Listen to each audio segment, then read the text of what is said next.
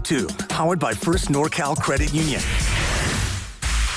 You're listening to 95.7 The Game, KGMZ-FM and HD1 San Francisco on Odyssey Sports Station and the home of the Golden State Warriors and Valkyries. Always live on the free Odyssey app and now coming to you live from the Laughing Monk Studios.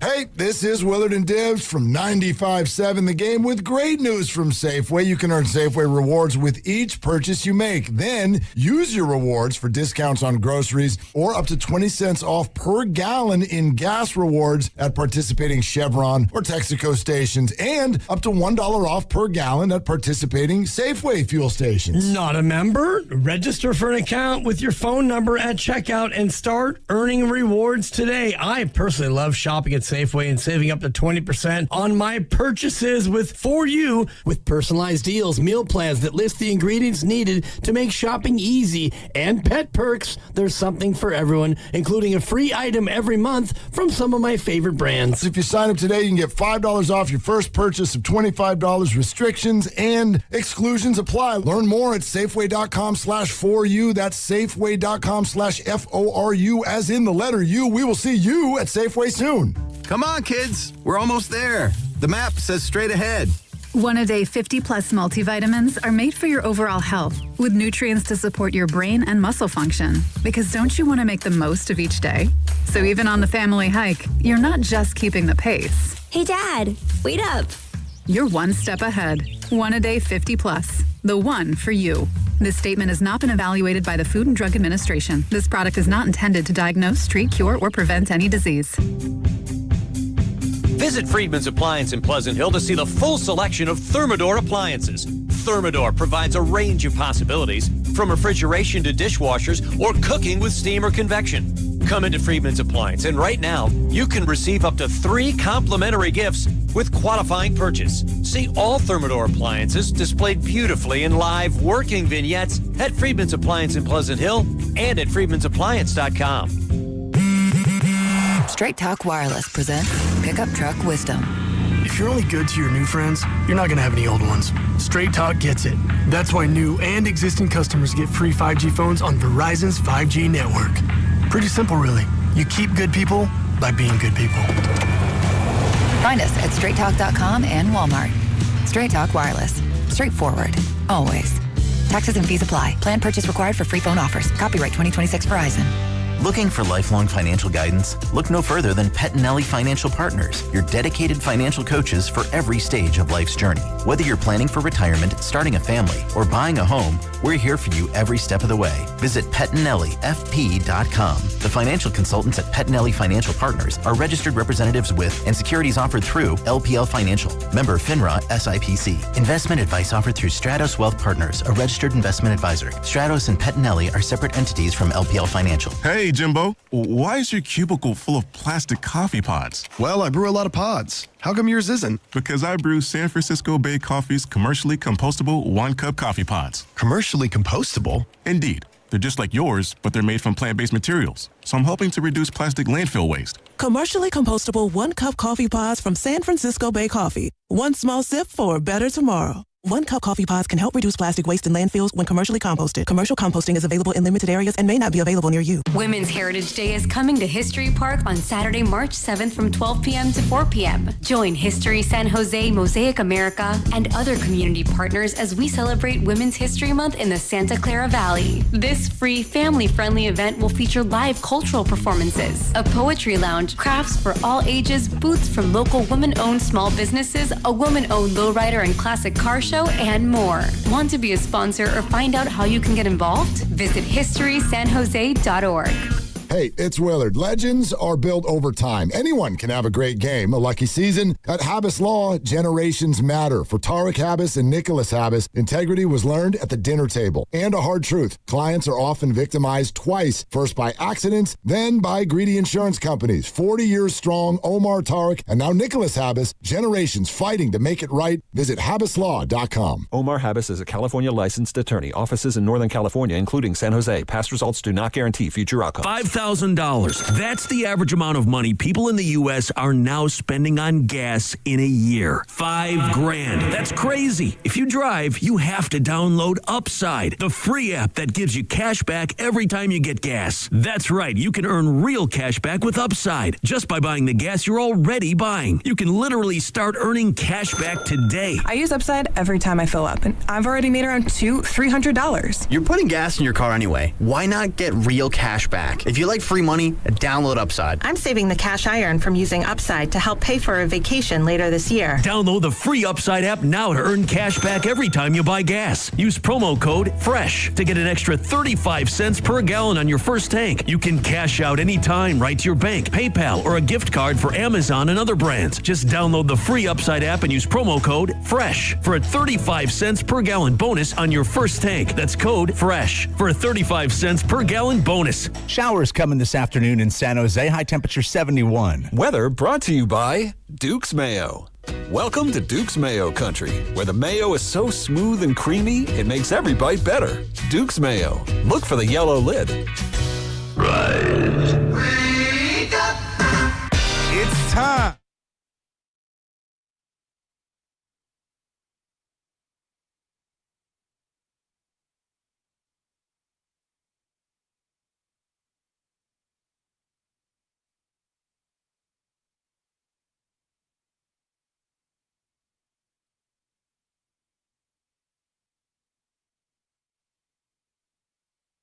Damn right it is. On a Tuesday in the Bay. It's raining out there, folks. I thought we were done with it. Thought it was over. Rain returns. Please be safe out there if you're driving, if you're just getting off work, getting ready for work, getting ready for school. We appreciate you stopping by this morning. Joe Spadoni alongside Joe Shasky. We got Sam Lubman in the back. We got Steven Risotto filling in for Carter Chickering in the back. And again, if you would like to participate in our show, phone lines are open. It's the same number to call or text. That would be 888-957-9570. Call or text the Boxer and Gerson Work Injury Attorneys text line. And as always, you can see our beautiful faces up and streaming on YouTube, where we are Monday through Friday. You look good today, too. Look at you with the Giants gear, looking all fresh to death. Let's go. Every time I log into this computer, Guru is logged in on his YouTube page. And let's just say, it's as glorious as you would think a Guru algorithm on YouTube is. Do you still have it up? I just logged out of it. Come on. I'm not going to give away his dirty secrets. No. Well, those are always the funny, like I've seen like the skits on like SNL. It's like pull up your Instagram algorithm and you'll find out what you're really looking at on a day in and day out basis. Oh, no. Have you ever done that with Michelle? You guys should do that later. Michelle doesn't have Instagram. Oh. She doesn't do social media. Well, Michelle, if you're listening, ask Joe what his algorithm looks like. He'll show it to you later. So there you go. That's an incredibly mean thing to do, Spadoni. I mean, if you look at it's mine, all golf probably. If you look at mine, yeah, exactly. It's, See, I knew it's it. all golf. Yeah, how far do you have to scroll down to get to that though? Baseball and then some Jordans. Even though I'm not really into Jordans, but it's. I mean, you see, it's all golf and baseball. I do think that I don't know if we can do that as a station, but you know how we have like the great Whitley Sandretto who like does video recordings of us with certain things like, hey, so and so, she does like a joke. She's like, hey, Joe Shasky, let's look at your Instagram algorithm. You know, maybe they'll do that with Goo, you, me, Willard, Dibs. Steiny definitely doesn't have an Instagram. So I think the person who will have the most bizarre is actually the boss, Matt.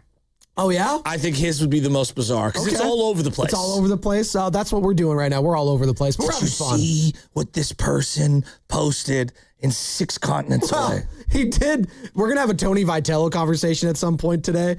And he was texting the group thread. He's like, I was talking to one of my buddies about, like the patience level with Giants fans when it comes to Tony Vitello and what it should be. And then you respond, was that one of your friends in Marin? Was that one of the dads in Marin? He's like, no. One of them. It was one of the ones from Chicago. Was I being a jerk? No, you're just, it's an inside joke between you and the big boss man, so it's fine. Actually, it's an inside joke between us and the entire show. Look, because he constantly references the Marin baseball dads. But Marin dad is, there's like a meme guy or whatever that does like spoofs on Instagram. Now, what is a Marin dad? Can you give me like the well, there's so many jokes. You're now opening me up. What is a Marin dad? For those that don't know. Well, I mean, look, my buddy, I have a couple buddies that live in Marin. The Crojan, who you've met many times. But he doesn't really fit the bill of Marin dad. Okay. Now he's more of kind of just. He's a nomad. He's a nomad. He's at every event that's ever happened, ever. in the history of man. He's an interesting guy to talk to. Oh, he's the best. Yeah. I love him. And also sometimes hate him, even though I love him. That's a real what friend. would a Marin dad be? I don't know. Very granola-y. Like they like granola? Well, no, like, you know what I mean? Like this is brewed in Ecuador, and this is an excellent. So they drive a Subaru. Yeah. Yeah, they drive. No, they drive a Prius. A lot of them are getting the Tesla Good these for days. you. Thanks. I just want to be a part of the solution and not the problem. That's what they. 100%. All right. Well, not that driving a electric I will vehicles is admit, bad. if I did not live in San Francisco, I probably would move up to the North Bay. Well, I really moved to San Diego, but I'd move up to the North Bay if I could. So I'm from down in the 831. I grew up in Pacific Grove, right sandwiched in between Carmel, Monterey, and Pebble Beach. Sounds like there's a lot of Pebble Beach in Marin. It's very similar. Although it's not a gated community, Marin. I mean, there's Marin City, there's Sausalito, there's Ross. Like, there's a lot. Like, there's a wide variance. Like Dress for Less, like the store? No, and there's Tiburon. Like, there's a lot of, San Rafael's beautiful. Okay. There's a lot up there. It's its own ecosystem. Here's the thing that I would say is that it is beautiful. The weather is significantly better once you get past kind of Sausalito. Like, it starts to really warm up. Yeah. But there's some spots that I wouldn't want to live. Like, there's this one spot where it floods all the time. Oh, that's not good. Yeah, right before the McDonald's, when I'm coming over 101. I don't know what the name of that specific area is, but it's always flooded. And I always see one of those, like, water choppers. I don't know what else to call it. You know, the kind that have... It's got like you could land it on the water, and it's a helicopter-y thing. It's like a drone? Well, it's like ABC's, like, I don't know. They go up in the sky. Oh, it's like an actual, like, one you get in. Oh, Yeah. okay, I know what you're talking about. Okay, I don't know what it's even called. But yeah. There you go. Hey, we're learning a lot this morning. I am, at least, about Bay Area dads. So there you go. Well, I would also argue that there are, different... even within San Francisco, there are different areas. I mean, you know this in Oakland. There are very distinct neighborhoods. Totally. Like Piedmont is beautiful up in the hills up there. Oh, yeah. Really nice. So much so that they want to call it Piedmont instead of being a part of Oakland. Just to let you know that we're different.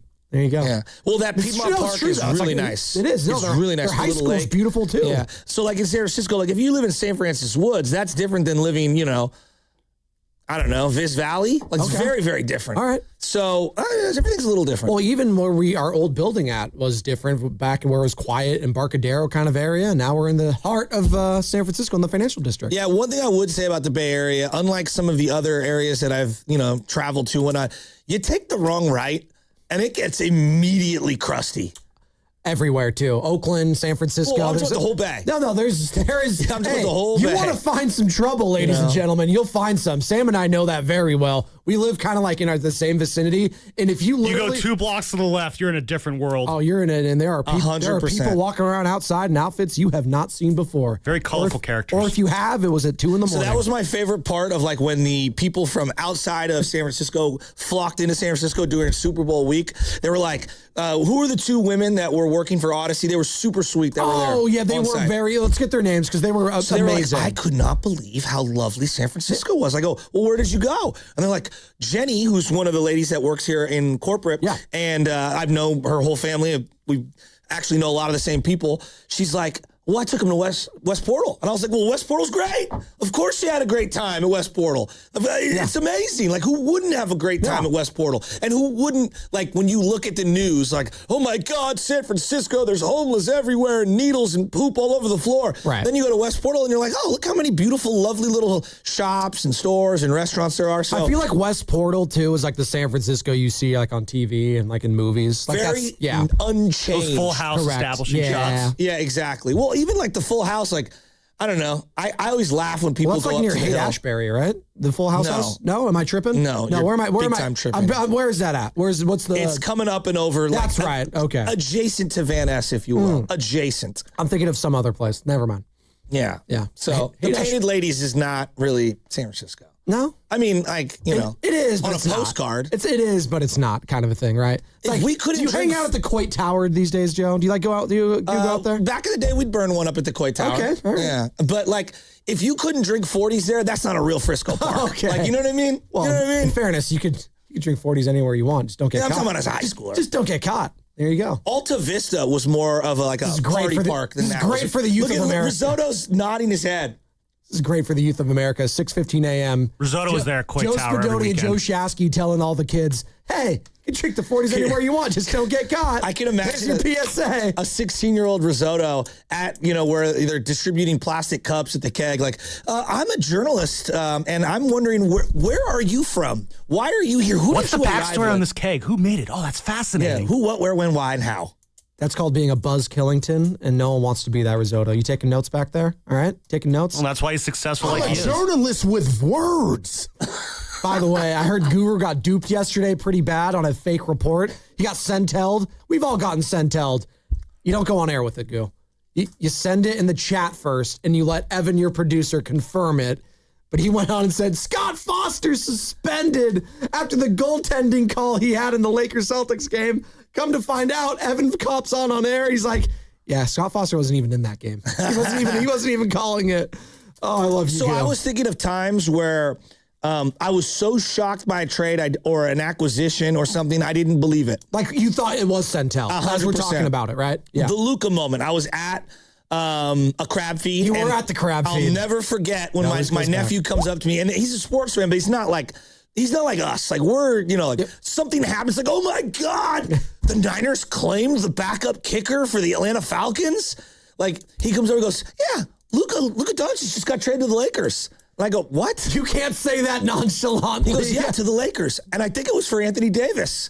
And I was like, no, that can't be real. I look down at my phone and I'm looking and I'm like, oh my God, it's real. And then our phones just blow up. Right. And I was thinking about back in the day before the internet, there were a couple of like monster moves that I didn't believe. Kevin Mitchell getting traded to the Seattle Mariners. And it ended up being a great trade. Mike Jackson, Dave Burba, and Billy Swift.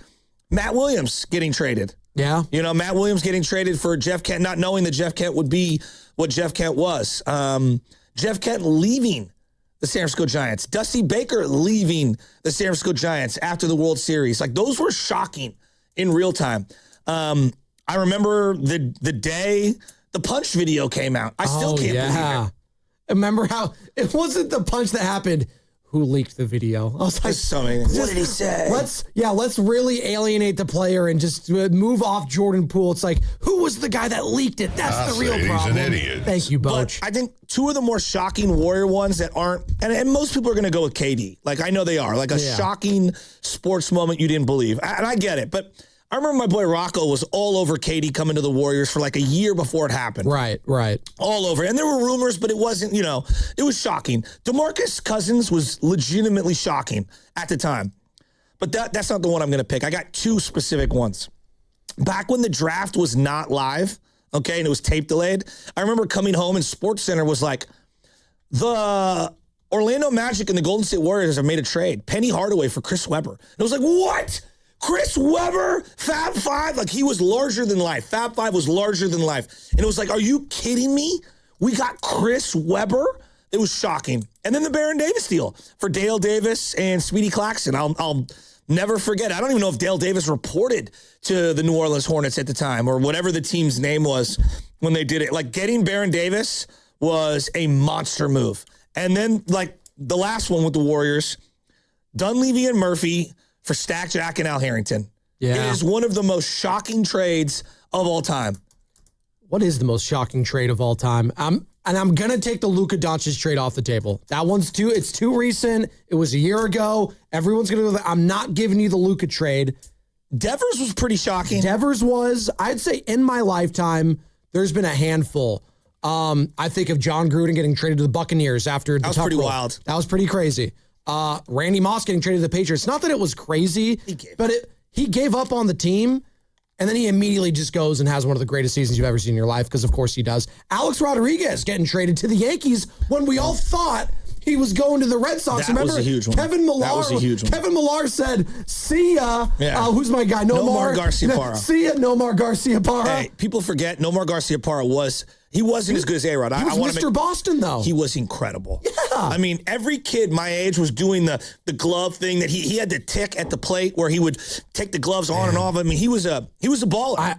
I felt bad after watching that Red Sox doc for him, though, like because he was such a legend, and the way he got treated from his teammates in real time, just trying to trade him away for A-Rod, I understood why he was so salty. Oh, towards it the made end total there. sense. Like as a kid, you don't really know because I was only like 10 or 11 when that stuff was going down.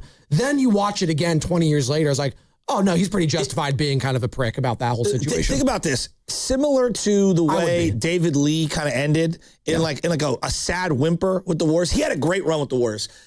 Imagine being drafted, developed by the Red Sox, having your best years, and then falling short year after year after year after year, and then they finally break through after you leave, and you're diminished. Yeah. I mean, it sucks. And, man, Nomar was sick. I mean, he was really good. That was the era of the shortstop when you had Omar Vizquel, Miguel Tejada, Nomar Garciaparra, A-Rod, Derek Jeter. I mean, the whole league was littered with elite shortstops. And then he had, what was it? Was it an Achilles? He had some sort of the Achilles injury, just brutal. It wouldn't go away. No. Micah Parsons, more recently. That was shocking. To the Packers. That was definitely shocking. Well, I didn't think he was going to be shocking. in the NFC, right? Like, that was kind of crazy to me. I was like, they're trading within the conference? Usually, if a player of that stature, you're trading away to some AFC teams, like, we don't want to see this guy ever again.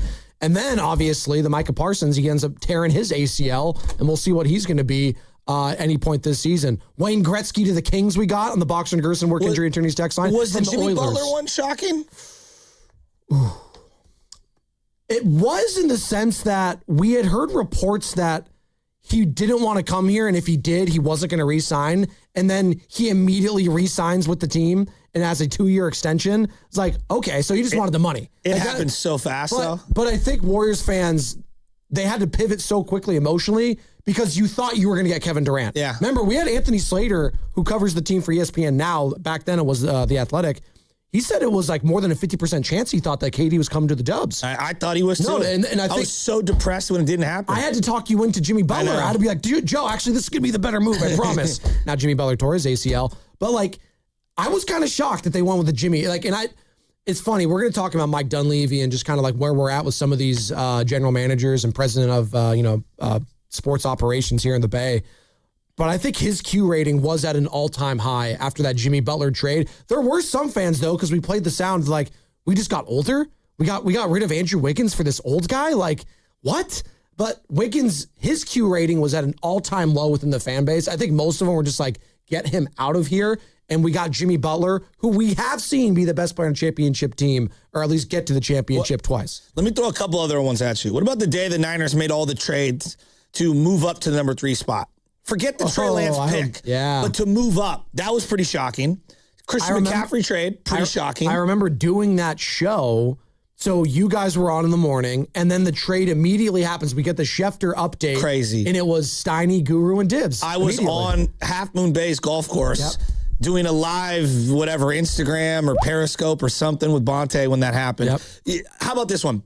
The day Richard Sherman signed with the Niners. That's a good one. That was shocked. Kind of out of left field considering the history that he had with this team. Aaron Andrews, Michael Crabtree on line 1. Was the Jimmy G trade bigger than the CMC trade in terms of shock value for the Niners? Shock value, no, because I don't think we knew who Jimmy G really was yet. We were hoping like maybe they got their quarterback. We knew Christian McCaffrey was a baller with Carolina. We've seen him do 1,000 season. We knew this guy was legit. Jimmy is a handsome guy, smile. He's Tom Brady's backup. All right, we'll see. And then I know Bonte always has the story, and Bonte is going to be joining us at 9 o'clock today, as he does each and every Tuesday. Can't wait for that. Presented by Ceremony Ford. But he was like, hey, when I saw him, tell receivers to get set and to do their effing job, that's when I knew we had our quarterback. So I think fans kind of felt that way too with Jimmy. And I'm glad you gave Jimmy Garoppolo his flowers there because people were so happy when he came. We forget how down bad the Niners were at the quarterback position before Jimmy Garoppolo. Dude, you had Brian Hoyer. I know. Brian Hoyer. I remember when CJ Beathard. Twitter had just started. I had just started using Twitter, and I was using it to track whether the Miami Dolphins or the 49ers were going to land Jim Harbaugh. Oh, yeah. And I remember the day they landed Jim Harbaugh, I was thrilled. That's a good one. So thrilled. I just remember that, what's the owner's name in Miami? He was dying to go after. Stephen Ross? Stephen Ross. Yeah. He was dying to get Jim Harbaugh. We are coming to you live from the Laughing Monk Studios. Laughing Monk Righteously Brewed in San Francisco. 888-957-9570 is the number. I'm hoping, or not hoping, but I think Niner fans are hoping that they might make a big trade here. after, the offseason officially begins, which kind of unofficially starts the combine this Thursday. I actually want to get into that. I think if I'm looking at, you got obviously the Sharks feel like they're set for a while, but they can make a big move.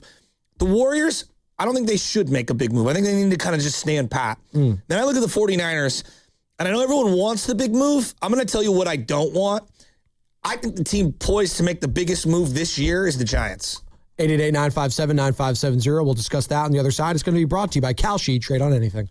The world is always changing. Now you can trade on what happens next with Kalshi. What will the president say during his address? Trade on the outcomes live on Kalshi. Download the Kalshi app and use code FAN to get $10 when you trade $10. Kalshi. Trade on anything. Yo, Harvey, Zoe, group selfie. Ooh, nice new iPhone 17, Drewski. Let's do a triangle formation. I'm in front. With the center stage front camera, everyone fits in the shot. You got it at T-Mobile. But switching takes forever. Not anymore. Now you can switch to T-Mobile in just 15 minutes. Focus, people. Nail your pose. And you get a new iPhone 17 on them. No way. Yes way. No way. Yes way, guys. Switch to T-Mobile and get iPhone 17 on us. And right now, we'll pay off your old phone up to $800. I'm grabbing my phone and switching to T-Mobile right now. Get back, Harvey. We're taking a... Let's go again, y'all. With 24 monthly bill credits, finance agreement, 256 gigabytes, $830, eligible trade-in, example iPhone 13 and new qualifying line, $60 plus per month plan with auto pay plus taxes and fees. For well-qualified customers, plus tax and $35 device connection charge. Credits end and balance due if you pay off early or cancel. Contact us. $800 via virtual prepaid card. Card typically takes 15 days after rebate submission. No cash access and card expires in 6 months. Check out in 15 minutes per line. Visit T-Mobile.com. All right, I need avocados, bananas, salad, steak. Wow, does your grocery list have multiple pages? No, but I skipped lunch, so now it's like my stomach is doing the grocery shopping. And besides, I'm earning cash back with Upside. Upside? What's that? Hold up, you haven't heard of it? Upside is a free app that gets you cash back when you shop at gas stations, grocery stores, and restaurants. And they added Lucky and Food Max stores, so we're pretty much covered wherever we go. All those stores? Yep, so not only are we getting a great deal on groceries, now we can earn cash back as well. Okay, downloading Upside. Now let me copy your grocery list. Great news! Lucky and Food Max are now on Upside. Download the Upside app and use the promo code SAVE9 to earn a 10% cashback bonus on your first grocery purchase. That's promo code SAVE9 for a 10% cashback bonus. Use promo code SAVE9. Offers vary by user and location at participating merchants. Go to upside.com for terms and conditions. Now it's time for the closer of the week.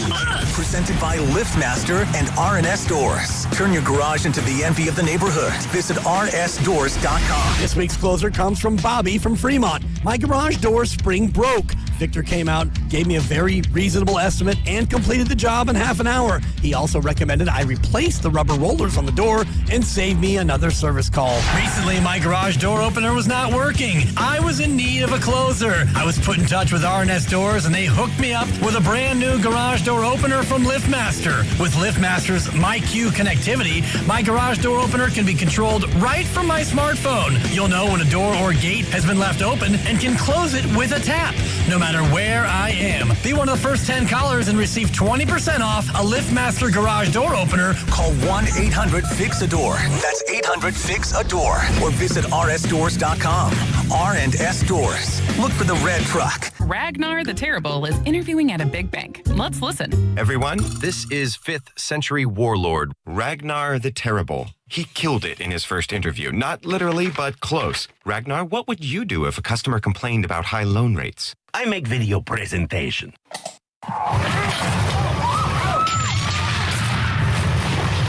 Star One is nothing like the big banks. We have better rates, minimal fees, and friendly customer service. Star One, in your best interest. Ready to get rid of that old car? Donate it to Cars for Kids. Call 1-877-CARS-FOR-KIDS to reach a friendly live agent. Donation is super easy and your car can be picked up as soon as tomorrow. Call now, 877-CARS-FOR-KIDS, or go to carsforkids.com. That's cars with a K. Come on. No. It's just a golf lesson, champ. Listen up. I can't. See that Hyundai Santa Fe? Yeah. I only paid. Finish up on your own. I gotta run. Deal's so right, it almost feels wrong. The Hyundai Getaway Sales Event. Get 0% APR for 60 months, plus 0 payments for 90 days on the Hyundai Tucson, Santa Fe, or Santa Fe Hybrid. Now, during the Hyundai Getaway Sales Event. Hurry, offers end March 2nd. Call 562-314-4603 for details. DQ presents The Spicy Menu. For a limited time, try the new Flamethrower Chicken Strip Basket for $6.99 with spicy, bold strips that heat you up. Served with a side of famous DQ soft serve as a dip to cool you down. That's right, dip those spicy chicken strips right into soft serve, plus fries and toast, all for just $6.99. And add a new pineapple lemonade sparkler or cooler made with tahini. It's the limited time only Spicy Menu. Get it delivered in the DQ app. Happy tastes good. Participation may vary. Go for gold at Kiki's Breakfast Cafe. Start strong with fluffy, famous large pancakes and fresh brewed coffee. Fuel your morning the winning way at Kiki's or order to go at Kikis.com for a chance to win a $50 gift card, courtesy of Kiki's. Enter at 957thegame.com.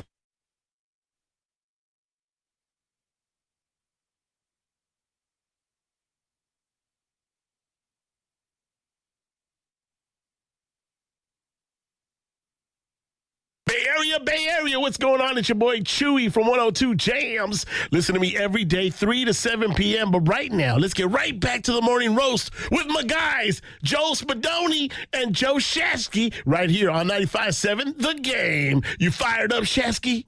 Of course he is. Of course he is. Chewy, come on. It's not even a question. Hey, people trying to say this is the downtime, quote unquote, in sports. Not even close. We have so much happening. First of all, the NFL is 24/7, 365. It never sleeps. Ever, ever, ever. Just when you thought you could take a breath, you got the combine coming up. We got free agency approaching. What are the Niners going to do there? We got the draft. We got this Saudi Arabia flag football thing happening. Kyle Shanahan and Christian McCaffrey are going to be a part of it next month. So there's a lot happening, all right? You got the Giants, spring training, all right? There's a lot happening there. What's going to go on with Tony Vitello making the jump from college to the pros? We'll see. I'm feeling pretty good about Devers, Chapman, Adames, a lot of the names in that lineup. We'll see how they're going to do with pitching. All right, and then you got, the Golden State Warriors, who had a hell of a win on Sunday, by the way. And, by the way, they're playing the New Orleans Pelicans tonight, right here on 95.7 The Game, 5 o'clock tip, 4 o'clock Warriors Live. And Kristaps is going to be out for this road trip, this back-to-back in New Orleans and Memphis. He's still dealing with this illness. The whole road trip. Yeah, he will miss the next 2 games. So that's, according to Anthony Slater. Draymond Green, questionable. Al Horford, questionable tonight. And DeAnthony Melton, also questionable for tonight's game. There's a lot of question marks there. Hey, Young Dubs, let's do it again. Let's see what you got. Pelicans stink. Come on. Although Zion's I think, been sneaky healthy. So that's kind of a little wrinkle in there. Maybe we'll actually see Zion Williamson play tonight, boys. With Jordan Poole? With Jordan Poole. Wouldn't that be something? So they played 57 games. There's 82, so that means there's 25 left? Math is hard for me, but yes, I think. Am I correct? Yeah. So they've played, Zoto, is that a yes? 57 Math is games. hard for me, too. Oh, my gosh. 57 games they have completed. They have 20... Check that. Yeah, 57. Hold on. I swear to God, we got a bunch of geniuses. And I'm the one with see how long it takes us to actually get to 25 here. Hold on. There's 82 games. Minus 57 is 25. So 25, I was right. Yes. Okay. Yes. Okay. Yes, you were right. Oh, my God. I'm really worried about... No, the problem was, for some reason in my mind, I was thinking of the number 72 because that was the wins that the Warriors had. The 73, excuse me. That was the Bulls. Now you're just lying. The Bulls had the 72, and that was the number you had to beat, so that's why it was in my mind. There's a reason we're in sports and not in, a real field. I'm not very smart, Joe. So he got traded, Kristaps, and we said how many games? 16 he has to play in. 16. Which would have been, half the amount of games they had left at the time, which was numbers. And he's missing 32. How many games coming up? He's going to be his third missed game, so he's going to miss these next 2. He's already missed one. Next 2. So we're down to 23 games left. So he will have to play 16 of 23.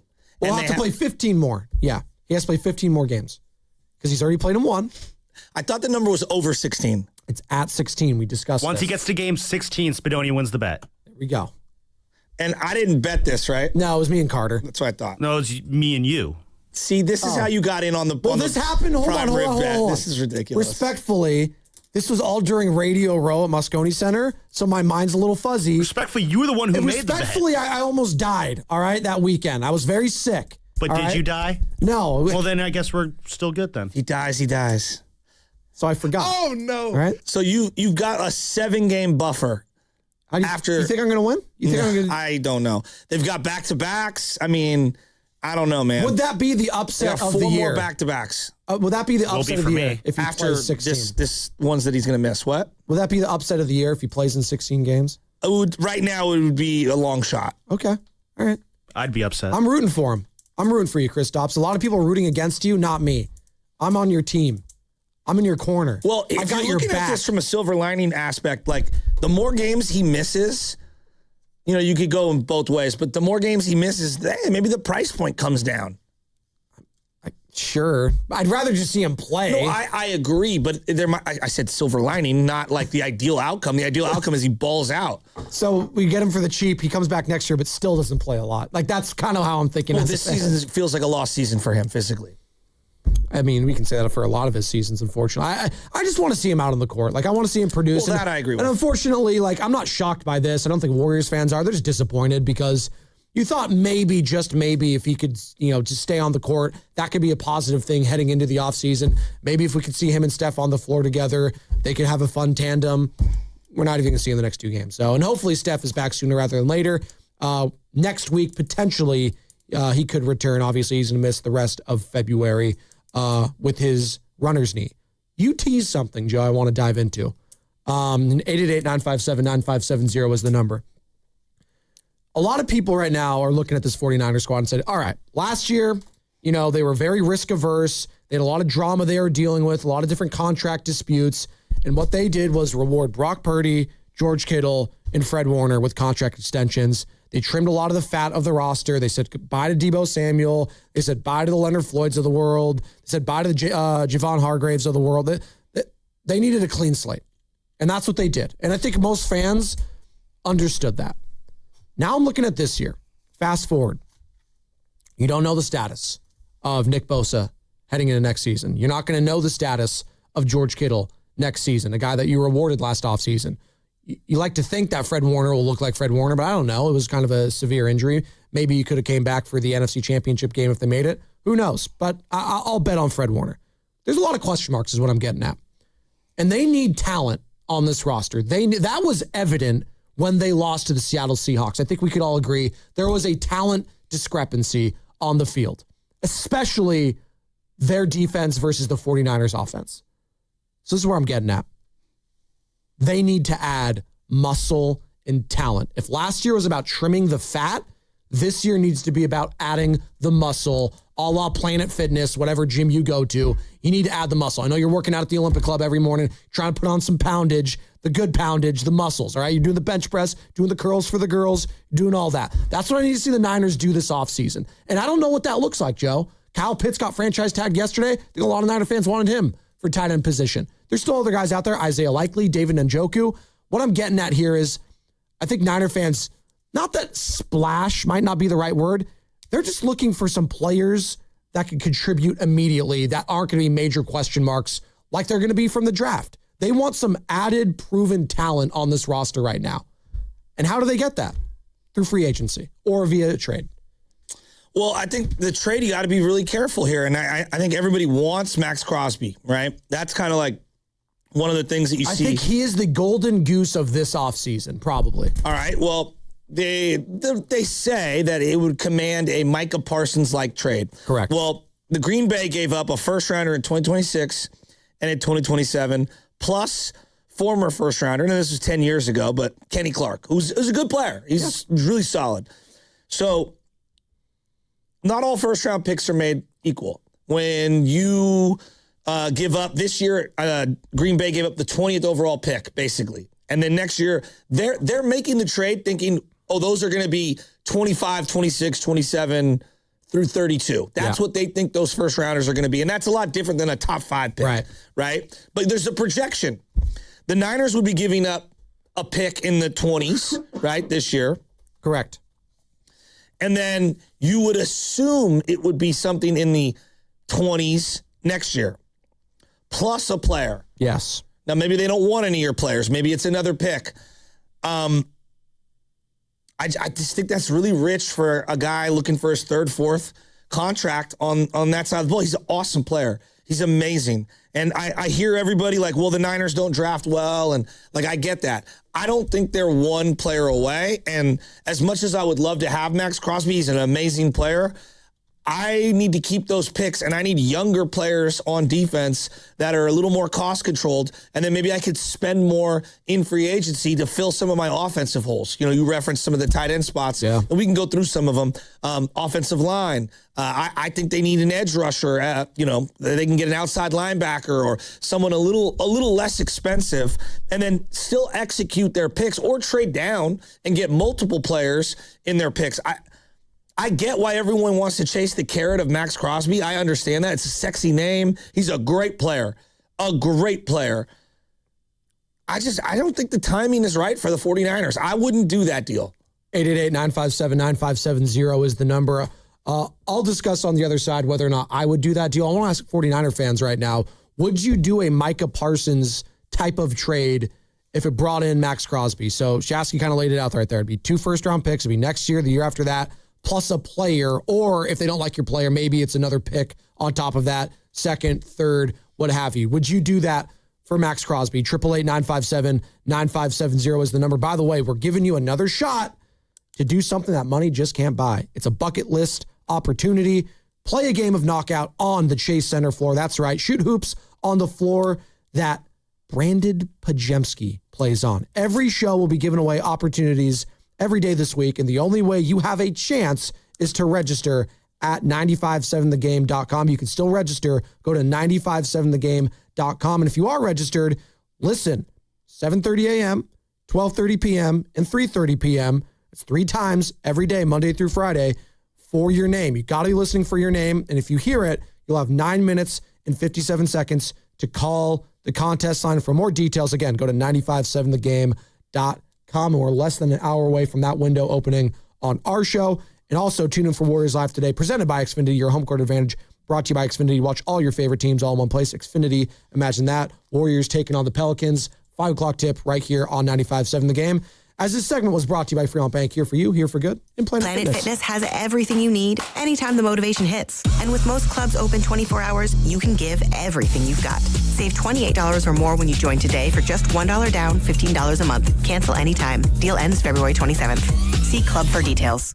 If you're thinking about a new Ford truck, but you're probably waiting for the best incentives, you're probably asking, when is Ford Truck Month? Well, it's here. It's right now. It's at Ceremony Ford. What's up, Bay Area? It's Joe Shasky, and this is the best time of the year to buy a new Ford truck. We're talking special incentives across the entire lineup. F-150, Super Duty, Ranger, Maverick. But let me tell you, and let's zero in about the big dog, the 2025 F-150. Right now, get 0% APR for 60 months, plus $1,000 in truck month bonus cash. And with 0 down payments and 0 payments for 90 days. That's what I call power. That's value. That's timing. And you could drive it today and not make a payment for 3 entire months. Ford Truck Month doesn't last forever. So go to Ceremony Ford right off at 280 in Coleman, Daly City, or shop anytime at ceremonyford.com. Stacked inventory, serious savings. Ceremony Ford, the Bay Area Ford dealer. Boxer & Gerson, Northern California's premier workers' compensation law firm, helping injured workers get their lives back for over 40 years.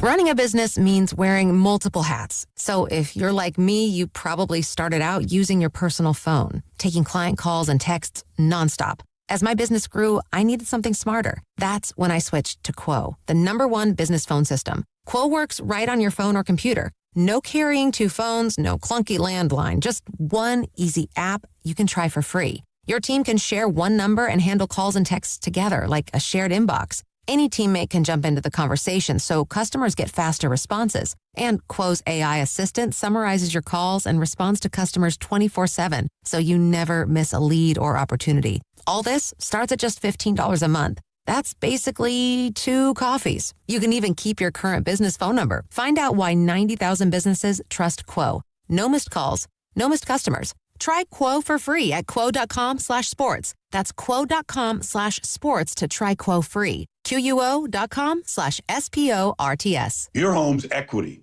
It's value you've already earned. That's already yours. But for too many homeowners, it's locked away.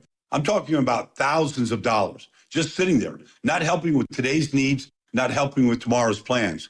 That's where Unlock comes in. Unlock helps you access your equity through a home equity agreement so you can use your money for the things that matter most to you. So ask yourself this: how much can you unlock? Find out at unlock.com/home. Let's unlock yours. Terms and conditions apply. Not all homeowners will qualify. Use home equity responsibly. 95.7 The Game and Great Clips have teamed up for the new basketball season. We want our listeners to look fresh with a great haircut from Great Clips. Each week, we'll pick a lucky winner to score a gift card. For a chance to win, courtesy of Great Clips, enter online at 957thegame.com. Is your kitchen just a place to cook or the heart of your home? At Ashby Lumber, we believe your space should be as unique as you are. Our kitchen and bath showroom connects you with experienced design specialists who guide every detail, from layout and materials to finishes that fit your lifestyle. Book a complimentary design consultation in showroom or in home and get a custom plan built around your vision, your space, and how you actually live. Visit ashbylumber.com or follow at Ashby Lumber. Ashby Lumber,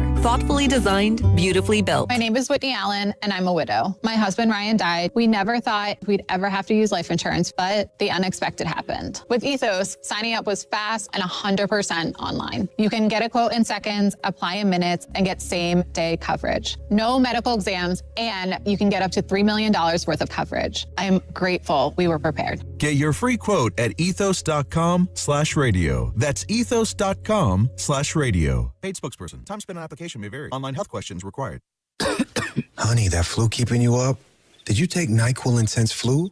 Nah, I got this. Okay, I don't got this. Yeah, you need NyQuil Intense Flu. Undo your flu with NyQuil Intense Flu. NyQuil Intense Flu provides powerful relief of your flu symptoms so you can sleep. You do got this. NyQuil Intense Flu. The nighttime sniffling, aching fever, best sleep with the flu medicine. Use as directed, keep out of reach of children. Honey, that flu keeping you up? Did you take NyQuil Intense Flu? Nah, I got this. Okay, I don't got this. Yeah, you need NyQuil Intense Flu. Undo your flu with NyQuil Intense Flu. NyQuil Intense Flu provides powerful relief of your flu symptoms so you can sleep. You do got this. NyQuil Intense Flu. The nighttime sniffling, aching fever, best sleep with the flu medicine. Use as directed, keep out of reach of children. At LendSeek, we know running a business takes heart, hustle, and sometimes a little help.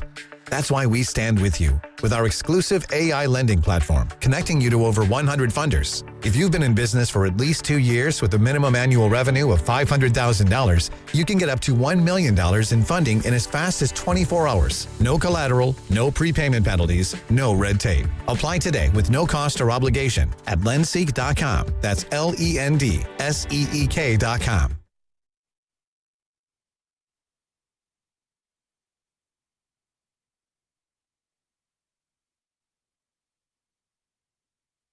What's up, roasters? It's Sam from Laughing Monk Brewing, and you're listening to the Morning Roast with my guys, Spadoni and Shasky. Shasky, stop picking the lobster out of the linguine.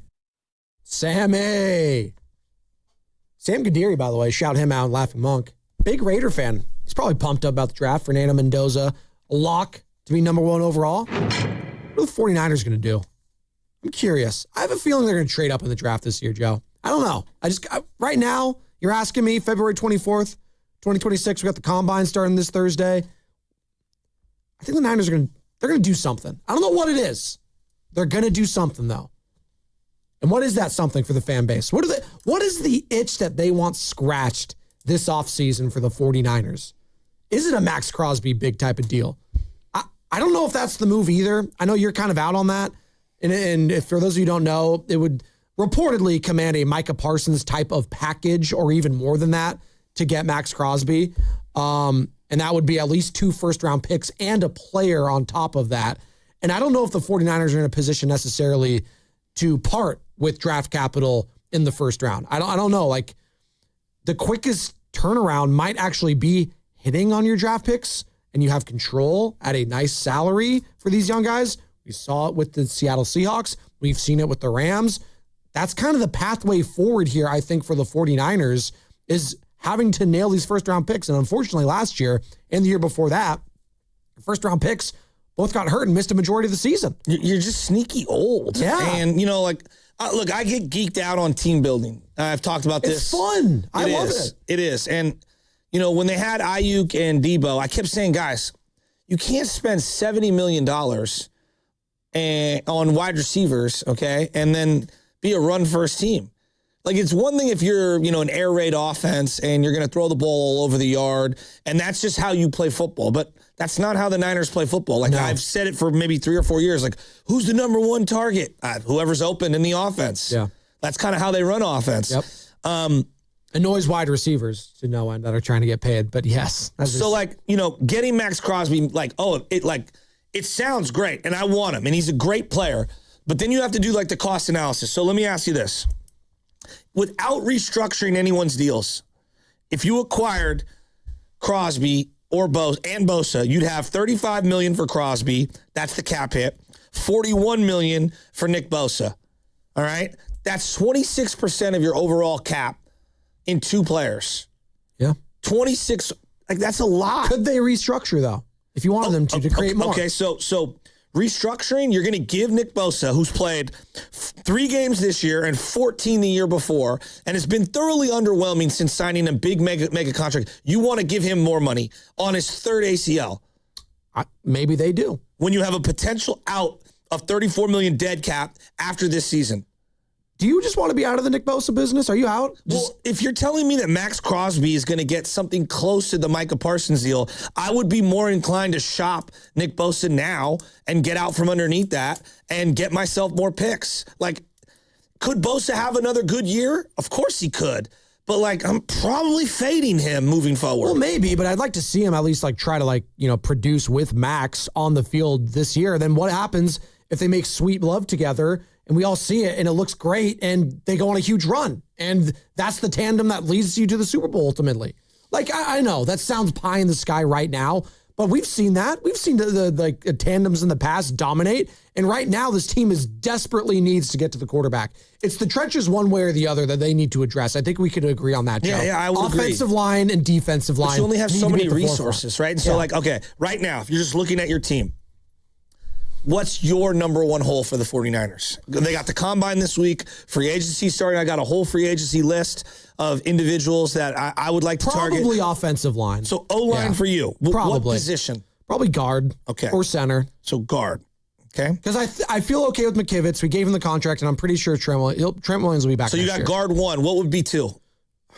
Probably center. Okay. Yeah, those are 1A, 1B for me. That's fine. I think a lot of people have it that way, but I don't see Kyle and John having it that way, which is a different conversation. Correct. What would your 3rd biggest hole on the Niners be? Edge rusher. I need someone to get to the quarterback. Okay. What about stopping the run?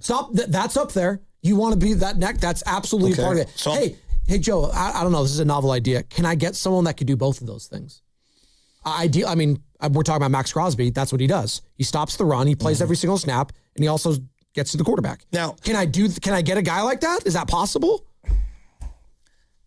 Yeah, it's possible, but it's going to cost you, a lot of picks and a lot of money, and you only have so many resources. And so, or I could trade up in the draft and try to, get one of these Ruben Bain guys, right? Well, I thought that's what you were getting when you had the 11th pick, right? This goes back to Michael Williams. I want you to just think about it. I'm a little exhausted in how much money they've spent on the D-line in general, and I get it because teams do win and lose on the defensive line. Right. But go through it. This entire Solomon Thomas first round. I know. Right? Yeah. Nick Bosa first round. Kinlaw first round. They spent money in free agency left and right, whether it's Javon Hargrave, Michael Williams first round, Leonard Floyd, Alfred Collins second round, Bryce Huff. Yeah. Yeah, you brought up, Floyd. D Ford going back then, picks and money. I'm with you. We definitely need to upgrade the defensive line. But when you give Max Crosby a lot of money and you trade a lot of picks, it makes it difficult to round out the rest of your team. Because I would argue with you, and you have D-line, and I hear you. I think playmakers on offense are like they are old and slow on offense. I think why you lost to Seattle, yes, your defensive line didn't get after the quarterback. I think as much as you couldn't move the ball. You're an offensive team. You have a franchise quarterback, and he's got nobody helping him. Like nobody helping him, especially now that Kittle's going to be out for an entire year. So as much as I would love to, send 2 picks out the door, spend a bunch of money on Max Crosby, I think I have too many holes. Like right now, they need, this is just offense. You think middle of the offensive line. I agree. Guard center. They need a tackle of the future. Yeah. They need a tight end. They need at least 1 wide receiver. And they need at least 1 legitimate running back. So I would love to be able to send a first-round pick and another first-round pick and a player to go get Max Crosby. I just think they have too many holes. We are brought to you by Golden State Lumber and Showrooms here in the Bay Area for 3 generations. When you succeed, we succeed. Visit goldenstatelumber.com. And I haven't even brought up, on defense, I hear you on edge rusher. It makes everything better. Trust me, I get that. It just takes the pressure away from every single other level behind you, whether it's the linebackers, whether it's the secondary, just getting to the quarterback change. We saw that with that Seahawks you know what team. they need more than an edge rusher? Because I think we've been obsessed with edge rusher. They need a ball-hawking safety. Yeah? They've been waiting we've been waiting for a ball-hawking safety for how many decades? How many decades have Niner fans been clamoring to have somebody who can make a play in the secondary? I can make an argument for cornerback. I can make an argument for the guy playing linebacker alongside Fred Warner. Are they going to run more 3-4? Then you need an edge guy who maybe could stand up a little. I hear everyone. Crosby is awesome. He's a stud. I'm going to be in the minority when it comes to this conversation. But when I look at spending 26% of the cap and losing 2 first-round picks that could potentially turn into multiple players, I'm probably not going to do the Crosby deal.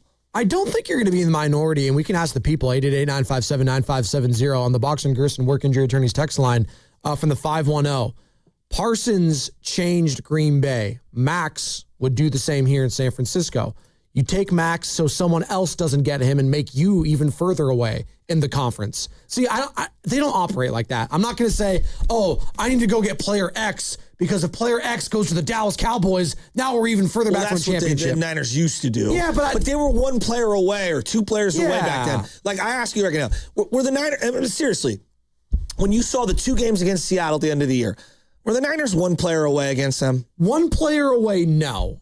I'm not saying 1 player doesn't make a big difference. I'm saying, but the players that they were missing, Kittle, Warner, Kittle's and gone Bosa. for the year. No, I understand. You're just asking me. Yeah. Those are 3 Hall of Fame talents.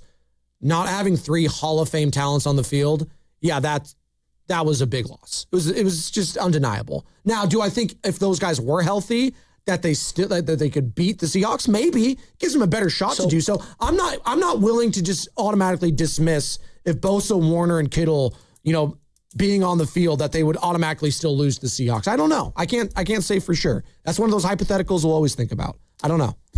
Look, Joe, their best players right now are really old. If you just look at the 49ers, their biggest cap hits. Bosa turns 29 this fall. So does Crosby. Now, 29, you still got some years left in you. He's coming off his 3rd ACL. Trent Williams is 38 years old. He's got a $40 million cap hit. Brock Purdy's the only young good player that you have that's really in demand, right? Brock Purdy's making $25 million on his cap hit this year. He's 27. Fred Warner, 30, okay, at linebacker. Not a spring chicken position. Kittle's making 16. He's 33. The next time we see him, he'll probably be 34 or 35. Now, Brandon Ayuk's money, who knows? Throw that out the window. McCaffrey's 30, making $11 million this year. You need to add a running back. Yeah. All right, so of your top 1, 2, 3, 4, 5, 6, 7, 8, 9, 10. Top 10 paid players, only 1 guy's under 25, and that's Mykel Williams, also coming off an ACL injury. I just think they need to get significantly younger on the offensive side of the ball, and they've got a lot of holes. And I would be way more into a trade down or a trade up and accumulate draft picks and move a current player on the team than I would go swing big on Max Crosby. 925 on the Boxer and Gerson Work Injury Attorneys text line. People are fired up about this conversation. The 49ers were 1 player away versus the Seahawks if everyone was also healthy. They would still need a dynamic wide receiver at minimum. Okay, you want a dynamic wide receiver? Let's go get one. There's a guy named A.J. Brown out there you could be had. But here's one thing I've learned. And He's dynamic. So you had a great question yesterday. You're like, what can the Niners do to win the offseason? Yeah, just straight up. So I would ask you, did New England win the offseason last year? They spent the most. They did. Yeah. But did you think heading into the year, man, they won the offseason? No, but I did think coaching carousel-wise, they may have had the best hire. All right. That is different than player personnel, though. I like that. I didn't think their personnel, though, Joe, I didn't scream Super Bowl to Milton me. Williams wasn't like, everyone, gotta have him. I saw Robert Spillane, the linebacker, as a Raider, and was not impressed by that signing. Yeah. I look at like Seattle, like one thing that I'm really admire about how they've built their team is like last year, now in retrospect, it looks different, but last year, I did not view them as a contender, nor did I view them as winning the offseason. I was like, so they don't want to pay Geno and they want to give the money to Darnold.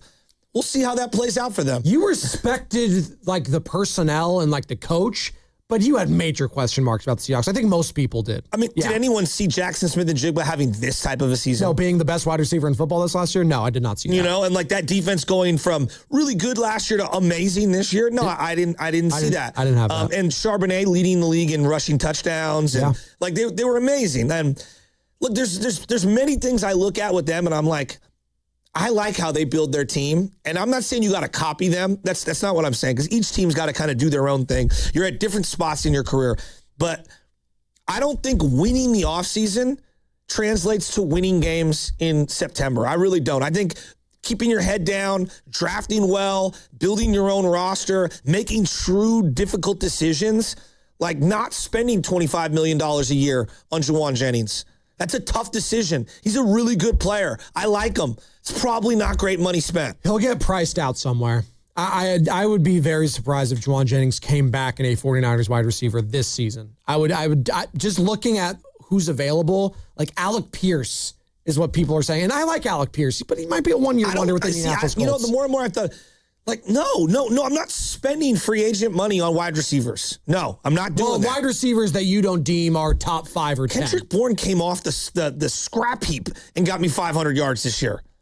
But we're talking about you need a dynamic wide receiver, a skill position player, right? Yeah, okay. But you can draft those guys. Like the one thing college football gives you a plethora of every year is young, inexpensive playmaking talent. Does it not? They did draft a guy, Ricky Pearsall. Hasn't worked out. Yeah, well, I mean, look, when he's been on the field, he's been productive. When he's not healthy, he's a net negative. There's no denying that. 415 on the Boxer and Gerson work injury attorney text line. 49ers need to build a team like the 49ers. Every year they're building the team like Philadelphia and now Seattle. We have our own formula in our basement and absolutely no on A.J. Brown. What are you smoking? I'm totally with him.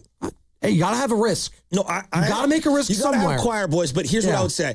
I want some craziness on defense. Okay. I don't necessarily need it from my wide receiver position. It's kind of what we missed from Dre Greenlaw, right? 100%. Yeah. And even Hufanga, you're talking about ball hawk safeties. I know he made a lot of mistakes. I know he got hurt a lot. He did make big plays. But he made big plays. He was a big-time player. We are listening to 95.7 The Game, KGMZ FM and HD1 San Francisco and Odyssey Sports Station in the home of the Golden State Warriors and Valkyries, always live on the Free Odyssey app, coming live from Laughing Monk Studios.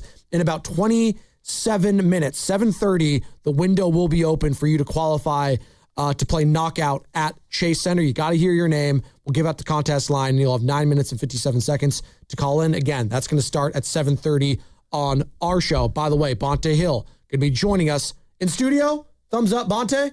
Thumbs up, Bonte, in studio, presented by Ceremony Ford, your Bay Area Ford store. That'll be at 9 o'clock. What I would rather have, and this is very difficult, everyone in the league is looking for this. I'd rather have a dynamic under 23-year-old outside linebacker who can rush the quarterback and occasionally drop back and play on the defensive line. That's what I'd rather have that than a hand in the dirt D end right now. That's just the way I think the versatility of this league and being able to have guys that can move around. They need that desperately. They've really been missing that for years. If I could promise Niner fans a Pro Bowler, they will add a Pro Bowler at one position this offseason. What would that position be that you want them to have? Is it wide receiver? And I know, just bear with me, Pro Bowler, I'm still equating to being like an all-star. A good player, a really good player, yes.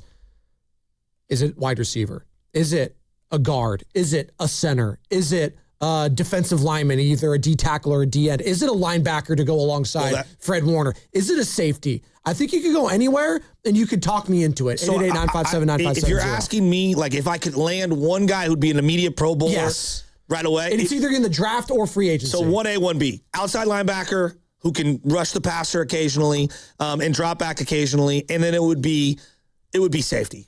Okay. They need a safety. So their safety play is so bad. And I know everybody wants a D end. I think they're going to have 5 guys on the line. Like that's, if you look at Raheem Morris, he did that a lot. I think Robert Saleh did that from time to time. I think they're okay. I think they're better on D-line than we want to give them credit for. And if Bosa comes back, I think they'll be a better unit. I really do. 415, the picks are worthless to us. We are terrible with the draft. Our key offseason acquisition should be getting a draft guru in the front office. I would love that, but I don't know. How would also you define a draft guru? Who is it, like those grow on trees? Do we have one of those out there that you can just get? Like, there's a reason, like, most of these guys that we think highly of in the draft are attached to certain teams right now. Well, some of these guys have major flaws as human beings, but, like, Scott McLuhan was a really good personnel guy for the Niners for years, and he was under Trent Baalke as a scout and took over the GM, or him and Baalke were together, and took over the GM, and then he had some personal issues, and but, like, they need a guy like that. They need a draft expert like him. There's no doubt. They do. 510. Wide receivers have been wasted picks for us. Where is Cowing? Where is Watkins? What happened with Ricky Pearsall? Do you go out and trade for, like, that's why I bring up A.J. Brown. I understand where fans are at. You see what he's doing in Philadelphia. You see him yelling at the head coach. This guy is disgruntled. He's a locker room, quote unquote, cancer. He's going at Jalen Hurts all the time. That's Philadelphia's, that's their mess. All right. Was he this much of a problem in Tennessee? Did you hear? No, seriously. Did you hear any of this when he was a Tennessee Titan, Joe? Well, apparently he didn't get along with Vrabel. I found that out this week. Well, I mean, but was he getting along with Ryan Tannehill? Looks seemed fine there. Look, maybe a change of scenery, maybe going from the East to the West will help this guy. I don't know. It's happened before. If you're betting on A.J. Brown, I think he has one more elite season and a couple good ones. Like, again, he's going to turn 29 this summer. I get it. He's a great name. Like, wide receivers, it's just, there's so many of them. We need a dynamic player on offense, Joe. CMC, I can't trust him getting like 300, 400 touches again next year. That I agree with. I can't trust Ricky Pearsall staying healthy at this point. Sucks to say, but it's just the facts. He's also not contributing when he's out on the field half the time. I can't trust, Juwan Jennings? Are we bringing him back? With this price point? Probably not. Could you imagine, like, A.J. Brown? This is what happened with him, just for a second. They're winning the game, and he's mad about his touches in the Super Bowl. Like, what's he going to do week 5 when we're asking him to block and we're doing that horrible fullback play that we love to do? Like, you think a guy's going to be, like, content with Shanahan? As Shanahan is getting into it with Juwan Jennings and Renardo Green on the sideline, I'd love to see it. So out on that. At the right price point for picks, it's like a 3rd-round pick. I'm doing that in a heartbeat. If you told me it was a middle round flyer to get A.J. Brown, then I'd be more interested in it. But if it's going to cost me top 50 or 60 pick, I'm so out. I don't think it's going to be, it's definitely not going to be a 1st-round pick. Maybe a 2nd-round pick I would consider. 3rd, I'm doing in a heartbeat for a guy like A.J. Brown. In a heartbeat. Well, they've blown a lot. I think they've busted on 10 or 11 3rd-round picks. Exactly. In 10 years. Let's go get the proven commodity. Straight bust. This is why I always appreciate Les Snead in his, and I know he's done it in multiple ways. He's done it through the draft. He's also done it through free agency, and he's blended those two. But God, I am more of a Les Snead when it comes to an F them picks mentality, and give me the proven commodity. Give me the proven guy over the unproven guy any day of the week, twice on Sunday. It's why I loved the Rafi Devers trade for the Giants last year. I don't know what Bryce Eldridge is going to be. Baseball is different than football. Football, but your body does give out on you. No, but Joe, we talk about this for the Giants all the time. There's Giants fans that's like, oh, I can't get rid of Kyle Harrison. What if he turns into the next Clayton Kershaw? Like, come on, dude. We're talking about Shohei freaking Ohtani. We've seen what he could be. Miss me with what he might be. Give me the guy what is right now. That's what I'm saying. So, but okay, like so Rafi Devers, that is an apt comparison when we talk about baseball and football and the proven commodities in general. Yeah, but Rafi Devers in his sport is a top 10 player offensively. Like, you can make that argument. Sure. Yes, 35 plus, 100 plus, 260 to 270 batting average. He's gonna strike out a lot, but he's gonna walk. Like, he's an excellent player. A.J. Brown, like a couple years ago, he was one of the best players at his position. Like, think how many young players have now lapped him. It's just, very few guys play into their 30s at an elite level. Last year, the Steelers made the big deal to go get DK Metcalf. How'd that work out for them? Well, he swung at a fan, so not great. It's not looking good. I'm not here to defend that one. I liked the move at the time, but even last year, Joe, you think it was a down year, and I agree.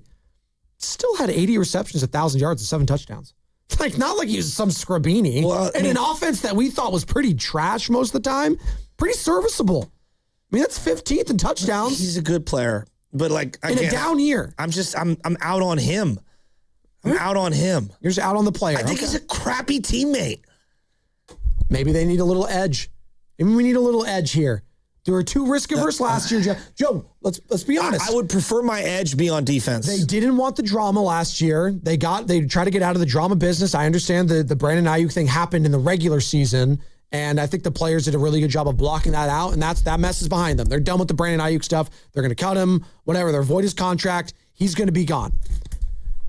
Let's start getting a little riskier here this offseason. What does the risk look like? We'll ask Bonte at 9 o'clock. I know we've had him on in the past. We kind of talked about it, and he's like, I don't think, trading Nick Bosa would be a risk, or, acquiring Max Crosby would be a risk. I was like, well, what would be a risk for the 49ers this offseason? What would be a risky move, quote unquote, for you? 888-957-9570. I'm just looking through the game logs. Can I give you one? Yeah. Not spending in free agency. Why would they not do that? I saw a Matt Barrows article where he was alluding to, I might be quiet in free agency again this year. I don't think that's acceptable this year. Like, if they're all quiet on the Western Front on free agency and they're just going to go through the draft, they need both. They need both free agency and they need the draft. Very bad. Like, very, very bad. That would be unacceptable. Not spending this free agency period, when you just saw the gap between you, I agree, the Los Angeles Rams and the Seattle Seahawks, not spending would be a crime and potentially a fireable offense for someone. That's not okay. And if you're just expecting Fred and, Fred and Bosa are coming back, we're good. Like, no. They need to spend some more money. And, they need to figure out upgrades. And when I mean upgrades, I'm like, D. Winters is not good enough as a linebacker. And I don't think Jair Brown's good enough as a safety. They need 2 upgrades on defense at minimum. On the other side, your opportunity to qualify for the knockout tournament starting at 7:30. The window will open, and it's sponsored by Kalshi Trade on Anything. The world is always changing. Now you can trade on what happens next with Kalshi. What will the president say during his address? Trade on the outcomes live on Kalshi. Download the Kalshi app and use code FAN to get $10 when you trade $10. Kalshi. Trade on anything. We finally switched to T-Mobile because with them, we can be connected here and there. Let's watch a movie. And we have Netflix included to enjoy our favorite shows and movies. ¿Qué tal está? Bacanísima, pero ya la vi. Now the hard part is getting them to agree on a movie.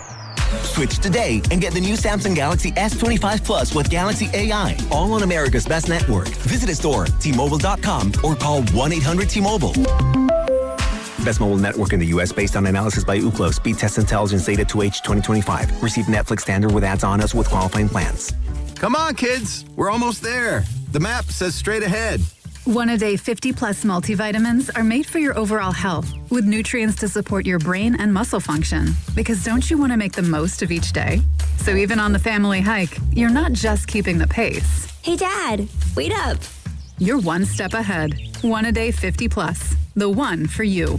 This statement has not been evaluated by the Food and Drug Administration. This product is not intended to diagnose, treat, cure, or prevent any disease. Reach your saving goals with Miristar Momentum Savings. Progress should come with perks. Every $25 you save earns an entry to win cash prizes. We're drawing winners for $1,000 monthly, $5,000 quarterly, and an annual grand prize of $10,000. Saving has never been this rewarding. Apply today at miristarfcu.org. Insured by NCUA, no purchase necessary. Terms and conditions apply. See website for full details. Dreaming of the perfect kitchen? Make it a reality at Friedman's Appliance in Pleasant Hill. Explore Bosch appliances in live working vignettes and see the innovation in action. During the Buy More, Save More event, you can get up to $4,000 in rebates on qualifying Bosch kitchen packages. From refrigerators with the Farm Fresh system to keep your food fresher longer, to dishwashers with precision wash technology that wipes out 99.9% of bacteria. Own the kitchen like a boss. Bosch. Visit Friedman's Appliance in Pleasant Hill or online at friedmansappliance.com today. Hey, it's Willard. Legends are built over time. Anyone can have a great game, a lucky season. At Habas Law, generations matter. For Tarek Habas and Nicholas Habas, integrity was learned at the dinner table. And a hard truth, clients are often victimized twice. First by accidents, then by greedy insurance companies. 40 years strong, Omar Tarek, and now Nicholas Habas, generations fighting to make it right. Visit habaslaw.com. Omar Habas is a California licensed attorney. Offices in Northern California, including San Jose. Past results do not guarantee future outcomes. Xfinity Tech Support, Matthew speaking. Hi, I live in a pretty remote place, like Jurassic Park remote. Wow. Will Xfinity Mobile work out here? Yep, the combination of reliable Wi-Fi and 5G makes it so that you can stay connected in all kinds of places. Plus, you get access to ultra-fast speeds and coverage, whether you're poolside or out live streaming with a T-Rex. Hold still, you're about to go viral.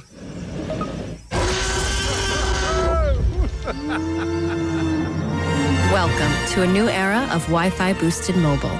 Cut your mobile bill in half with 2 lines of unlimited. Discover a new era of Wi-Fi boosted mobile at xfinitymobile.com. Xfinity. Imagine that. Watch Jurassic Park with Xfinity. Savings comparison based on promotional rate for 2 lines of Xfinity Mobile Unlimited versus 2 lines of T-Mobile Experience More, Verizon Unlimited Plus, and AT&T Starter as of February 10th, 2026. If your home seems colder this winter than it should be, maybe it's time to upgrade your windows. As the Bay Area's largest Marvin reseller, Golden State Lumber and Showroom is proclaiming this the month of Marvin. As an Energy Star partner, Marvin offers durable, energy-efficient products that can lower your energy bill. Visit goldenstatelumber.com. Scroll down to Windows and Doors and visit the showroom near you. Since 1954, Golden State. When you succeed, we succeed. At Uline, they know firsthand the road to success is an uphill climb. Uline started in the family basement, and through hard work is now North America's most trusted shipping and industrial supplier. They get what it means to have the support of reliable, hardworking partners. So they keep 41,000 items ready to ship. Whether your company is still in a basement office or expanding cross-country, Uline will be there on your road to success. Visit uline.com. You're still grooving, still connecting, still loving, still turning up, still thriving. You still got it, but your immune system, it weakens as you age. That's where vaccines come in. They help train and strengthen your immune response to fight off respiratory illnesses like flu, pneumococcal pneumonia, RSV, or COVID-19. Ask your doctor or pharmacist which vaccines you need. Book in minutes at vaxassist.com. Sponsored by Pfizer. Oh, how's that flu, babe? Did you take Dayquil Intense Flu yet? Nah, I got this. Ugh, okay, I don't got this. You stay on the couch, and I'll grab the Dayquil. Undo your flu symptoms with Dayquil Intense Flu. Dayquil Intense Flu provides powerful relief of your flu symptoms. I'm ready for that to-do list. Wow, you do got this. Dayquil Intense Flu. The daytime coughing, aching, fever, under your flu medicine. Use as directed, keep out of reach of children. 95.7 The Game has your chance to run in the iconic San Francisco Marathon. Head to 957thegame.com and enter for your chance to win a full marathon bib for the San Francisco Marathon on July 26th. Get all the details and enter now at 957thegame.com.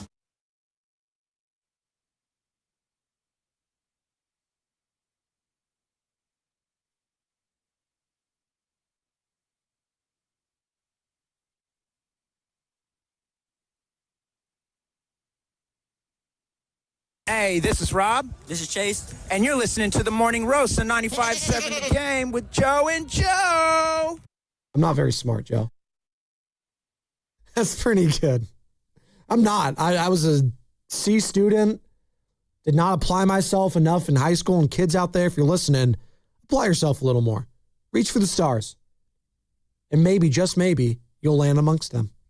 There you go. That's my parting wisdom on February 24th. By the way, I'm feeling frisky this morning, Joe. I've had 2 different type of tea bags. I've had green tea. What's that smirk you just made? And I've had black tea. I'm more of the green tea guy lately because I've had this cough and the honey's been helping me out. You guys need to relax back there. Please grow up. You know what you said. I did say it. And you know what? The Boston Tea Party. Shout out them. Remember that? Going back history. I know you're a big history buff. tea sucks. Except for when you're sick. Well, that's literally why I just said that, because I have a cough. You need it too. Like Britain, they got it so backwards. Coffee's way better. Yeah, why do you think we rebelled? Exactly. I agree. Well, that and we didn't want to pay, Yeah, taxation without representation on line one. Come on. Come on, The Patriot, Mel Gibson, you learned it all right there. Colonel Tavington, one of the great villains we don't talk about enough in that movie. Well, I told you, The Patriot came out too closely to Braveheart. If there was 10 years in between them, we would appreciate The Patriot much better. Well, also, if it was post 9/11, it also would have been done numbers. Yeah, probably. Sure. Young Heath Ledger in that one? Yeah. Well, spoiler alert, he dies in that one. He does. Yeah. Well, he has 10 kids in that. He has 2 of his sons die in it. Well, that's what happened back then. Yeah? Yeah, you'd have 30 kids and then maybe 15 of them live. And oh my God. 15 of them go. And also, that's who works your farm. Do you think you could have handled living life in America in the 1700s? No. No? Not even close? Kidding me? You don't think you grew up in the perfect era? No. Is that you good? I honestly wish I was born in the middle of the 70s. I think it would be better. I need more recklessness. A little too reckless. People are a little too trusting. I've watched a lot of these murder, serial killer docs. People way too trusting in the 60s and 70s. Letting you know right now, I would not trade my life for many others. Unless it was Carter and being rich. I don't want your life. Yeah. Rest in peace, James Vanderbeek. Yeah. God, it's been a tough couple weeks. We've lost some legends. We have Robert Duvall on line 1 too. Yeah. I've been watching a lot of Godfather clips lately. They've just been popping up in my feed. God, Tom Hagen. One of the all-time characters we just don't talk about enough is number 2. As you know, Joe, tremendously between 1 and 2. He did, but I think he was supposed to. That was the kind of the makeup he was supposed to. I know, but he really aged. No, he lived for another 50 years. He wasn't that old. Well, the key to the George Clooney thing is you got to look old from the beginning. So then it doesn't. Then you just look old forever. That's not bad. Leonardo DiCaprio got old within the last 5 years. His face got a little more bloated. Have you noticed? Got a little bigger. What? Well, there's what? He has been feasting on young teenage girls for many years. Jeez, why do you have to say it like that? Oh, my God. I mean, the guy's been dating 19-year-old girls for the last 20 years. Well, no, they're under 25. I think his current girlfriend's over 25, though. That's an upset. Anyways, this conversation is making me uncomfortable. This hour is brought to you by Fremont Bank, here for you, here for good. Wait, dude, we're doing another Yup Nope segment coming up in about 9 minutes. You excited for that? I'm always excited. Can you explain to the audience what it was? Well, instead of just hey, so-and-so's available. Do you want him? Yeah. It's well, how many yes? How many no's are you in on someone? Mm-hmm. So that's it. And it's Yup, Nope, a la E40. Choices, E40. There you go. And by the way, E40, check him out. Halftime performer for the Oakland Roots' first home game at the Coliseum this year. Can't freaking wait. 40 Water, also now a part owner of the Oakland Roots. Got to know your roots, Joe. Maybe really? We should do a little family event. Bring LJ out there, me, you, the kids. We'll have fun at the soccer game. Get some cotton candy. I know he'll love some cotton candy. Just give him a chunk of that. Skits everywhere. He'll be running oh, I know. But you got the wet wipes. They're good. Yeah. Hey, Costco's got a great deal on the wet wipes. Went over there this weekend. Well, I was at Target yesterday and I spent a good $350. Oh, that's it? There you go. That's good. I get the same things every week. What'd you get? What do you think I get? Big Bird treats.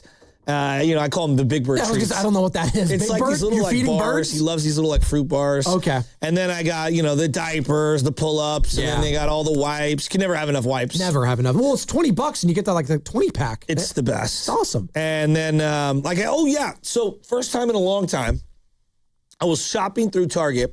And did you get a Polish dog after? No. Oh, they don't have that anymore. Just the hot dog. That's right. So they have a Pizza Hut at the one in Coleman. Oh, okay. But which I do not partake. Not that I don't love Pizza Hut, but in the Giants section, they had Rafi Devers jerseys. Oh, yeah, and they aren't the expensive ones that the Giants dugout. These ones are just kind of I don't know, everyday ones, if that makes sense for a kid. Totally. So I bought LJ a T-shirt, which I thought it was Chapman, but it was Devers when I threw it into the what color? It's black. Nice. Giants in cursive, and then I got him a button-up jersey. Oh, fun. And how many years in a row did we say, what jersey would you buy for your kid? And I went out and I bought 2 Rafi Devers things for the little guy. So now we have one. Now we know the name. And I brought it home, and I go, hey, buddy, do you like this? Baseball home run. Let's go outside. That's awesome. Oh, boy. That's great. He's doing well off the tee, throwing you throw it to him. I pitched to him, too. Nice. I pitched little foam balls to him. How's the hand-eye coordination? Getting better? Yeah, almost too good. We can't hit in the house anymore. Well, Michelle, put the X on that. We're going to break things. No, seriously, legitimately. It happens. Yeah, we're swinging through the fences. Hey, tell them. Chicks dig the long ball. Okay? Well, we're working on... How's his launch angle, first of all? We're trying to be put the ball in play guy right now. So we've got a little Luis Arias. Yeah, but he doesn't understand touch yet in baseball. He does in golf. He understands putting, but touch in baseball, not so much. Joe, you got to start the launch angle now so he can be Cody Bellinger. He knows what a home run is. Oh, that's and good. Then he likes to dive into home plate. Does he do like the Barry Bonds? He points at the sky? He pops his collar like Ricky. I love it. Does a skip. Yeah, he does the little, God, I miss Ricky Henderson. Rest in peace. Beautiful man. Born on Christmas, by the way. I always say that's Merry Christmas, but also Happy Birthday, Ricky Henderson. 5 minutes, folks. 5 minutes. Your opportunity to qualify for knockout on the Chase Center floor. Got to be listening for your name. And if you haven't registered yet, you can still do it. There's still some time. 957thegame.com, though. You got to go there. It's the only way to register. Everybody's saying that shopping at Target is not the move anymore. We go to I hit the clearance rack at Target for the kids. I found some great stuff there. That's what I'm saying. Yeah, hell yeah. Yeah. Well, because they grow out of it. Like, this is the thing. $10 for a sweatshirt for a kid is a great deal. You guys will learn this in the back, Sam and Risotto, when you have kids. Like, there is your first kid, and then you'll have your second kid, and you're going to realize these things as they get older. Their clothes get small. Destroyed very quickly. You want something that you could wash, that they can wear for as long as possible, that's as inexpensive as possible. I'm not trying to buy Jordan Brand for my kid every single. It's like, no. But I am if you thankful when other people buy it for him. If someone wants to gift my son that stuff, that's fine. I'm not going out of my way to buy them brand new Nikes when they're going to grow out of it in 2 seconds. Benny's feet are like Hobbit feet. They're massive. They're getting bigger. You say we can't go to Target. Where are we supposed to go? Like, what's the alternative? Exactly. That's are we shading Target now? Well, we shaded Target, but we can't come up with a replacement. That seems kind of weak. Well, I'm not a huge Costco guy. Not that I don't love Costco. I do. Problem with Costco is it's $1,000 every time I go because there's so many things that I didn't need walking in that I find myself buying. Oh, dude, we need an 8-pack of lanterns for the cabin. Well, you know what I mean? It's like you have to buy the 8-pack price. They don't have the individual price. I can get a Target for like deodorant. It's like, oh man, that's a great deal on some Old Spice deodorant. I gotta get that. It's not like at Target where I can get the 2-pack for like $4 or whatever. Well, and there's no Walmarts near where I live. There's just not. Target is in Colma. I drive over there. There's parking. I pull right in. Boom, boom, boom. I go in and out. It's the Target where I passed out in, so I feel connected to it. You know. Oh, Mountain View, you know where the Walmart's They have like a little chalk outline in the aisle where you fell down. Chalk outline. Here lies where Joe Shasky passed out in the Target. This is where they ripped my shirt off and shaved part of my chest. The shirt's hanging from the rafters there still, isn't it? It is, yes. I point to it every time I see it. Do a little chalk throw whenever you walk in. Like LeBron. Risotto. Yeah. So after my trip to Philly, we are all witnesses, Joe. I wasn't feeling good that Monday, and I always do like Monday's my shopping day, right? So like Monday I go, I load up for the house, and like I do all the errands. So I'll go to Molly Stone's for very specific stuff because it's it's a little pricey. Very specific. Are you going stuff. like right after the show? Yeah. See, this is the best time. We are lucky. Like our schedule and shifts coincide perfectly with shopping elsewhere. 100%. It's me and all the nannies, all the housewives and house men as well, husbands, and the old people, and so. I went and Molly Stone's, got my sandwich like I normally do. This is after we lost to Philly in the NFC Championship game. Turkey sandwich. And then, I get my turkey sandwich. I eat half of it in the car, sitting, idling as I'm scrolling through the phone. And then I work my way to Target. And I always go, all right, Michelle, what do we need from Target? All right, I'm going to get it, whatever. I actually enjoy shopping. And then the next thing you know, I'm walking in the aisle and I'm like, wow, I'm getting really dizzy. Wow, I'm getting really dizzy. And I don't remember really what happened from there. Apparently, another woman caught me before I fell. Oh my God. Pushing around my car. I woke up. I was near the Starbucks in a chair. My shirt was off. They shaved my chest and they had hooked me up to the heart machine monitor. They thought I had a heart attack. And then they're like, all right, we're going to put you in the ambulance and, we're going to drive you to, the hospital. I go, no, I'm not paying for an ambulance. Like, what is going on? Well, I had the worst dehydration COVID bout coming out of Philadelphia. Yeah. And so my dad ended up picking me up and then we drove to the hospital and they gave me 2 bags of saline. Yeah, I was pretty messed up. I was bad. This fish is stinking from the head up. Thank you, Priest. Horrible What bout was of that? COVID. I think it was when the 16 people spit in my face. I think that was the moment I got it. No, it's supposed to be better for you. It's supposed to build immunity, right? Isn't that what Aaron Rodgers said? You're immunized. You're So good, now- dude. Now the next time 16 people spit in his face, he'll be okay. That was the immunization right there. Okay, there we go. So I said for a long time, I was spitting. embarrassed to go back to that Target. That lasted like a month. Why would you be embarrassed? You think that people are Because going to everyone there saw me You're with definitely my not the shirt on. first person to pass out at a Target. Relax. and won't be the last. Absolutely, Sam. It's a great point. There's lots of shirts hanging from that rafter. Oh my And then, of course, my favorite, Michelle. I'm in the hospital. I see like a picture of me in the gurney. She's like, "Well, did you get the stuff from Target?" And what I was like, "No." That's peak girlfriend / wife energy. Well, Did you finish the sandwich? Well, half the sandwich was finished in the car. Doctors ate the other half. Let's have some fun. Let's do some yup nope. Everyone's got choices. Play the bed risotto. Let's get down to it. So embarrassing. I also got locked into a Target. That was a different time. Oh, that was the bathroom story, right? That was such a whack job. I mean, you got some problems, dude. I know. You got to address these things. Yeah, that too, where you're yell whispering. But you have mastered the art of yelling while also whispering. Upstairs. Yeah, how do you even do that? Is that on the board? Dude, Willard and Dibbs play that all the time. They love it. They love it. I just had to clear my schnoz. Put my words onto your show. Dude, Dibbs also went to this festival yesterday. We got to find the audio of this thing. Fungi? No, it was some Jewish festival, but the way he describes it, he thought it was a different type of festival. And I'm just going to leave it at that. He thought it was XXX rated type of festival, if you catch my drift. And he was completely wrong. It was actually one of the funniest things I've heard in quite some time. And I'm going to give Dan Dibley some credit here. Some great stuff. Some great imagery from Dan Dibley. Oh, okay. Thanks. All right. That was a 2. Thanks. Thank you. All right. NFL free agency. This is what we're going to do. The Athletic put together a list of the top 10 players at each position. Shout out Daniel Popper. This is the guy that wrote the article. I believe he covers the Chargers for the Athletic. But this is what he said. The NFL free agency rankings 2026, top 10 players at each position. And we're going to view this through a 49ers lens, Joe. Mm-hmm. Okay? And we're just going to do the top 3 at each position. And we're going to give our nopes and yups. Everything's about choices here. But it's not just a clear yay or nay. You could be 5 yups in, which means, dude, I want that guy no matter what. Let's get him in the building. Conversely, you could have a guy like maybe Tyreek Hill. I'm like, yeah, I'm probably 5 nopes on him. I don't want to deal with that. That's how we play the game. So let's start off. You know what? I'm going to do it. Let's start off with quarterback. Why not? Well, so the first 3 are Daniel Jones, Malik Willis, Aaron Rodgers. I don't want any of them. Not even Danny Dimes as a backup? As a rehab? No. I'm going to go off the board and ruin the game from the get-go.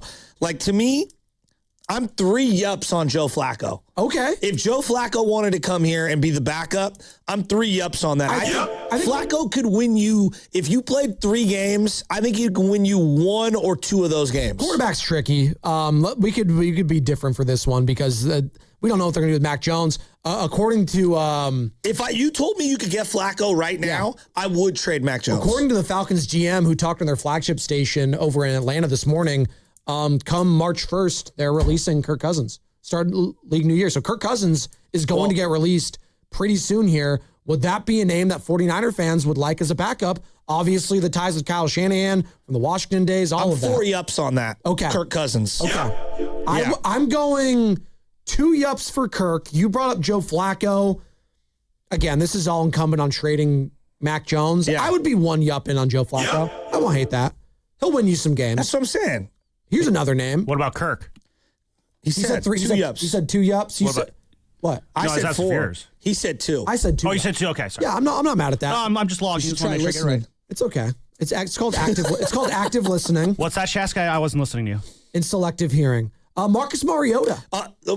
No. You and Mariota, no. Nope. 5 nopes. Heisman Trophy winner. Everybody got choices. I'm actually going to give a 1 yup.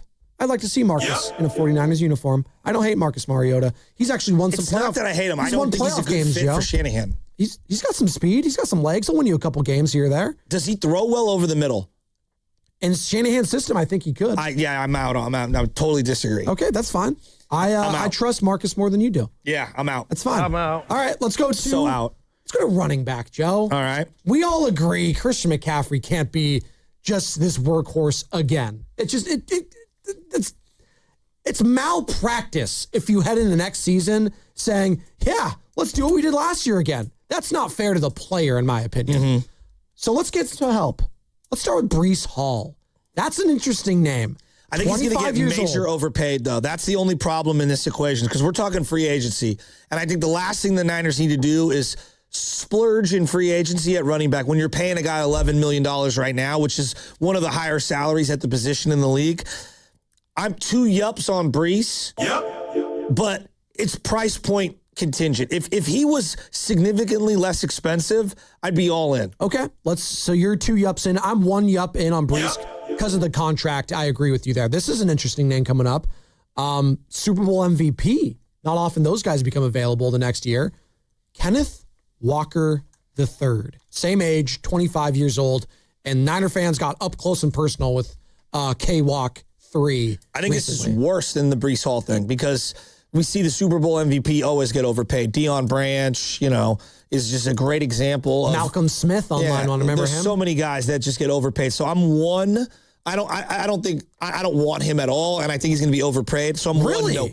You're that much of a nope on Kenneth Walker. I think that the market is going to be way higher than the value. Okay. And I like the player. All right. I'm going to be 1 yup in again. Price point has to be a big thing, but I love the age, 25 years old. And by the way, if you're listening right now, the window is open. At some point within the next 24 minutes, we will announce another name that will be registered to play Knockout with us at Chase Center. And if that person is you, if you hear your name, you got to call the contest line 415-523-4652, and you will win a spot in the Knockout Tournament at Chase Center Monday, April 6th. So be locked in again for the next 24 minutes to hear your name.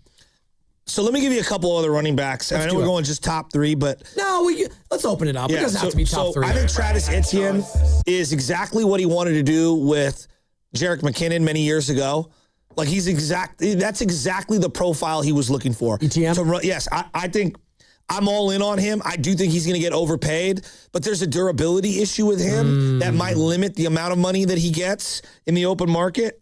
I'm surprised the Jaguars are moving off him. I love him, maybe more than I should. I'm 3 yups on him. Yep. Sneakily? He's pretty healthy. He's like way healthier than I thought. He gets dinged up in games. I had him in fantasy 2 years in a row. He does, but games played, I'm just looking at it. He's been in the league for 4 years now. 17, 15, 17, 17. So he plays in the games. But to your point, he gets banged up a little bit. But that's okay if I'm playing you with CMC and I can protect the workload on both those guys.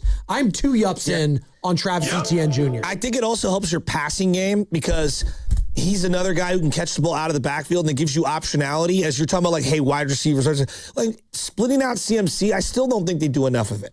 I just don't. And if you had Travis, you'd be able to do it. But I don't know. Is it too redundant with McCaffrey? I don't know. It's a question that I have. Can you be too redundant with, like, all-around running backs? No, I don't think you can ever have enough. Because I think we tried to talk ourselves into it last year, Joe, with Brian Robinson. Oh, he's more of like a bruiser, straight-line guy. He stunk with the Niners. Let's call it what it is. It just wasn't good. He's too upright. It just wasn't good enough. Now, here are 2 other guys that I actually love. I think the best value on the board is probably Kenneth Gainwell. He's just a great pass catcher out of the backfield. He is. Like, every time I watch him, I come away going, that dude is a perfect 3rd down back and 2-minute drill back. He is, like, excellent. Aaron Rodgers couldn't speak higher of him last year. And I know Aaron Rodgers, whatever, but he's still a Hall of Fame quarterback, and he spoke very highly about his abilities, Kenneth Gainwell. I don't hate that at all. And it seems more realistic with some of the names that we talked about. Maybe, and they have the projections here, 2 years, around $10 million.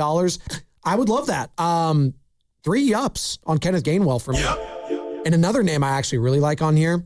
Algier? Is Tyler? Yeah, how'd you know? Love Tyler him. Algier, I think it's who's been perfect. a great 1-2 punch with Bijan Robinson. If you've had Bijan in fantasy, you know the vulture that is Tyler Algier. He's big, he's strong, and he's been durable as hell. He's what we wanted from Brian Robinson. Correct. And I'm 5 yups in on him. And I also think that his number is super reasonable. Yeah, they're projecting 1 year, $5 million. You kidding me? I'll give him 2 years, $10 million. If I was the Niners, I would actually consider. I'm like, you're asking about spending money and this. You get me Gainwell and Algier, that gives me some options. Yeah. I would love that. But I would also really love Travis Etienne. Rashad White, do anything for you? Yeah. Rico Dowdle? A really good player. I think that he's overvalued. J.K. Dobbins, too much of an injury history. I'm out on that. I'm out. Kareem Hunt, 31. I'm out. Michael Carter? Cardinals? Okay. I think we're in agreement with some of the names that we discussed there. Let's go to wide receiver. And by the way, if you're just joining us, we're playing Yup or Nope, free agency edition. Who we'd like to see fit on the 49ers as the new league year begins. The Combine. Soon. Combine's on Thursday, folks. That's when you know the draft season officially is upon us. Today, John Lynch is going to be talking to the media at 2:30. And we'll get into him in about 20 minutes. No Shanahan, huh? A little disappointing. All right, wide receivers. This is a position that Niner fans are infatuated with, and rightfully so. What are you going to do with Juwan Jennings? You bringing him back? Is he going to command too much? What's going on? Can Ricky Pearsall? You cannot head into next season, folks, with Ricky Pearsall being your number one wide receiver. Can you? Here's a name to start off. Mike Evans. It's one of my favorite players of all time, and I mean that with all my heart. He's 33 years old. I know. I'm going to tell you right now, Joe, I'm out on every one of these free agent wide receivers. Whoa! I love Mike Evans. I love Mike Evans. Mike Evans has Kansas City Chief written all over him. Or he stays in Tampa. I think he might be a Tampa lifer. I remember the day I saw him. He's won a Super Bowl already. Yeah, but the day I saw him with Texas A&M and Johnny Manziel, and I was like, I know everyone's going crazy about Johnny football. Yeah. I want that wide receiver. He's got the size. God, he was amazing. He's also not a burner, which I always appreciate about Mike Evans. He just used his body, and he's got great hands. You're going to learn this about me. I'm infatuated with 6'3", 4, and 6'5" wide receivers who just play ball control. You love the body, don't you? You love a good body. The Warrior of the Horse. The Niners have failed to have a physical freak at wide receiver for years. I'm talking about an apex physical freak. Right. You look at Ayuk. Ayuk's big. He's only 6 feet. That's a wide receiver. I'm glad you said that because George Kittle is a physical freak too. Yeah, but he's a tight end. Completely different. Yeah, tight end. They had Vernon and George Kittle back to back. So you're out and you're saying nope, 5 nopes to every single free wide agent. receiver. Free agent wide receiver. Every free agent wide receiver, I'm completely out on. So you could do this by yourself. That includes Alec Pierce. I'm being real. I'm not spending any money at wide receiver. That includes Alec Pierce, Wan'Dale Robinson, Jalen Naylor, Romeo Doubs, Rashid Shaheed, Calvin Austin, Keenan Allen, Deebo Samuel. Those are probably the top 10 names. And if I'm Parag, I'm like putting restrictor plates on Kyle Shanahan when it comes to like Deebo and some of these dudes. Like you are not touching any of them. I'm out on it. We can skip receiver if you're out on it. I do want to ask you this because they brought DeMarcus Robinson in last year. Look, he had a great game against Philly. He did. Okay, it was a great game. Joe, was that a good signing? I mean, he won you the Philly game. So I'm just saying, he won you a playoff game. A 2-year deal? Well, can he build off? Clearly, that suspension, he lost any momentum he had from training camp with that suspension. Can we agree on that? No, maybe that's undeniable. Maybe that set him back. Maybe a full training camp. Maybe how many balls this year? He'll get better. Maybe. I'm not ready to throw dirt on DeMarcus Robinson just yet. All I'm saying is like when you went in free agency and you got wide receivers, it's been Pierre Garçon way back when, who was kind of at the end of his career. And it's like DeMarcus Robinson. It hasn't been great. They're having the projections on these contracts. Juwan Jennings, 3 years, $42 million. Are you doing that? I hope he gets that from someone else because I don't want us to spend that money there. So that's math. $14 million a year. Look at that. You guys like that? Let me ask you. He had a solid year this year. He did. No player in the NFL had more interceptions on targets this year than him. Is that his fault or the quarterback? I think it's a variety of things. When he signed the contract with a bunch of incentives, it felt like they were force feeding him to get that money at times. That's what it felt like. What if I told you it was 3 years, $30 million? I don't really want Juwan on this team. I like Juwan. Like, is Juwan helping you beat the Seahawks? He could be a piece that does help, but he can't be your number one pass catcher. He can't be your number one. They need to get faster, more dynamic. I love him. I like him as a complimentary wide receiver, though, right? Like, he could be a complimentary piece, right? Why not? Give that kind of money, that's two wide receiver 2 kind of money. But he clearly is the trusted agent with Brock Purdy, and there is something to be said about that. If Juwan Jennings leaves, who does Brock Purdy trust outside of Christian McCaffrey on offense? I don't know. I'm not seriously. Look, if you pay the quarterback $50 million, figure it out. Look, Juwan Jennings is making or breaking whether you're comfortable or not. Like, that's absurd. I'm one yup in on Juwan Jennings. Again, my one yup stipulation is the right price point. If it's like 2 years, $30 million, 2 years, 28, I'm down for that. I'm just, for right now, I think a couple of year period, I'm just out on extending wide receivers currently. By the way, we're playing Yup, Nope. Our thoughts on free agents as the 49ers are looking to add this offseason and whether we like them as fits on the 49ers. We did wide receiver, we did running back, we did quarterback. We're going to get to tight end here in a second. But before we do that, it is time to announce our next knockout contestants. All right, are we ready?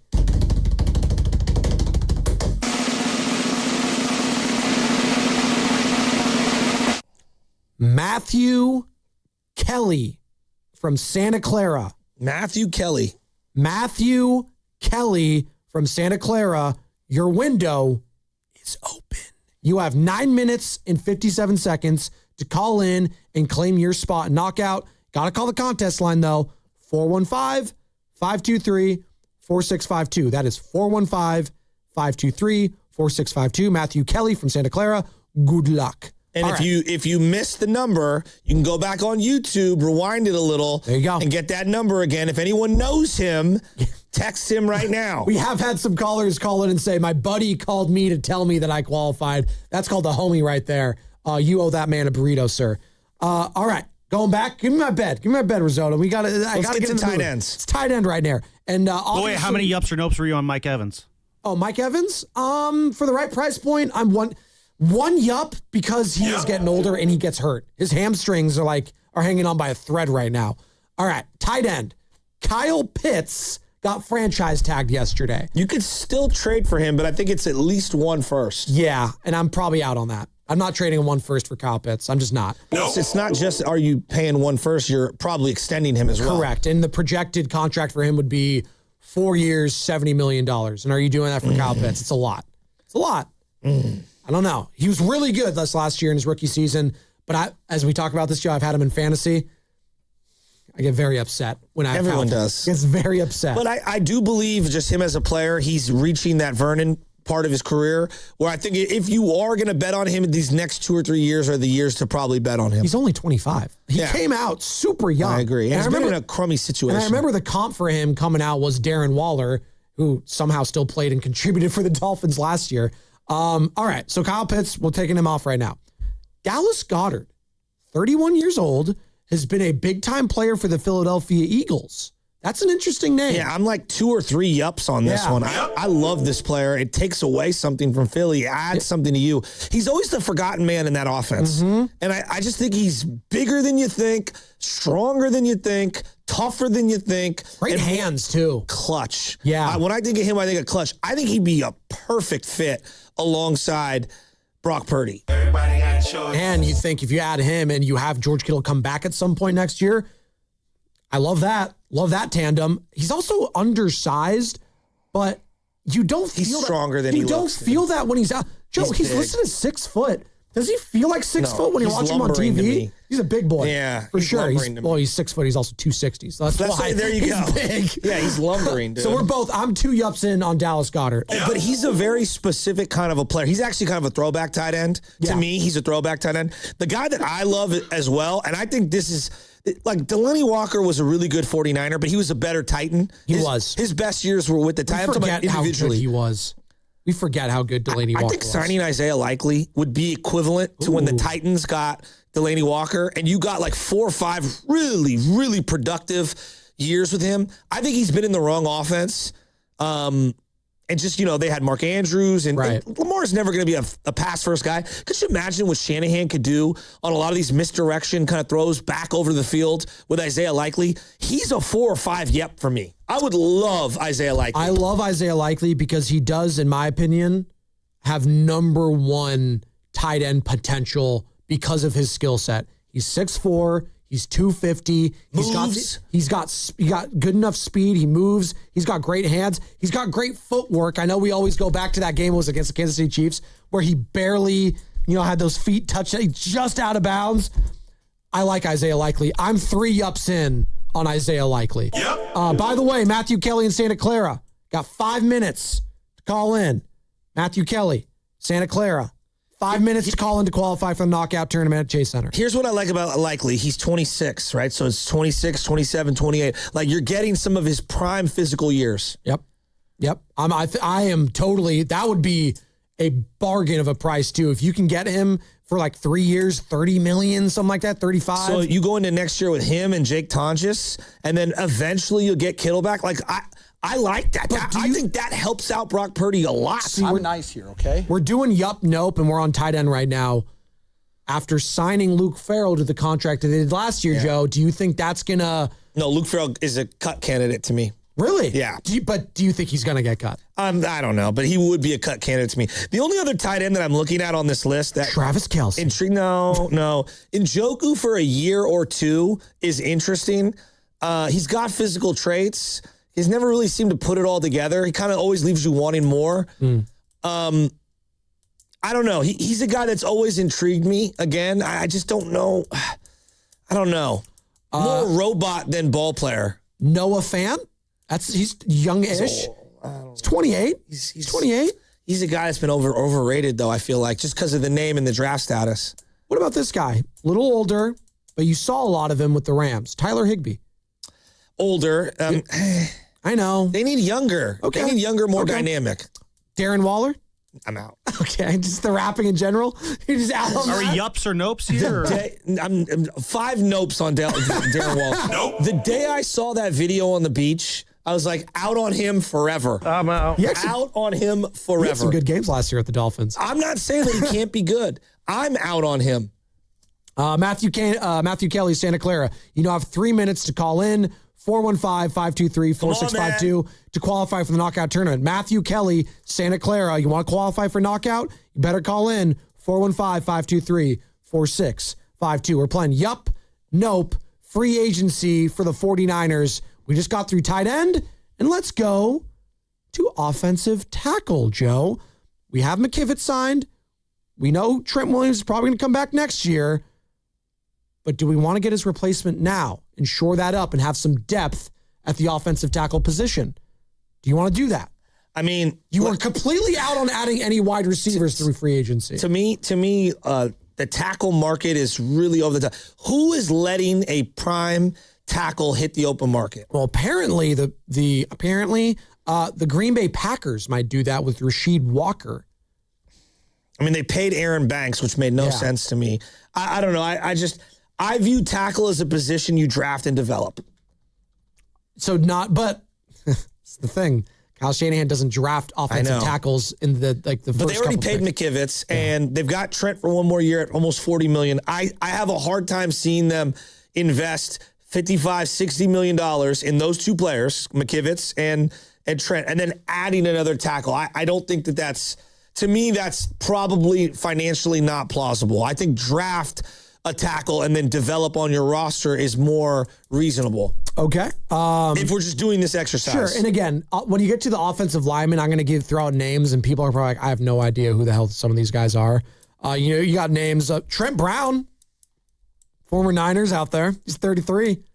I'll take him over Austin Pleasance as a backup. Okay. I really would. No, seriously, no. But that's a name that is like 1 year, $7 million. But the Niners had him, and they moved off him. That Lynch and Shanahan moved off him and traded him the day they drafted McGlinchey. God bless you. Thank you. And God bless America. Yeah, absolutely. We need it. Cam Robinson, 30, Browns. So are you yup or nope on Trent Brown? Trent Brown, I'm a one yup. I'm a one yup. I'm a one yup on the right price. I don't hate that. Sorry, we're just talking through it. We're just having a good time. We're having fun. Let's get to guards and interior offensive linemen. Yeah, because I don't think they're going to make a big splash at offensive tackle. Just think of where they've already spent their money. This is the guy that everyone wants. Tyler Linderbaum, center, Ravens, 26 years old, projected to get 4 years, $71 million. He's kind of the golden goose of offensive linemen during this free agency class. To me, this would be 5 yeps. Yeah. I know Weston Richburg didn't work out for them, and they had Austin Mack for a small period of time. I would do this all day. You got to replace and figure out a way to get younger than Brendel. You got to get better than Brendel. I know PFF always rates him well. My eyeballs tell me otherwise, and I'm not saying that he's not solid. They got to get there. Like, they got to get their guy and lock him up. I would love to see them pay for this center. I'm 5 yups in on Tyler Linderbaum if they can get him. And why the hell would the Ravens? I mean, you pay Lamar Jackson, the quarterback, all that money, multiple-time MVP. Well, he's going to get a contract extension at some point. But what's the best trusted agent on offensive line for the quarterback? It's the guy that hands him the ball every snap. But, Joe, when the quarterback bill comes due, you have to say goodbye to good players. What happened to the Niners? Greenlaw, Hufanga, I understand. Debo, like those guys that had to go out the door. Hey, Hargrave. I get it. But if I'm prioritizing, I keep saying like all these wide receivers get broken off with the Ravens. Maybe break off that center. But hey, you out on him? That's fine, Baltimore. We'll take him over here in San Francisco. Absolutely. Tyler Linderbaum.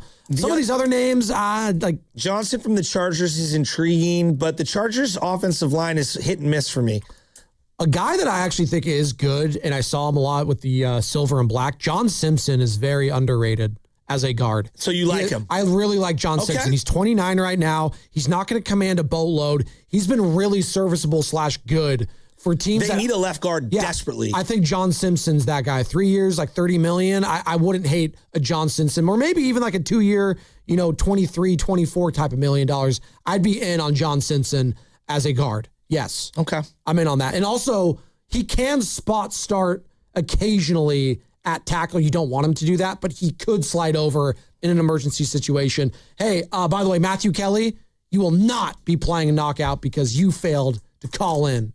These are some aggressive texts you're sending me, Sam, to say these things. I mean, you're really on Matthew Kelly's case. He's gone. All right. I mean, I want him to play knockout more than he does. So I think D-tackle, the same way that offensive tackle, they've kind of spent a lot of money in that direction.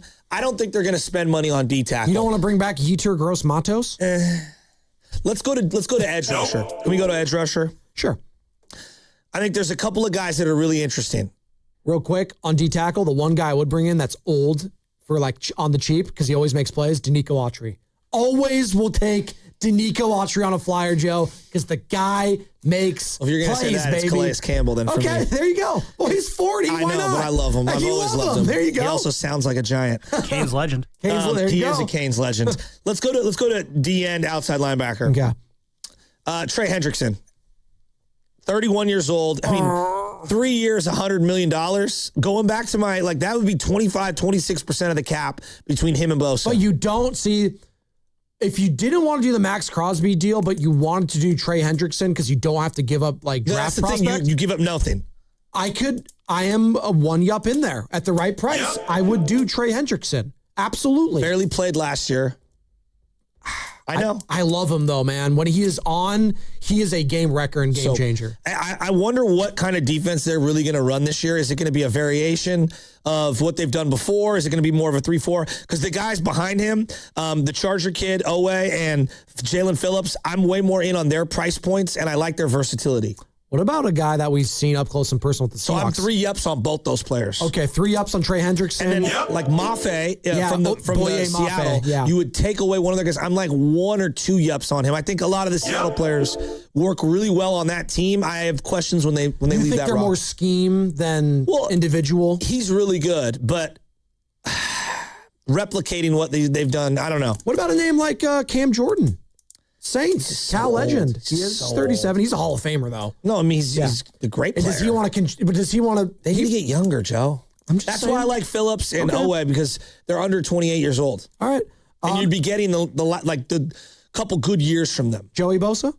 Out. Okay. I have to bring it up. I'm also a couple notes out on Joey Bosa. Now here's a name at linebacker that I think is I think he's a stud. We saw him this year. That's a tease. because we're going to hit the injury report before you say the name you like on linebacker.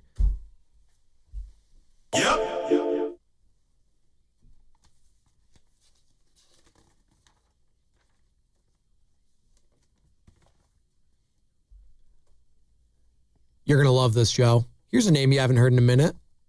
Jonathan Kuminga could make his debut for the Atlanta Hawks tonight. Kuminga has not played since January 22nd when he suffered a knee bruise during the Warriors' loss to the Mavericks. He is listed as questionable for tonight's contest against the Wizards, but the expectation is that JK will be good to go.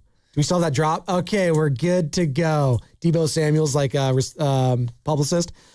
The Injury Report was brought to you by Boxer & Gerson, Northern California's premier workers' compensation law firm, helping injured workers get their lives back for over 40 years. As you're listening to 95.7 The Game, KGMZ FM and HD1 San Francisco, and Odyssey Sports Station in the home of the Golden State Warriors and Valkyries, always live in the free Odyssey app, coming live from the Laughing Monk Studios, halfway home here on a Tuesday. It's Spadoni and Shasky. We are rolling. We got Bonte joining us in studio at 9 o'clock, presented by Ceremony Ford, your Bay Area Ford store.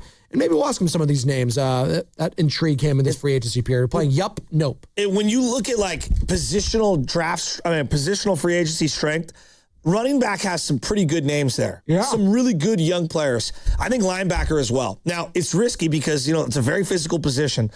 I look at linebacker and I said, if the Niners walked away with Devin Lloyd from Jacksonville, who dominated us in that game. He did. I mean, he was a stud in that game when Brock returned with the foot injury and he just didn't look right. But we come to find out that Jacksonville defense was way better. If you could snag Devin Lloyd to pair alongside Fred Warner, could you imagine how immediately you've upgraded the middle of the field? He would be a grand slam free agent. I don't hate that. There's a lot of names that I actually really like that are a little older still, but if you get them on the 1 or 2, I know we want to get super young. Can't do it at every position. Devin Lloyd, I am 3 or 4 yups in on if you could bring him over here because you set the tone with Fred Warner, and that is a tandem to be feared because what we know about the 49ers, they nail their linebackers. They have a feel for them. Some teams just deal with certain positions. The Niners, the last decade plus, have a great feel for great linebackers. Another name, it's scary, but at the right price, I would be 1 or 2 yups in on, is Nakobe Dean. I like Nakobe Dean. He was good at Georgia. He's 25. Yeah, I would bet on him moving forward. And you're looking at someone like Raheem Morris to kind of find the right fit for him. Yes. I would be in on that. I would love Nakobe Philly's Dean. got a lot of players to pay. Yeah. And they've done a really good job, and he's kind of the odd man out. Yep. But health has been an issue for him. Exactly. So that's why I'm like 1 yup in on the right price, but I'm looking at the I like Walker as well from Green Bay. I'm 2 or 3 yups on both those guys. Yep. I don't mind that. Again, all young. These guys are all 27 or younger. Chenault? He's a bigger linebacker, not as speedy. I'm 1 yup in on the right price. You could talk me into most of these linebackers because it's actually a really good linebacker class. You're right. I think this is I think running back and I think the linebacker are really deep. What about this guy? Alex Anzalone. See, I think the hair makes him... It makes him way cooler than he actually is. Hey. I'm not big on him. I see him overplay a lot. I'm just... Look, Detroit's defense has been one of their issues. Why would they let him go? Alex Singleton, the Broncos, the guy makes plays. He's older, though. He's 32. He's older. Yeah. I'm going probably Anzalone. I'm 1 nope out on 2. He's getting older. I'd really like to break off one of these young guys. I'm seeing the projected contract for Nakobe Dean, 25, 4 years, $40 million. Are you kidding me? Do that in a heartbeat. Absolutely. And you brought up Leo Chenal he's a Chief, but he's 25, 3 years, $24 million. I'd 1 yup of that. I'd go over. I don't know if he fits what they wanted. He's a little bigger. Like they like bigger linebackers. Yeah. I don't know. I'm telling you, man, if they get Devin Lloyd, if you told me today, hey, Joe, we got Devin Lloyd, Algier, and we got Linderbaum, that would be a grand slam free agency. I'd love that. We would be right behind. Now you got all your picks. You can do whatever you want. Cornerback, Joe. This is an interesting one. There's only one player in the Niners secondary currently that I can trust. Yeah, his name is Deommodore Lenoir. I don't trust anyone else out there. Charvarius Ward was a good player for He's really good. The Niners. His cornerback is such a... I know. It's very difficult. You know what cornerbacks remind me of? Not all the time, but a lot. They remind me a lot of like bullpen arms. Guys have career years, and then guys have career downs, and then they bounce back immediately and are awesome again. Right. Or like it's so fickle, I guess is what I'm saying. Because so many things rely on coverage. Like, do you have good pass rush? Do you have good safety help? And I'm just real leery on all these names. I don't want to pay Tariq Woolen. You don't like Tariq Woolen? He makes plays. He started off really hot with the Seahawks. You're giving him 4 for 75? It's a little rich. I'm one yup in, again, on the right price for Tariq Woolen. I don't think the 49ers are in a position to scoff at a guy like Tariq Woolen, who I think instantly becomes their second best player on their secondary. If they had... he's an instant upgrade. Would you disagree with that? He's an instant upgrade, Tariq Woolen, on the 49ers. No, he's better than Renardo, but he gets burned a lot. He misplayed 3 different balls on the final drive. Plays. He makes plays. No, he does, but I'm saying like individually in that game against the 49ers, Kyle loves to tell you what he thinks about players. They attacked Tariq Woolen that whole game. So I don't think Kyle likes him. You know what I mean? Okay. Like Kyle tells you who he thinks the weak link is. What about another guy in the NL West, the NFC West? Kobe Durant. He's projected 4 years, $40 million. He makes plays. I think the Rams secondary was very mediocre to me. Okay. All right. I'm bringing up some. I'm very lukewarm on this whole secondary class. I kind of love this though. I'm a cornerback class. I do love that I'm reading this cornerback class, and the Seahawks are losing a couple of pieces in that secondary. Seahawks are losing a lot, by the way. They're losing a lot of their coaching staff. Yeah. They lost their offensive coordinator. They're losing a lot of big names. We brought up Kenneth Walker earlier. I expect, again, Super Bowl hangover on line one. It always happens. Seahawks are going to take a step back next year. They still could be for the division. We got to let the dust settle. We'll let the dust settle. I'm keeping it a buck here, Joe. Everyone's saying there's no way the Niners could touch the Seahawks. Give me one off season. I think the Niners will be right there with them. They're losing. The Rams losing Kobe Durant, Roger McCreary. You mentioned Tariq Woolen for the Seahawks. Josh Jobe. Yeah. Kobe Bryant. He's a free agent as well. One of their safeties. Yeah. There's just a lot of guys in the secondary. The other Kobe Bryant. You're right. Sorry. Yes. What? You're right. Kobe Bryant, the other one. Yeah. The other Kobe. Yeah. That's his name. There's a couple. Right? No, because they said Kobe Durant earlier. There's a couple Kobe's in the division. Yeah. I'm kind of out on like the whole free agent secondary class. I don't love a lot of the names. No safeties, because that was gonna be the last thing I got to. Brisker, I like as a player, but he reminds me a lot of what they already have, like a hard hitting box safety. Reed Blankenship? No. He kind of got ran over. Again, another guy, Kyle, really targeted him. Was that Juszczyk that ran over Reed Blankenship? Yeah, and Kyle went at him. Yeah. I mean, the first play of the game, or one of the first plays, was that teardrop over his head to Marcus Robinson. Tony Jefferson, he's older, and I'm out on that. You mentioned Kobe Bryant. He command 3 years, $30 million. Don't hate him. Cam Curl, Kevin Byard. Kevin Byard, he's 33. I'm probably out on that. Brian Cook, the Chiefs. That's a position draft. It reeks of draft for safety right now. Maybe if they're first round pick, I wouldn't be mad at that at all. So that was it. That was nope for this upcoming free agent class in the NFL. And there's some sexy names. I'm not going to lie. A lot, as I went through it, Joe. That's what I'm saying. There's a lot of names. And I know everybody wants to trade for Max Crosby, but if I told you landed 3 guys in free agency, kept your picks, and were able to either move up or down the draft board, and I give you those names. Let's just say it's Devin Lloyd. Let's say you got Linderbaum, and then you got a running back. Yeah. I mean, wouldn't 99% of Niner fans be doing cartwheels right now? I would love that. I mean, I'll even take Isaiah Likely. You know, you get a tight end. I think you and I are both high on Likely. I want to see the Niners spend like $240 million in this offseason and free agency. No, I'm dead serious. $240 million? Dude, Ayuk's coming off the books. Other guys have come off the books. Okay. Like, there's no excuses. We should be a major factor in free agency. Your cap hit on your quarterback next year is 8% of the cap. All right. So I want to see them flex their financial muscle. Last year was like a little step back in free agency. This year, they should really be all in. I know, like, you can get burned in free agency, but we saw the New England Patriots this year be the highest spender in free agency, and it paid immediate dividends for that team. A lot of people think that was Fugazi. Think they got kind of lucky with the seeding. All right. I think that's kind of unfair to say it was Fugazi when they got all the way to a freaking Super Bowl. Now, clearly, there was a night and day difference talent-wise between the New England Patriots and the Seattle Seahawks, and we saw that on the big stage at Levi Stadium. But that doesn't take away what they were able to do. It just goes on to show if you hit on certain positions like they did and the right coaches, hell, anything's possible. And your quarterback, who we all think highly of, Brock Purdy, do we not? Hey, get the right person with him. Let's go. Sky's the limit. I think one of the big takeaways is that there are some really, really good players who would fit perfectly as plug-and-play players for this team. And if I said to you, Joe, hey, I went out and got the best linebacker to pair alongside Fred Warner. Oh, I'm all in on the Devin Lloyd one, by the way. I'm so in. As we did that exercise, I know I started the show talking about Max Crosby and how I'm just kind of out on it. I don't think he's the best player available. Who is the best player available this offseason? Just overall? Just overall. If that can be had via trade? Yeah. I don't know.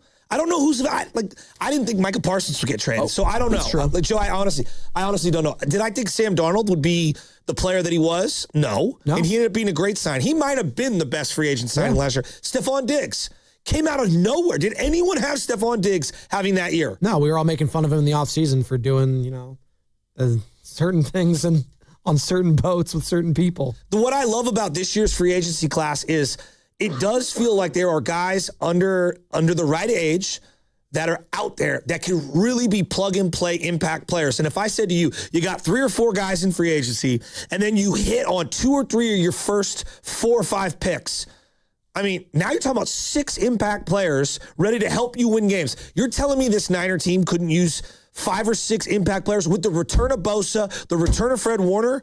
Now you're talking about closing the gap, whatever. You're right there. Your odds to win the West will be probably closer to even money. Again, I keep saying it. Seahawks, they're going to lose a lot of pieces. They're going to take a little bit of a step back next year because that's just what happens in the history of going to a Super Bowl. You have a hangover. The Rams, hey, they had a healthy Matt Stafford last year, but the conversation leading into the season was about his back. Let's see if he can stay upright this year. He's getting old, man. He's almost close to 40, Matt Stafford. Are we sure he's going to survive another season playing all those games? Well, I don't know. I can't say that for sure. No. They also have some major contracts that they're going to have to, start paying off here. The Jared Verses of the world, all those guys, those are going to hit the books. And guys like Puka Nacua, right? What really, in the 2 games at the end of the year, the second Rams game, the second and then third Seattle game, what did they really struggle to do? Guard the 2 tight end sets. Correct. So if you got a guy like Devin Lloyd to play alongside Fred Warner, would you be having the same concerns? Probably not. And then like all this fervor and this anger about Nick Martin and D Winters or whatever, like it would kind of take care of itself. Conversely, what's the player you don't want to see in your division get signed? Like the Rams go after so-and-so, or like the Seahawks get someone. Trey Hendrickson to the Seahawks. Yeah, no, but seriously. That's actually a really good call. No, but that's like seriously, like that's like what you don't want to see. I could see the Rams pairing up Landman with Devin Lloyd. Oh, yeah, that's a good one. Landman came out of nowhere this year for them. Landman's a stud, dude. Yeah. Landman's a stud. Carter is pretty cool. That's pretty good. Has he had his baby yet? Oh, by the way. Possibly. Shout out former 95.7 The Game employee, Stephen Langford. And his lovely wife, Jessie. Yes. They announced the birth of their son last night on social media. Miles Victor Langford. So I saw what the Chicago Bears did last year when they had Caleb under like a very team-controlled number. Yep. They went really aggressive, basically 2 years in a row. I love the way that they've surrounded him with so much talent and so many young guys. With Brock Purdy's cap number being so low this year, I think this is the year where you have to like front load all that money. And then I hate to be so crude with it, but sorry, Brandon Ayuk, I'm coming for all that money. No, you should. I'm coming for all that money because I want to spend it. I'm not apologizing. This is a business, man. If I can shed some more salary and open up some slots, absolutely. Wouldn't you front load everything so that you could have it hit right now? Yeah, because I don't know what the free agent market's going to look like next year. I know this year exactly. It's stacked. 888-957-9570 is the number. We'll pick this up on the other side. It's going to be brought to you by Fairmount Bank, here for you, here for good. We finally switched to T-Mobile because with them, we can be connected here and there. Listos todos. Estas son las mañanitas. Now we just need to harmonize. Switch today. Get 4 Samsung Galaxy S25 phones with Galaxy AI. Plus, get 4 lines for just $25 per line. Visit a store, T-Mobile.com, or call 1-800-T-Mobile. With 24 monthly bill credits, 4 new lines, and 4 eligible trade-ins. For well-qualified customers with auto-pay plus taxes, fees, and $35 per line connection charge. Credits and balance due if you pay off early or cancel. Contact us. Finance agreement required. This is Chris Dolan. And I'm Vanessa Deniston, senior attorney from the Dolan Law Firm. Chris, what's with all these out-of-town personal injury firms coming into the Bay Area with these catchy jingles and funny names? Unlike the Dolan Law Firm, most of these firms are from out of state or in LA. The Dolan Law Firm is headquartered right here in San Francisco, going on 30 years. We live here, we work here, we win here. The Dolan Law Firm, we're the best lawyers we hope you'll never need. DolanLawFirm.com. This is the sound of Jack, buzz cutting his way to a small fortune. To Jack, every time he cuts his own hair, that's $50 right in his pocket. If Jack sees DIY buzz cuts as a saving strategy, Wells Fargo is right behind him. And with their mobile app, tracking his savings is easy. Oh, ouch. However you make money work, we can work with that. Mobile carriers' message and data rates may apply. Wells Fargo Bank, N.A., member FDIC. In sports, success is about team effort, and the same is true for your hair. At Great Clips, we save your haircut details in clip notes, so every member of the highly skilled team knows exactly how to create your signature look. And with our easy-to-use app, you can check in from anywhere and get a ready next text when you're up next for a cut. It's the confidence of a great haircut delivered by a team you trust. Download our app today. Great Clips. It's gonna be great. Odyssey San Francisco is proud to present our first quarterly game changer of 2026. Sam Meekley, a hard worker and quick problem solver. Sam keeps the cluster together, listens, fixes fast, and is always so calm. Thank you, Sam. From carriage house to glass aluminum doors, R&S Doors has a full line of commercial and residential garage doors and gates to suit anyone's taste and budget. Visit rsdoors.com. R&S Doors. Look for the red truck. Tune in to 95.7 The Game for Warriors Live, 60 minutes before tip-off. Every Warriors game throughout the season as we get ready for the action. Presented by Xfinity, your home court advantage. Brought to you by Xfinity. Watch all your favorite teams all in one place. Xfinity. Imagine that. 1-877 Cars for Kids. KARS Cards for Kids. 1-877 Cards for Kids. Donate your card today. 1-877 Cars for Kids. KARS Cars for Kids. 1-877 Cars for Kids. Donate your car today. Ready to get rid of that old car? Donate it to Cars for Kids. Call 877 Cars for Kids to speak to a friendly live agent. Donation's super easy, and your car can be picked up as soon as tomorrow. Go to carsforkids.org now or call 877 Cars for Kids to donate your car today. 1-877 Cars for Kids. KARS Cars for Kids. 1-877 Cars for Kids.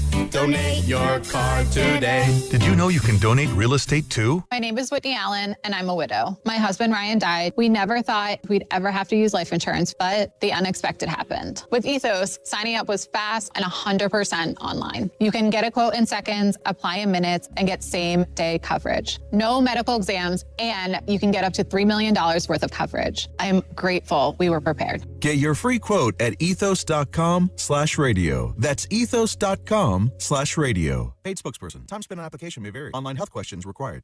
The second I see that Chick-fil-A text in the group chat, I'm throwing my shoes on and running out the door.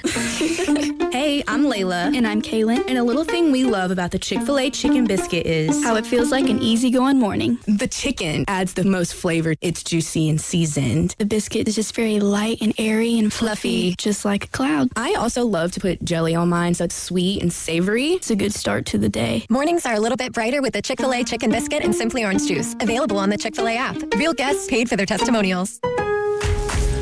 Time is valuable. That's why Lowe's Blueprint Takeoffs turn blueprints into quotes faster. Bring us your plans, and we'll generate itemized material lists to make quoting easier so you can get back to building. Plus, at the Lowe's Pro Desk, you get access to thousands of building materials not sold in store. And when your order's ready, we'll deliver everything to the job site. Improving is easy at Lowe's. As the owner, coach, and quarterback of your small business, you call the shots. From inventory to payroll and more. Now it's time to bring in LendSeek, your funding MVP. No delay of game here. Get up to $2 million in as fast as 24 hours for business lines of credit or term loans. Let LendSeek's AI marketplace assist you in making the winning play and score that touchdown. Apply at lendseek.com, LENDSEEK.com.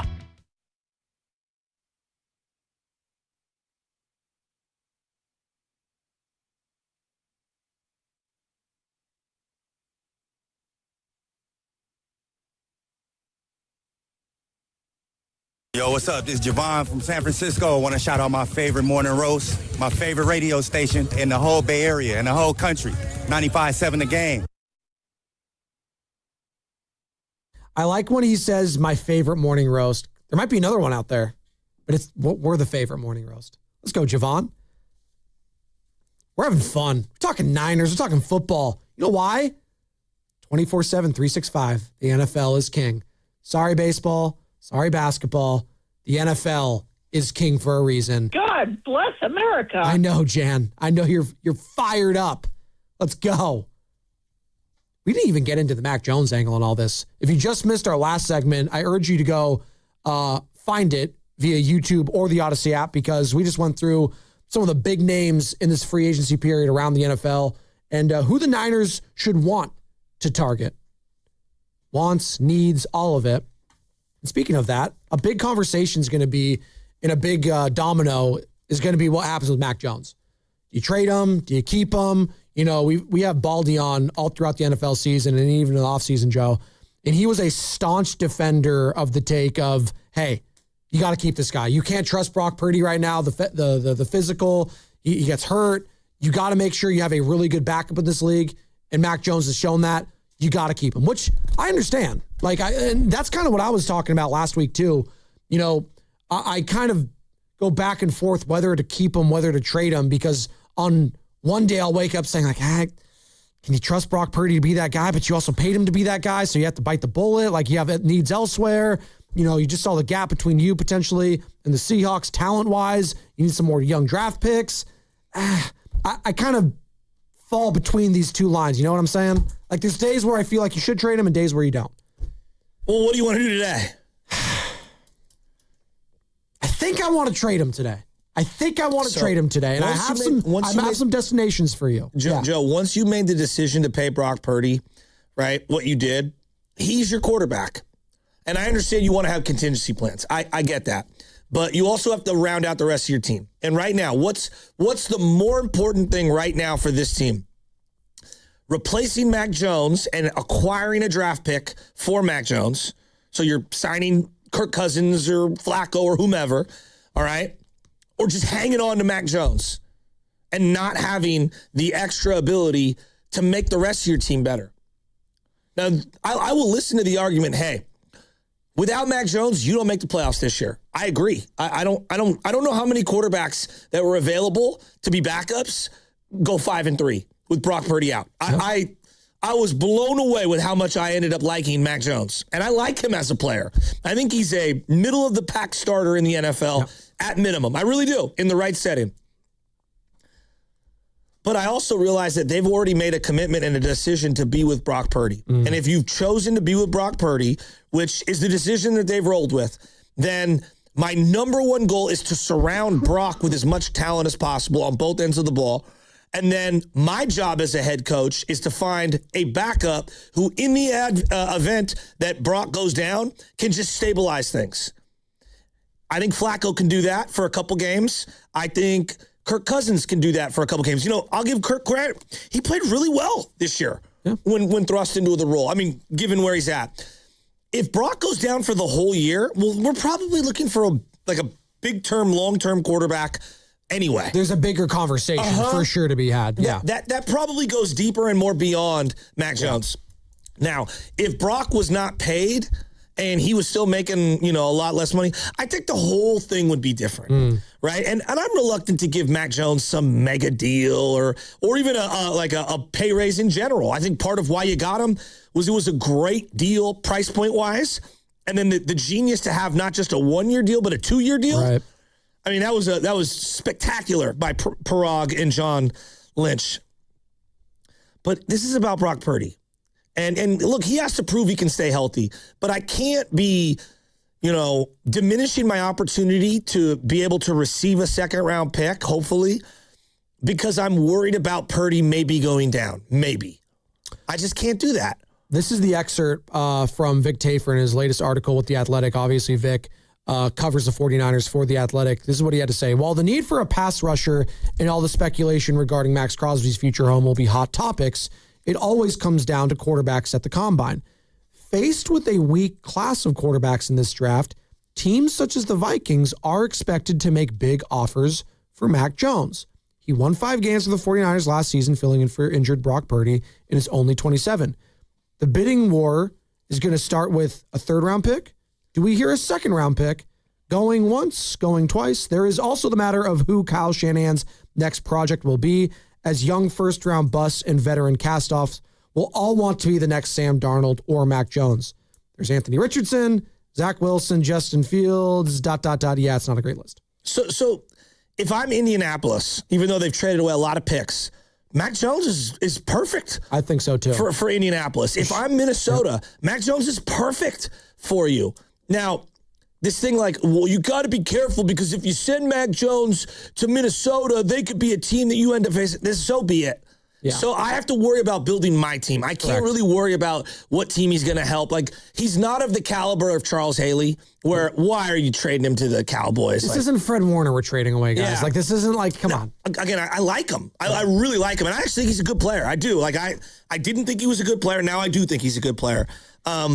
But, Joe, like, you made the decision to pay Brock Purdy. So now you have to build the team around him, at least for this year, and see where it goes. And if he gets hurt again this year and he misses significant time, well, then I think the writing's on the wall for Brock, like, big picture. Are you doing a 3rd-round pick if that's the most? No, it's got to be a top 55, 60 Has to be pick. 2nd round. Yeah, to me, it's got to be. And here's why it's got to be 2nd round. Because I will get a 3rd-round pick in next year's draft if he stays with us. So it doesn't matter. Yeah. So you'd rather, okay. All right. And I'm looking at it this way. If I have to package, in this hypothetical, if you told me, hey, you could get Jordan Addison and a 2nd-round pick that's interesting. For Ricky Pearsall and Mac Jones, don't you do it? In a heartbeat, I'd do that. Yes, absolutely. Especially for Jordan Addison, you get a speedster. Who's got flags? Yeah, no. He's got some red flags. But again, we talk about risk, Joe. Exactly. You got to be willing to do something risky. Last offseason, we understood you weren't doing that. This offseason, I think you can. He's a playmaker. Yeah. Now, is it too premature to move off Ricky? I'm just saying, like, I think they need to get creative. And I think, packaging Mac Jones with something else. Because here's why, Joe. What my goal is for this draft, I think they need to walk away with 2 2nd-round players or 2 1st-round players. Mm. And what I mean by that is take that 2nd-round pick that's theirs and that 2nd-round pick they get from Mac Jones and either move up or down the board to get back into the 1st round. If you have to use another pick for next year's draft to move up, this team needs playmakers. They got to go wheeling and dealing, that's for sure. So I love Mac, but you gotta do it. Here's some options, and shout out Sam Lubman for putting some of these potential suitors for Mac Jones, and where you'd be picking. Let me the write draft. them down. Let me write them down. You do it. Go. The New York Jets have the 33rd pick. Oh, my God. Do the Jets do that at 33? Joe, I would do that in a heartbeat. I think you kind of have to. In a heartbeat. The way the Jets do it, though. You know what that tells you? That's the first pick in the 2nd round. I call that the Debo zone. That's where they got Debo, like in that area. There's tremendous value. You're getting a 1st-round player in the 2nd round. Do I think the Jets, you asked Sam, are doing that? Probably not. I think they're going to draft Ty Simpson. That's what I keep seeing. Yeah, but I think Mac Jones would be perfect to stabilize the Jets if they wanted to get their act together. Would it be a great spot for him? Probably not. No, probably not. Because they need playmakers. And he's got Garrett Wilson. Well, who's there? They got Greg Roman as their OC now, so that's good. You like Greg Roman, right? Look, Greg Roman's fine for a couple of years. There you go. All right, so Jets at 33. I think we're all in agreement there. I mean, I would do cartwheels. Browns at 39. Cartwheels. Are the Browns doing? Aren't they going with Shedeur? They might. Todd Monken's the OC there now, or the head coach, former OC of the Baltimore Ravens. I'm doing it at 39 for sure. Saints at 42. I don't think Tyler Shuck. Yeah, they're pretty high on Tyler Shuck. I don't think the Saints are going to be doing that. I think it's very unlikely the Saints would shop that pick right now. Yeah. This is another interesting one, though, because the Jets also have the Cowboys pick at 44. See, now because 33 feels aggressive. Yeah. The 44th, I would love that. That makes sense, right? Again, it's under 50. Ideally, I want to get 50 and below. Here's some more. You mentioned the Colts. They have the 47th overall pick. Love that. Vikings have 49th overall. Vikings 49. And the Vikings just had to watch the guy that they said, no, we're good with Sam Darnold, go to the Seahawks and win a Super Bowl there. Max better than JJ right now. Yes. Yeah, he's more functional. Yeah, you can't trust JJ McCarthy right now. No. What is his alter ego? 9? Yeah, please. That's how many interceptions he likes to throw up every first half. That's what the Germans say when they ask if they want him on their team. You feel good about that one? Real quick. Just do you feel that was good a little about too that? wordy. No. You feel good 9. I about don't it? like that one. Okay. I can't even believe you said that. Thank you. Is that John Heyman? That guy. Heyman, Arson Judge? That guy. Is there a person with less credibility on the planet right now than that guy? He's been right about a lot of things lately. Well, no, there's Bob Nightingale. There's him. They're both the kiss of death. Bob Nightingale. Well, and Jeff Passan, as accurate as he is, why is he so aggressive in his mentions? Well, that's his thing. He's, baseball. Some of the baseball writers need to take a deep You love breath. Ken Rosenthal. Stop. No, bow tie guy can take a hike You too. love Ken Rosenthal. You also love Steven Risotto. Maybe he's going to be up there one of those days. No, I love Steven, but he doesn't come off like that. Like, it is a baseball thing, right? Give it time. Give it time. Give it time. Think about it. Verducci, Tom Verducci. Oh, Tom. Okay. Okay. Not Verducci. Nightingale. Like, there's a theme that we got going here. I like Bob Nightingale for what he is. Who said that? What was that? What'd you say? This is like what? Do you have something in your throat? You want to get that out? Huh? What? Share with the class, Joe. Share with us. I think we're all under the understanding. I think we all can agree. 49 or lower, you're doing that deal. Absolutely. You're doing that deal for Mac Jones. It's not even close. Well, I think there are some people that just don't want to trade Mac Jones in general. And I get their point, but guys, we've made our decision. Well, Brian Baldinger right here at 95.7 The Game, Morning Roast, talked about it. No, I'm not taking a second round pick. Mac Jones just kept him in playoff contention here. Like, what other guy is, going to do that right now in this in the whole league? What other guy is going to keep that, especially when you're losing Fred and Nick? Like, I'm not letting that guy out of my building. And even if Mac says, like, I want to, like, he's been to Jacksonville as a backup and got a chance to start. He's been, that was a disaster for him. Like, he was in New England when it was a disaster. Like, does he want to go to a team to maybe be a starter on a bad team and just get the crap beat out of him like he did in some other places? Like, this is a good situation for him. We've seen quarterbacks go down under Kyle's offense, not for Kyle's reason, but we've seen a lot of quarterbacks get hurt here in San Francisco. I'm not letting that guy out of my building. I don't care what they offer. So for this year, if Cousins gets released, let me make the case and for he's him. going to. The GM spoke this morning and said on the first day that the offseason officially begins, or the new league year, excuse me, they will be releasing Kirk Cousins. Look. Remove what you think about him in terms of like how good he is for a second. Would we all admit, man, he's pretty smart.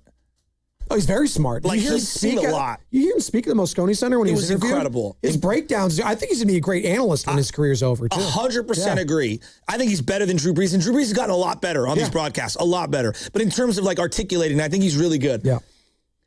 Doesn't Brock need like a guy like that for once in that quarterback room? Like the last couple years, and I love Sam Darnold's story and career arc, but like he was like 1 foot out of the league. It felt like, right? It's not like Brock's learning a whole lot from him, and I mean I'm sure they shared some things.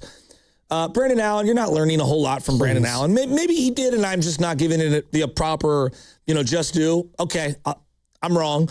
Like, he didn't learn much from Trey. He's not learning a whole lot from Mac Jones in terms of like, just like that wisdom of playing in high level games year after year after year, how to maintain your body for 5, 6, 7, 8 straight years. If you get Kirk Cousins in that quarterback room throughout the year, how many little subtle things can Brock learn to take his game to that next level from the neck up?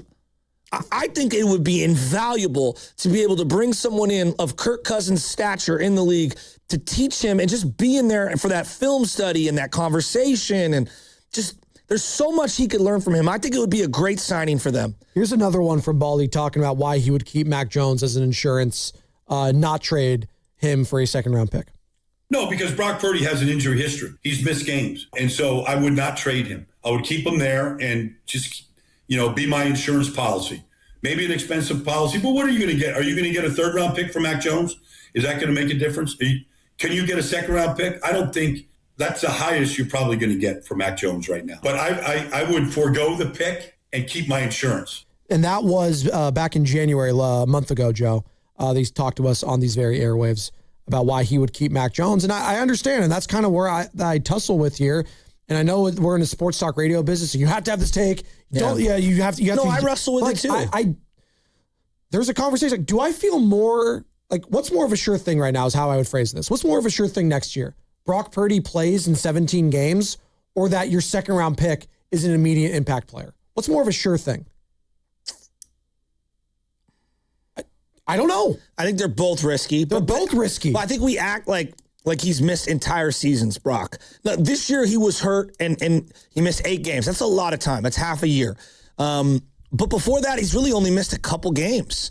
And I know that he got hurt in the NFC Championship game, which is the end of the year. And so it bled into the offseason. So he didn't miss necessarily time. Look, he has an injury history. But if you told me, is he going to miss 2 games or 8, I'd probably split the difference and say like 3 or 4, right? At most this upcoming year. I'd set the over-under on 2.5 games missed for Okay, Brock so Purdy. in that scenario, Kirk Cousins can't, or if Joe Flacco can't get you 1-2, 2-1, and just keep you afloat. We can't. They can. Yeah. They did it this year for their teams that weren't playoff teams. If he misses 8 games again this year, I think we're going to have bigger conversations about the whole thing, about Brock as a whole. And so I think they've made their bed. They've chosen Brock, and you cannot just cling on to Mac Jones because you're afraid Brock could go down. Well, it's not afraid. It's just that you feel like you know that you have a guy that if bleep does hit the fan. So let's Joe, talk about this was 2023 when let's my talk roster. about what's the unheard of though. If Brock has a catastrophic injury next year, knock on wood, that does not happen. Yeah. You have a guy there that the season's not over. Oh wait, we could go on a legitimate run here, and we can still do some great things. You can't say that for a lot of the quarterbacks. This is basically what Baldy was saying in this league. He's right. He's right. But I guess what I would say, I don't think Joe Flacco could take over the team 8 games into a season if you lose Brock and will them all the way to I don't know, the second round of the playoffs. I'm not sure Mac Jones could win in Philadelphia in the playoffs. I don't know. I don't know. You know, I feel better about his chances. Yeah. You know, I don't know. I really don't know. But I don't know, man. I think if they hang on to Mac Jones, that tells me that they're having big doubts on Brock Purdy. Especially if Kirk Cousins becomes available. Some people are going at Baldy on the text line 650. Brian also said to pay and keep Sam Darnold. Well, Sam Darnold did win a Super Bowl. So I'm not here to poo-poo. Hey, man. Baldy feeling that way about his flowers. We kind of have to. And at the price point, I do think it's kind of an interesting conversation what you're paying Sam Darnold compared to what you're paying with Brock Purdy, but we're not going to, Well, his cap number is a lot bigger this year. It is. Darnold. But next year it won't be. This upcoming year, I believe it was, I don't know, it was like 20% of the... Isn't that, but next year I'm talking about because that's, and it doesn't There's matter. some funny money in there. I know that. Yeah. Look it up. Sam Darnold's spot track right now as currently constructed. This is 2026. Correct. He has a $37 million cap hit this year, but he also has an out in his contract if you want to get out of it. So he probably won't do. $37 million is more than the cap hit for Brock Purdy this year. Yes, but last year he had that cheap cap. It was only $13 million. And then he has a $41 million cap the year hit. after. If they keep him, you got to assume they'll probably try to work something out. Rip it up, exactly. But again, it's crazy how things change the narrative after he won a Super Bowl and how we're viewing him as a quarterback going forward. One thing I have to give Darnold a lot of credit for is he does do a good job of not taking big hits. He stayed really healthy. He's also really strong. No, he is. He's big and strong. He is. He is. Oh, this is interesting. Would you trade Mac to Arizona from the 408? Is your division rival? Would you do that for them? I think you just have to take the best overall pick. Okay. So, but I would not want to. Ideally, I would not want to send him to Arizona. I'd like to send him to the Colts, the Jets, or the Vikings. Right. If I had my way, it'd be the Jets or the Colts. I don't mind trading him to Arizona because I don't think much of that roster, quite frankly. I mean, who's their coach? Exactly. You don't even know. It's Mike LaFleur, not Matt. His brother Mike LaFleur, I believe, is the coach. We'll see all that the coach's picture coming up soon. Don't they have the owner meetings approaching? And they're going to be talking about rule changes and all that. Yeah, can't wait. I the wonder, tush push is, by the way, off the table. We forgot about the tush push. I wonder where, Penix is in his rehab with Atlanta. I wonder if Atlanta's not a suitor for Mac Jones. I just wonder. That's interesting. Because I think he'd be really good with them. Yeah, I haven't thought about that. And what we know from Atlanta, they do quirky things. They do some weird things, although Matt Ryan's kind of like the leader in the clubhouse over there now. He's their president of whatever. But doesn't Mac Jones seem like a Matt Ryan kind of guy? Well, they're very comparable. Skill set wise, like mobility wise, above the dome. They're pretty smart. You know, a deal that I would love to do, I mean, now with the franchise tag, I don't think this is plausible, but Mac Jones for Kyle Pitts. Yeah, that would be nice. I don't think they're going to do that. Maybe we throw in a 5th rounder. Why wouldn't they do that? I don't know. I think they want to keep Kyle Pitts. Him and Bijan together, right? Don't you want to keep like your best players together? Joe, Atlanta's decision-making. Well, they feel like they were a game out of winning that division. You could talk me into any team in that division winning that next year. The NFC South. I think Mac would be good with Atlanta. He's also a Southern guy from Jacksonville, right? It's a good fit. 650. Kirk Cousins has accumulated over $321 million in his career. Yeah, he's done it pretty well. That's called Hall of Fame of business in sports. Yeah. It's a Hall of Famer. Him and Sam Bradford, you'd probably think of, right? The guys that just... But Bradford got one of the deals early on that you don't get in the NFL anymore, which is like the $50 million guarantee before you take a snap. And then he gets that Vikings deal. He gets the Eagles deal. How did he keep getting paid? Seriously? How did people Bradford? Yes. Because as a thrower of the football, certain individuals thought that he was that guy. Oh, my God, please. He always looked like he was wearing a Halloween costume. His shoulder pads? Yeah, he did. Well, he also had this like weird look in his eyes all the time. Like, I don't know what it was. See, I was out on him from the beginning at Oklahoma. Even though I knew he was a solid player, I just never was a Bradford guy. Sam Bradford. Heisman Trophy, baby. The human ace bandage is the greatest nickname ever. Human ace bandage? You've never heard that? No. That's so disrespectful. It's so apt. He was the rookie of the year in 2010 for the Rams. You remember that? He was. Was just no one else a rookie that year? It's so disrespectful. First overall pick back in 2010. So win you a game right now, Sam Bradford and his prime or Alex Smith? Alex Smith. I didn't think much of Sam Bradford. In their prime? In their prime, because I'm going to Kansas City, Alex Smith then. So and Alex Smith, just Sam Bradford had a prime? A wide receiver? Yeah, that's fine. Dwayne Bell. No, I can't throw you. Hit Travis Kelce. Hit Travis. Come on, man. Who are you taking, Loveman? Was that, I was saying, like, Sam Bradford had a prime? I didn't know that was a thing. I think he had 2010. I just told you. He had one. His rookie year. Well, he was also the completion percentage leader in 2016 with the Vikings. My answer is Alex Smith, but yeah, it's a funny way to talk about Sam Bradford. He had a moment with the Eagles, a moment with the Vikings, but like we're talking moments. 103 touchdowns to 61 interceptions. It's not bad. Completion percentage in his career, 62.5. Give me how much career money Bradford made. Oh, that's going to be a great question. Sam Bradford career earnings are as 210. 130 million. Wow. It's actually... What was his first contract? $65 million. See what I say? Like, how much? $65 million at the Rams. Vikings, he made $25 million. And then he got like kind of a couple of contracts more with the Eagles. And then he was a Cardinal. Remember that? At the very end, he was an Arizona Cardinal. I vaguely. Vaguely? That's your boy, dude. We got Bonte Hill joining us in 19 minutes. We can go anywhere with Bonte. There's a lot happening right now in the Bay. We just talked Niners for most of the show. We got Giant Spring Training. He was just there. Maybe I would love to pepper him with that. Maybe he has some interesting tidbits from Giant Spring Training. Tony Vitello, how's he feeling about him? Alex Cobb. Oh, no. Do not. Where is Alex Cobb? Is he with Cleveland still? Is he with Stephen Vogt? He might be a free agent. Do you want him? Giants need pitchers. Yeah, do you want him? Would you bring Alex Cobb back, Joe? I liked Alex Cobb. He's 38. Never mind. I'm out on that. Hip oh, my just God. gave out, though. Yeah, no, I'm out on that. Poor guy. Well, last year or 2 years ago. Oh, I thought he played last year. He didn't. So he's fresh. Yeah.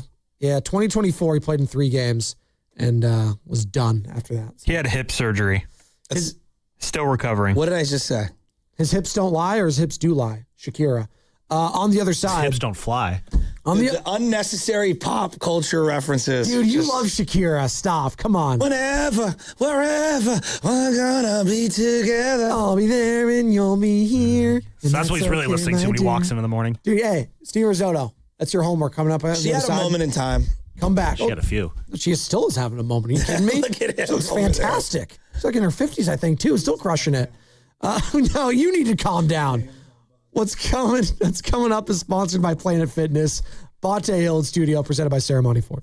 Planet Fitness has everything you need anytime the motivation hits. And with most clubs open 24 hours, you can give everything you've got. Save $28 or more when you join today for just $1 down, $15 a month. Cancel anytime. Deal ends February 27th. See Club for details. What if you could have the most reliable fiber-powered Wi-Fi? And get this, what if you could keep it at the same price for 5 years? That's the Xfinity 5-year price guarantee. 5 years of Wi-Fi that boosts speeds to the devices that need them most, that finds and fixes problems before you even notice them. Like super intelligent Wi-Fi with a sixth sense. And that keeps you gaming in the fast lane, even when the whole family's banking on bandwidth. All your devices working in perfect harmony for 5 whole years. And here's the best part. No annual contracts, no hidden fees, and our best equipment included. Plus, get online in no time with same-day Wi-Fi. Hey, let's face it, a lot can change in 5 years. Kids grow taller, dreams grow bigger, but your Wi-Fi, it would stay reliable and the price would stay put. The Xfinity 5-year price guarantee.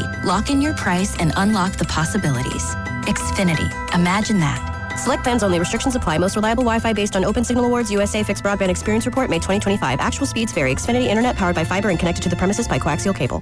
Yo, Harvey, Zoe, group selfie. Ooh, nice new iPhone 17, Drewski. Let's do a triangle formation. I'm in front. With the center stage front camera, everyone fits in the shot. You got it at T-Mobile. But switching takes forever. Not anymore. Now you can switch to T-Mobile in just 15 minutes. Focus, people. Nail your pose. And you get a new iPhone 17 on them. No way. Yes way. No way. Yes way, guys. Switch to T-Mobile and get iPhone 17 on us. And right now, we'll pay off your old phone up to $800. I'm grabbing my phone and switching to T-Mobile right now. Get back, Harvey. We're taking a let's go again, y'all. With 24 monthly bill credits, finance agreement, 256 gigabytes, $830, eligible trade-in, example iPhone 13 and new qualifying line, $60 plus per month plan with auto pay plus taxes and fees. For well-qualified customers plus tax and $35 device connection charge. Credits end and balance due if you pay off early or cancel. Contact us. $800 via virtual prepaid card. Card typically takes 15 days after rebate submission. No cash access and card expires in 6 months. Check out in 15 minutes per line. Visit T-Mobile.com. The following is an attorney advertisement. If you get sidelined by your workplace injury, the workers' compensation attorneys at Boxer and Gerson can help you get back in the game. Our team of skilled attorneys will fight by your side for the treatment and compensation you deserve. We care about justice for injured workers. That's what makes us Northern California's premier workers' comp law firm. Call Boxer and Gerson at 510-835-8870 or visit boxerlaw.com for a free consultation. Boxer and Gerson, your life is worth the fight. Are you curious about who offers the best deals on top-rated Samsung, LG, and Sony TVs? The answer is surprising. It's not online, and it's not the warehouse clubs. The best deals on top-rated TVs are at Video Only. Don't believe it? Then check out the trade-in deals at Video Only. How about $500 for your old TV? Try doing that online. Before you buy that new TV, drop into Video Only. If you don't, you'll be sorry. Yeah, Dan Dibley here for Fremont Bank, which, as you know by now, it's my bank, and it has been for more than 6 years. And I love this bank because it's a family-owned bank with the family-owned feel. They started back in 1964, and when they did that, it was just one branch, but now they have 21 branches. So if you go around in your Bay Area, you're going to find a Fremont Bank branch, and you're going to see it, and you're going to think, you know what? I want that full-service banking with no compromises, and you should. It's not a big box bank. It's a good local bank. And when you deposit your money with Fremont Bank, they reinvest it locally into businesses, philanthropy, home ownership, all the good stuff that makes our Bay Area the best area in all of the country. And that's why you should be a Fremont Bank customer. The money stays here. It's local. It's not a big box bank. It's a good, solid local bank. And we talk about Fremont Bank, and you know that they're here for you and here for good. If your home seems colder this winter than it should be, maybe it's time to upgrade your windows. As the Bay Area's largest Marvin reseller, Golden State Lumber and Showroom is proclaiming this the month of Marvin. As an Energy Star partner, Marvin offers durable, energy-efficient products that can lower your energy bill. Visit goldenstatelumber.com. Scroll down to Windows and Doors and visit the showroom near you. Since 1954, Golden State. When you succeed, we succeed. Carpal tunnel syndrome, heart failure that doesn't improve with common medicines. These are some signs and symptoms associated with ATTR-CM, or the cardiomyopathy of ATTR amyloidosis, a serious heart condition with symptoms that get worse over time. Amvuttra, vutrisiran, is a prescription medicine given by a healthcare provider that treats ATTRCM in adults to reduce heart-related death, hospital stays, and urgent visits. In a clinical study, Amvuttra was proven to help people live longer and have fewer heart-related hospital stays and urgent visits over 3 years compared to placebo. Amvuttra lowers the amount of vitamin A in your blood, which can affect vision. Other side effects include pain in the arms or legs, pain in the joints, and shortness of breath. These are not all the possible side effects of Amvuttra.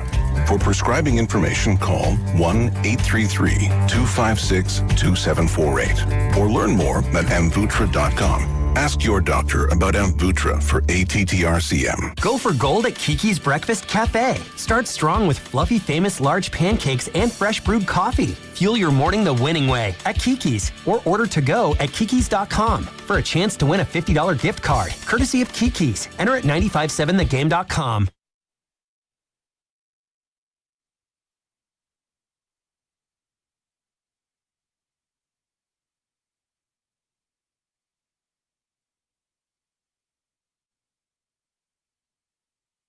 Hey, it's Willard from Willard and Dibs coming up at 2 o'clock. But now back to the Joes on the Morning Roast. Hey, Joe, I totally think you're winning the debates today.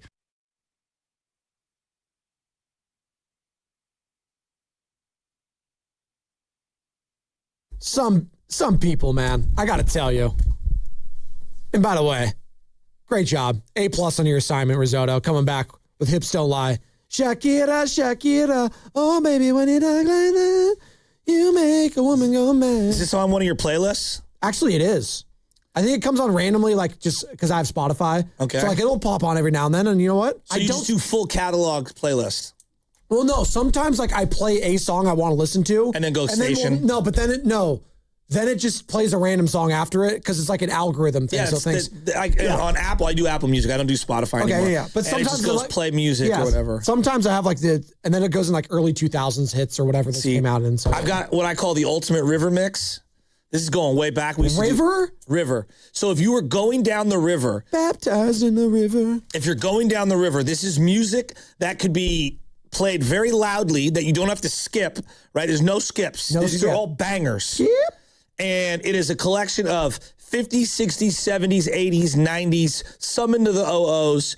No rap on there. 50s? Oh, a lot of 50s hits. What are you listening to in the 50s? All my grandma's hitters. You know, she got hitters. Elvis? Yeah, there's a lot of hitters, dude. Elvis is a heavy hitter. Yeah, talking about King of Pop. But anyway, these are like, if you were playing them going on a kayak down the river, people that would hear this alongside the river would be like, yep, that's a banger. Okay. Well, what are some of the songs? Like, do you Here, I'll pull up them. Let me pull it up. I'll give them to you. Okay. Yeah, you do that. So, like right now, it's on Don McLean, American Pie. Okay. Yeah, how does that one Simon and Garfunkel. You don't know American Pie? Yeah, how does that go? Long, long time ago. By the way, King of Pop is Michael Jackson. Fly, Miss America. Exactly. Thank you. Oh, drove my Chevy to the levee, and the levee But the levee was dry. Yeah. Good old boys, whiskey and rye. Sam Cooke, Cupid, banger. Okay, sure. Sam Cooke. Ike and Tina Turner, River Deep, Mountain High. Okay. I feel like we should play Pandora's Box with Spadoni, but with like 50s songs. Tom Petty, Mary Jane's Last Dance. Yeah, but most people aren't going to know 50s songs. Beatles, Twist and Shout. Well, these are 60s. I'm not a Beatles guy. I'm just going to... Zeppelin, Black Dog. Like, this is what's on my mix. Hey, mama, gonna make you sweat, gonna make you groove. Exactly. Okay. One of my favorite songs of all time. This is great radio. Ben E. King, Stand By Me. Oh. Banger.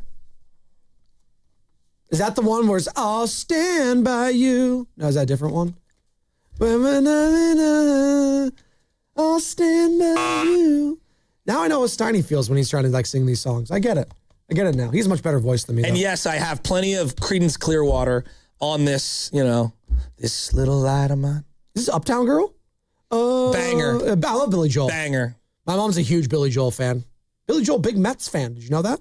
Big Mets guy. Performed at Shea Stadium multiple times. He actually was the last performance, I believe, at Old Shea Stadium. Steven Risotto in the back. Did you know that? There you go. I didn't know that. Yeah. That was a good mix of songs, correct? Yeah, you see some Shakira in there. Oh, I'll put her in there. Put some Shakira in there. Like, Now I've we're got a good. little bit of Chris Stapleton in there, Okay. like select hitters. Like, to me, it's the best of the best of the best. Like, you shouldn't have to skip to the next track. Should we have an intro song when Bonte comes on in here? Should we have one? Yeah, we have King's Tale. No. I haven't heard that in so long. But like, what's a King song? Like, we need a song for him, like trumpets.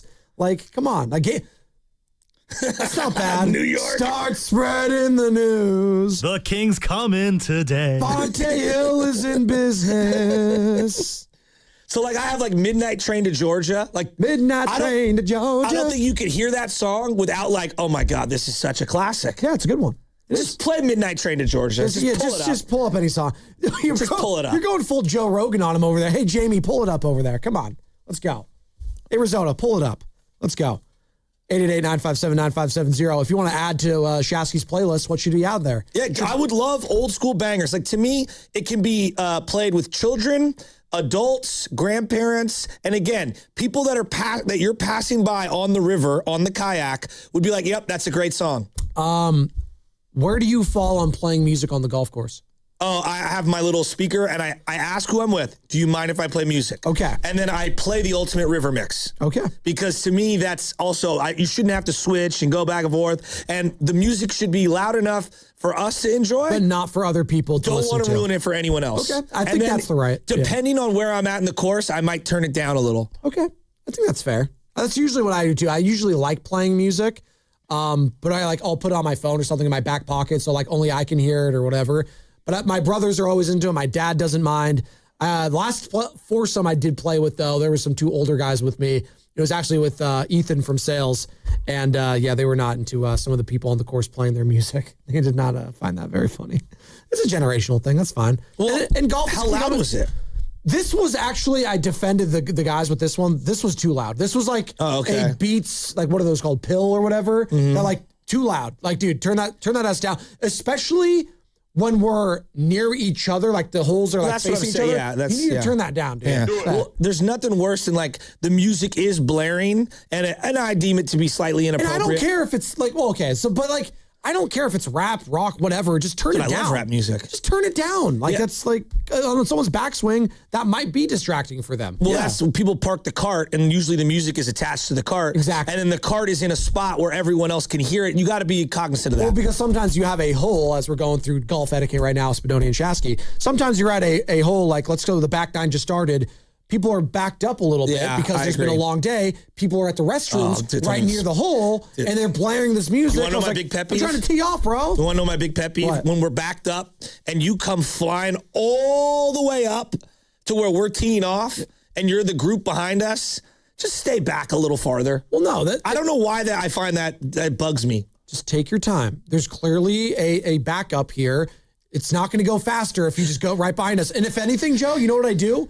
I go slow if you're going to do that to me. I will be that prick. Sorry. Don't rush me, dude. Well, you know, my dad would send warning shots down the fairway. That's fine. It's not my fault. No, I'm not making this up. This is the problem, though. It's the group in front of me. What do you want me to do about it? Well, like you want me to you want me to hit that? Like, I'm not doing that. What if this guy's like an 85-year-old man? He's a veteran, for God's sakes. Want me to rush him? Guy fought in World War II. Oh, no. Show some respect. I do believe it's fair. Like, if you just want to drive past a group. That is fine. And try to go like in front of them. Through. Go all the way. Yes. People get weird about that, though. I'm fine with that. If there's a twosome behind me, I want them to play through. Yeah. Go. Like, I don't want. Well, that's what I usually say. Like, when I have my son on the course, I'm like, hey, y'all just you just go. We're just hitting. You guys just go. We're but I also don't want to slow it up for everyone else. So I have a rule. LJ, when I'm on the green, you better be on the green. There you go. So however many hits it takes me to get to the green, pick your ball up and run to the green. Let's go. I always think of, what is it? Rate of play. And I love you, man. That is a real thing. You do have to be cognizant, because then you bring out the field marshal or whatever. And then you never played with Lucas, have you? Once I played with Lucas. So in baseball, it was me, him, and Guido. Oh, yeah, Guido. Yeah. In baseball, you're like the human rain delay. Lucas is the pace car. Oh my God. He's the slowest He's the caution flag golfer I've ever seen in my entire life. Ready golf. My dad would be like, hit the ball. If you're taking 14 practice swings, then topping it, and then hitting another one. Just give me a minute. Gotta land my shot. Gotta get ready. Okay, bye. The ball. Okay, bye. That's a good one. That's a good Lucas impression. I'll give you a 4 for that. Hey, Butch. Butch, it's okay. I got tee off. It's all good. Just relax. as I'm using your clubs. The biggest beef at the station is between Bonte Hill and Lucas Alexander. Over what? Bonte can't look at Lucas without talking smack to him. Just existing. Every time, I swear to God, that's what he does. Why? It's just, I told you, it's the biggest beef at the station. No one knows. Bonte Hill joining us in about 3 minutes, by the way. Find out then. Courtesy of Ceremony Ford. We're going to dive into everything with Bonte because we got Warriors topics, we got Giants topics, we got Niner topics. It's the benefit of having the king himself. Can you hit me on a midnight train to Georgia, Steven? I need that. I need that Gladys night in the Pips, dude. Okay. Just make my soul feel good. Could say please. What's your favorite? Thanks, hang tight. What's your Please. favorite song of all time? Ooh. What's your favorite song, Joe? Ooh. Do you have one? It depends on the day and the So mood. you don't. Okay, that's all right. There's some songs that I hear that I actually, you know what? One of my favorite songs of all time, it would be in my top 5 somewhere. Going to California, Led Zeppelin. Okay. I just love that song. And I think of my dad. I think we of my played grandma. that one on the station once upon a time. Yeah. I think that's just a beautiful song. I don't know if I have a favorite one. Don't box me in. I'll like what I like. I've been into some Backstreet Boys lately, some NSYNC. Boy bands are making a comeback. You see like the K-pop and the K-pop Demon Hunters? No, it's a big thing. It is. It is. Backstreet's back. All right. Right, Sammy? Oh, yeah. I even saw Lizzie McGuire, a.k.a. Hillary Duff, is performing again. We're playing all of her ads here. She's going to Shoreline. Yeah. You going to go see her? I'm going to see if you have tickets for that. You don't even know the reference of Lizzie McGuire, do you? Yeah. It was a Disney Channel show from the early 2000s. Okay. Millennials would get it. Millennials would get it. Yeah. Real millennials. So not now fake ones like now you. I'm thinking about this. What is the most anxiety-filled recreation moment that you can have playing rec sports? I mean, like things like golf, pickleball's very big. Teeing off on hole 1 is up there. In front of a bunch of people. It's very intimidating. I don't care who you are. What about coming up when you're going to 18 and everyone's watching everyone's approaches? Oh, no. And you can tell that they're all judging you. I'm glad you brought this up. So I played over at Pinehurst Golf. Right, it's one of the very famous North Carolina. My brother's a member over at the club there. So God, I'm so jealous. No, it's very fun. I had to pay my own way. I wasn't like cheap or anything. How much did that charge? Well, we'll talk about that off air because I didn't even play the number 2 course, which is their their number 2 course, as you know, Joe, is their that's the PGA one. Yeah. There's like 9. I couldn't play that one, but I played like 4 of them or 5 of them that were all equally as difficult, mind you. But when you get to the hole that we got on was one of them. I forget which one. They do watch you. Like everyone's, It ends right at where the country club starts, and they're all just sitting there, sipping their drinks, having their dinner, judging. Twilight, judging. Hey, I got to be honest though, I nailed my chip shot like right next to the pin. I was like, they didn't know I sucked ass that whole day leading up to that point, but that chip shot and that putt from 6 feet, Joe, chef's kiss. That made me feel good. But I still find the intimidating one is the hole because I'm horrible with my driver, especially if it's like a par 4 or 5. There is parts of me where it's like, dude, just hit an iron and look good. Just hit an iron shot. What about when you're playing pickup basketball and everyone's waiting to get in on like Saturday morning or whatever it might be, like playing terribly? Oh no, that's tough. And you could feel everyone like you're the weak link on the team. I don't mind that. I don't play a lot of pickup basketball enough. It's me and Benny just like shooting hoops, just playing horse. But are they secretly judging my jump shot like you are judging it for the knockout tournament? He just put bunny ears behind you. I can't remember the last time I hit someone with the bunny ears. It is an OG move. That is. It made me smile. One might say that's an unk move. Oh, that's not what fair. No, he nodded his head. I have no problem being an unk, man. Turn his mic on. There you go. There you go, Risotto. Wake up, baby. I have no problem being an unk. Dude, you're fired up. Let's go. I feel good. You're glowing. I feel good. There's a lot happening. Was it raining out or no? No, it wasn't. It's humid? Think the heavens. Is rain supposed to hit us at It any feels point? it's raining this morning. Yeah. I wouldn't know. It was white noise for you in the morning. Yeah, exactly. What's the most, and real quick, we'll get into real sports, most intimidating rec sport thing you can do? I'll give you a couple examples. Teeing off on the first hole in front of a ton of people. That's probably it for me right now. When you're playing pickup basketball and like you're the weak link and there's a ton of people waiting to play. I've been in those situations. And you're not, like, if we lose this game, I'm not playing again for an hour. No, listen, not only you're not going to play for an hour, but if you're the weak link, which I've been many, many times in pickup basketball, all you got to do is make one play on a winning team. And you're good. And then you're carried for the next 3 games. One good shot, one good defensive play, and you're good. played at Mariners Point yesterday, and I sucked. I love Mariners Point. Well, it was the first time I played in a couple months. Yeah. Swing was all over the place. So All right now, for me, it would have to be that first tee with everybody watching. It's Yeah. all quiet. You're locked in, and then you just shake one to the left. People are walking in as you're hitting at that particular one. Oh, my gosh, yeah. The amount of times, Great right? course. The Love amount that of times, and Joe, you can attest to this, Abate, you'll play with some guys the same way. I play with my dad, and like I just shank it, or I have a slice immediately. He doesn't say anything. Just turns around, just starts driving in the cart.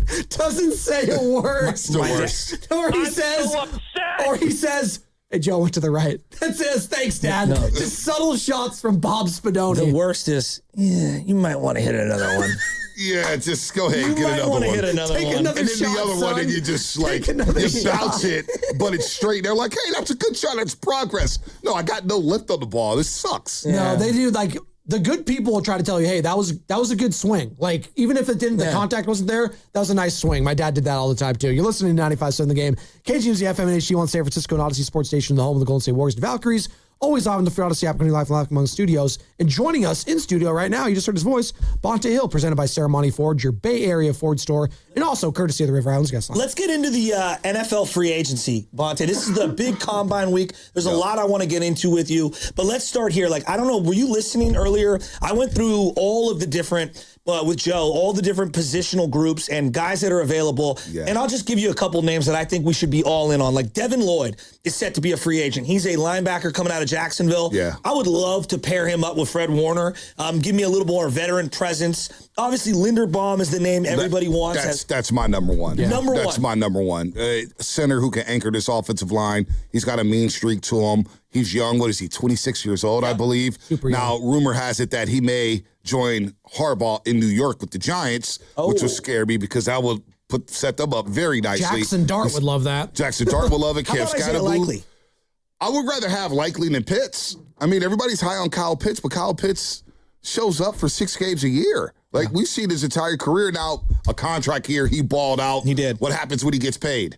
Now, rumor is that he wants to stay with Stefanski and that offense with Kevin Stefanski and the Falcons, but I would rather have Likely because it'll come at a cheaper price, and the guy makes big plays. He does. He's a big target, athletic, high points the ball. One of those big plays against Pittsburgh, they called him, it was an incomplete pass. It was a touchdown, actually. Really changed their season. He's got great feet, too. Yeah, he's a good player. I would rather have Likely than Pitts. And they need a tight end because George Kittle's going to be out for most of the season. So I would sign Likely and draft a tight end. And I think tight ends is a sleeper position where, for whatever reason, they slip to the second, third, fourth round. I would go get another tight end in the draft and pair him up with Likely. I like that move. Yeah, I just think that their spending in free agency, they have a war chest of money. When Brock's only going to have $26 million as his cap hit this year, go out and spend money and then keep your draft picks and either move up or down in the draft. Like, this is where they can really make their team better. Well, I think other than last season when the Niners reset and said, look, we got to let some of this money come off the books. We got a lot of dead cap. We got to chill for a second. For the most part, they're the shed ahead. They have spent money. They have. On their own players, in free agency. The 49ers and the Warriors, they've got no problem spending cash. So I don't worry about the Niners not being aggressive in free agency. It's just about hitting on the right players. Like last year, the one player you did sign, Luke Farrell, was a massive whiff. No. Yeah, it was a bust. Mac Jones was a great pickup. Mac Jones was a great pickup. That's why I don't worry about, look, Mac Jones, I know everybody's talking about the backup quarterback. Mac Jones is getting traded, folks. He's getting traded. It in? He's getting traded. I'm guaranteeing it. He's getting traded. You're going to get draft capital for him. What do you think you get? Hopefully second, but I think you get a third, maybe a high third. Look, in a wacky world, I would love to trade him to Minnesota and see if I can get a package from Justin Jefferson, see if we can get him out of there. Obviously, if they trade for Mac Jones. No, I don't think he fits this regime. They've always talked about character type of guys. He's got a lot of red flags. A lot of red flags. You're late in London or whatever the hell they played at overseas last year. So I wouldn't take a chance on Jordan Addison, but they do need playmakers. There's no doubt about that. But Mac Jones is as good as God. And look, everybody says, well, what about the backup quarterback? Purdy gets hurt. The Niners have become a rehabilitation center for backup quarterbacks. There's a couple guys out there, and it's not Kirk Cousins. Call me crazy as hell. And a lot of people say I say dumb things, whatever. This may be one of those dumb things. But I would take a flyer on Kyler Murray as a backup quarterback. I swear to God. Well, what are they going to do with him? I think Arizona's going to move on. If they don't move on from Kyler, if Kyler Murray's available, Kyler's an interesting one. A lot of people will tell me, well, he doesn't study, he doesn't do this, he doesn't do that, he's short, he can't see over the line. Well, I think with Shanahan and this culture that they have in San Francisco, he would study. He would kind of just sit back for a second. Okay, I'll play him. Now, he would have to check his ego. He would for sure talk him. I think he feels he's a starter in the league, though. Probably. Right? Yeah. But you know what? His You next here for spot 1 is year. important. Yeah. If you're here for I'm a with year, you, B. you'll learn. Maybe you get a couple reps in a game. Maybe you fill in for Brock Purdy.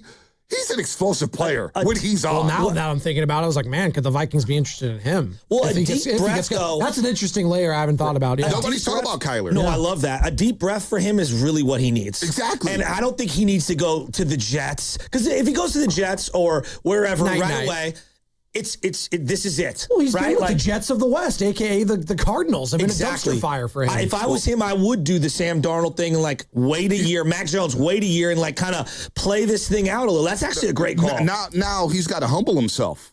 You know, if he wants to be a starter, you go to the Jets, your career might be over. Yeah. Playing for Aaron Glenn and New York Jets. Now you're in the division with Buffalo. You're in the division with New England. What the hell's going on in Miami? No clue. You know, no clue there. So if Kyler wants to be a starter, sure, you can go be a starter somewhere. You're not going to win a lot of football games with the New York Jets. Now, Minnesota's intriguing. Yeah. Would Minnesota be in on a Kyler Murray and Kevin O'Connell? That intrigues me. If he could land there, that's a great spot for Kyler Murray. And you got the ready-made wide receiver, Justin Jefferson, that offensive mind. So if it's not Minnesota and Minnesota doesn't trade for Mac Jones, or I don't know, but as a backup quarterback, if Kyler's lingering and he can't get a starting job, I would love to have him as a backup quarterback here in San Francisco. I hadn't even thought of that. Like, everybody's talking about Kirk Cousins. Well, because it's the end of his career. Yeah, I know, and he's done. Like, you watched him last year in Atlanta. A couple games. Maybe a game or two, but he can't move. Okay. He can't move. Like, he did not I just look don't good like last Zach year. Wilson at all. Oh, I'm not on that, out too. on him. I think he's closer to Trey Lance than he is Mac Jones. Yeah, we talked to Baldy about that. Baldy's completely out on him. I'm out on him. too. He was with Sean Payton and Mike McDaniel, and he's just right. It didn't work. If it doesn't work with those guys, it's not going to work anywhere. I'm kind of with you. Trubisky? It's 32. Trubiscuits? Gosh. No? That's my third quarterback. Snoop Huntley? As my third quarterback. Kenny Pickett? Snoop ain't bad, though. Snoop I'll ain't take bad. Snoop over Pickett. Yeah, I take Snoop over Kirk Cousins. Snoop will win you a game or two. He won that game on Saturday night at Lambeau Field. Now, I think you're selling Kirk short. It's Derrick Henry. Yeah, Kirk, the classic quarterback. I know. I know why. He reads a good defense, but he looked so washed for Atlanta. And I actually thought he was the better quarterback in Atlanta. Like Sunday Night Football, when the Falcons came out here to play the 49ers. I remember I said on this show, if Kirk Cousins starts that football game, they probably win. Because Penix was that bad. Penix was bad. Well, that's why I think Atlanta should be a team in the mix for Mac Jones. They might. I think Matt Ryan would love to have Mac Jones. They might, but I know a lot of people say, hey, man, keep Mac Jones, keep Mac Jones. Mac Jones is going to have a big market. And I think if you're the 49ers, knowing that what you need on offense and defense, you got to get the draft capital. You got to get something from Mac Jones. It's really down. Agree. This entire draft class is down. After Mendoza, there's a big drop-off with Ty Simpson. They're talking about being a first-round pick. It's like, Ty Simpson? Well, the Jets? Yeah. He looks good at times. He grew on me, though, this year. He did. He's tough. He's tough. He's a tough kid. I kind of like Ty. I don't love him, but I kind of like him. Yeah. I do. Let me ask you about Max Crosby, because that's kind of been the name. And Micah Parsons deal, 2 firsts, basically this year's 20th, next year's first, and Kenny Clark. If the Niners were to acquire him, is that a package you're willing to do? A player, 2 firsts, it would take up 26% of your cap between him and Bosa alone. Obviously, he's a great player. Might be looking for a new deal. Bosa might be looking for a new deal because you can get out from underneath his money after next year. Both turned 29. I'm not that I don't like Max Crosby. He's awesome. I don't think that's the move for the Niners. I don't think they're one player away. Is Trey Hendrickson just as productive as Max Crosby? He's close, and it doesn't cost you the picks. So why not just go that route for a couple years? I would like him or Jalen Phillips. And I still don't believe the Raiders are really going to do business with the Niners. I'm still not there yet. I actually don't think they're going to trade him at all, personally, but we'll see. Trey Hendrickson did only play in 7 games last year, which does concern me. But if you're trying to, pair him with someone and you don't want to give up draft capital, it makes sense. And also, you got to remember that he was trying to get his money with Cincinnati. He didn't participate in training camp. There was a lot of things going on. Was he really hurt? Did he just shut it down? They didn't what was pay going on? The first round pick. Exactly. Stewart out of Texas A&M. So if Trey Hendrickson if it's not a big drop off from Max, I'm keeping the picks. Maybe I'll trade those picks for another playmaker. What's up with Brian Thomas Jr. in Jacksonville? I keep throwing this out. Pearsall and a pick for Brian Thomas Jr. And then maybe sign Mike Evans. Or what's going on with Jalen Waddle in Miami? Like, there's a lot of things happening out here. So I still don't believe the Raiders are going to trade with the Niners. Yeah. Like, if they did, I'll fully admit, wow, I'm shocked. I would be shocked, too. I would be shocked. But Max is... I don't know, Shasky. I'm lukewarm on it. We'll pick this up on the other side. Plus, I want to get your thoughts, Bonte, on what you saw down in Arizona for spring training with the Giants. Plus, Golden State Warriors are back in action tonight. We'll see if Draymond comes back. He's listed as questionable right now. We know Kristaps Porzingis is going to be out these next 2 games with an illness. And I want to get your thoughts on what you saw on Sunday with that win against the Denver Nuggets. Shorthanded and all. No Kristaps, no Steph, Jimmy, or Draymond. But they got the dub over Jokic and company. And it's all going to be brought to you by Kalshi. Trade on anything. The world is always changing. Now you can trade on what happens next with Kalshi. What will the president say during his address? Trade on the outcomes live on Kalshi. Download the Kalshi app and use code FAN to get $10 when you trade $10. Kalshi. Trade on anything. High five. Up top. Dave's company just got the 5-year price lock guarantee from Comcast Business. Yeah! It's 5 years of gig speed internet, advanced security, and a great rate that won't change. All from the company with 99.9% network reliability. Heck yeah! He hasn't given this many high fives since Deborah brought in her famous banana bread. Yes! The Comcast Business 5-year price lock guarantee. Powering 5 years of savings, powering possibilities. And it's hurting, but I am not stopping. Woo! For a limited time, now through March 29th, switch to Comcast Business to lock in your rate for 5 years and get a $500 prepaid card on a qualifying gig bundle. Or ask how to get started with 150 megabit internet and Security Edge for $59.99 a month for 12 months with a 2-year agreement. Don't wait. Call today. Restrictions apply. New customers only. 1-year contract required for guaranteed rate. Paperless billing and automatic payments with bank account required. 5-year pricing applies to monthly service charge excluding taxes and fees. Do you owe $10,000 or more to the IRS like Mark? I've been doing home remodeling for 30 plus years, but the economy crashed. I wound up losing my home, losing my job, and on top of that, owing the IRS a ton of money. I owed the IRS $114,000. It really, truly was the worst part of my life. Then Mark found tax relief advocates. On news radio, I heard about TRA, and I thought, what's the worst that could happen? So I picked up the phone and I called them. When it was all said and done, TRA settled my $114,000 debt for $100, and I'm telling you, I was ecstatic. Could not believe it. Would recommend TRA to anyone. If you owe 10 or even hundreds of thousands of dollars to the IRS, don't lose hope. Do what Mark did and call TRA for a consultation. But TRA did. They gave me a second chance, and I'm forever grateful. Visit TRA.com or call 800-491-9914. 800-491-9914. That's 800-491-9914. Odyssey San Francisco is proud to present our first quarterly game changer of 2026, Sam Meekley, a hard worker and quick problem solver. Sam keeps the cluster together, listens, fixes fast, and is always so calm. Thank you, Sam. The following is an attorney advertisement. If you get sidelined by your workplace injury, the workers' compensation attorneys at Boxer & Gerson can help you get back in the game. Our team of skilled attorneys will fight by your side for the treatment and compensation you deserve. We care about justice for injured workers. That's what makes us Northern California's premier workers' comp law firm. Call Boxer & Gerson at 510-835-8870 or visit boxerlaw.com for a free consultation. Boxer & Gerson, your life is worth the fight. Right now is the perfect time to head to Saramonte Ford. Huge selection, big savings, and straight up great deals. They've got a lineup of brand new Fords ready to roll. Trucks, SUVs, and hybrids, all priced to move. Whether you're buying or leasing, Saramonte Ford makes it easy, fast, and stress-free. So don't wait. Stop in person right off 280 in Colma or online 24/7 at SaramonteFord.com. That's SaramonteFord.com. Saramonte Ford, your San Francisco Bay Area Ford dealer. Tired of love handles that don't love you back? This February, show your yourself some real love with medical weight loss that works. Jumpstart MD blends expert care with GLP-1 medications like semaglutide and tirzepatide, plus one-on-one guidance to protect muscle, metabolism, and your sanity. Visit one of 13 Bay Area clinics or start online from anywhere. Start now for just $20.26 when you mention radio. Call 855-JUMPSTART or go to jumpstartmd.com and start seeing results you'll actually love. There's a party at your house, but some are uninvited. Yeah, it's bugs. You've got ants, spiders, maybe a mouse or two. It's a full-blown shindig. But don't let these party crashers ruin your good time. Visit atgopestcontrol.com and let them show those pests the door permanently. Because when the only guests you want are your friends, leave the pests to them. Visit their website today, atcopestcontrol.com, before your house becomes a full-blown infestation. Call 888-900-9697 now for 10% off your initial service. Straight Talk Wireless presents Pickup Truck Wisdom. The smartest way to spend your money is not to. Straight Talk offers free 5G phones for new and existing customers on Verizon's 5G network.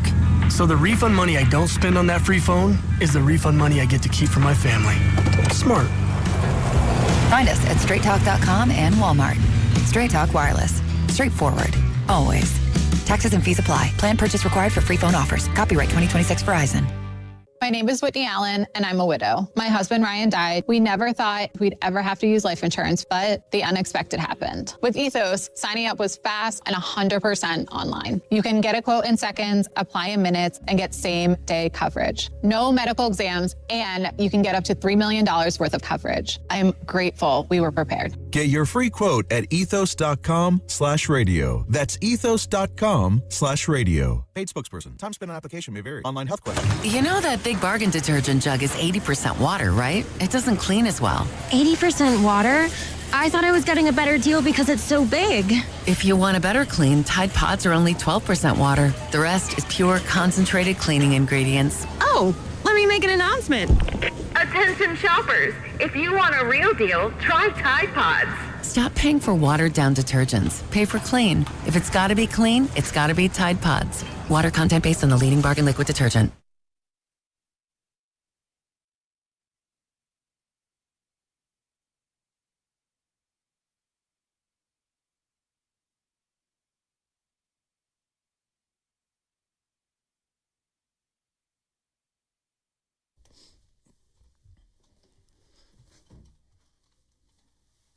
This is Big Pun from South City.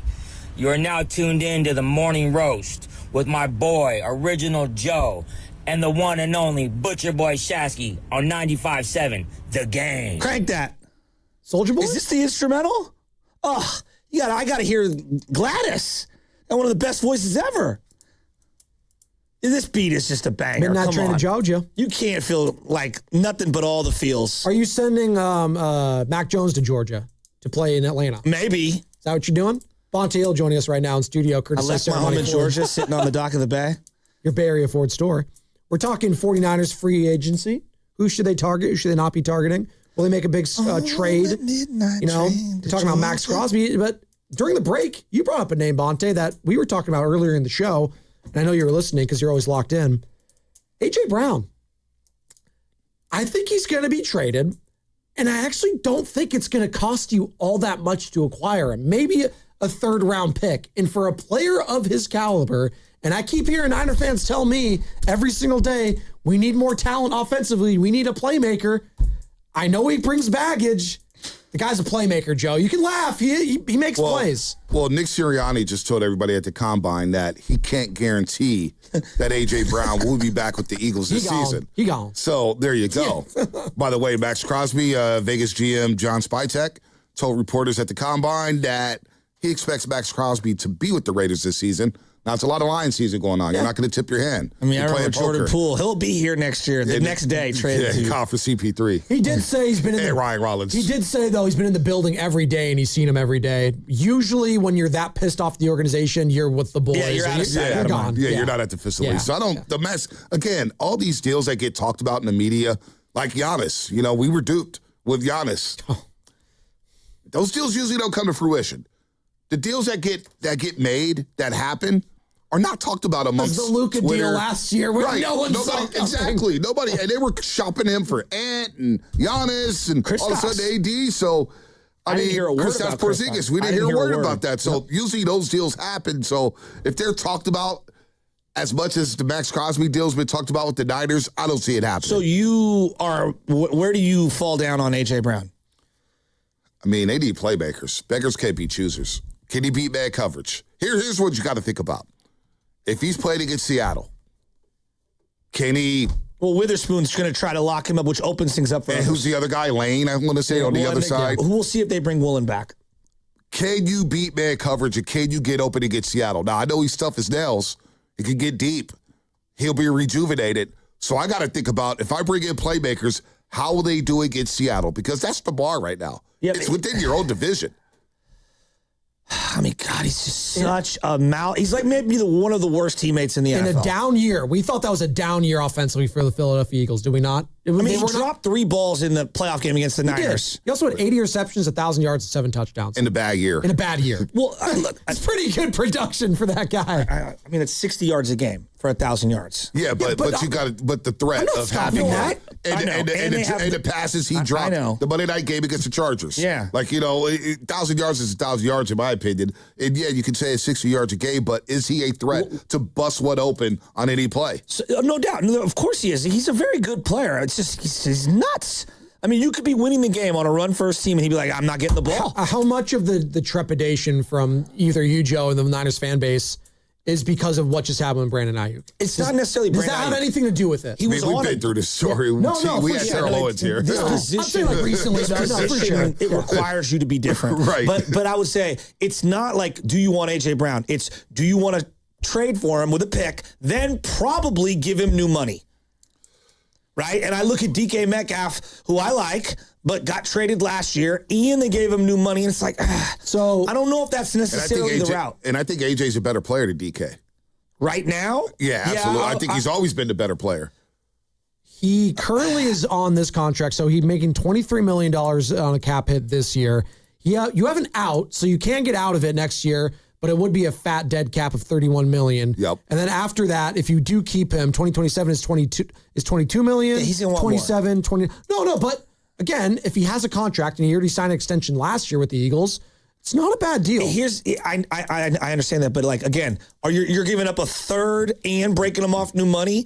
I'm a little less in on that. If it's a 4th or 5th and I'm breaking them off new money, no problem. If it's you play on the number you have right now, and I know on the front end you're happy with that, all right, I'll consider a third. Listen, if you're talking about Jordan Addison, I'd rather have A.J. Brown in the room all day long. No, I would Jordan Addison seems to be much more of a character issue or much more of a flaw in that locker room. Yeah, exactly. Than A.J. Brown. A.J. Brown, for whatever reason. And look, that Eagles offense was remedial. Yeah, no doubt. It was elementary. And he's probably like, yo, look, get me out of here. Well, on the power slant, he could do what Debo was doing, which they love to run. That over-the-middle power slant, just hit me in stride, let me run through people. He could get deep, too. They need Yak bad. Their Yak was down. And he could take the top off the defense. No doubt. So if A.J. Brown is there for the cheap, I'm willing to take that chance. I would rather go Brian Thomas Jr. and bring him in, and younger and less expensive and less. I don't know, man. But here's the thing that you have to have in this offense. You got to be tough. No question. You got to be able to run block. And who's tougher right now? Well, not Brian Thomas Jr. There's a lot of questions. Exactly. Heart, toughness. I don't got time to mess around here. I got Seattle lurking. Hands. I got Seattle lurking. Yep. I need toughness. I don't need choir boys. I need dudes who's going to go out there and go get it. And A.J. Brown with the change of scenery, I'm willing to take. And you know what? Rip up the deal. Give him a new 2-year deal. Front load that contract. I want to front load it. We can manipulate this deal. I'm willing to take a chance on if he's available and Philly wants to give him up for the cheap. That's a guy I'm willing to take a chance for. Who agrees with Bonte? 888-957-9570. I do. I'm all in on A.J. Brown. For the right price, I would do it in a heartbeat because I just think but you can't be like, and I'm not saying you're doing this, Joe. I hear a lot of Niner fans say, we need offensive weapons. We need offensive weapons. I was like, okay, are you going to trust the draft where they've tried to hit on offensive weapons and they failed at that? They have to, though, Joe. Like, you have to at some level why do you have to? Go get the proven commodity. He's out there. Give me the proven talent, Joe. If he was a free agent, it's a no-brainer in terms of like if it's, low-end money, but like it's the pick and the money, and is he going to be satisfied? How about I this? think so. Someone else says, can you get A.J. Brown and Debo Samuel? Go get both of them. Out on Debo. Go get both of them. Banter. No, I'm not on Debo. But you know what? I need play. You said this, Joe, and I'm with you, Spadoni, on the A.J. Brown thing, but you said this, Shasky, and it stuck with me.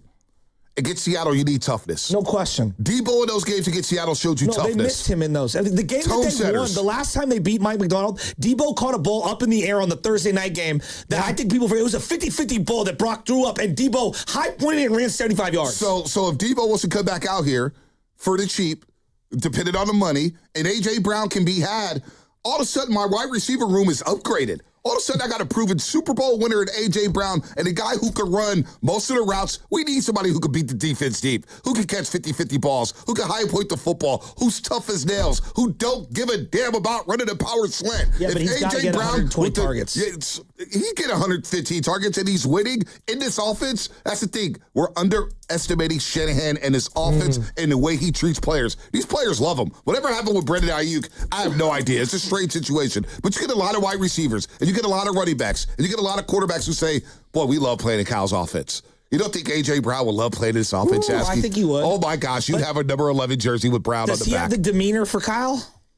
Oh, I think he's a dog. Kyle loves the dogs, I'm just asking. Absolutely. You deal with Sirianni. He dealt with Mike Vrabel. Think about it. I know, but Vrabel and him apparently didn't get along. He was talking about this week. Did it? Who said that? That's what A.J. Brown said. What did he say? He said he didn't get along with Vrabel? They didn't really get along at first. Really? Yeah. At first? Yeah. At first? They didn't really like press him on when it turned around. At first, all right. It's one of those player podcasts. All right. Look, I don't. At first, I got to hear that. I didn't hear that. Because he played for Vrabel, and Vrabel's a tough SOB, and he started balling out. I didn't know Stephon Diggs would be able to do what he did this year, and he had a monster year, so... I don't know. If we're talking playmakers, I'm not helping out A.J. Brown, but if he's going to be available, it's a swing. Like Mike Evans is going to be out there. How much juice does Mike Evans have? I don't think he's a good fit for us. We need Yak. We need Yak.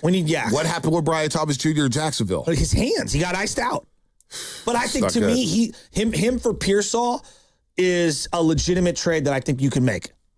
Pearsall goes to Florida. Jacksonville will take that? Yeah, I do. Why? I think he goes to Florida because I think both guys need a new spot. But Jacksonville's looking at it saying that Pearsall can't stay on the field. At least we know Brian Thomas Jr. They got what's his face. He got iced out. We were talking to Baldy, and he was basically saying that ever since they made the trade for the guy from the Raiders, Brian Thomas has been persona non grata. Yeah, right. Jacoby Myers. I just see, but I look at it on the other side.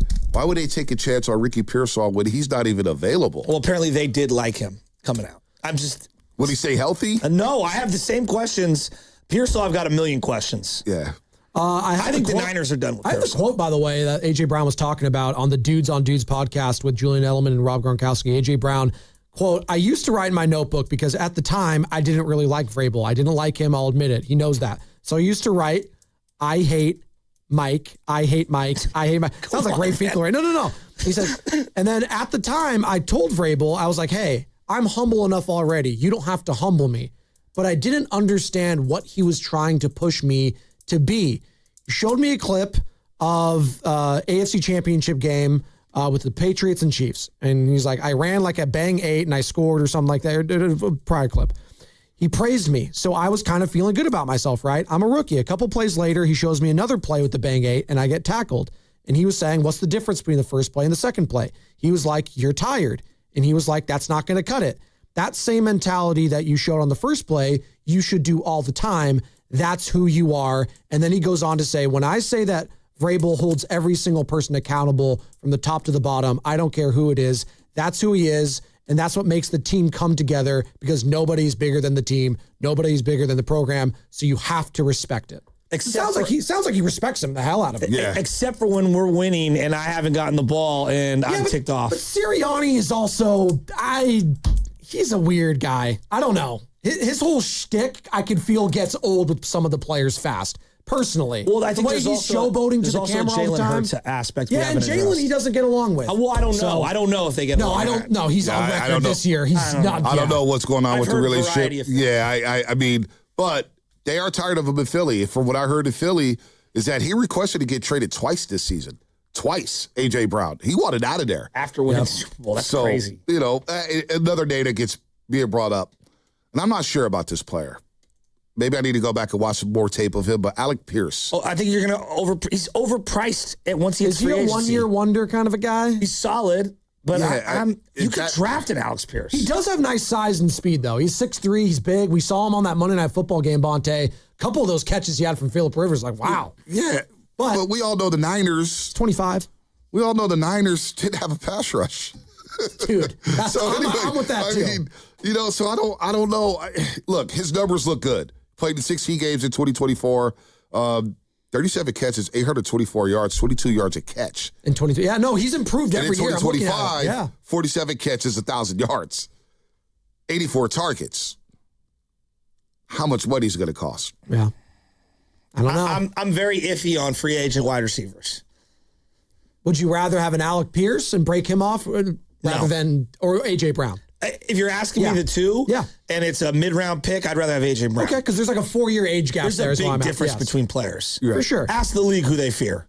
People want to join in the conversation. We can go to the phone lines. They're open. Leroy, our boy, is in Oakland, wants to talk about some A.J. Brown. What's up, Leroy? You're on the roast with Bonte. Hey, good morning. Good morning. How you guys doing? B, man, you're a hard man to get in touch with, man. It's an honor to be on with you guys. Stop it. I'm not hard to find. Don't do that to me, Leroy. Come on, Don't do that to me, Leroy.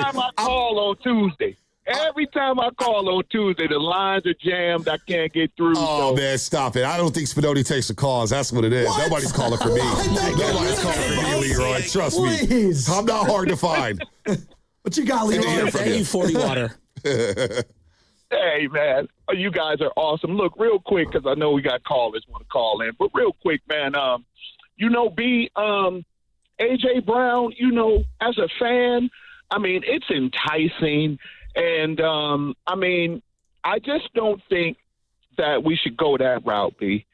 Joe, I hear you. I just think we should go in the draft, right? Because as a fan, there's nothing like putting on that jersey that, your team drafted this guy. This is your guy. Like, as a fan, I'm so tired of, putting on a Garoppolo jersey and he has a jersey in New England, putting on this guy jersey and he's got jerseys all over the place.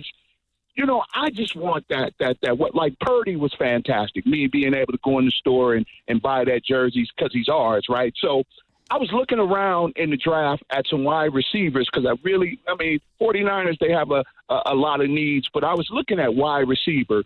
And I looked at about 10 guys, and the two guys I want to know what you guys think that I came out with was Chris Brazzell, the second from Tennessee, right? Yeah. 6'5", 200 pounds, right?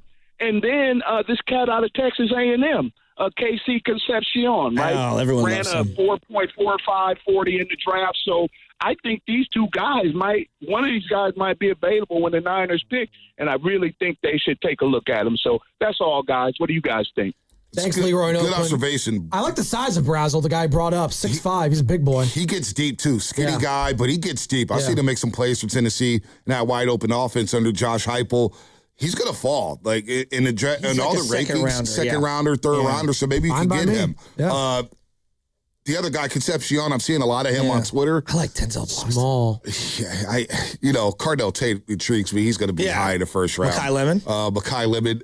He's a player, bro. He's a player. There's so many good wide receivers. Even the guy from Alabama, nobody's talking about Jeremy Bernard. I like him. Jeremy Bernard. Where's he going to fall? So you can't draft, but under Kyle Shanahan, how many rookies pop at wide receiver? Deebo Samuel. Ayuk really didn't because he got hurt, remember? Yeah, but that was COVID year. I thought it was a pretty good year. Right. It was okay. Yards. Yeah, it was okay. So I would need another veteran alongside of them, but these are intriguing prospects. I like when Leroy says that. It's officially draft season, of course, right? Combine's happening this Thursday out in Indianapolis. Mel Kiper released his mock draft 2.0. Where are the Niners? Who got the Niners? What do they get? Caden Proctor, offensive tackle guard, Alabama. Okay. I wouldn't hate that as a pick if that happened. Now, why couldn't Alabama run the ball this year? At all.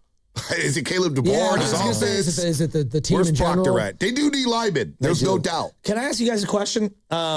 This sparked something earlier. He's talking about jerseys and buying them. I was at Target yesterday, and they got the I call them like the jerseys. and they have the little button up. Yeah. They're like inexpensive jerseys. I got LJ a Rafi Devers. Let's go. When was the last time you bought a Giants jersey that was a current player? I don't think I've ever bought a Giants jersey. Yeah. Maybe shirts and jackets and hoodies. I'm more that guy. But to your point, yes, you can buy jerseys now in the Giants. This is something we talked about 3 years ago. I can't go in the store and buy a jersey. Yep. Who are you going to buy? Mike Tachman? Are you going to, Hey, Mike, he just got signed from somewhere. Mike Like I Tachman. do like Yaz in Atlanta with the Braves. That's a good spot for him. Home run first at bat. You know, he played well with the Royals last year. He wasn't as bad as a player. He was good with the Royals. He was a whipping boy here with the Giants, but I thought he was better than what people talked the way we perceived him. But yes, Devers, Adames, hell, even Ramos, man. I think Ramos I think people are sleeping on Ramos because of the defense. He had a pretty damn good offensive season. The power fell off in the second half. Yeah, he 20-plus home runs, though. 21 home runs for Ramos. If I get that from him, 25. But let me tell you, watching Devers, and I wasn't there for the game, so I was there basically when they were doing live BP and batting practice. It just sounds different coming off his bat. I swear to God. There's certain people who does that. Spinoni, I'm sitting there in the dugout watching him hit, and I'm sitting next to Ron Wotus, and I'm like, wow.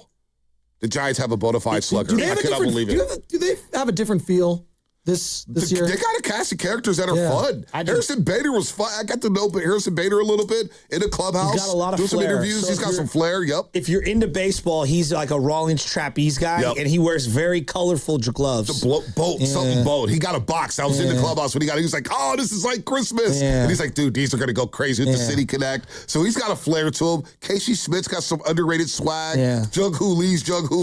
His translator's got swag. His boy Justin, he's hilarious. So I'm like, these guys, I like this You're guy. in tight with the translator. Make sure it doesn't take too much of the team spread.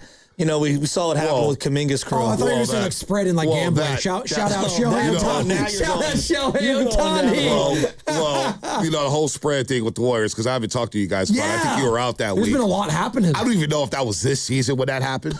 What? But not only that, what a bad look for the organization. Thank you. For that to leak.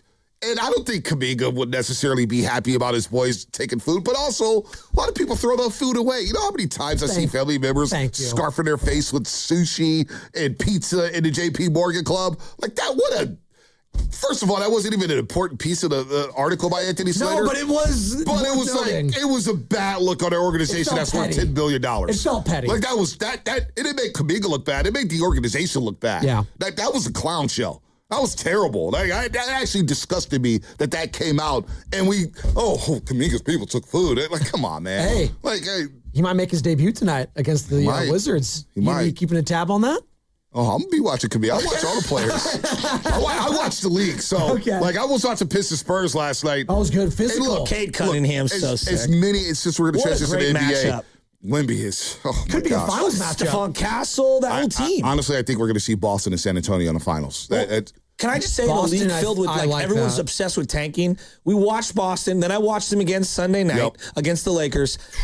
I think it's one of the best stories the NBA has had in years. Their season should be cooked upon arrival. Everyone else, if they were presented with that same thing, would be like, it's not our year. Our guy's out for the year. What Jaylen Brown's done, elevating himself. Peyton Pritchard, Hauser, Derek White's a stud. Joe Mazzulla should get coach of the year. 100%. And Derek White's not even shooting the ball great this year. He's shooting like 33% from three. So he hasn't even really got rolling. Kata at the center spot. Garza out of Iowa. Garza at Iowa. Luka. I mean, Boston, Detroit. The Spurs are going to be here forever. The Spurs are going to be here forever. Minnesota's going to make a run. I think OKC still they got to get healthy. They're defending champions. I like the Lakers more than he does. And I think Denver, once they get Aaron Gordon back. Well, they don't play defense. They don't play, but they need Aaron Gordon. Yes, that's their defender. I agree. Aaron Gordon changes that for Denver. So, and Jokic is, the guy's averaging a triple-double. Yeah, I'm down on the Lakers and the Rockets right now, just in the West. Yeah. That stat that Noah Eagle had on Lakers Sunday, that all but 3 of their losses have come by more than 10 points. Yeah, so when they lose big. They get smoked. Yeah. It's bad. I'm not high on the Lakers. Well, JJ Redick's their head coach. I think they're a great regular season team, but they're going to be the team in the offseason that's going to make a huge move. They'll get rid of LeBron. Yes. That LeBron clout, which, who knows, it may hover up north to the Bay Area. Bill Simmons seems to think so. I think it is a possibility. Yeah. Who is LeBron James? You get your wish. Warriors? Yeah. Well, might be a year too late. He's still, when he's on, he's still pretty good. Who's got the best right now roster amongst Niners, Giants, Warriors, and I took Sharks off the board? Who's got more players in their prime or entering their prime right now? If you were just going to take over the one Giants. I called it the Giants a couple weeks ago. But Adamas, would you say he's in his prime? Yeah, I think he's got one more great year in his prime. Devers? Yes, I think Devers got 2 or 3. Chapman? I think he's just out of it. Jung-Hoo Lee hasn't entered his prime I don't think yet. he's entered. I don't know about Ramos. Bailey. Ramos has not entered it. I think Webb is either right in it or just maybe coming out of it. But it's so different. I mean, 53 players in football. No, I know. You only have 15 in basketball. Purdy's in his prime with the Niners. Purdy's in his prime. I'd say Trey Warner's in his prime. Lenore's in his prime. Lenore's about to enter his prime. Yeah, I mean, it's a like-for-like situation, but here's the deal. The Giants are projected to win, 84 games? Yeah. We got to see if they can they do it? I think they're be more than a 500 team. I think that they are very much positioned to make a huge trade in season for a pitcher. Well, they will be aggressive. They will be aggressive. And I like the fact that the schedule's stacked to start the season because it's a good barometer. You get to play the Yankees. Who else do you have? You got the Padres. You got the Phillies in there. Phillies in there. And 5 Mets. o'clock. When was the last time the Giants started at home at 5 o'clock? Yeah, so I can't remember. I do like With that. the sun going down, too, that's going to be pretty sick. Incredible. It's going to look incredible. I'm going to have to send in a text message. I need some club level It's so seats. different. It's the Niners are positioned probably more so than any other franchise in this region to win a championship. They're probably closer to a Super Bowl than the Giants are to a World Series and the Warriors are to an NBA championship or to the Sharks are to a Stanley Cup. But the Sharks are watchable. What do you think of the Olympics Sunday morning? Did you watch it? I watched both. I watched the women's hockey team. Shout out to the women. They beat Canada. Give the women their credit. They dominated the Winter Olympics. And then I woke up midway through the third period. Okay. I'm not going to lie to you guys. Happy as hell they won gold. And I just got through watching the Miracle on Ice doc on Netflix. Really cool, Lake Placid. I'm not sure. Like the 3-on-3 overtime? We were talking about that. I said right away, I'm not a hockey guy at all. I said to the guys, do you, because Sam's a diehard, do you like 3-on-3 for a gold medal game? It's kind of gimmicky. TJ Oshie on the broadcast, he's not a fan of it at all. I'm not either. It felt good to win gold, but I need 5-on-5. Do you think, not that you felt cheated from it, but does the USA win with 5? I don't know. I don't know. Matt Kennedy was dominating. I don't know. That's what I said. I think the 3-on-3 helped 2 in. Yeah, I think 3-on-3 helped USA, and it might have hurt Canada. I wasn't a big fan of the 3-on-3, so to me it was a little watered down. But I'm happy they won gold. Trust me, it was great. Jack Hughes with the gold and the shots of him afterwards, but. The FBI agent kind of stole the show. We're not going to get into that. Oh, my God. We're not going to get into that. He's like, we got Scary Terry behind bars. Now we're going to celebrate. So you watch a lot of sports. We all watch a lot of sports. And one of the things my takeaway was in the morning the next day was it feels like there's only a couple of events on my television all year round where the aesthetic, meaning what the television looks like, and the pre- and post-game analysis is pure from back in the day. Yeah. The Olympics, where there's no betting, there's no props. I don't get the shenanigan pregame and postgame and halftime stuff. Everything feels like we better be as on the nose with our analysis as possible. Augusta, the Masters, Wimbledon, where they don't shove a lot of ads down your throat. I know there's the Rolex and there's a couple of things, but it feels like how it looks on TV really matters, meaning the crowd, the view, the sponsorships. I don't know. It's just the Olympics has been a throwback for me. The Olympics are fun, man. They're always fun, especially 2024. It felt like it was a revival for the Olympics because when you go to Australia and you go to Tokyo, the time difference, it's really all tape difficult. delayed. Yeah, but Paris was great. Paris was awesome. And then, the Winter Olympics. This is the most I watched the Winter Olympics in a very long time. Curling's on every day. I love the speed skating.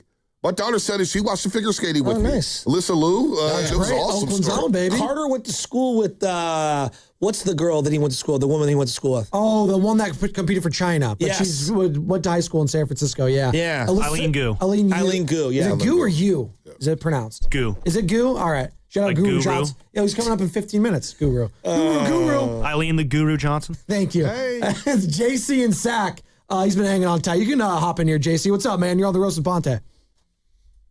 What's going on, fellas? Man, in regards to a couple of these free agents and or trades, I'm not feeling the Max Crosby. He's a good player. It's going to cost too many resources, in my opinion. And he's 30, right? He's 30 at that age, that wear and tear to give up multiple first-round picks and or a first-round and multiple draft picks. I'm just not rocking with it for a guy at that age. A.J. Brown, he's a malcontent, right? He's good, but he's not the A.J. Brown of Tennessee or when he first got to Philly. He's not that explosive. He's a down-the-field guy, but he's lost some of that fast twitch explosion. And that down-the-field, going get it in traffic, that's not really San Francisco's game. That's not really Brock's game. He's good, but if you're complaining when you're winning Super Bowls, I just feel like, nah, we don't really need that here. As far as the draft, I feel like if there's no offensive lineman, don't just jump up and take a guy. I'd rather try to get a guy in free agency either this year or next year. And if you're going to trade multiple firsts for like a pass rusher, then just go up and get one of those young pass rushers in the top 5, top 7. I would prefer that because then you could have him before he hits 30 for 7, maybe 8 years, and he could, you know what I'm saying, be on your defense hopefully for a long time. And my last one for my wide receiver free agents, I said before, Jalen Waddle in Miami, even though, you know, I would still like that. What about a Michael Pittman Jr. if he gets released in Indianapolis, right? Yeah. Yep. No, that JC, I like trade. That. You know what? Thanks, Michael JC. Pittman Jr., there is rumors that he may get cut. That's a guy I'd take a chance on. If they tag Pierce, they'll cut him. They don't have enough money. Yeah, wow. I do like that. He's like good. that. And that's the thing. We don't know who's going to get released yet. Now, we know Miami has released Tyreek Hill, Bradley Chubb. What are they going to do with Jalen Waddle? That's why, you know, A.J. Brown is a name out there that I'm intrigued with. There's no doubt about that. But Michael Pittman Jr. ain't bad either. He's got size. I always like his size. He's 6'4", 223, and he can catch it in traffic, too. We all know they got to upgrade. It's all about beating Seattle. It's within your division, Seattle and the Rams. But did you, and this is a kind of hypothetical, but we were talking about it last night and then today. Did you think Seattle won the offseason last year heading into the year? No. So I don't think I'm not saying you don't need to win the offseason. Winning the offseason doesn't always get you Super Bowl that was kind of my In fact, it's usually the opposite. But usually. But you need this to do a lot of work. This all season, and look, I don't think the gap between Seattle and the 49ers is that wide. No. There is a gap. And you have to get speed and explosion against that defense. If you don't have explosion, and you got to be able to block because Mike McDaniel sending blitzes everywhere. The way he undressed the Patriots offensive line and Josh McDaniels'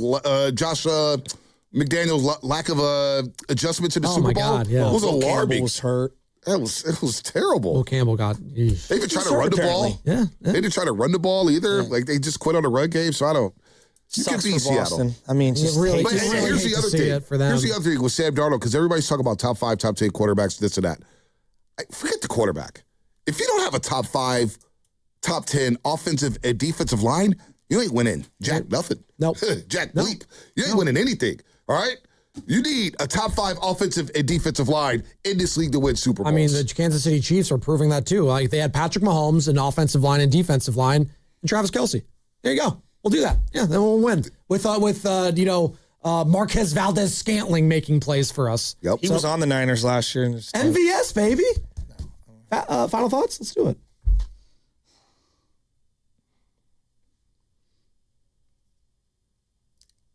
Oh, no.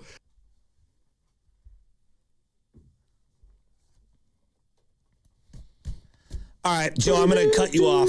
Thanks. You yesterday were talking about what's the hardest part of moving. Yeah, because I'm going through a move right now. I'm moving to a bigger apartment, which is nice. Oh, that's nice. But it also moving in general, Bonte. There's some things that I don't like doing it, and I think cleaning out your refrigerator / oven, because I want my security deposit back, right? Ultimately, that's what I want to try to get back.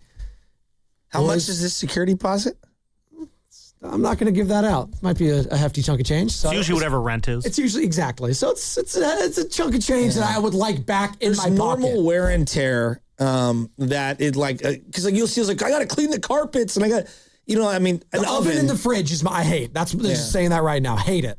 Well, I think the hardest part of moving is asking someone who's in your family to help you move certain things because, like there's I don't want to pay for movers. Yeah, no, I'm with you. And I think like the hardest part is like relying on others to help you move tables, chairs, bookcases, all that crud. I had a stretch in the 2000s where I moved 5 times in 5 years. Oh my God! And it was, and I had to use my buddies. It was a lot. So moving, and now we're house hunting and this and that. And There's Smith over here. I tell you what, when we do move into a house, hopefully that's this year. I am hiring movers because I don't want to help move anything. I am hiring movers for that move. Okay. I will. will. Have a storage unit currently? We do. Yeah, I had one. There's so much in the storage unit. There is a lot. And now the storage unit is my mom's basement. Of course. Hey, well, and his in-laws' garage. Hey, Bonte, when you get this You stuff, feel me? they want me to throw all my press credentials away. I'm like, no. No, I've got press credentials for the last 20 years. Those are collectibles. Exactly. Oh, yeah. That's dope. So, I will hire movers, but if I'm apartment to apartment, you got to get the boys to help you out.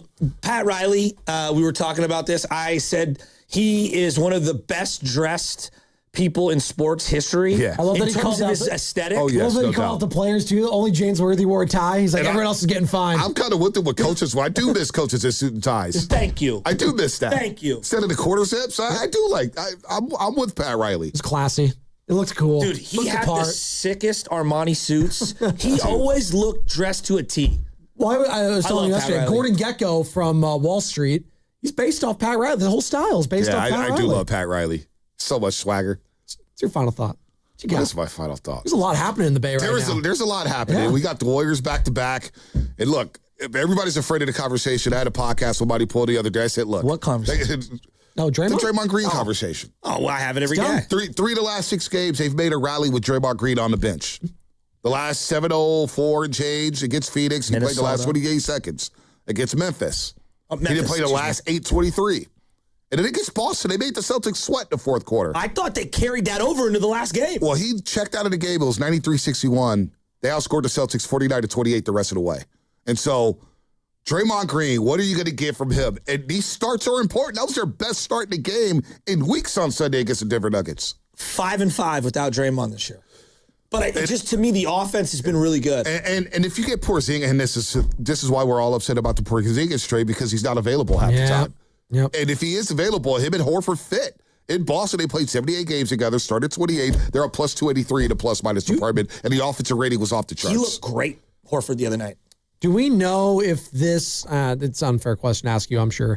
Do we know if this is POTS related to what? Yeah, I don't I didn't don't make the know. road trip. You didn't even make the road trip. Man. That's the part where I was like, uh-oh. Yeah. So now we're down to 23 games, and you guys think he plays 16 of the 23? I made the bet. I have to think he plays 16. 5 more back-to-backs. Got 15 more. He's not Vontae. playing. He's not playing back-to-backs. He's going to play one of the games in the back-to-back. So I don't know, man. I don't know. It's not looking good for Kristaps right now. And hey, we'll see who suits up tonight. Draymond Green, questionable.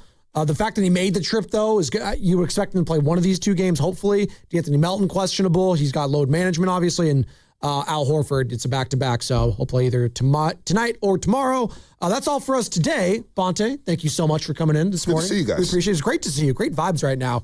And he joins us every Tuesday, presented by Ceremony Ford, your Bay Area Ford dealer. Coming up next, Steiny and Goon, another opportunity to qualify for the knockout tournament at 12:30 with them. And it's brought to you by Fremont Bank, here for you, here for good. I'm not very smart, Joe. We finally switched to T-Mobile because with them, we can be connected here and there. Let's watch a movie. And we have Netflix included to enjoy our favorite shows and movies. ¿Qué tal está? Bacanísima, pero ya la vi. Now the hard part is getting them to agree on a movie. Switch today and get the new Samsung Galaxy S25 Plus with Galaxy AI, all on America's best network. Visit a store, T-Mobile.com, or call 1-800-T-Mobile.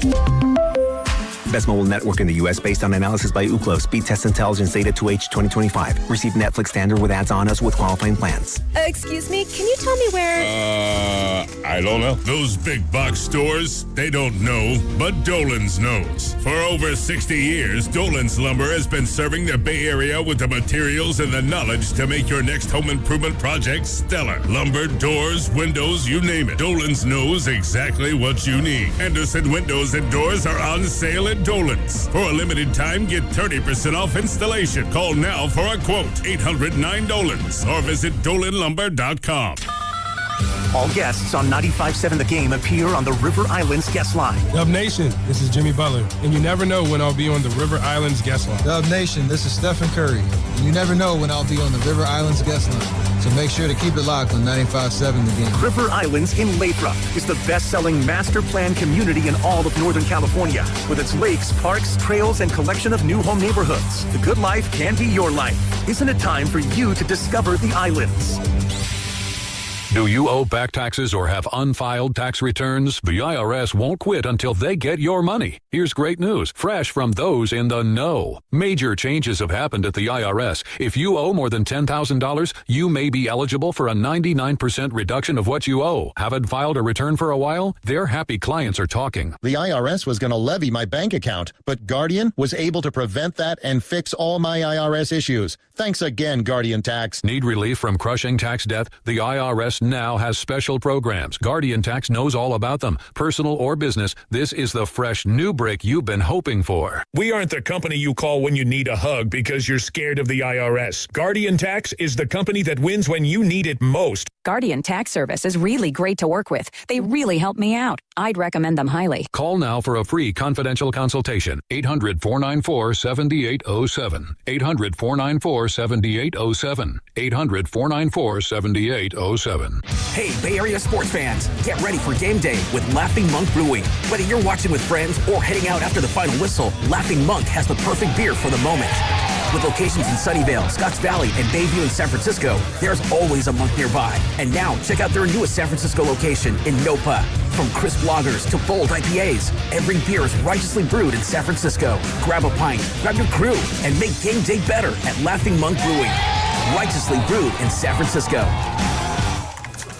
This is the sound of Lucy, staying on top of her spending. You see, even though she's buying a new pair of jeans, she knows that it fits within her monthly budget. Because Wells Fargo will send an alert if her balance drops below her set amount. Yep, nothing gets past Lucy, or Wells Fargo for that matter. However you make money work, Wells Fargo can work with that. Wells Fargo Bank, N.A., member FDIC. Xfinity Tech Support, Matthew speaking. Hi, I live in a pretty remote place, like Jurassic Park remote. Oh! Wow. Will Xfinity Mobile work out here? Yep, the combination of reliable Wi-Fi and 5G makes it so that you can stay connected in all kinds of places. Plus, you get access to ultra-fast speeds and coverage, whether you're poolside or out live streaming with a T-Rex. Hold still, you're about to go viral.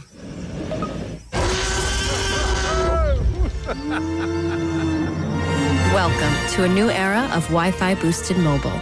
Cut your mobile bill in half with 2 lines of unlimited. Discover a new era of Wi-Fi boosted mobile at xfinitymobile.com. Xfinity. Imagine that. Watch Jurassic Park with Xfinity. Savings comparison based on promotional rate for 2 lines of Xfinity Mobile Unlimited versus 2 lines of T-Mobile Experience More, Verizon Unlimited Plus, and AT&T Starter as of February 10th, 2026.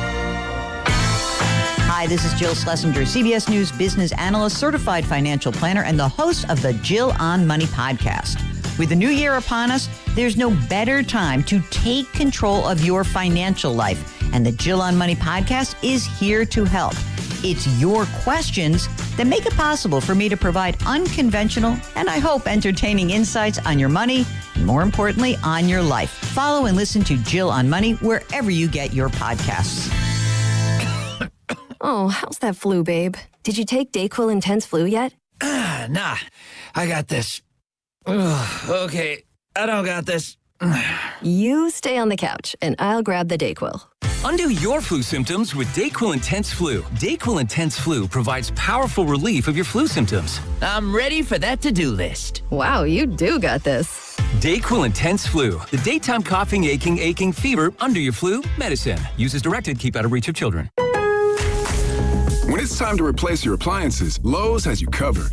Get up to 40% off select major appliances. And members get more like free delivery, haul away, basic installation and parts, and a 2-year Lowe's protection plan when you spend $2,500 or more on select major appliances. Our best lineup is here at Lowe's. Valid through 2/25 while supplies last. Selection varies by location. Excludes Massachusetts, Maryland, Wisconsin, New Jersey, Florida. Loyalty program subject to terms and conditions. Visit Lowe's.com/terms for details. Subject to change. You're listening to 95.7 The Game, KGMZ-FM and HD1 San Francisco on Odyssey Sports Station and the home of the Golden State Warriors and Valkyries. Always live on the free Odyssey app and now coming to you live from the Laughing Monk Studios. He brings the passion. For what? I want to know now. I'm mentally invested. Don't tell me to pray and you don't say what for. He brings the perspective. Yeah, I think they both have a great point. Get off me, text line. He's truly one of a kind. That is wow. Oh, my God. Oh. And he's doing a great job. I need you to man up and say what you really want to say. Simon, you're doing a great job. This is on camera. They can hear you. And together, they are Steiny and Guru. Yeah. On 95.7 The Game. This ought to be an interesting one today. Why would you say that? Because it should be. It's just a feeling. Yes, that is right. Leroy, you're absolutely right. It's a feeling. Yeah. Things are percolating behind the scenes. And I'm proud of you. You did something last night. I'm really proud of you, man. You set up the dinner with Willard and Dibbs, and you sent us a group text, and I appreciate you. And I guess we'll be going, or they don't know where the locale. Okay, so I'll be quiet. Well, you don't have to be quiet. This thing is turning into something that's really becoming unfun. No, you're the fun police, and you don't even know it. Well, congrats. You got back into Facebook. Yeah, I don't even know what happened. Yeah, but I got back in, so I'll be. Big night to get back on Facebook. Warriors, got action baby. Today. Yeah, I'm not talking about the Warriors. Who we got? Oh, SOTU, baby. Come on now. SOTU. U.S. men's hockey team's going to be there. Okay. Not the women. Not the women. Donnie, I got to ask, going to be where? At the President's State of the Union address tonight. Oh. But we'll be knee deep in Warriors. Do we have one of those? What? President. Yeah, they do it every I know. It was a joke. Okay, enough of that. Yeah. Crap. What's on your mind? Well, now I forgot. We just spent an hour talking about it. No, it was something else. You were proud. Oh. Yeah, the Willard and Dibbs. This is starting to bother me a little bit. So let me get this straight. We as a show made a bet with Willard and Dibbs that the Chiefs would make the playoffs. Correct. We lost that bet. Yes, we did. We owe Willard and Dibbs a dinner. And all they've asked is just set the place. That's fine. Which I have. Okay. I'm having a problem with Willard melding the lost bet with this Sharks-Canadians game on Tuesday in a suite. No, those are two separate entities. Entities. No, he's talking like, well, you guys, the only way you can come down to the tank is if you have proven to us. He didn't mean that. That the reservation's complete. Well, he's having fun. Okay. Dude likes to have fun like myself and Dibbs. You know what? I like to have fun, too. I can't tell. Why I'm not going to the Sharks-Canadians game on Tuesday. No, the boss already put a video out to the... I don't care. It's there. You better be careful. I won't be careful. You better be careful. You know what? Stop. What is your deal? I don't want to go to the game. I just want to jab you with some meds and just sedate you. Dude, we got 2 dates. Willard and Dibbs. That's too many. At the venue. They'll find out what it is today. And then we're going to the hockey game, which we'll see. Fat mouth. Let's go to San Jose. Now we're going to be in a suite with our bros. What's the deal? What's the dealio? And then I got to be honest, out people. Of town again. Can you leave here, go to your human dog, be with them an hour and a half, and the caddy will come swoop you. 4:35, 5:15, we'll be in San Jose. What? But then we're still in San Jose with Willard and Dibbs. There truly should be a documentary on you or just a movie. You're in your own way. These are fun times. And you're making it more. Evans losing hair, just dealing with you. Well, I am. We'll see. Yeah. We'll see. We're trying to plan a lot of different things that, count me out. Build camaraderie. Right. This is going to be a big crossover today with Willard and Dibbs. For you, not for me. We're locked in. You got the date and the locale. Let's do it, baby. I guess what's bothering me this is a company event down at San Jose. Okay, what is your deal, okay? And Willard wants to tie it to a personal bet that we made. Like, I'm just going to tell him, well, we haven't made reservations yet, so guess what? I guess we can't. I guess we're not allowed to come to the Sharks game. Along with Dibs, get paid. And they're going to get paid. We're not going to get paid. No, get paid from us. Oh, we get paid from us. Yeah. Why do you need reservations?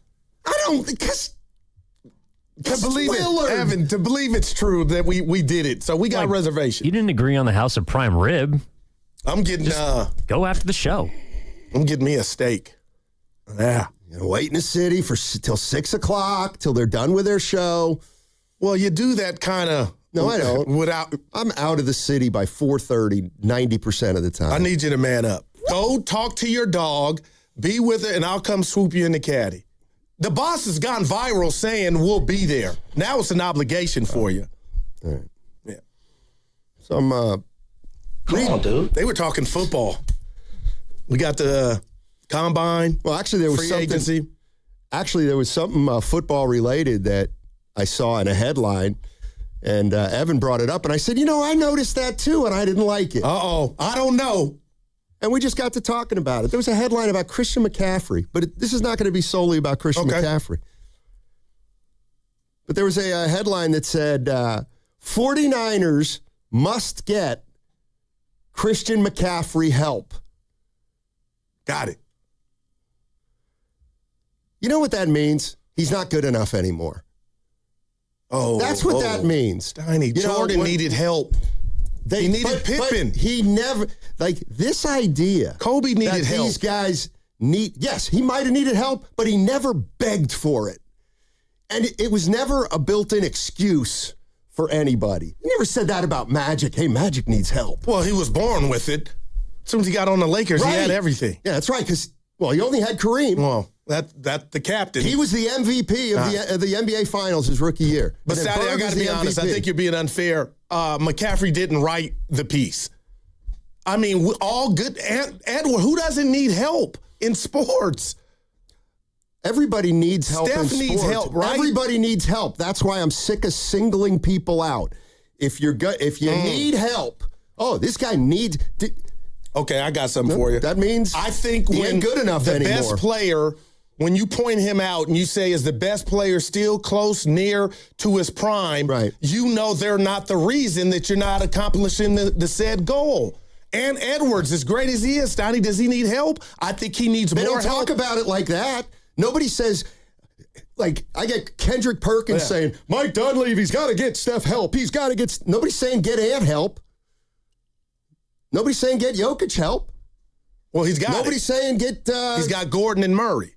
And Steph had Jimmy Butler and Draymond Green, and they got hurt. That's the way it went when you went with old guys. Well, Draymond didn't get hurt. Exactly. Yeah. So, but you just because the teammates of a player aren't performing up to standards doesn't mean all the pressure gets taken off the big boy. And I don't think that's what to me, that headline doesn't read that. It's McCaffrey is still an Iron Man. And yeah, we could talk about the yards per carry was down this season. But Stoney, to me, it's an exercise of let's go to let's identify our best player, see why our team's not winning.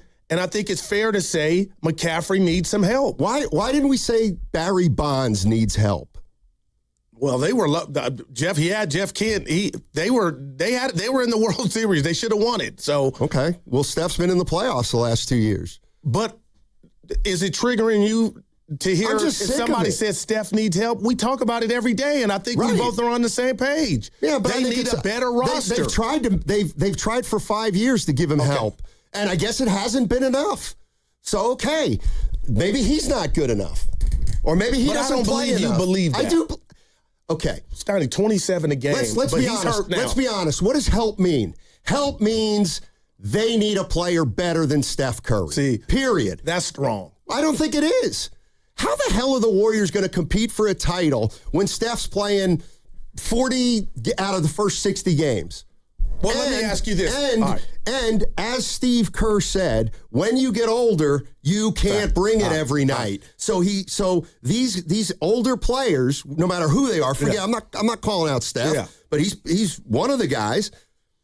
You're not playing as much as you normally do, and you're not playing at the level you normally play at consistently. That's called let's move on to me. Well, what did Jimmy Butler signal to you when it was announced he was coming to the Bay? Who was that going to benefit the most? Well, and this is why the team, Warriors is who it's going to benefit. But Curry, too, to take some pressure off of him. That's how I look at it. Okay. And there's not blue chew. So he got hurt with a little help. So he got hurt. Now he needs more help. Got to go get him more help. Okay, see, I think you're doing... Kristaps Porzingis is only playing one out of first place. I think you're double talking. I'm not. What's the state of the Warrior roster right now? There's the answer. Well, it's because of Steph. Part of it's because of Steph. So Steph is the reason Pods is Pods and Moody is Moody and Post is Post. Steph's the biggest reason the Warriors are 30-27. Well, now it's convenient for you to use that now because of the missed games. But anybody looking at the Warriors knows he's not an issue. But he is an issue if he's the highest paid player in the league and he needs help. Like, of course, everybody needs help. And there it is. Okay, answer me the question. How do you get him help when he makes more than every other player in the league and he's not playing as the best player in the league? And then they got Jimmy Butler at 55. Close the Buck deal and get Giannis in a Warrior uniform. And Mike Dunleavy told you it wasn't close. Like, that went fast.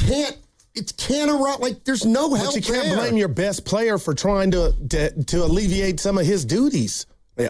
All right, we're going to give you a chance to do something money can't buy. We're going to give you a chance to play in the knockout tournament on April 6th. You can shoot on the same court as Steph Curry.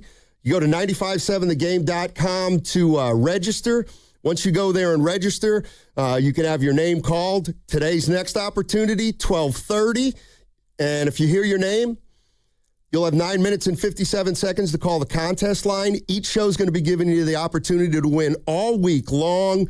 Go ahead and register at 95.7 The Game right now. That segment was also brought to you by Kalshi. Trade on anything. The world is always changing. Now you can trade on what happens next with Kalshi. What will the president say during his address? Trade on the outcomes live on Kalshi. Download the Kalshi app and use code FAN to get $10 when you trade $10.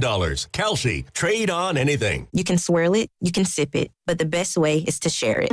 Hey y'all, I'm Deanna, a team member at my local Chick-fil-A. And a little thing I love about the Chick-fil-A chicken sandwich and new frosted sodas and floats is how well they go together. You get that bold flavor of the Coke mixed with the smooth deliciousness of the vanilla ice cream. You have a juicy filet and a smooth, creamy float. It's an awesome pairing. Order a Chick-fil-A chicken sandwich and a new frosted soda and float at your local Chick-fil-A restaurant. Real team member paid for their testimonial.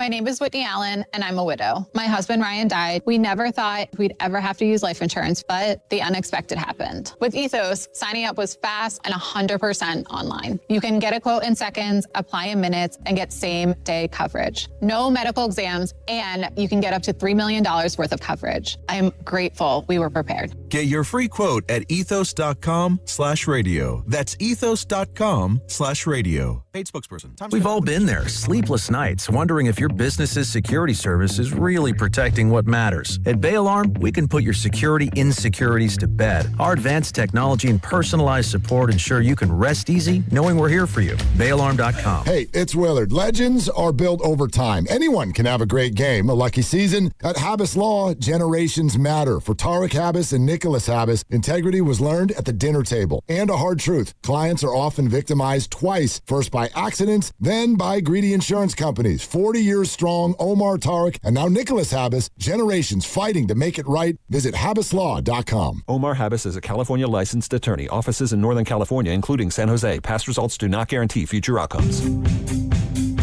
Visit Friedman's Appliance in Pleasant Hill to see the full selection of Thermador appliances. Thermador provides a range of possibilities, from refrigeration to dishwashers or cooking with steam or convection. Come into Friedman's Appliance, and right now, you can receive up to 3 complimentary gifts with qualifying purchase. See all Thermador appliances displayed beautifully in live working vignettes at Friedman's Appliance in Pleasant Hill and at friedmansappliance.com. Yeah, Dan Dibley here for Fremont Bank, which, as you know by now, it's my bank, and it has been for more than 6 years. And I love this bank because it's a family-owned bank with the family-owned feel. They started back in 1964, and when they did that, it was just one branch, but now they have 21 branches. So if you go around in your Bay Area, you're going to find a Fremont Bank branch, and you're going to see it, and you're going to think, you know what? I want that full-service banking with no compromises, and you should. It's not a big box bank. It's a good local bank. And when you deposit your money with Fremont Bank, they reinvest it locally into businesses, philanthropy, home ownership, all the good stuff that makes our Bay Area the best area in all of the country. And that's why you should be a Fremont Bank customer. The money stays here. It's local. It's not a big box bank. It's a good, solid local bank. And we talk about Fremont Bank, and you know that they're here for you and here for good. Carpal tunnel syndrome, heart failure that doesn't improve with common medicines. These are some signs and symptoms associated with ATTR-CM, or the cardiomyopathy of ATTR amyloidosis, a serious heart condition with symptoms that get worse over time. Amvuttra, vutrisiran, is a prescription medicine given by a healthcare provider that treats ATTR-CM in adults to reduce heart-related death, hospital stays, and urgent visits. In a clinical study, Amvuttra was proven to help people live longer and have fewer heart-related hospital stays and urgent visits over 3 years compared to placebo. Amvuttra lowers the amount of vitamin A in your blood, which can affect vision. Other side effects include pain in the arms or legs, pain in the joints, and shortness of breath. These are not all the possible side effects of Amvuttra. For prescribing information, call 1-833-256-2748 or learn more at amvuttra.com. Ask your doctor about Amvuttra for ATTR-CM. Yo, Harvey, Zoe, group selfie. Ooh, nice new iPhone 17, Drewski. Let's do a triangle formation. I'm in front. With a center stage front camera, everyone fits in the shot. You got it at T-Mobile. But switching takes forever. Not anymore. Now you can switch to T-Mobile in just 15 minutes. Focus, people. Nail your pose. And you get a new iPhone 17 on them. No way. Yes way. No way. Yes way, guys. Switch to T-Mobile and get iPhone 17 on us. And right now, we'll pay off your old phone up to $800. I'm grabbing my phone and switching to T-Mobile right now. Get back, Harvey. We're taking a... let's go again, y'all.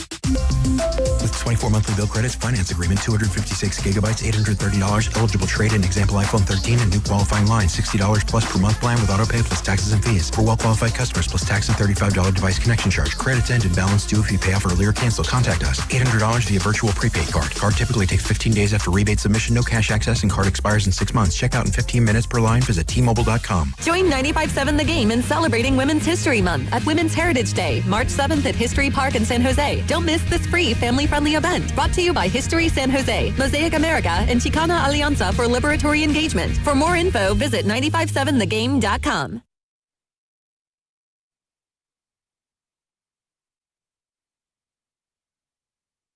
No expectations? You better find some expectations. It's the Guru Steiny show. Let's go. Alrighty, you okay? You're on fire, just angry. You started it yesterday. Well, you started the show saying it was Willard. It was partly you, though. We talked after the show. I called you. Yeah. Did you go to DMV? No. I thought I heard noise in the background where you were at yesterday. I just assumed you were a DMV. I was a different DMV. Wow. Yeah, is there an establishment around here called DMV? I got off the phone thinking, let him. He's in line A. Steiny, I thought you handled your business. I'm going to leave you alone. Please. You're off on this one, though. What am I off on? The criteria. Because Steph Curry is still Steph Curry. Is he Steph Curry of 2016? No. That's 10, but he's still 10 years ago.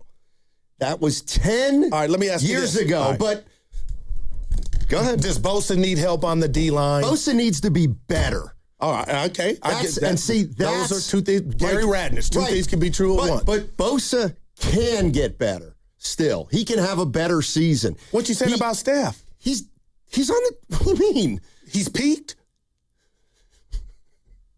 Dude, I'm sitting here. I mean, if we can't agree that Steph Curry has peaked, I'm not sure we can move forward. Listen, you cannot look me in the face, your partner of 8 years, and say, had Steph not blew that hammy, that they wouldn't have beat Minnesota. That's the gravity of one player. So Steph is still bringing a lot to the table. Here's the way I look at it. He needs help at this age. Yeah, you're right.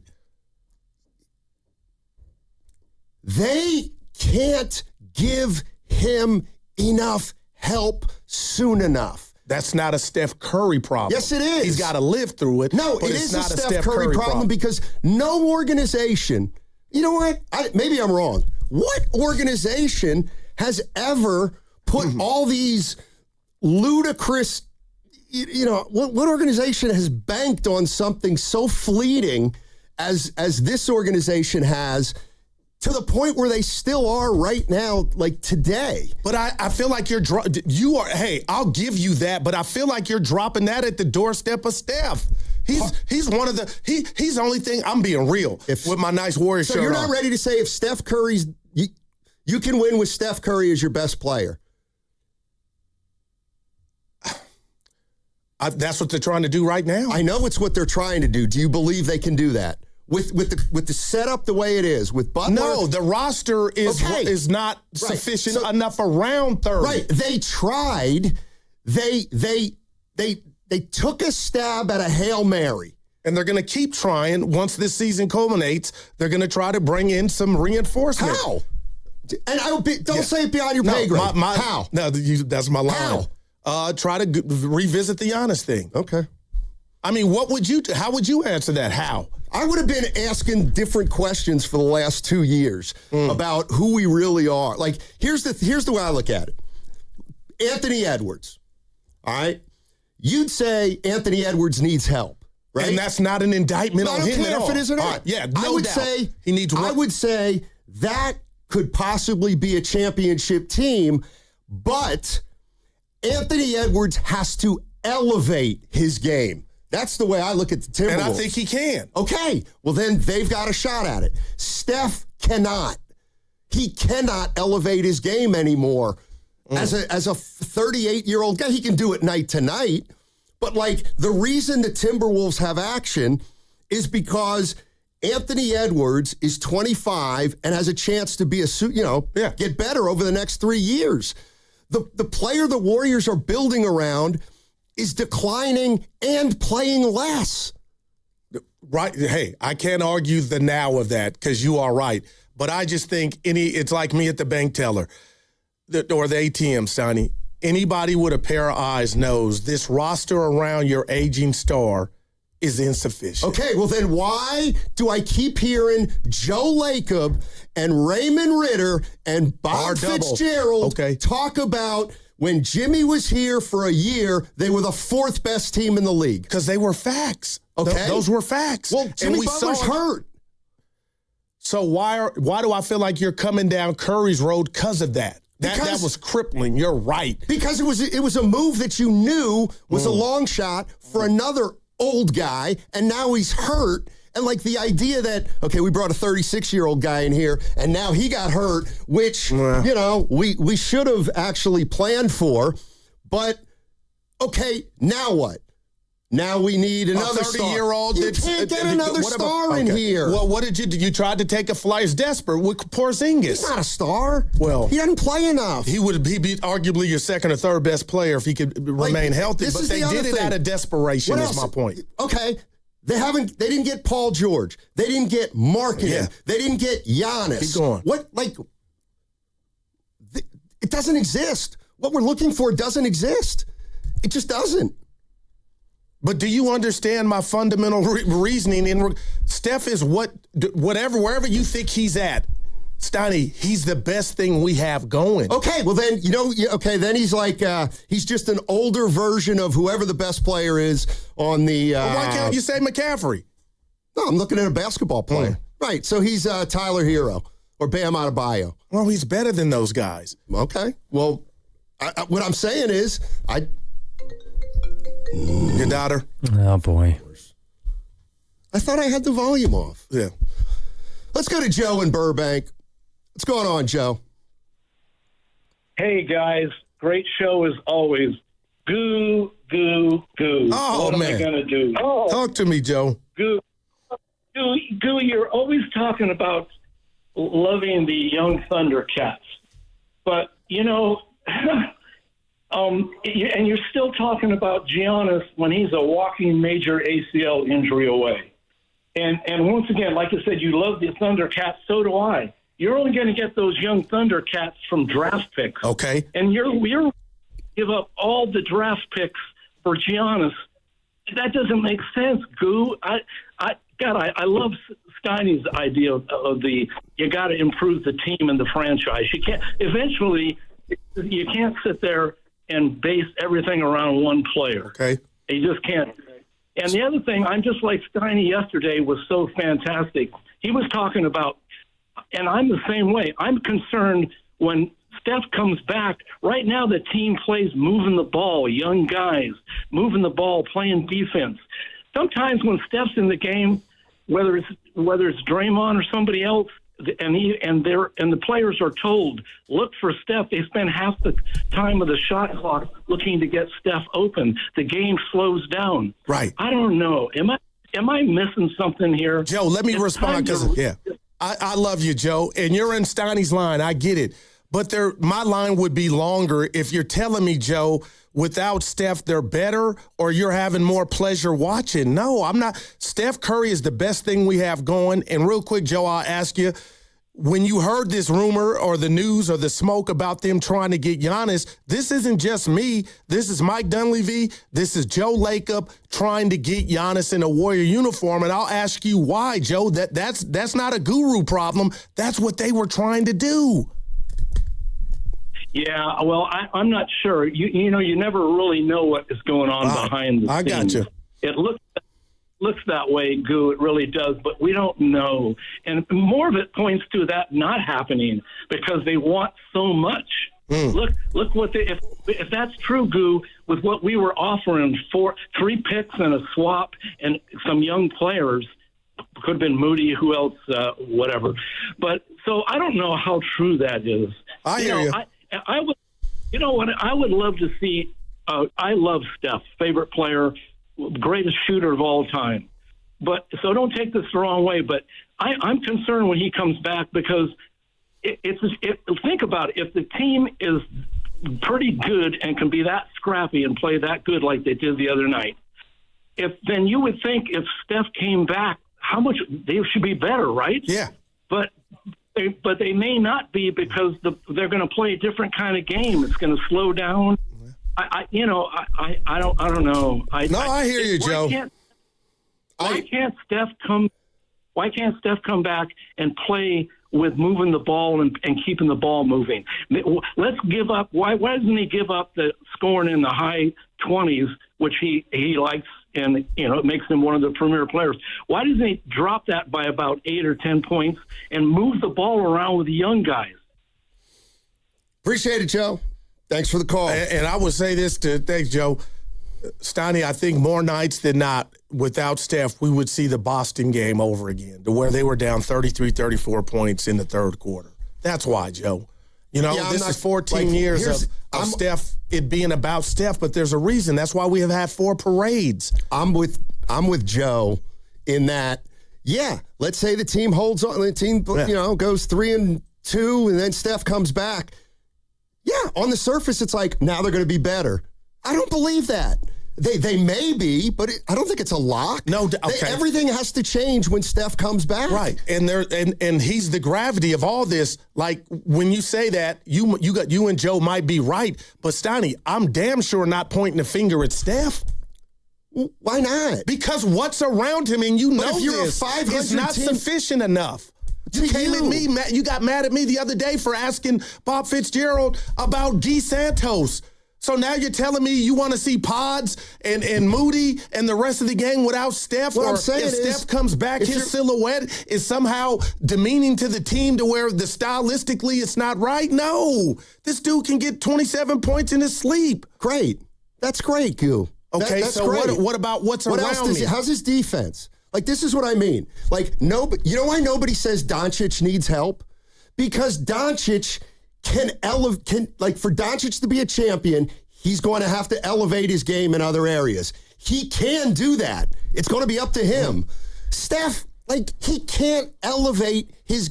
Okay, can anybody named outside of Tom Brady, who won titles, but beyond where Curry is, has there ever been a team that has gone down this road this long with a player this old? I mean, and again, I don't want Steph to go anywhere necessarily, but sometimes you wake up in the morning and you're like, what are they doing? Well, that's a different conversation. Let me throw this at you. Let me throw this at you. Let's swap out Ant and Steph and put Ant on this roster with what's available right now. Okay. This team ain't winning the chip either. No, but I think they might be better. They might be better. They probably get a more durable guy. And what about if you put Steph on the Timberwolves? Are they going to win a title? That's it? I don't think so. I mean, I don't think so. But I'm like, I guess it's not a win, but you can't understand what you're bellowing to me is really the organization and why they're doing it, because they're the one that have chose to go this route, right? Right, yeah. All right. And I'm telling you, and listen, and here's what's going to happen. You're not going to do something, and you're going to go down this road for a few more years, and you're going to miss opportunities to go younger, and then all the people who are complaining now that, we're not getting enough help for Steph, they're gone. They're gone. They're not going to be fans anymore. They're not.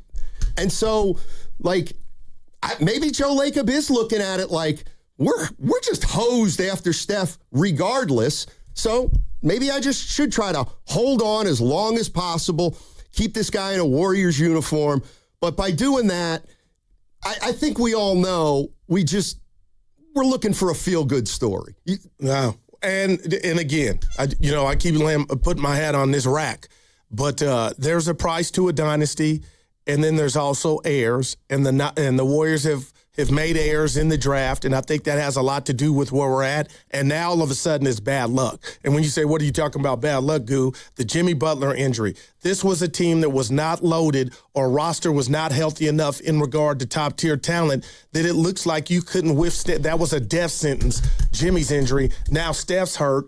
And help me with the guy from the Standard, Krocek, who was on with Willard and Dibbs, because I thought Willard and Dibbs were going to jump me because they always have fun with me about being worried about Steph's leg, and they kind of felt where I was coming from, and so did Krocek. Steiny, like, he just got a vibe from Steph, and this is my bigger outlook on the Warrior team in this season. Steiny, there's something going on to where they might not have the Allen Iverson in regard to, rest will cure it. So I hope I'm wrong, but that's what's frightening to me in Halloween writing about the and Warriors. You still want to build around him. Like, seriously, you've spent a lot of time, and I am too. I don't know about this runner's knee. I just know he's 38, and he's really banged up. Like you said, what if he doesn't? So, if he doesn't play the rest of this, let's say they shut him down. I don't think they're going to do that. But if they shut him down, everything for Steph next to, so everything for a guy who's going to have missed half a year, and everything for a guy who's going to miss half the year last year and half the year this year. I don't know. That doesn't make a lot of sense to me. I feel like a narrow street. I have my answer to that, and it's hell yes, Donnie, because how can you do a U-turn? What would the U-turn look like if you went off of that this offseason? That's what I don't think you can get off of it this offseason. That's my point, is how?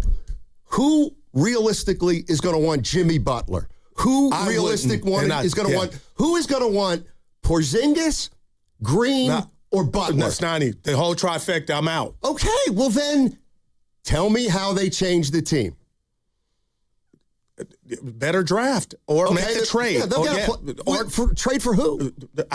Again, see, this is what I mean. Yeah, you got to try. Try what? They tried with Giannis. They weren't close. We know they weren't close. I think. I mean, you might think they were close. I don't think they were close. Well, Joe Lacob, again, words are words, right? Willard, words are words. But I feel like that interview with Kawakami from Joe Lacob, who I wanted to hear from, Steiny, kind of backs up what we're talking about right now. He didn't sound like a guy that was going to throw in the towel or tank. No. But it can naturally happen is what you're saying. How? But no, Tom, tanking, you could just not be good enough and lose. If they shut Steph Curry down, it's a tank on the one hand, but it's not a tank on the other because they're going to play all their young guys. The young guys are going to try. They're not going to be that successful, I don't think, but they're going to try. Nobody they're not going to try to that's the other thing about this tanking. Tanking, Joe Lacob defines tanking as trying to lose. Right. Nobody tries to lose, but what you do is you put a team out there that you know can't win or is going to have trouble winning. Yeah, and. The Warriors can certainly do that. I don't like where they're at. I'll back you. You don't need me to back you, but I'll say that. I'm scared, and I don't know what they're going to do. What are you most scared about? Curry long term? Yeah, Curry long term. Okay. And it's already, that's why anything and everything for Steph's got to be scrapped at some point. And then let me just hit the reverse. It sounds like everything for Steph a couple years ago might have been the wrong thing. Well, maybe he could have done it differently. I mean, I wasn't crazy about it either, but, I'm sure they try. Here's the other thing. And this is what kind of pisses me off about the NBA. It's like, what do you think about, let's just bring up Kuminga. This is big. Kuminga was traded for Porzingis, right? And Buddy Hield. Yeah, much right? of nothing, yeah. Okay. Steiny, was that a good trade or not? It's like, I have no idea. I need a list of the trades that they turned down. What did they turn down over 2 or 3 years for Jonathan Kuminga? That's when I can tell you if I think this was a good move or not. But what if you never get that intel? We never will. Okay. That's the point. Right. So I don't know where they were. But shame on them because they blew the growth along with Kuminga. They blew the value. Well, he never had value. He never had value. He was never consistent enough, and they never let him be consistent enough. If you say that and you're right, then why are you flabbergasted in regard to what they could have turned down? Because it sounds like you're saying because there was nothing of substance that was any what I'm saying good is, for Kuminga. What I'm saying is that I don't know. I don't think they were close to Giannis at all. Yeah. So what I'm saying is there's too much unknown there to know if they had a shot, they didn't have a shot. And so I just brought up Kuminga as a comparison. It's like, well, how was the Kuminga trade? Well, I don't know. Okay. Did they have something for Grayson Allen with Phoenix? Yeah. That would have been a better deal. No doubt about it. Well, this is how we started the show, and I'll double back and ask you right now. I'm not saying you're wrong that Steph needs help. Obviously, it means different it's hitting different, resonating with you different than it does me. But, Steiny, that's the theme. You still are going into this offseason trying to get Steph more help.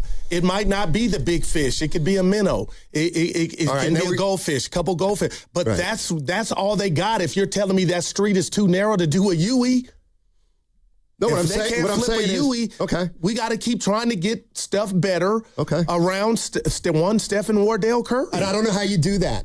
I don't know how you do that when he makes $62 million, a guy who doesn't play makes $55, an old guy who's declining faster than we ever imagined is going to make $25 next year. Can Moody be better?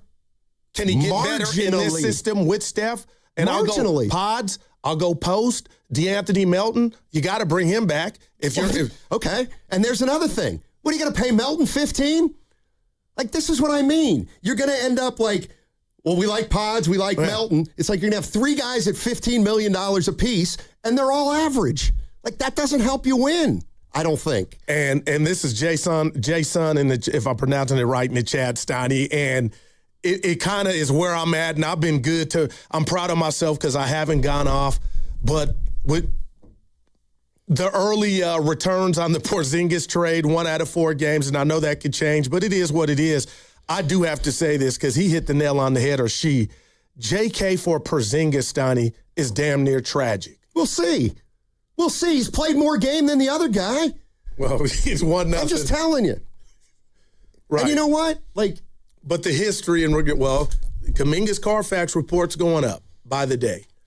What do you mean? In regard to him not being available. Exactly. I think he's available their next game here. We'll see. He's supposed to play tonight or tomorrow, I think. Yeah. But you're asking me questions with energy that it's not unfair. I'm just telling you, to me, Steph is not a problem now. But you're saying not the ideology, the theme of doing everything for Steph it was dumb.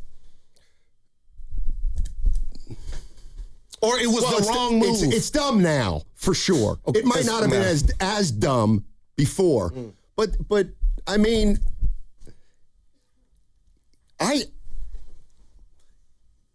this team is, you know what?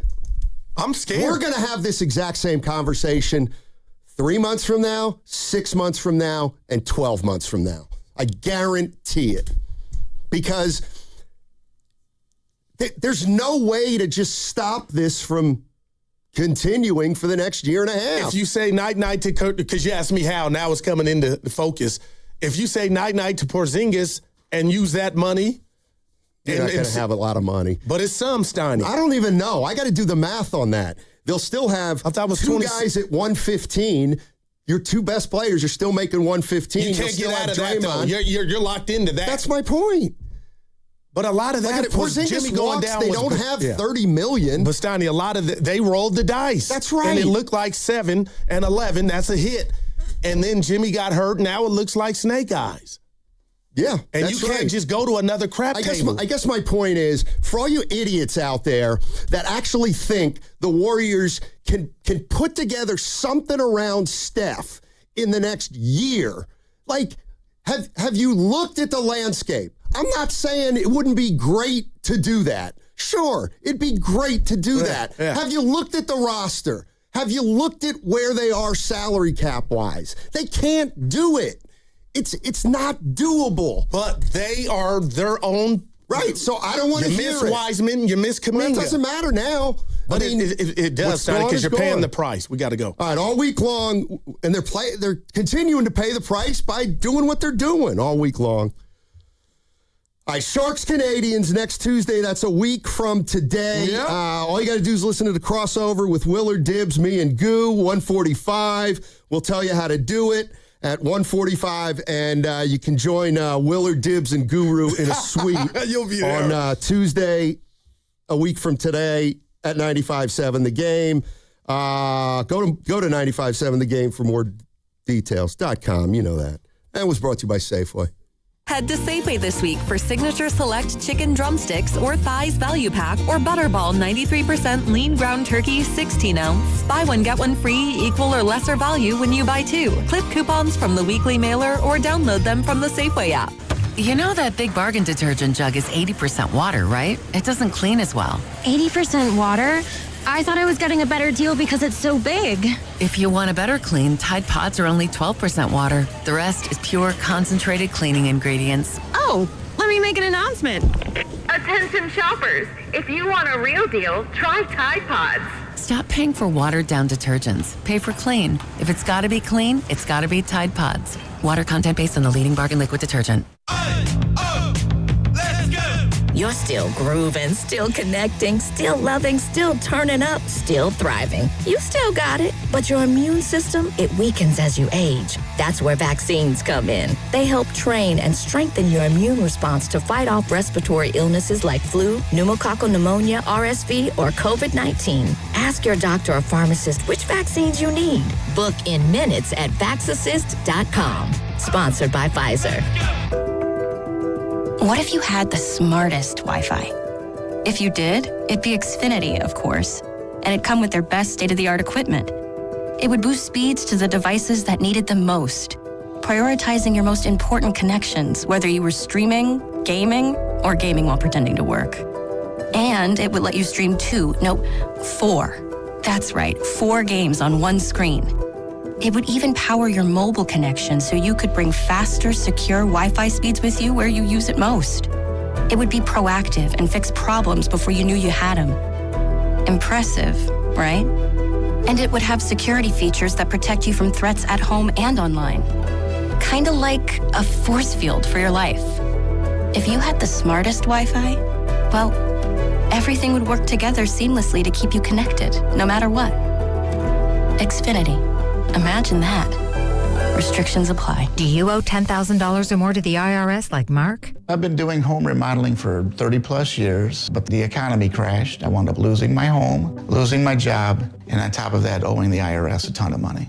I owed the IRS $114,000. It really, truly was the worst part of my life. Then Mark found tax relief advocates. On news radio, I heard about TRA, and I thought, what's the worst that could happen? So I picked up the phone and I called them. When it was all said and done, TRA settled my $114,000 debt for $100, and I'm telling you, I was ecstatic. Could not believe it. Would recommend TRA to anyone. If you owe 10 or even hundreds of thousands of dollars to the IRS, don't lose hope. Do what Mark did and call TRA for a consultation. But TRA did. They gave me a second chance, and I'm forever grateful. Visit TRA.com or call 800-491-9914. 800-491-9914. That's 800-491-9914. From carriage house to glass aluminum doors, R&S Doors has a full line of commercial and residential garage doors and gates to suit anyone's taste and budget. Visit rsdoors.com. R&S Doors. Look for the red truck. Injured at work? Don't wait. Every moment counts. You may be entitled to medical care and financial compensation, but time matters. The attorneys at Boxer & Gerson are here to protect your rights and fight for the treatment and support you need. Boxer & Gerson have helped thousands of people across Northern California who were hurt on the job. Don't wait, don't guess. Get answers. Call Boxer & Gerson today at 510-835-8870 or visit boxerlaw.com for a free consultation. Boxer & Gerson, your life is worth the fight. Welcome to Radio Rental. The scariest stories you've ever heard in your life. All told by real people. And off we go. This wasn't a human being that I saw. There's something here in this house, something not of this world. There was a woman moving through the hall. I stepped back and I was completely alone. Radio Rental is available now. Listen for free on Apple Podcasts, Spotify, or wherever you get your podcasts. Another app for inventory, one for CRM. Oh, don't forget accounting. Wait, which login was that? Or you could use Odoo, one fully integrated system that does it all without the hassle. Ditch the app overload. Get everything your business needs on one platform. Try Odoo free today at odoo.com. That's ODOO.com. Indeed presents hires you can't afford to get wrong, like nuclear reactor safety expert. I disabled the backup cooling system. It was making such an annoying noise. You heard it, right? It was like, We're on the countdown to core failure. And you're saying we don't want that? This is a job for sponsored jobs. This is what happens when you don't sponsor your job on Indeed. Next time, get matched with quality candidates with Indeed sponsored jobs. Visit Indeed.com/hire now and sponsor your job today. 95.7 The Game has your chance to run in the iconic San Francisco Marathon. Head to 957thegame.com and enter for your chance to win a full marathon bib for the San Francisco Marathon on July 26th. Get all the details and enter now at 957thegame.com.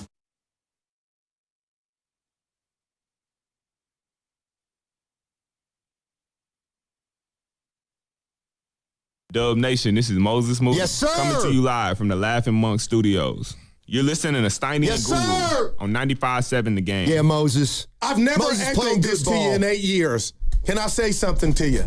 I don't like you right now. I don't give a I don't like who you are right now. You can say it, Steiny. Ass won't get you fired. I don't want to. I'm going to stop swearing. Rat's ass.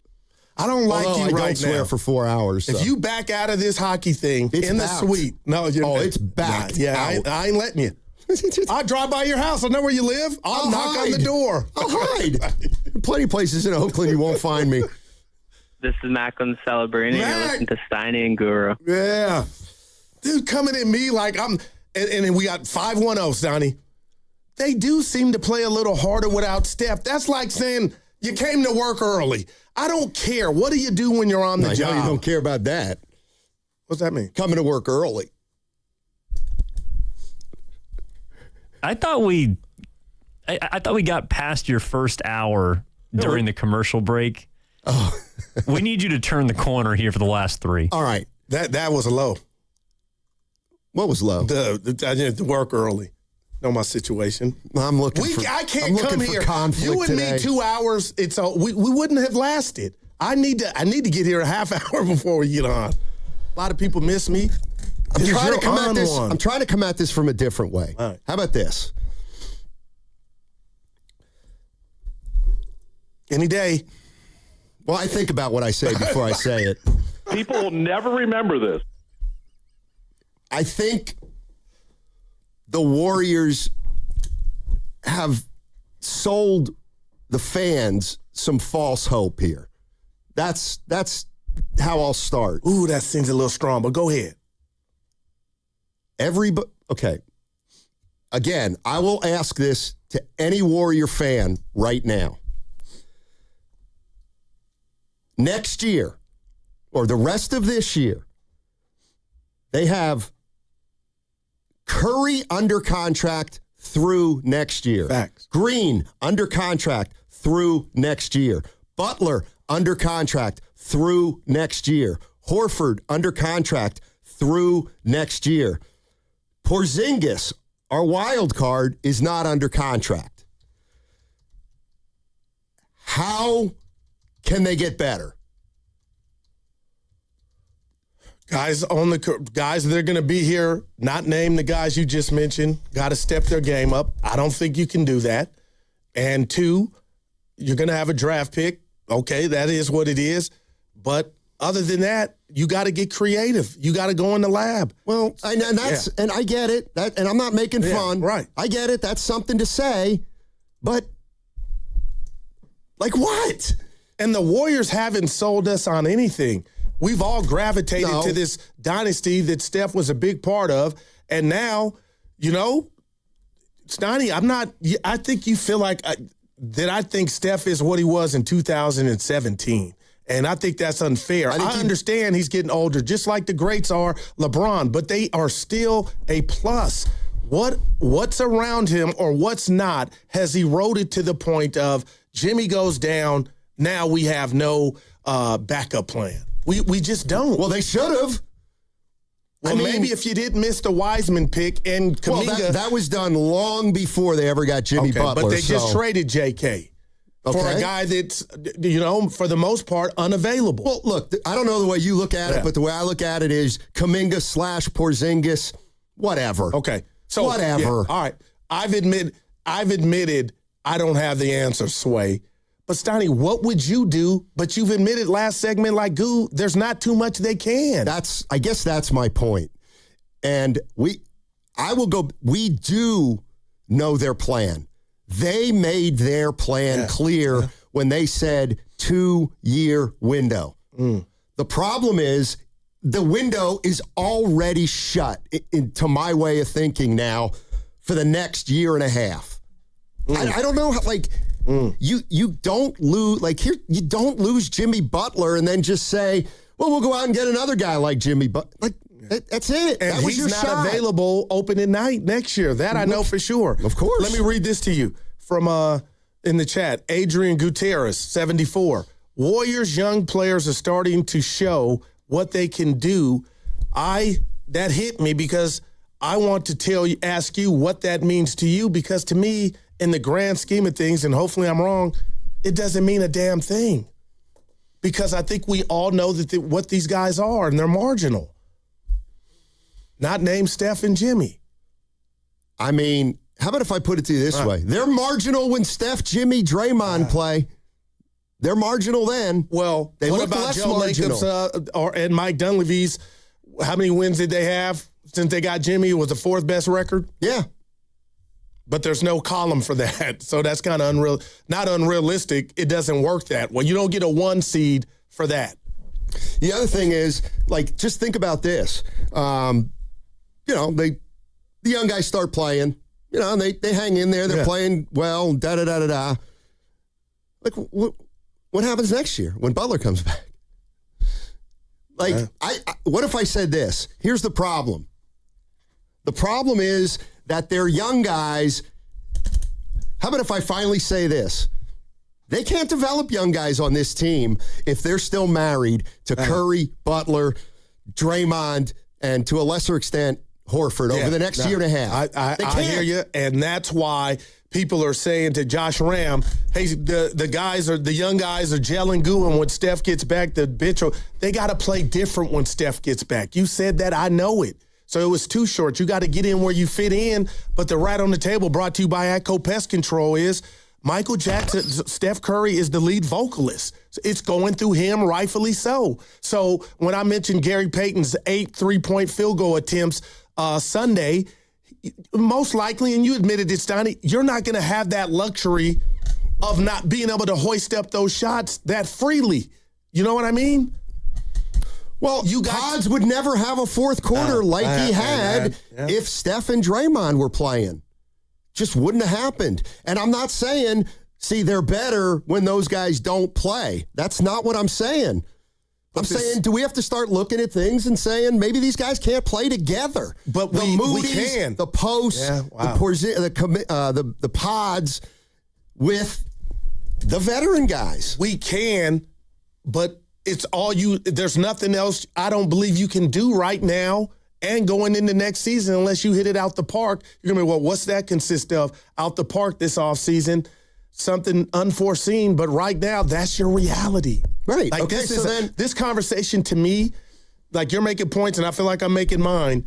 The bottom line, Stoney, is I am frightened about where they are, including the Jimmy, the contract. So, all right, it is frightening. Okay, so then accept it.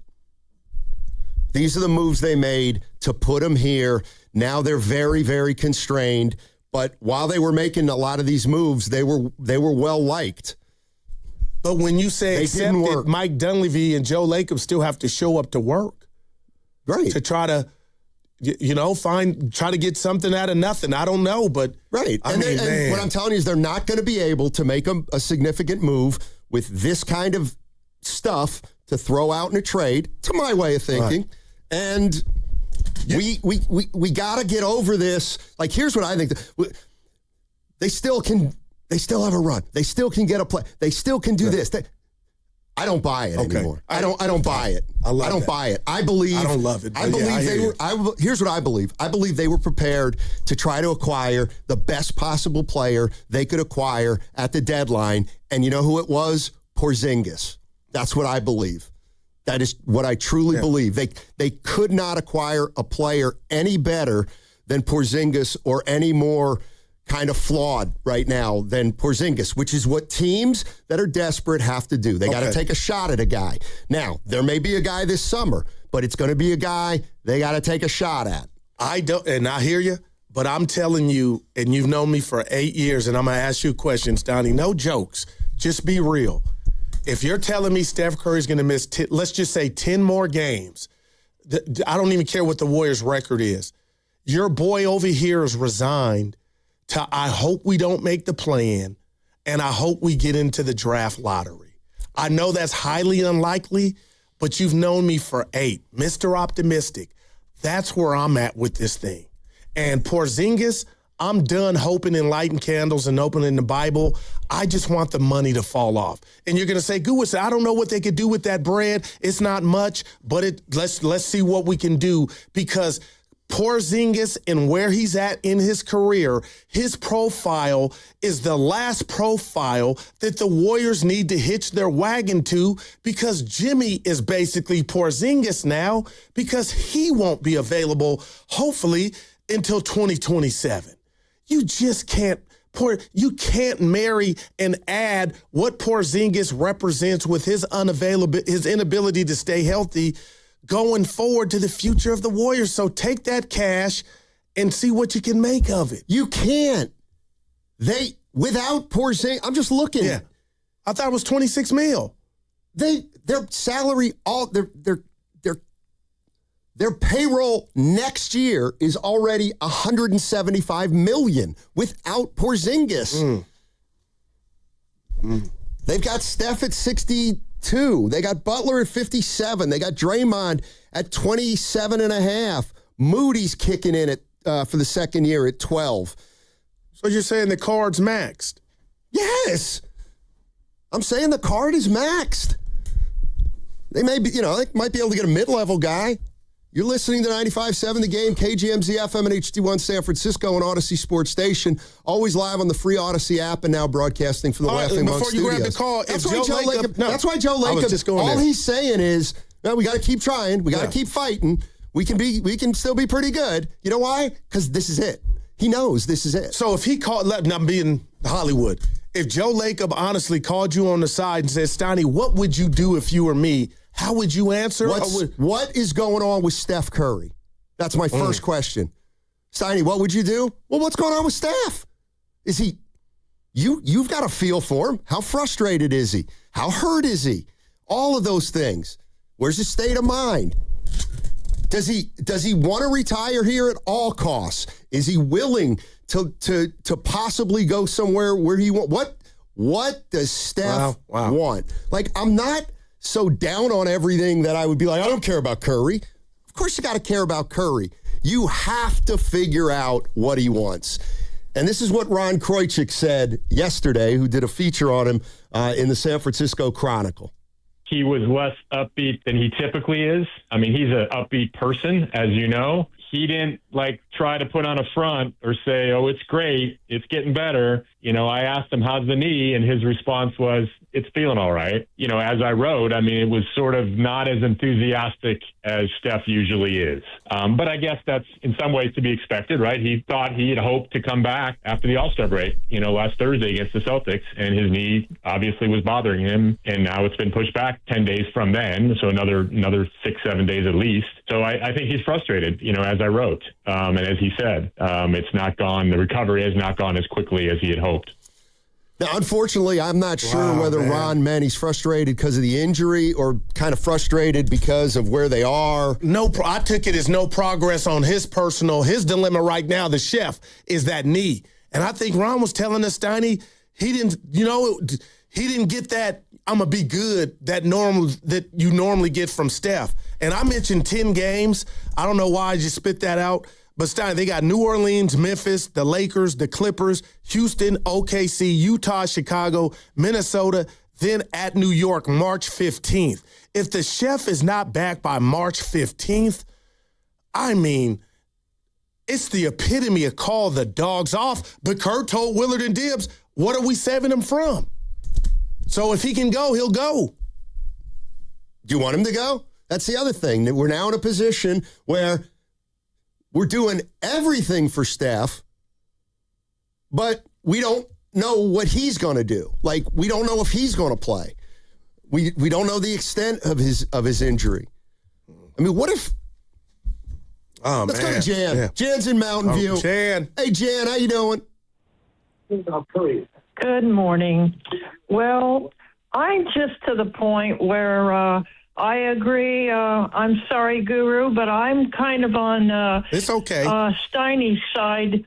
Look, Steph has had a long career. He's got a lot of wear and tear on that knee, and I heard Dibbs yesterday talking about that this condition that he has is going to probably linger for the rest of his life. I mean, I had knee surgery and periodic, both knees, by the way, and I heard the interview yesterday, and Steph was saying that he has to stand up because sitting applies more pressure into the knee, and I'll testify to that because I was told that you need to move around and you need to keep the stiffness from the swelling and all that. The more you sit, the more pressure you're putting into that knee. And I also remember an interview where they have to ramp him up, even if he's cleared to play, before he comes back to play, even if his minutes are reduced. So I really think that, another thing is that Draymond is, I believe, he'll opt into that extension. I'd say try to trade him away to alleviate some pressure on the budget, but also too, you've got you've got Pods, you've got Melton, and really Melton is really worth an extension. And, the unfortunate part is that, unfortunately, we're talking about Steph having, maybe in another year or two be up for an extension. I'm sorry, but at that point we have to have a heart-to-heart talk and say, I'm sorry, unless you want to take less money, we'll ask you where would you like to go, because we cannot afford it. And I think we've done pretty good trying to do what we can for Steph. Unfortunately, his knee. I mean, even if he comes back, he's going to have to change the way he plays. He's going to have to stop running around so much. Maybe you don't see other players on other teams running around as much as he is. They run, but they get to the spot and they release the ball, and they're not injured as much. And he needs to change the way he plays. He might, Jan. Thank you so much for the call, as always. Oh, my gosh, man. I hear you, Jay. And Dibs, Donnie, that was cryptic to me. Just, the Richard Jefferson thing that he said Steph told him it hurts or it bothers him when he's sitting down. Just think about that right there. Like, if that is something that's going to be with him, this is a brand new monkey wrench into something he's been sliced alone to me. And I know he's had his issues. Steph, he's out and it's kind of cute. He'll be back in 10 games. He'll be back in a couple weeks, and he's always been back. But this is on top of how the season culminated last year that I'll never get over because of that what if. But if this is his new reality, oh my God. Now we're talking about Steph not damaged, but Steph not being his true self. And that the only way he plays is the way he's Bruce Jenner or Caitlin. He runs the marathon. So if you're worried about Steph, petrified. But we're still doing everything for him. That's what I don't understand is you're acknowledging that this guy is 38 soon. He's missed a bunch of games this year. He missed the most important games last year, and now he's got runner's knee, and that doesn't look great. But if you had a chance, you would risk it all that he could come back and play 70 games next year and, I don't know, get this team to the finals? Help me out, because I'm hearing every word you say. Just a few minutes ago, Stoney, you said on these airwaves, if Joe Lacob called you, your first piece of business would be, what does Steph think? Yeah. So we all have agreed that their hands are tied behind their back. There's not much they can do. So my question to you is, what else? You have to do that. Everything for Steph. Even if it's a conversation that you said they need to have that maybe they haven't up until this point. I don't follow. You kind of just pointed out that you just itemized Steph and where he's at, right? And the downfalls. We're worried about him moving forward. But if your first piece of business is having that conversation with him, to me, that's still a branch of it's all. So you got to get his mindset and his thought process on what he wants to do. That's what I'm saying. That's why when you said if Lacob said Steiny, what should we do? My first question is, well, where's Curry at? Like, what is going on with Steph Curry? And what if they don't know and Steph doesn't know? What if this thing follows him to the offseason and Dibs is Are you talking about his injury or his feeling injury, about the team? The injury. Because now the feeling about the team is it takes a back seat to me. Because then you're going to be in the lottery. Then you're going to have. Steiny, I told you I'm warming up to that. No, I'm talking about next year. Like if this thing lingers into next year and he's, doesn't play a lot, then that's why first and foremost, with all due respect, to Steph, you got to find out where he's at. You got to find out upstairs. Mentally. And physically now. Well. And physically now. Stoney, 10 more games, man. And I get Kerr said it. I believed him, too. What are we saving him? Next year, Steve, if you're a part of that. I'm kind of with Steve. in that regard. I don't look at next year as next year will be the year we're all going to be healthy. Then what are we doing? Thank you. That's what I'm asking. Those are the kind of the questions that I'm asking. And that's why when people think that there's a quick fix here, I think that is flat out preposterous. Steiny, I've owned 4 Cadillacs. 3 of them were bad. And Steve Kerr, when he said, what are we saving them from, came over to me through the airwaves that Steve's willing to drive the Caddy with the check engine light on. Sometimes you can do that and get away with it, but sometimes you're going to be on the side of the road. And I bring that up because, Steve, you got to be careful. What if it were to get worse, whatever's ailing him, by bringing him back thinking, no harm, no foul? Norm used to always say, son, it can always get worse. So that's why I would say, I feel like you're the way you're talking, like is March 15th a while away. Telling what? Like, can I just? Why'd you pick that date? Because it was this when they play the Knicks. That would be the 10th game starting tonight. Okay. I mean, everything you're saying, I'm like nodding my head, but I'm saying, yeah, that's why it's not. But there's working. No solution because of what you said. The credit card is maxed out.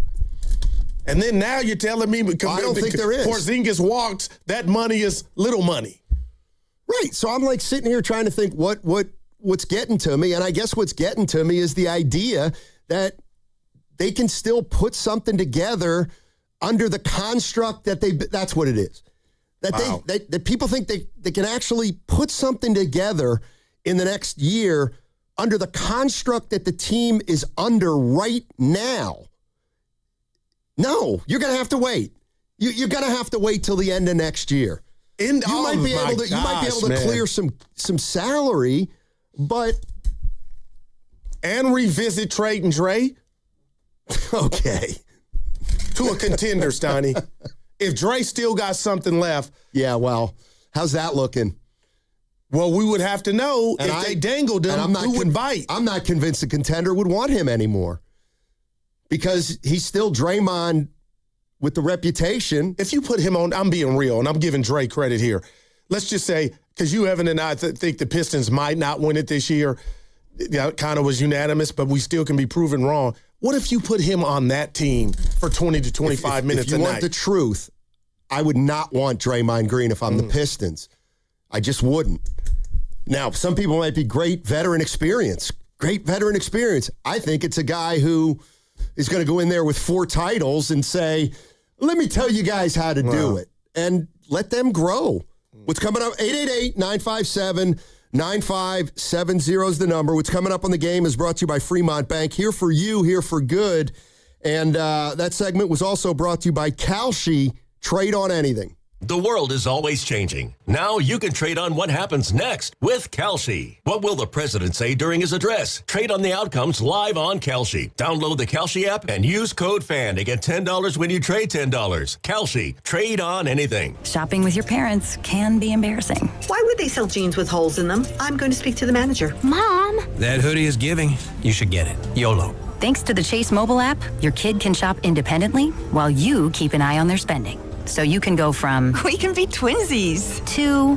How was shopping? Saw you stayed on budget. Thanks, Mom. Freedom for kids, control for parents. That's family banking from Chase. Account subject to approval. Chase mobile app is available for select mobile devices. Message and data rates may apply. JP Morgan Chase Bank N.A. member FDIC. What if you could have the most reliable fiber-powered Wi-Fi? And get this, what if you could keep it at the same price for 5 years? That's the Xfinity 5-year price guarantee. 5 years of Wi-Fi that boosts speeds to the devices that need them most. That finds and fixes problems before you even notice them. Like super intelligent Wi-Fi with a 6th sense. And that keeps you gaming in the fast lane, even when the whole family is banking on bandwidth. All your devices working in perfect harmony for 5 whole years. And here's the best part. No annual contracts, no hidden fees, and our best equipment included. Plus, get online in no time with same-day Wi-Fi. Hey, let's face it, a lot can change in 5 years. Kids grow taller, dreams grow bigger, but your Wi-Fi, it would stay reliable and the price would stay put. The Xfinity 5-year price guarantee. Lock in your price and unlock the possibilities.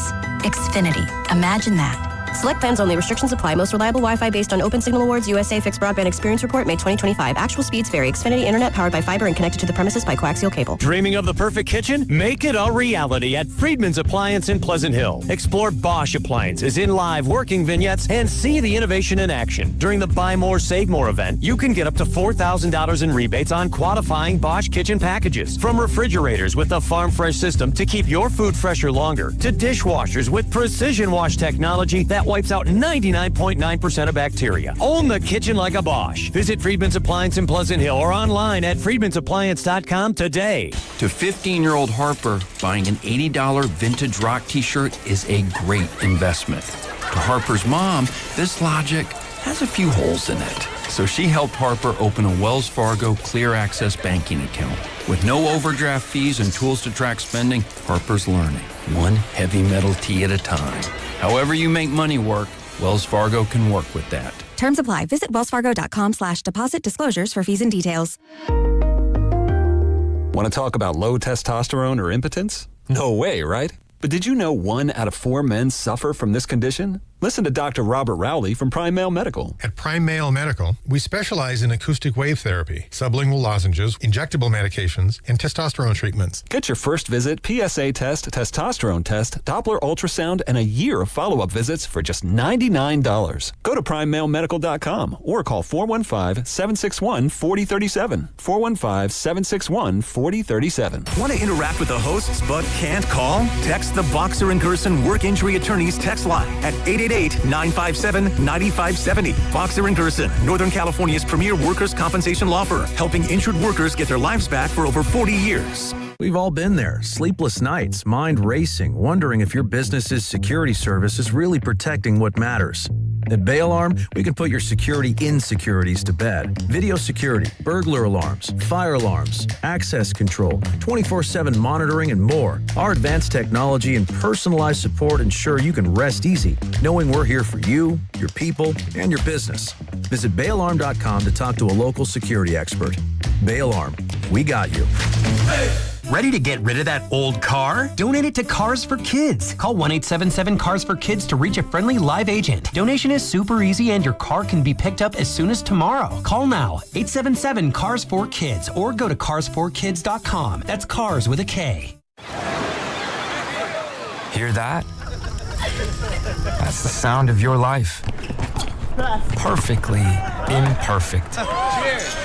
Beating in rhythm to the world you've created. But every time you drive after drinking, the music gets drowned out. Your life sounds pretty great. Don't let a buzz ruin it. Buzz driving is drunk driving. Don't drive buzzed. A message from NHTSA and the Ad Council. Just hearing the word IRS can make people break out in a cold sweat. No one wants to deal with the IRS, and now you don't have to. The good news is Legal Tax Defense has been successfully negotiating with the IRS for more than 15 years. It doesn't matter how much you owe, whether it's $5,000 or $5 million. You deserve the best in the business on your side, and that is Legal Tax Defense. Even if you're working with someone else and just want a second opinion, there is no cost or obligation to call. They can prevent levies, liens, wage garnishments, even file back tax returns. And the best news about Legal Tax Defense is they won't take your case unless they know they will reduce or eliminate your tax debt. Call Legal Tax Defense right now for a free no-risk consultation. 800-323-8922. 800-323-8922. You have nothing to lose but everything to gain. 800-323-8922. Let's go! You still got it, but your immune system weakens as you age, making it harder to fight flu, pneumococcal pneumonia, RSV, and COVID-19. Ask your doctor or pharmacist which vaccines you need. Sponsored by Pfizer. Snakes, zombies, public speaking. The list of fears is endless. But the real danger is in your hand when you're behind the wheel. Distracted driving is what's really scary and even deadly. Eyes forward. Don't drive distracted. Brought to you by NHTSA and the Ad Council.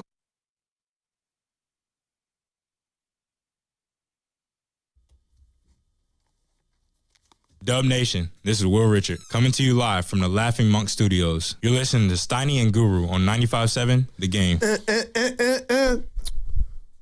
Almost has a little Rick James feel, but I don't think it's a bad mamma jamba. Yeah. Stevie Jamba. Wonder. Yeah. Carl You're Carlton. a bad mamba jamba. Carl Carlson. Yeah. I heard the guys in the morning, Shasky was talking about his playlist, his 50s. He went back to the 50s and, music that the kids, the grandmas, the wives, everybody, and they were naming some songs, man. It's just, music is the soul. And I need to clear the air. Can I do that real quick here? Is this going to be about your caddy? Yeah, the 510, why do you keep buying Cadillacs? And then my mentor, our friend, Mark Ibanez, why do you text me? Why do you keep buying Cadillacs? Guys, I have a 2019 XTS. You've been in it. You accused me of being up on a car that I didn't own. I'll never forget that one. And it's riding fine, so I'm good. The bad Cadillacs are in the past. Talking about the Warriors. Will you ever drive, serious question, will you ever drive anything not a Cadillac? Oh my gosh, yes. I mean, what are we talking? I'm trying to get the electric caddy, the Lyric. But that's a Cadillac. Those are really expensive. Probably, right? But if we got something here through the station, I'm working on it. Oh, you're like a Cadillac dealership? Yeah. Oh, boy. Endorsement somehow. Yeah. Well, yeah, Bonte and Shasky got it with Ford. Yeah, what they Ceremony. have. Yeah, we'll see. We're not there yet. Yeah, Closed mouth don't get fed, partner. But Evan, if you gave me something nice, I'd ride. Well, I was just anything thinking, but a Tesla. Yeah, Teslas I'm kind of out. They're go-karts. They are electric though, but because of your commute, I'm just thinking of cars that have really good gas mileage. Like, I only commute a couple days a week, guys. I'm a bay boy. Oh yeah, and you're feeling great about that commute these days. Well, the police are out, man. Let's go to Nick. Nixon. You all right? Nixon Fremont. Not really. God. Not really. Take a day. Evan don't run. I'm not taking any days anymore. Tuesday. You don't know that. Place can't run without me. Oh, please. I can't wait for Willard. I was wrong. Why? I didn't like how you came off. I don't care. To start the show. I don't care. Gonna tell me. You watching spring training baseball? Why? It's on. It is. Man, dude, I can't wait. Let's go to. It's always fun game. Let's go to. How about Nick? Nick's in Fremont. Hey, Nick. Hey guys, how you doing? Hey, Nick. You know we what? need answers, baby. All right, I got a solution, but first I want to address what Steiny was talking about earlier, which is like, why are we even in this situation? So just breaking it down from the business side, the coach side, and then the player side. Here we go. All right, and tell me if you disagree, right? Steph is a generational player, never seen before. This is why we've locked into him for all these years, to answer your question, and you can't really compare it to any other team. He's basically synonymous with the Warriors. He sells out arenas even outside of San Francisco, right? So from a business decision, of course, the owner's going to go with him. Then taking down the coach level. Right. The coach has got to be all in with the owner, right? They're all in on this 2-year window. And if the coach isn't coaching Steph, who is he coaching? We've all said that he can't really coach young players. Even last week, he admitted that he's not even coaching the young guns. He's just letting them run. Right? I don't know if you heard that interview. That one I didn't hear, but we got you. Yeah. So, and then down to the player level, right? These guys are scared to shoot when Steph is on the floor. Because if you miss, and you said, oh, shoot, I could have given that to Steph and he would have hit it. So it makes your misses even worse than before. So that's why everything has got to be orchestrated around Steph right now. I'm with you. But okay, what does that mean, Nick? I think to me, one possible crazy solution would be just have 2 teams in one. Have your veterans with Dre and Jimmy and the Steph system, a couple of bigs who could stretch the floor, and then have a second team, which is the young guns, which is all the guys that you see doing all the crazy stuff out there right now. And don't mix them. Just let that be. You know, it's going to be hard to mix those 2 systems. Otherwise, I don't see any solution exactly what you guys have been talking about. What can we do with what we have right now? Those are great questions, Nick. And I want to say something to that point. Evan gave me this nugget, Sonny. Who leads the league in three-point field goal attempts? Anthony Edwards? No, the team-wise. On the Warriors? No, just the NBA team. NBA, who shoots the probably the Warriors. Warriors. Think about that. Without Steph. Yeah, with Steph, just the Warriors. No, but what I'm saying is, with him missing 18 games, they still without shoot Steph. more threes than anybody else. And I believe Evan told me 11th or 12th in regard to percentage, but that's all we are now. And there is something, and I brought this up yesterday, not to steal my man's thunder who just called, Steiny. There is something to where if I shoot the ball and Steiny's not there, I feel more freer. But you're a pro athlete, and am I babying these guys, not named Steph Curry, that, it's a tough thing to shoot when Steph's out there. But Steph doesn't shoot every shot in the damn game, nor does he play 48 minutes. I just will not. I don't know where we're going with this convo. All I know is it's bleak right now in Warrior world, and I don't know what the fix is. But, my gosh, if you're telling me that guys play, more with the freer type of flow without the chef there, I could understand that. But what does it mean? Well, what it means is that. And is that a sufficient excuse? Like, nobody's using that. The way I look at it is way back in the day, 5-7 years ago, I think we first started talking about a disconnect between the champions and the veterans and the young players. Like, they've made reference to it, and my belief is that Steph, Clay, and Draymond, as great as they are, were tough on the young guys. I don't mean like tough, like mean to them. But it worked. It did work. But not. It worked because of the veterans, not because of the young guys. It worked because they had veteran stars and veteran role players. The minute they wanted their role players to be young, the veterans just it wasn't as good. The veteran there's Curry, Draymond, and Clay just did not have the respect for Wiseman, Kuminga, Moody, and to a lesser degree Pods that they ever had with Bogut and Livingston and Barbosa and Otto Porter and Bielitsa. That to me was an experience thing. So now, I think the disconnect's gotten a little wider now because the old guys are getting older and they're not dealing with it tremendously well. So they've still got some kind of disconnect with what young player has thrived the most for the Warriors since, in the middle of their dynasty. While you were talking, JP, Jordan Poole. And you know what? Think about what he had to kind of overcome. Went to Santa Cruz. Right. And you know what? I think we can say this. And even he didn't really get the respect from the veterans because he clearly went about it a way they weren't crazy about, or at least Draymond wasn't. But, I have a feeling Draymond wasn't the only one that wasn't crazy about Poole. But what I'm getting at is, yes, because you have a veteran influence on this team, and I don't think they were crazy about Jordan Poole. Now, for whatever reason, the rat on the table, again, brought to you by Atco Pest Control, is now stylistically, if you're right, the one thing I've admitted that we're watching, not only these guys play hard, the youngsters, without Steph, they're faster without Steph and Dre. Now you're telling me stylistically there's friction.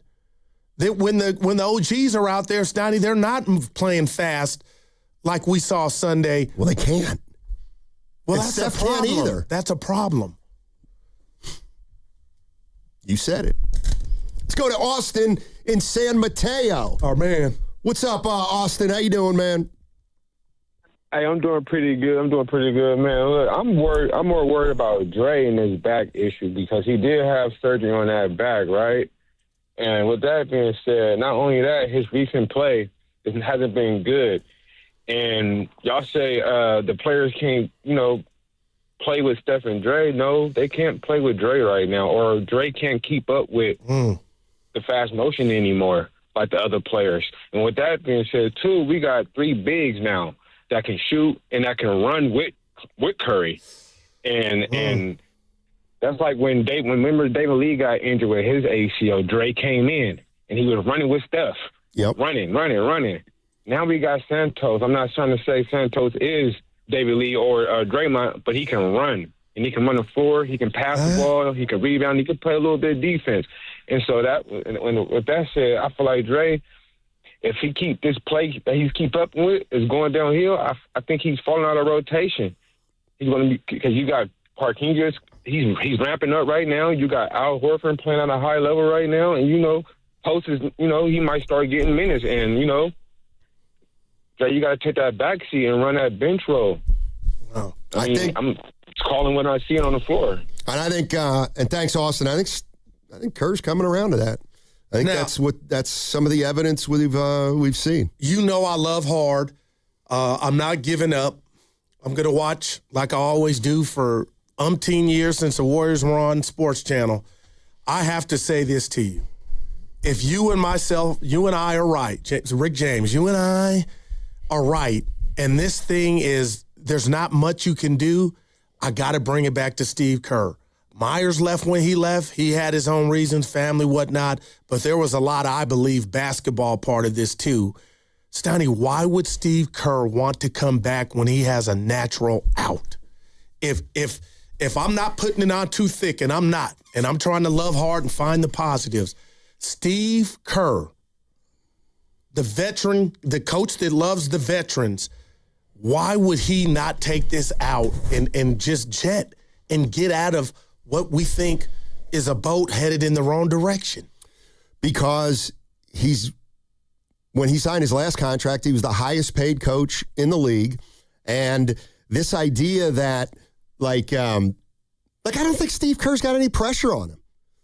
And, do I think Steve Kerr's going to be the coach next year? I don't. But that sounds like no expectation. That's right. And we need to do you hear the way Draymond has been talking? Okay? Do you hear the way they know, Goo? It's almost like they know, but the front office might know too, but they don't know what to do because their options are significantly limited right now. Wow. Because of, what they've done to get here to this point. So, wow. Let's go to Brian in Palo Alto. BPA. What's up, BPA? How you doing, man? Hey, guys. How you doing? Not good. Prior caller saying to play all the young guys in the second unit. Yeah. I mean, together, they get run off the court. Beat Denver. Beat Denver. -30. Great. It's great. One game's good. It's good. And by the way, the veterans played okay too, right? I think Horford played pretty well. I think it's pretty clear Draymond is not a fit anymore, right, for this team. I don't know what you do about it either, but it certainly should not be a starter. Should not be prioritized, but. Having bigs that can shoot actually kind of makes a difference from a spacing standpoint. No doubt. Especially for a team, especially with Steph out, and the spacing becomes that much more constrained. So, but what do you think? Good win against Denver, and what's that? What's your bottom line? And what would you do, BPA? As, Henry Fonda would say it on Golden Pond. Stoney and I don't have solutions. What would you do? As long as Steph's out, right? I mean, as long as he's out, it feels like he's out forever, right? Which he probably isn't, by the way. But, we have to wait until he comes back, and what does it look like with this group and with maybe Porzingis, assuming Porzingis is not, sick again. But, you have to wait until then. He's hurt right now. And, he probably is not a guy that's going to play 82 games anymore. We know that. But, that's my. I got a question. Right. There's no replacing the fact that Jimmy's out. There for it is. 16 months. Right. Hey, BPA, I got a question for you. Sure. Did you get into it with Devone on Saturday? I mean, that guy's been pumping up Kuminga for 18 months, and then trying to walk it back and all that. So hey, you had to do what you had to do. BPA, we were listening, baby. Oh, it had to be. It had to be done. Had to be done. That was great. Thanks, Brian. Appreciate it.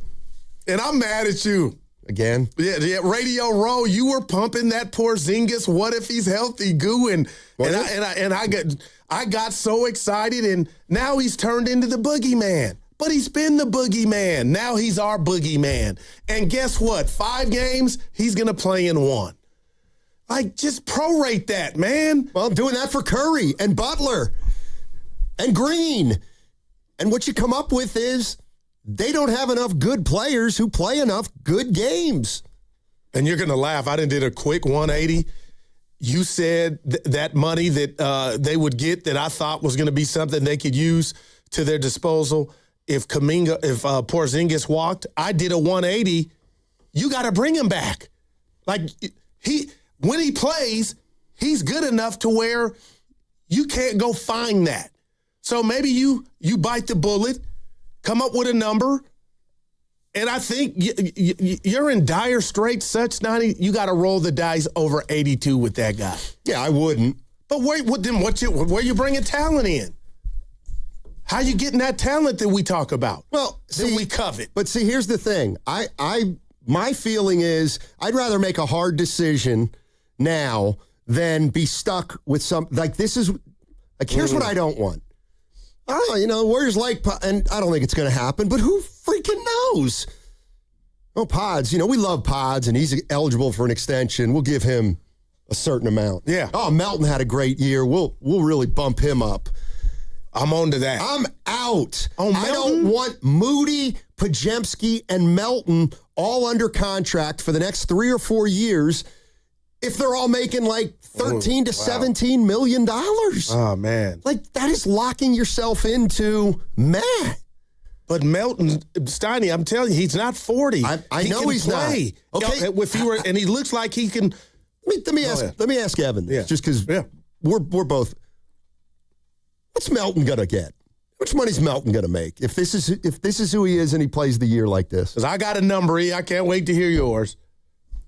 I mean, he's at least due the taxpayer mid-level from a team, which is what I think he got in the first place, right, with the Warriors last year. So that's between 12 and 15. Yep. I would give him 20, and I wouldn't even think twice about it. Well, your team would probably not be very good. Evan, what if he remains upright, I think he's going to ask for more than that. He may. But he can't because he's never remained upright. I mean, that's the issue. That's been the whole problem with his entire career. It's not his talent. He just hasn't stayed healthy. But because we're so desperate and devoid of talent, could you really let him walk? Unless he asks for something. Do you think 20 for Melton is ridiculous? I do, yes. Wow. I do. The most he's ever made in his career is 12.8. All the more reason for him to ask for a bump. He's making the vet min right now, so he's going to get a bump. Yeah. No doubt, yeah. Well, he's also got... Not that type bump. Like, the other problem is, here's another guy that... Let me tell you what's hurting the Warriors right now. These player options that they're giving guys. But that's their fault. Exactly. That's normal, though.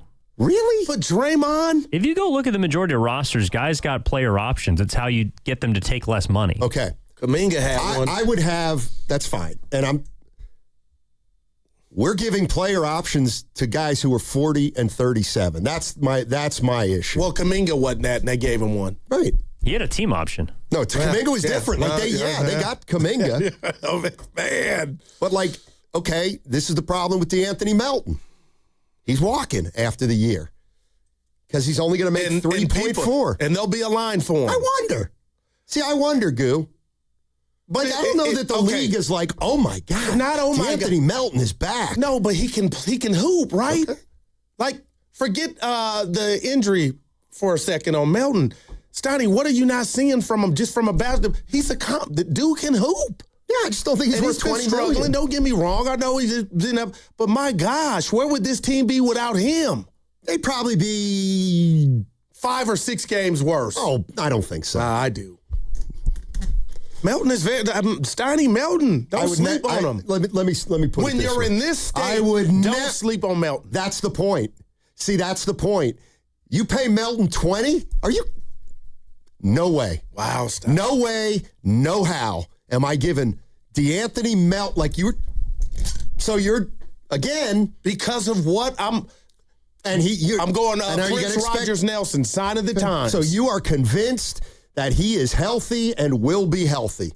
That's why I'm not giving him 20. I can't give him 20. I'm at the crap table. I was convinced Jimmy was going to be healthy. I was convinced Curry was going to be healthy.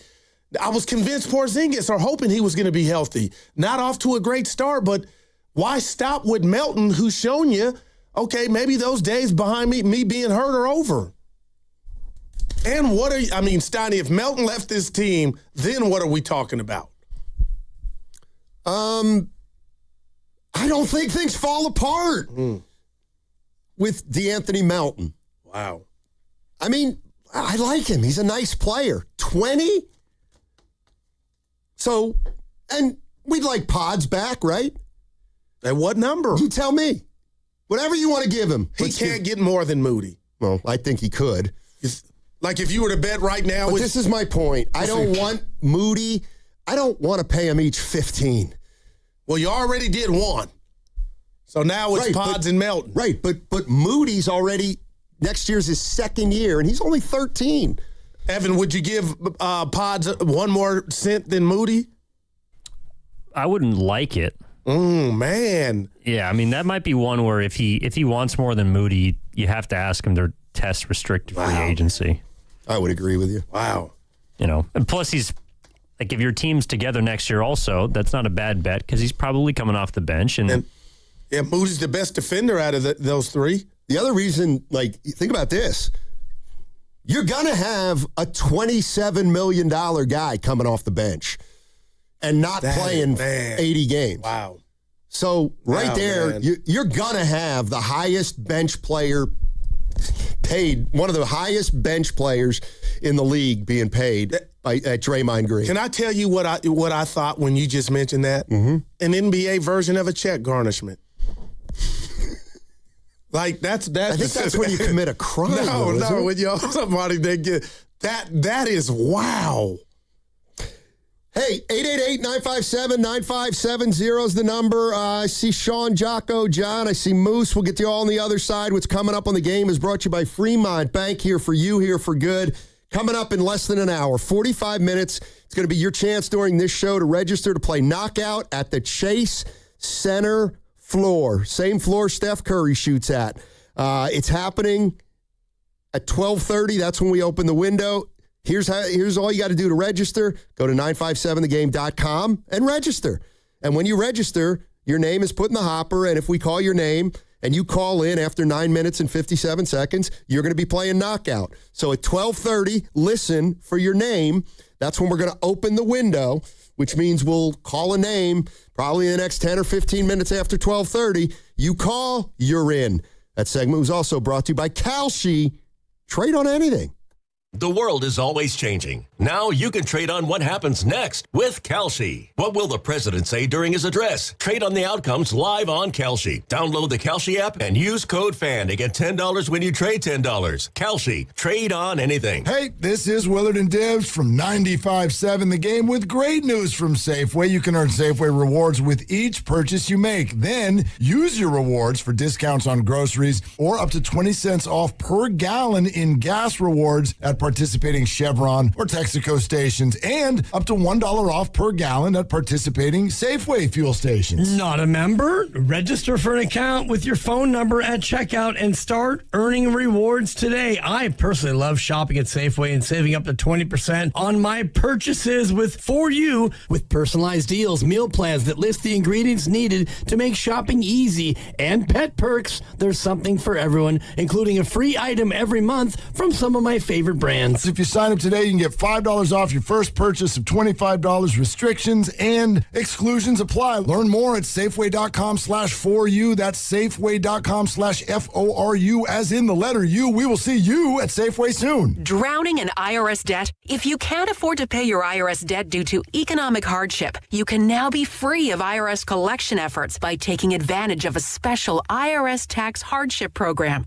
This program allows Americans who owe the IRS to resolve their delinquent tax debt once and for all. In some cases, maybe even reducing what you owe significantly. An open phone line has been established by Community Tax for consumers to call and see if they qualify. Simply dial 800-485-7220. If you owe back taxes to the IRS and cannot afford to pay them back or have years of unfiled tax returns, help is standing by. Just call the Community Tax Helpline today at 800-485-7220 for the help that you need. Don't take on the IRS alone. They can attack your wages, savings, pension, home, and even your Social Security check. Call 800-485-7220 to see if you qualify. That's 800-485-7220. Running a business means wearing multiple hats. So if you're like me, you probably started out using your personal phone, taking client calls and texts nonstop. As my business grew, I needed something smarter. That's when I switched to Quo, the #1 business phone system.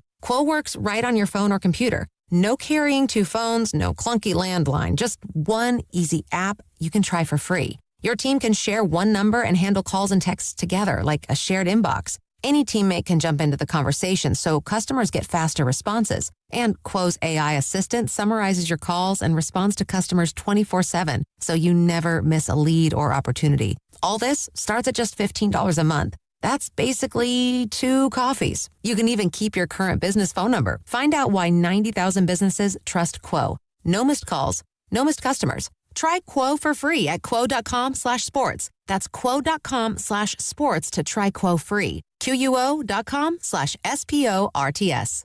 When selecting a financial institution, how do you know you're making the right choice?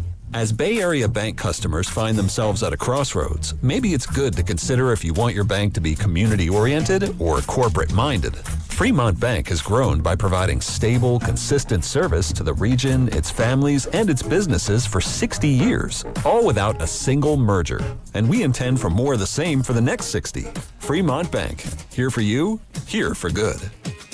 Is your kitchen just a place to cook or the heart of your home? At Ashby Lumber, we believe your space should be as unique as you are. Our kitchen and bath showroom connects you with experienced design specialists who guide every detail, from layout and materials to finishes that fit your lifestyle. Book a complimentary design consultation in showroom or in home and get a custom plan built around your vision, your space, and how you actually live. Visit ashbylumber.com or follow at Ashby Lumber. Ashby Lumber, thoughtfully designed, beautifully built. My name is Whitney Allen, and I'm a widow. My husband, Ryan, died. We never thought we'd ever have to use life insurance, but the unexpected happened. With Ethos, signing up was fast and 100% online. You can get a quote in seconds, apply in minutes, and get same-day coverage. No medical exams, and you can get up to $3 million worth of coverage. I'm grateful we were prepared. Get your free quote at ethos.com/radio. That's ethos.com/radio. Paid spokesperson. Time spent on application may vary. Online health questions required. You know that Big Bargain detergent jug is 80% water, right? It doesn't clean as well. 80% water? I thought I was getting a better deal because it's so big. If you want a better clean, Tide Pods are only 12% water. The rest is pure, concentrated cleaning ingredients. Oh, let me make an announcement. Attention shoppers, if you want a real deal, try Tide Pods. Stop paying for watered-down detergents. Pay for clean. If it's got to be clean, it's got to be Tide Pods. Water content based on the leading bargain liquid detergent. Rain for San Francisco today, going up to 62. Weather brought to you by Staples. From posters and presentations to labels and loyalty cards, Staples has all the print to boost your brand. Shop now in-store and online. Staples. That was easy.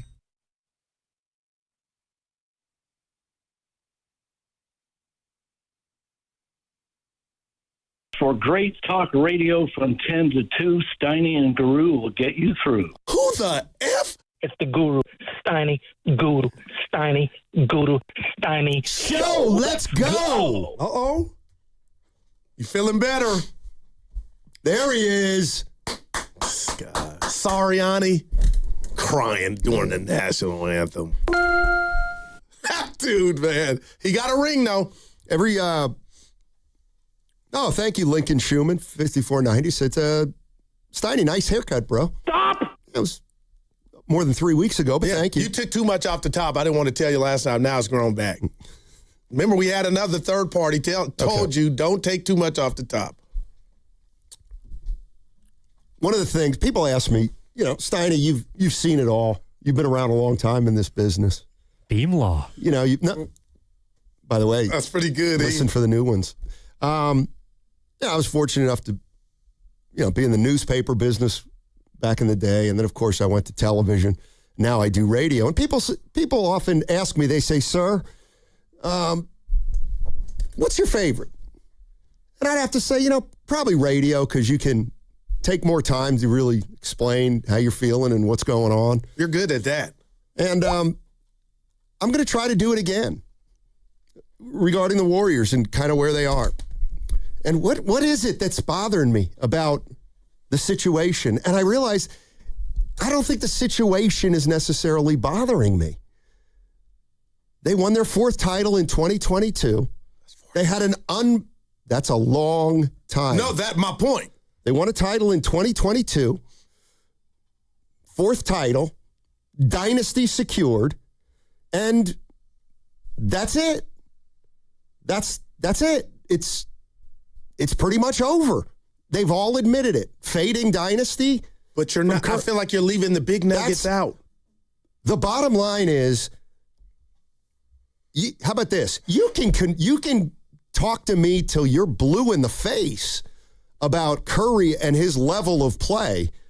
And what I'm telling you is, okay, I'll meet you halfway.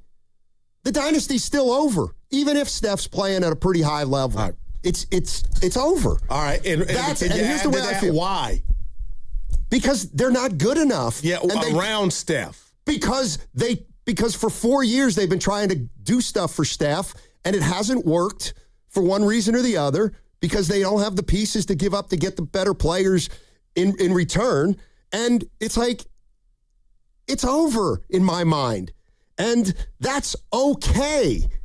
Because, but it doesn't sound like it. What bothers me is the idea that so many fans out there still think they've got realistic life within this dynasty still. Well, and I'm gone. I'm gone right now. I don't think they can do it. And that's okay, because that's what happens. But add the organization to that list too. It seems like they're still, Steiny, they still think they can pull a rabbit out of their hat. So it's not just the fans. Okay, and what I want to tell people is rabbits. When's the last rabbit that ever got pulled out of a hat that you can think of? Like Baron Davis coming to the Warriors? I like that. Okay. They pulled a rabbit out of their hat.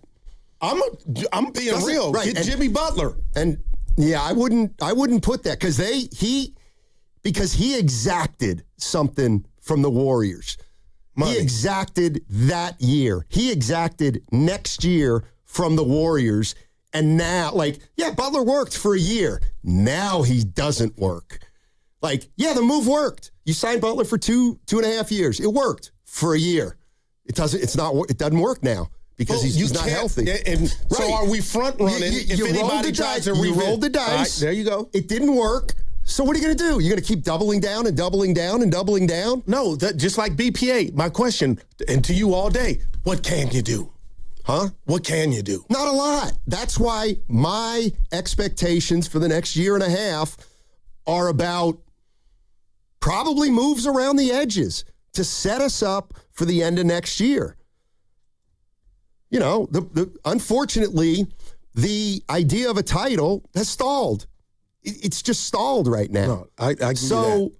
But the problem with it stalling, which is okay, is unfortunately you haven't put yourself in a position where you can pivot. I don't know what a pivot and maybe that's the other thing too. When people say, Steiny, what do you do? What do you do? And it's like, you might be right. I don't really have an answer, because I see a pivot that's going to be I don't even know. I don't even know what a pivot looks like for this team right here and right now. Man. Yeah, it's sobering. Let's go to John in Hayward. Hey, John, how you doing, buddy? Hey, fellas, doing well. Thanks for asking. How you guys doing? Hey. Doing well. Hey, just, I wanted to call in with the X's and O's and what they need to do to be competitive, but we got to put all this aside, man. I'm with you. I'm checked out. I think this is going to be like a 19-month, where we're playing, meaningful basketball. We need to get Draymond's $27 million and Jimmy's and just, get rid of everybody. Only guy I would keep is, the mustache guy. Nobody can play defense on this team. Nobody can shoot. That was just, not a good sample size by Horford, to get all those threes. This team is not going anywhere. I'm surprised we even have 30 wins, guys. That's all I got to say. Thanks, John. Appreciate But the problem is this is not an episode of Sanford and Son, and I don't want to call Jimmy with his injury. I guess for this exercise I'll do it. And Dre junk, but what's that line looking like? With that, when Jimmy was upright, I was clamoring for more. Now he's hurt in the next year. That is BL, bad luck, but we got to wear it. Right. Thank you. We've got to wear it. But to wear. Till the end of next year. That's how long you have to wear it, because that's what you did as an organization. You gave Draymond Green 4 for 100 with the last year being 26-27. You gave Jimmy Butler $55 million for his 37th year on Earth, and he can't play right now. This is going to sound, I'm going to put it right on the table. That's why there's no pivot. Okay. I'm going to put it right on the table, brought to you by Echo Pest Control. And I'm the biggest Chef fan. I think I got to say that. Do we want to revisit? Because you're talking about the 62 that's coming up. Did they overpay the Chef? Yeah, but that's okay. He's a generational player. But now you say it's okay, but when you talk about what he's due and where he's at, it's like a glacier. Like we're on a ship and the iceberg is right there. Because you feel like you're not getting the return on investment. Right. But that's all I could give you 10 players. That's right. And they're all in the Warriors. Well, no, but what could they have done differently outside of Dre? The Dre one to me is just, you weren't good enough to give him that Scully, because that's what it feels like. Well, I mean, with a player option. The bottom line is they've done a lot of things wrong. The food Wiseman, Kuminga, both wrong. Like they have nothing to show for those guys. Zero. Like that's the other thing. So they have zero to show, or they have Moody to show for those two picks. Yeah. And they're in the salary situation they're in. Wow, so yeah. Now let's look at the other side of it. The optimistic side. When Mike Dunleavy says, we still got our war chest. That's a war chest of draft picks. It's certainly not a war chest of players, right? 2031 or 2029 when you let's just say you draft, and then we're not going to be able to judge the draft for, I know it's faster in this society now in the NBA, but Stoney, that can is down some roads, valleys. Because it's going to be years before we judge him to be able to say, okay, that was a good pick. Yeah, and you know what? But that doesn't... And it doesn't look like it's going to be a top picks. Right, so you got to be good. You got to draft well. You got to find somebody at 16. It's happened. Jocko in Pacifica, what's going on? Hey, Jocko, how you doing, man? I'm doing all right, guys. Thanks for taking my call. Yeah, I just, I'm going to agree with you, Steiny, on this one. And, they put all their eggs in an old basket. The basket had holes in it. Some eggs fell out. They broke. And this is where they're at. They just don't have any salary cap moving forward. They just have to punt the next season and a half, in my opinion, and get off Jimmy and Draymond. If you can find a sucker to take one of those contracts, maybe because they're expiring, you might get a player back. But Guru, I got something, and I don't think you're going to like it. I think they're out on Giannis for next summer, and that's indicated by the trading of Kuminga for Porzingis, because that would have been an expiring salary if they had picked up his option, and they could have used that in a trade. And good point. With Porzingis, they're not going to have that. Yeah, that's a great point. He's a sign and trade at best. And as we, just went through this past summer, there's a lot of restrictions with the sign and trade. And you can't just take equal money back both ways. So, the other team can only send back half of what they're taking in. So, anyway, I think you look at Atlanta, and, I think there was value for Kuminga because they're not punting on the season. They're not tanking, and they traded an expiring contract to take a look at JK, and they took on the money of Buddy to do it. So, the value for JK to the Warriors was they didn't want to take salary beyond 27. Right.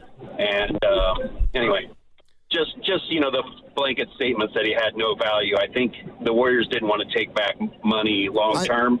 So who knows what else could have been out there. I see. And yeah, you're right. And they would have if they would have been convinced or completely sold on a player, and they can't be with Porzingis. Right now. You're listening to 95.7 The Game, KGMZ FM and HD1 San Francisco, an Odyssey sports station, always live on the free Odyssey app and now broadcasting from the Laughing Monk Studios. Can I tell you something? It feels like, of course. And listen, Joe Lacob, the dude's incredible, right? He built the dynasty. But I'm just thinking about Mike Dunleavy and what he inherited, Stoney. He does feel like Lee Majors. The fall guy. Like, this is almost impossible. You know what I mean? Like, who could call this station and give glowing reviews? I think it almost at this point would be unfair. Glowing reviews for Dunleavy? Yeah, or what GM with this situation? Thank you. That's like why Houdini couldn't. I agree. It's just, yes, there's some blame to go around. But it's like nobody's fault that Curry's 38 now. And Jimmy got hurt. Well, the food's here.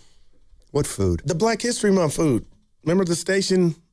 We're bringing in lunch for Black History Month. Is that today? Yeah, people are walking with play. Evan left. You see, he's not. Jamaican jerk chicken. Oh, look at. Collard greens. You got to be kidding me. Mac and cheese. He's joking. I'm not.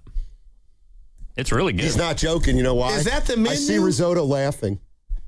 That means it's true. I didn't make the menu. Well, let me just, and this is. Yeah, those are a little suspicious. Well, I got a question for you. All right, it's Black History Month, right? And they bring in a lunch once a month. Evan, any chitlins in there? Fried chicken was last year. Let me ask you a question. Look, I'm going to eat, but Let me ask you a question. So I believe maybe like last May. You're right. I know where you're going. Like Mexican food. Mexican. So, all right. Let me just put the route on the table, sponsored by Atco Pest Control, and ask you very simply. It is Black History Month. And that's the food they're serving. Soul food. Are you offended? And if so, why? After you gave me that comp of Cinco de Mayo. Well, I'm not actually sure. Right. I think you're right, but actually, I think it might have been spaghetti. Stoney, my antennas went up. But no, I get it. I think they did something for Day of the Dead. Yeah. What if I told you I hate Evan has a plate and I don't right now? You got 10 minutes. 10 minutes. Yeah. There's plenty of food. Yeah. No, I'm not offended. And Austin in San Jose says, why would I get offended? Well, that's what I wanted to know. I don't know why. Yeah. I don't know why. But one of the beauties of this show is... Because when you come to Norm's party, it's going to be soul food. Exactly. Yeah. You ever had chitlins, by the way, Stoney? Nope. Not one. A guy... No. I don't even know what chitlins are. Pig intestines. I'll pass. Stoney, they're good. I have never had a collard green. Evan, have you had chitlins? I've never had... chitlins? No, we're going to fix that. No, we're not. Actually, how could you not have greens? I tried them once. Collard greens stink. You're high. Just give me green beans. What did Dana say, your other black friend, about not liking greens? Stoney, cook right there, the best thing going. And you haven't had a good set of them, or what do they call it? Good plate of them. Evan, you tried chitlins? I have. They're great. Yeah, I mean, there's other things I like more, but I like chitlins. Sounds like it's like Scrapple. I don't know what that is. No, it's a Pennsylvania Dutch thing. Intestines? Huh? Scrapple. Is that what Scrapple is? Scrapple. I'll tell you this. It's like innards and stuff, but it's really good. I'll tell you this. Mm-hmm. I eat chitlins, but I went to a Mexican restaurant and I said, you guys misspelled up there on the menu. It said cow tongue. Right. Who could eat that? But if I eat pig intestines. Oh, lengua's really good. What is it? Lengua, cow tongue. I'm out, Steiny. Me too. That's where I draw the line. I'm with you. See, the thing is, if you tried it and you didn't know it was cow tongue, you would like it. It's the best chicken ever. I've heard that. You're right. Yeah, same with, like, there's other kinds of meat. They're tougher. When I had lamb, I'm like, this tastes like if you hadn't, put a blindfold on me, I'd be like, yeah, lamb's good. Yeah. We got to get you some Is that a black person's food? No. Or it's just non-denominational or whatever? Evan would know. What food is non-denominational? Lamb. It's good. Yeah, it is. I like lamb. Dude, I'm just cow tongue. Yeah, Warriors think in about trouble. that. I'll think about the food. Cow tongue. Yeah. Have you had that? No. You know what else I also There's haven't collard had? greens outside, Sonny. You should try some. See, I won't. now you got Mia hook you up. Okay. Yeah. Let's go to Moose. Moose is in San Jose. Hey, we might have two timelines again. The fossils and the guys who aren't ready. Yeah. Hey, Moose, how you doing? Fellas, how you doing today? Hey. Good. Hey, so I want to bring back up the timeline topic again. And here, I never called in about this, but I'm over here screaming into the radio every time you guys bring this stuff up. Right. Because, look, Lakeup built a dynasty, but he's also a huge part of it. And he says so himself because he's so involved in the front office activities. He's a big part of him crashing the dynasty. And I look at it like this. I go back to, I think it's like 2014-15 when LeBron went back to Cleveland. He essentially went back on the basis of, okay, you guys had a number one pick in Kyrie Irving. He's been marinating here in Cleveland, getting his shots up and getting himself ready. But you guys got another one coming up, the consensus of Andrew Wiggins. And he basically says, you guys got to trade that pick out. Get me a someone that can actually play ball, someone that's a veteran. And I look at it, to some extent, we don't know what happened behind closed doors. I look at it like Steph could have been or should have been a little more selfish and said, guys, this 2020 pick, 2020 for a second overall pick, and a seventh pick, and Moody to some extent. I think Moody's a decent fringe player. I think he's good, but obviously he's not going to really move the needle for a team like this. Steph should have been the one coming out saying, and again, I don't know that this happened or it didn't happen. I know Lakeup likes to say, you guys worry about the court, we'll worry about the office. You guys got to get these picks out of here and get me. And this is where I bring up Guru's comment. You guys got to get me the rabbits out of the hat. The rabbit out of the hat is not getting in a big fish. The rabbit out of the hat is like an Otto Porter, a Andrew Wiggins, a Sean Livingston. It's players like that actually uplifted our big three stars, the Draymond, Clay, and Steph, more so than getting a Jimmy Butler in. And Jimmy's been right. You can't sit here. Not going to sit here and say he's been a godsend, but he hasn't been bad.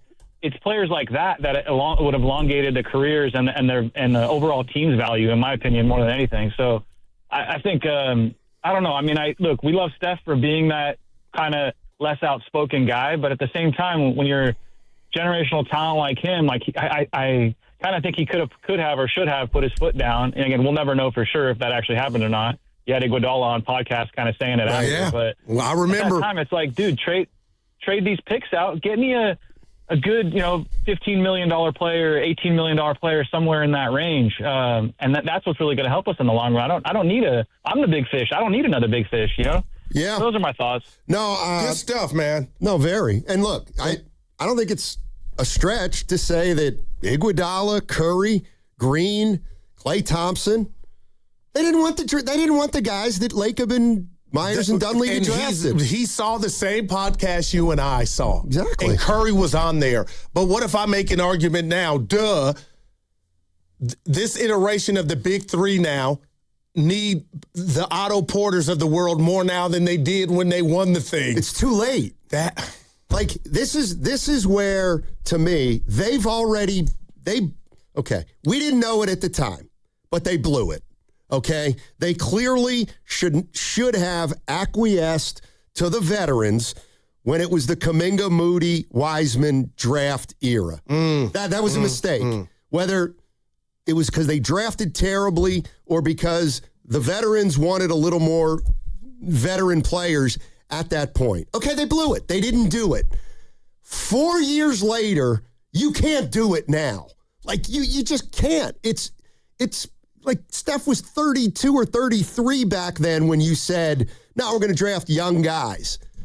He's 37, almost 38. In a couple days. And now now this offseason, you may entertain passing on 4 future firsts or 3 future firsts for, it better be the right guy. Let me run this by you, and it's why it puts me in a mood. But I know how to handle it better than you did to start the show. Is the Warriors' future currently on this team right now? I believe not. And that's what hurts. But again, their cornerstone is not on the team. But Stones with an S.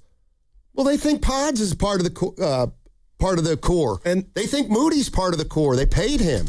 My point is like, it's okay if you don't have your next cornerstone or star. That's fine. You get some role players, and you're going to have to get another star. How are you going to get another star? That's the issue. You can't get another star ready-made right now with where they're all at with their contracts and their age and that kind of stuff. Like, you depleted your roster. I don't like you calling Moody and Pods a cornerstone. I'm not saying they're not a cornerstone. Okay, got you. I'm sorry to raise my voice. I'm thinking you hungry, you hangry. No, I'm thinking about the food. I'm saying no. Let's just call them what they are. They're role players. All right. Now we got to get a star. If they were stars, that makes it more bleak. I know. Like, forget the playoffs this year for a second. Just think about. I got to ask you this. I'm #random. Keep up. Please tell me, God, this about tonight. That Jordan Poole will be playing. Do we know, Evan? Oh, my God. Tell me Jordan Poole is playing or available for New Orleans tonight. He's supposed to be. Well, there we go. I'll have them. But Steiny. Trey Murphy's out. I like that. For who, the Warriors? Yeah. Warriors favored by 1. Book it. What about Zion? Is he playing? Yeah, he's supposed to go. That's not good. Well, Draymond will give him the business. New Orleans got 17 wins, and they're a 1-point favorite? Yeah. I'll tell you what about Draymond, because it's about Wemby. Is this going to be positive? We got to go. Well, look, we got to go. All right. Just when you're ready to say something good about Draymond, Evan's like, no, we're out. All right. 888-957-9570 is the number. We got it figured out in here. All right, let me see. Next segment, we're going to open up a window, which will give you an opportunity to play knockout with us at the Chase Center. First thing you got to do is register, which means go to 957thegame.com. Go register. And once you're registered, your name's in the hat. So today at 12:30, we're going to, quote, unquote, open the window. And then after that, we're going to call a name. And then after we call that name, that person has 9 minutes and 57 seconds to call the contest line. So that's what's coming up in the next segment. So you're not going to want to go anywhere if you want to play knockout on the Chase Center floor. It's pretty simple. That segment was also brought to you by Safeway. Head to Safeway this week for Signature Select Chicken Drumsticks or Thighs Value Pack or Butterball 93% Lean Ground Turkey 16-ounce. Buy one, get one free, equal or lesser value when you buy 2. Clip coupons from the weekly mailer or download them from the Safeway app. Come on, kids. We're almost there. The map says straight ahead. One-a-day 50-plus multivitamins are made for your overall health with nutrients to support your brain and muscle function. Because don't you want to make the most of each day? So even on the family hike, you're not just keeping the pace. Hey, Dad, wait up. You're one step ahead. One-a-day 50-plus. The one for you. This statement has not been evaluated by the Food and Drug Administration. This product is not intended to diagnose, treat, cure, or prevent any disease. Xfinity Tech Support, Matthew speaking. Hi, I live in a pretty remote place, like Jurassic Park remote. Oh! Wow. Will Xfinity Mobile work out here? Yep, the combination of reliable Wi-Fi and 5G makes it so that you can stay connected in all kinds of places. Plus, you get access to ultra-fast speeds and coverage, whether you're poolside or out live streaming with a T-Rex. Hold still. You're about to go viral.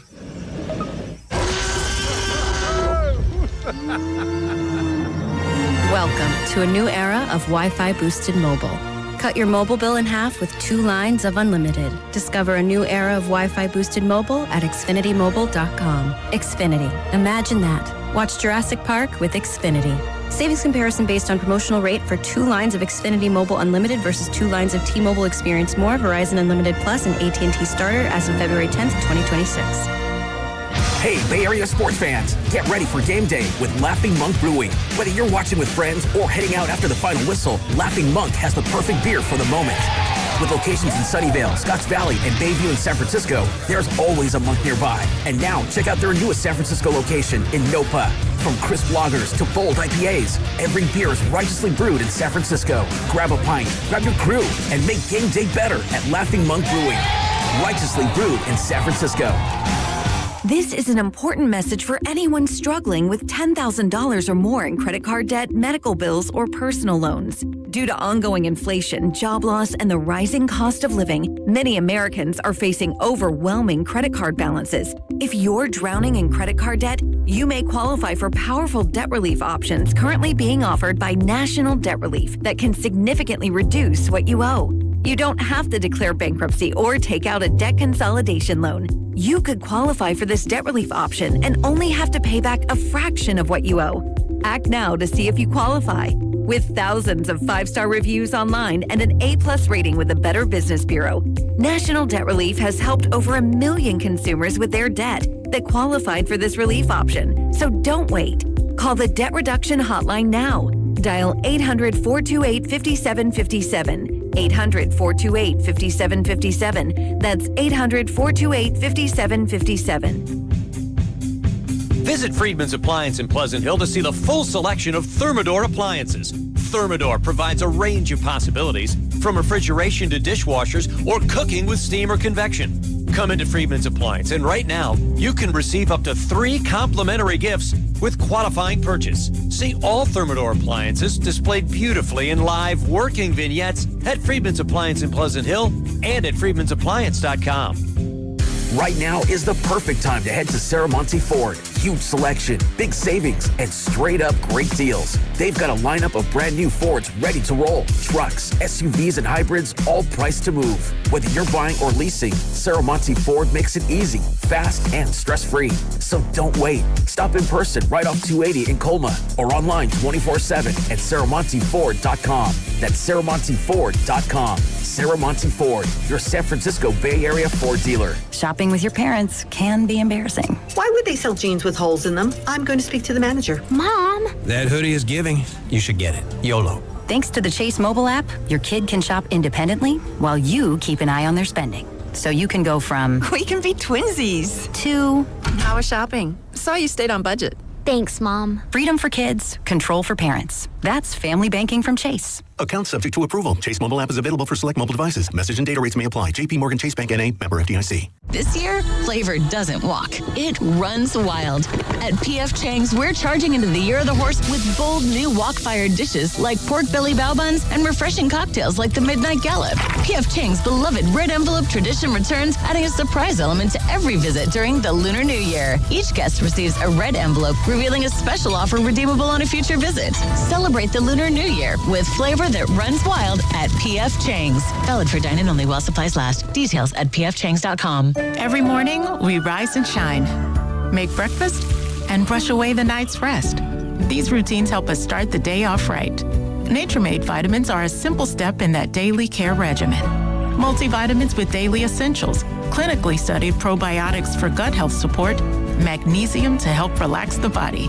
Nature-Made is made to care for you every day. These statements have not been evaluated by the Food and Drug Administration. These products are not intended to diagnose, treat, cure, or prevent any disease. At LendSeek, we know running a business takes heart, hustle, and sometimes a little help. That's why we stand with you with our exclusive AI lending platform, connecting you to over 100 funders. If you've been in business for at least 2 years with a minimum annual revenue of $500,000, you can get up to $1 million in funding in as fast as 24 hours. No collateral, no prepayment penalties, no red tape. Apply today with no cost or obligation at lendseek.com. That's LENDSEEK.com. 95.7 The Game has your chance to run in the iconic San Francisco Marathon. Head to 957thegame.com and enter for your chance to win a full marathon bib for the San Francisco Marathon on July 26th. Get all the details and enter now at 957thegame.com.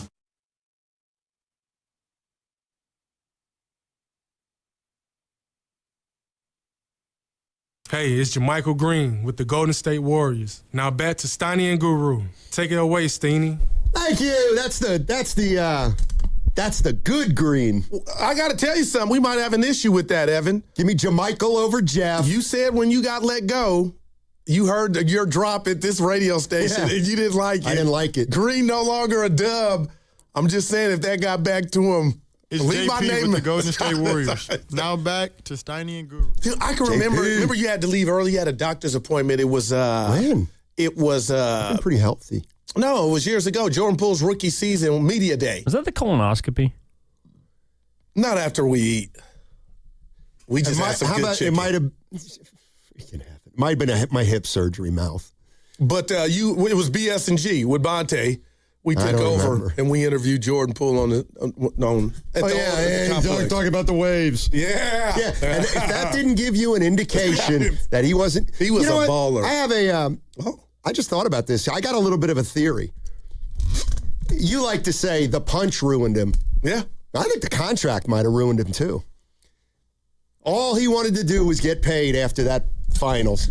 Money time, money time. That was good. Money time, and he got it. Money time. Money time. And he got it. By the way, we were talking about hockey players yesterday. I forgot a couple that I wanted to bring up.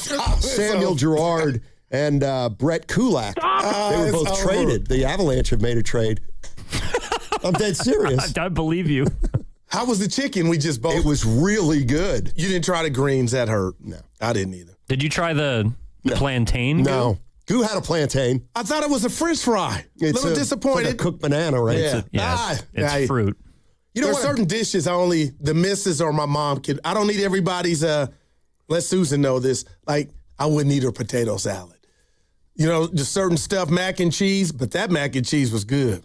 Yeah, I was going to say, it kind of depends on how it all is cooked. Although I will say that the chicken seasoning, the only thing Jamaican about it. I'll tell you what, and I want the answer to this, and you people chime in. No, your last meal, what would it be? Because I'm Italiano. Steak and surf and turf. Mine's lasagna.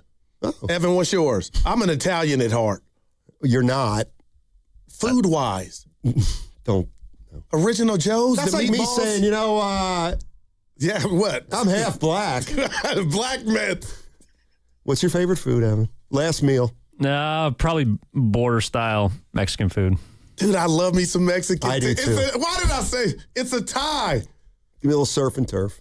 That's steak and lobster, Goo. Any greens next to it? No. Yeah, some green beans or peas. I like peas slathered in butter. Are you older than 6 years old? My my list of foods that I'm picky. Are you? Yeah. I am too, but asparagus is to die for if it's cooked right. Crunchy. Yeah. Evan, oh my. No, right off the grill. Oh, man. Yeah. Look at you. But can Susan make good lasagna? Yes. Man. Susan will put me in a bed in a cooking match. No, there's going to be a restaurant open. If I hit it big, Mia's. She can do it all. No. And I got to say this just real quick about my life. We've had functions at the Johnson home in Sacramento Heat, Evan, and I feel guilty because I got the remote. Mia's out there over the grill. I just couldn't do the smoke. Like there's no fun in barbecuing the smoke. Like I need a red cup and a remote. And then they're looking at me like, what type of man? They don't say, what type of man are you? So he's over the grill sweating. But the smoke and heat, I'm out. Well, once you got it down, it's not that complicated of a process. It just takes a while to get good at it. Who taught you? Family. And then, but again, like I'm more of a pan fry guy because I'd never had a real barbecue to call my own. I know you don't barbecue. Yeah, I do. Seriously? Yeah, once in a while. I've never seen it. Are you good at it? I'm all right. You know what? My best meal lately is pork loin. Look at it. 777. I believe you. You know what 777 means? No. You can never go wrong with a pork loin. 7 minutes direct heat. Turn it over. 7 minutes direct heat. Turn it over. Move it to the side. 7 minutes indirect heat. Get it off. Then let it sit. If there's one thing that bothers me, don't cut into a steak right after it's off the grill. Why? Because it's still cooking. And when you cut it, it still needs to sit and cook by itself for another few minutes. Don't cook into it right off the grill. I wonder how many good chefs just heard that and said, wow, that was profound. He's right. All of them. By the way, you notice... I got to tell you what's bothering me, too. You know what's kind of bothering me? Is Evan... we should all hail Evan. Careful. We should all hail Evan, because I guess it's official now, because he's listened. Oh, Billy Preston is a good artist, I guess. Because now he's heard one song. I got you. What are you talking about? You know, you sent a Billy Preston song to the thread. No, I sent the Billy Preston song to the thread. Well, you're wrong. It's called Out of Space. That's not even close to his biggest hit. That won a Grammy. Nothing from Nothing is by far his most popular song, and it's not even close. You didn't know what You want me to sing it She's for a you? Bad Mama Jamma was. Oh, my. I bumped it today. So I threw on my playlist, sent you one of the songs from a playlist, and this is the problem with your generation. You gatekeep everything. I'm allowed to like Billy Preston. You are, but just don't act like you've discovered him like you always like to do. No, I discovered him 10 years ago. Oh, stop. Ask me what's bothering me. What's bothering you, Goo? Kenny's body language back there. Oh, he boy, left. he just All right, left. good. All right. He ain't in the best mood. Kenny? Yeah, I didn't like him today. I told him. That's about 7 people now. Oh, no. Let's go to Chucky D in Concord. Chuck. Hey, fellas, how you doing? Hey, Chucky. I've always loved listening to you guys. Thank you. The thing that I think, as an avid Warrior fan, I think what happened to the Warriors is back when they draft with Kuminga and Moody. They had a chance to really keep the dynasty going, and just bad talent evaluation. They thought they had 2 big hits, but there are so many other players that are on teams right now that could have made the Warriors so much better. And probably would have continued the dynasty. I'm grieving over that particular draft. He said grieving. I'm with you. Yeah. The other issue I have is what that the grasping for it's like a drowning man reaching for a straw. Yes. That's what happened. They feel like they're drowning, so they reach for Butler. Jimmy Butler is a great player, but it's the wrong time for the Warriors. Wrong time. I just think they could have done a lot of things differently. So I don't know what's going on with the front office or what they're doing, but I'm still grieving, actually, guys. So tell me what you think. I'm with you, because the Warriors in the James Wiseman draft could have had Tyrese Maxey. Here we go. How would he look in a Warrior uniform? Evan and He wouldn't have played. I didn't ask that. No guards would have played. Tyrese Halliburton interest you? Nope. Vassell, who was balling last night? You know what's funny? Avdia? Oh, my God. You know what's funny? And the Warriors, the Warriors. Go ahead, Chucky. That was one of them. Yeah. All right, thanks. Yeah, Wagner? Yeah. We know Kerr wanted It's him. so funny. The Warriors can't develop any young players, but they would have developed the ones they didn't draft. Well, the guys had Give me a talent. break. The guys had talent, So does obviously. Kuminga. Oh, Kuminga. You said just Does a he have minute ago you talent? don't know. Oh, he's got talent. Peyton Pritchard interest you? Oh, my gosh. You know what? Dude, it gets That's worse. low-hanging fruit. That's low-hanging fruit. Going back, hey, Evan, going back to drafts Desmond and Bain? cherry picking guys. gosh. That is the lowest of the low. By the way, hanging fruit. do you know which team Desmond Bain was drafted by? It's a team he never played It for. wasn't Memphis. I'm going to say Mr. Washington. NBA. Boston. Wow. He was would've drafted fit right in. before P. Rabbit. Wow. Who's that? Peyton Pritchard. Dude, I named 6 dudes. You know what? Avdia? Oh, my God. You know what you should do? Wagner. You know what you should I do? didn't even mention LaMelo. You know what you should do? You should go on Boston radio. Why is this bothering and you? I find love it. out how they did it, and they're doing it, and see if you can bring Wow, some of their man. principles to the Golden Jaden State Warriors. McDaniels. What about him? We could have been a Warrior. He wouldn't have played. Draymond would have absolutely demoralized him. That's like 11 cats. I need a double. Funny. Here's another thing I love. Look at the Timberwolves. They got McDaniels and da-da-da-da-da. But, they would have been easy pickings for the Warriors. Wow, man. Why would you think Jaden McDaniels is any good when he's the Warriors weren't beating them last year? Hey. Exactly. I said what I said. Yeah, you sure did. And Steve Kerr said what he said. About what? Wagner. That's who Kuminga should have been. He never said anything like that. But that streets are talking. Steve Kerr was in Australia. That's a problem. No, it's not. Yeah, man. Oh, now you want your coach to draft. Evan, who did you say was at the game last night scouting? Oh, Brad Stevens. Of course, because he does his work. He was in Lawrence for Kansas, Texas. Where was Mike at? Stop Mike's out. Stop. He was at Santa Clara. I don't know. Oh, man. By the way, Minnesota does do one thing better than the Warriors. We know. Well, they do multiple things. But they move off of young players who can't play. Now look at Dillingham. He stinks. Mm-hmm. And look what they got for him. He could play. The future. Yep. Who'd they get for him? Well, they got a guy who can't play, but his name's Jaden Ivey. Oh, man. I think he's hurt. That guy said he was, our last caller, grieving, and I went, whoa, I'm grieving with him. Man. Yeah. Well, move on. They can't. We'll never move on. And They can't. Yeah. No, Evan, the question is what Stoney said. Can they? Like, how do you, Kevin McHale, how do you pivot? That's a 3. Appreciate it. Let me throw another thing out there. That chicken. I'm just going to throw this out, and if somebody wants to comment on it and what it means or what it doesn't mean, I don't know.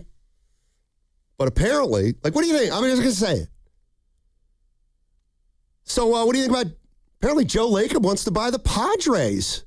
The Padres. He deserves to buy the Padres. And Evan has sources that say, yes, he is serious about it. Okay. Stan Kroenke is doing his thing in L.A. with multiple teams. The big boys do that. Mm-hmm. I remember it was rumored when the A's were still here, and when I heard it, I think we talked about it like, my gosh. But, Stoney, I would love that for Joe Lacob. He's built a dynasty. Yeah, okay, right now things aren't as looking good like they used to. But dude knows how to do it. I think he deserves to put his hat in the ring to get a baseball team. I'll tell you what, and I don't know if you're going here, I wouldn't think that would interfere with what he's got going on here. That's the point. No, I wouldn't I wouldn't, there would be no pause for me if it was announced Joe Lacob's buying the Padres. I don't know if there would be for me or not, but I do think it would be interesting. God, I wish it could have been the A's while they were here. Remember there was it wasn't Cuban. Some other big boy. Might have to sell the Warriors to buy the Padres. Well, he'll get it. Do you know how much it's incredible. I know how much they're worth now. Yeah, that's what I mean. I don't know how much they're going to be worth in 6 years when they don't have any draft picks. Wow. And Giannis is in a boot. Yeah, and I'm with Willard. Like Evan. I'm sorry to bring him up. Oh, we didn't save them a plate. No. You hate to see it. Hey, I hope they're listening to that. I was looking out for my guys. It was almost gone. So did you get him a plate? Yeah, there was nothing to get. This is a fair point from the 415. Very fair point on the Boxer and Gerson work injury attorneys text line. It's a fair point. Steiny, I'm not going to read Steiny's missing the point. Yeah. Kuminga and Wise. You done? That was for the boot.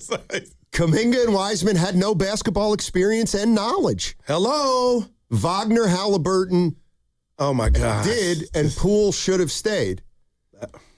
Yeah, I'll give you that. but when I say it, it's valid. I'm not convinced, though. I'm not like, that's a factor. Okay. Why can't they've never liked young players. Well, maybe if they had young players of that ilk, maybe they would have warmed up to them, man. Jordan Poole came and blossomed. Yes. And people get mad when I bring that. Not a lot, but let's be real. He blossomed. Dude, he was supposed to be part of the future. Right. And what happened? He got humiliated in front of the world and is yet to recover. What if I told you this? I don't think the veterans were willing and ready and able and wanted to usher in any young player at that point. What if I said it didn't help that the coach probably was right with him?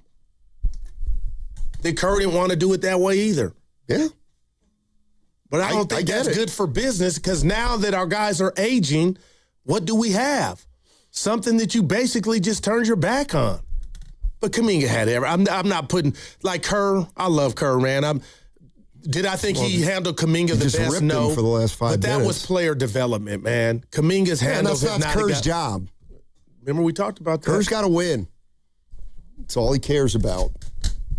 So. Where'd the Wagner piece? Oh, Slater's piece. Allegedly, Kerr was fond of Wagner. Yeah, that means in a meeting he's like, I like Wagner. I got to go to Australia. Like, seriously. You always get mad. There's nothing else in that draft. I named some guys. Of course. I could go to any draft and pick somebody out of the top 30, and you're going to be able to find 10 teams that missed. It's an imperfect science. And there's no guarantee that they'll be able to do better, even though what choice do they have? Could you imagine Maxey next to Steph? No, I can't. Because Steph wouldn't have allowed it. Stop. He allowed Durant to come here. That's a different position. Oh, man. Maxey is a problem. Yeah. I wish that caller wouldn't have called. The one said he's grieving about the draft. The Wiseman one. I'm looking at these names. Strong. Halliburton. Well, yeah, but I got to give you a Patrick Williams. Beauty of I was high on him. I ain't going front. You're right. Had they drafted Halliburton, it might have worked because then they could have officially tanked this year because he would have gotten hurt. Yeah. I don't know what you want from me. I'm with you, man. We're in the same boat. No, we're not. We're never in the same boat. You're questioning, when Joe calls you, he ain't calling you much these days. It's a difficult situation. I wouldn't want him to call me. Why would I want him to call me? Because it would be one-sided. Hey, Steiny, I don't like what you're saying on the radio. Not that. Okay. He'd want to know about the NL West. No, that's a 9. I hope he gets it. Steiny, come on, man. The dude's proved he knows what he's doing. Wouldn't it be weird if, I guess Kroenke does it, but wouldn't it be weird if Lacob, like the Padres were playing the Giants and Lacob's sitting there rooting for the Padres? Now, I have not thought of that part of it. Wow. What if the Warriors were playing that night? Sources say there's some pretty big pockets in that competition right now. I'm sure. But you know what? How do you get that pockets type of bread? as big as Larry Ellison, and Lacob got over on him. Lacob knows how did that happen, you think? I know exactly how it happened. Oh, share it. No. Joe Lacob courted Chris Cohan and his family. So like Draymond went to dinner with Exactly. That's exactly right. Wow. I mean, that's what you do. You're off, bro. No, I'm not. Don't tell me what I'm off about. Tell me what I'm off about. The bottom line is this. Joe knew he couldn't outbid Ellison. So, remember, he flew to, like, New England from the Bay Area to watch Chris Cohan's sons play lacrosse in a lacrosse tournament. And that's when Joe Lacob said, look, come on, man. If I give you a number, will you not shop it around? I'll give you a number right now. And the other issue is that's when you know the guy that you said the pockets are deep, that he was like, give me a number. knowing I could probably get way higher. The funny thing is after he bought the team, he didn't come up with the money right away, which is another story entirely. But the reality is, like somebody Chris I know. Cohan's wife, Angela, also did not want to sell it to Larry Ellison. What? Because she knew, rightfully so, if Larry Ellison had bought the Warriors, the whole transaction would have been about how here comes Larry Ellison on his white horse, taking over for the biggest buffoon owner in the history of sports. This is going to be so great. But when Lacob got it, nobody talked about Cohan. Wow. Everybody talked about who the hell is Joe Lacob? Who is this guy? That was the story. So Cohan got forgotten about in a hurry. This is so hard and a difficult question, Sonny. Do you think if Ellison would have got him that they'd be in San Francisco? Yeah, yes. That was going to happen regardless. They might. I mean, I heard some crazy stuff. Like they might have played some games in San Jose and some games in. But as long as the town was home. The other thing is, Ellison tried to buy Memphis after he lost the Warriors, and he wanted to move the team to San Jose. But Memphis had a lease with the FedEx Forum that was essentially what they called unbreakable. Memphis couldn't be moved at the time. I don't know that he. This is interesting. I hadn't heard this. Yeah. And look what Joe did with the team. Now it's worth billions. Yeah, and I mean, that truly is incredible. I don't want to get into semantics, but you did say something that I let go, and How long ago? About 45 minutes. Joe Lacob built nothing. He did not build a dynasty.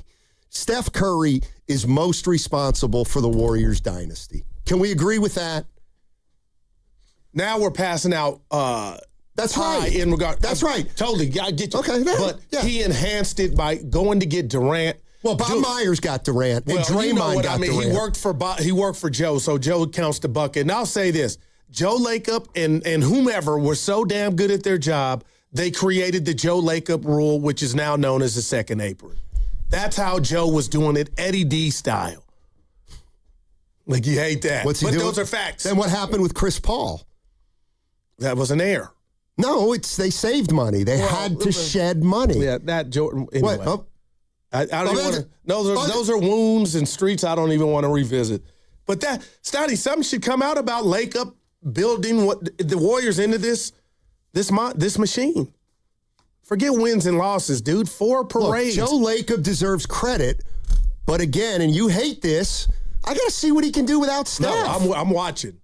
Well, how do you like it so far? Well, they still got Steph, so it ain't really started. Yeah, they still have Steph, but they're mediocre. So we got to keep fighting. That's right. That's all there is to do. I do wonder why he would want to come back here to this, Scotty. I'm being real. Who? Kerr. I'm being real. Because 20 million reasons why. What would you set the odds at? Well, you're not good at that. What's your heart tell you about Kerr coming back next year? Seriously. You know what's funny? I have no idea. I thought he wasn't gonna.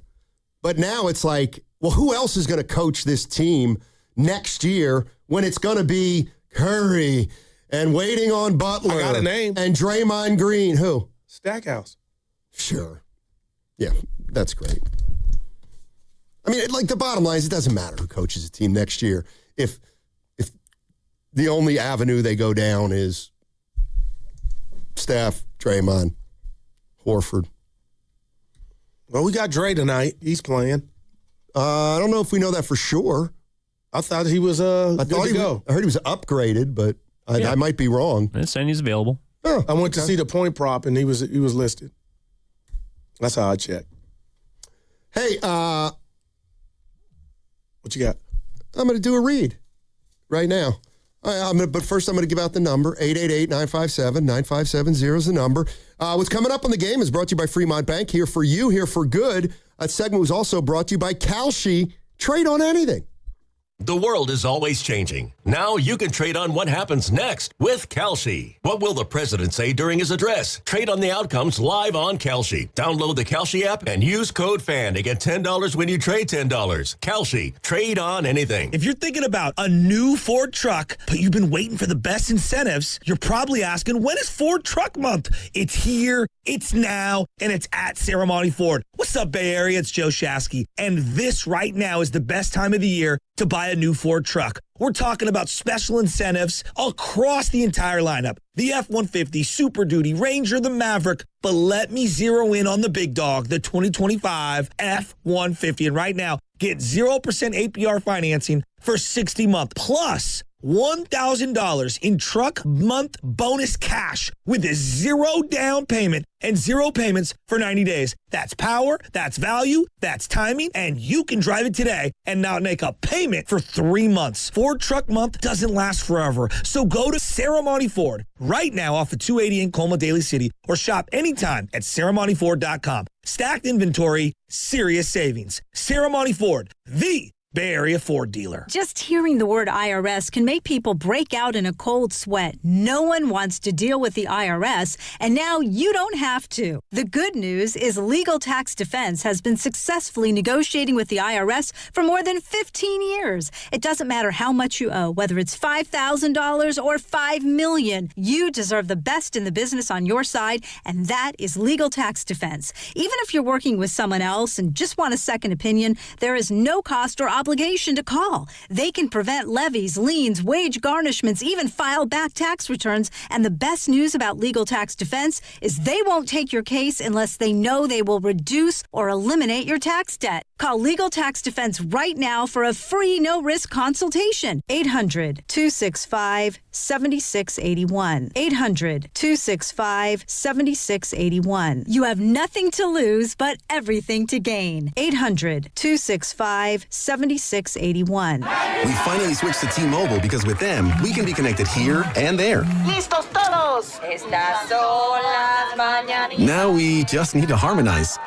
Switch today. Get 4 Samsung Galaxy S25 phones with Galaxy AI. Plus, get 4 lines for just $25 per line. Visit a store, T-Mobile.com, or call 1-800-T-Mobile. With 24 monthly bill credits, 4 new lines, and 4 eligible trade-ins. For well-qualified customers with auto pay plus taxes, fees, and $35 per line connection charge. Credits and balance due if you pay off early or cancel. Contact us. Finance agreement required. This is the sound of Jack, buzz cutting his way to a small fortune. To Jack, every time he cuts his own hair, that's $50 right in his pocket. If Jack sees DIY buzz cuts as a saving strategy, Wells Fargo is right behind him. And with their mobile app, tracking his savings is easy. Oh, ouch. However you make money work, we can work with that. Mobile carriers message and data rates may apply. Wells Fargo Bank, N.A., member FDIC. What makes Crystal Geyser Alpine Spring Water different? We always bottle our Alpine Spring Water less than 1.5 miles from the spring source, and all our bottles are made with 50% recycled plastic from our own recycling plants. Crystal Geyser, bottled at the spring source. This is Vanessa Deniston, senior attorney at the Dolan Law Firm. The Dolan Law Firm handles a diverse line of cases from personal injury to employment law. We're proud to say the Dolan Law Firm is just as diverse in our attorneys and staff. The Dolan Law Firm consistently achieves outstanding results with over $1 billion in verdicts and settlements. The Dolan Law Firm, the best, most diverse personal injury and employment law firm we hope you'll never need. Contact us at dolanlawfirm.com. Selling your house the traditional way? Listings, showings, endless waiting? Yeah, no thanks. At John Buys Bay Area Houses, we keep it simple. You call us, we give you a fair cash offer. You choose when to close and get paid. It's really that easy. Call 510-800-JOHN or visit johnbuysbayareahouses.com. Start fresh with John Buys Bay Area Houses.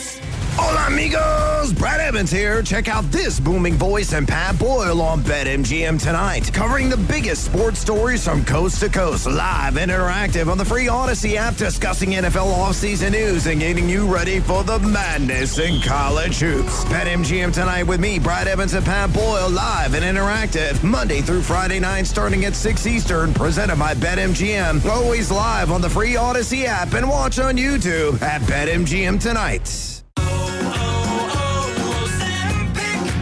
I'm Maria, salon owner. You know the jingle. Now discover the facts about Ozempic, a GLP-1. There's only one FDA-approved Ozempic made by Novo Nordisk. Learn about the real thing. Talk to your healthcare professional today. Call 1-833-OZEMPIC or visit Ozempic.com to view the medication guide and to learn more about Ozempic. Semaglutide injection 0.5, 1, and 2 milligrams.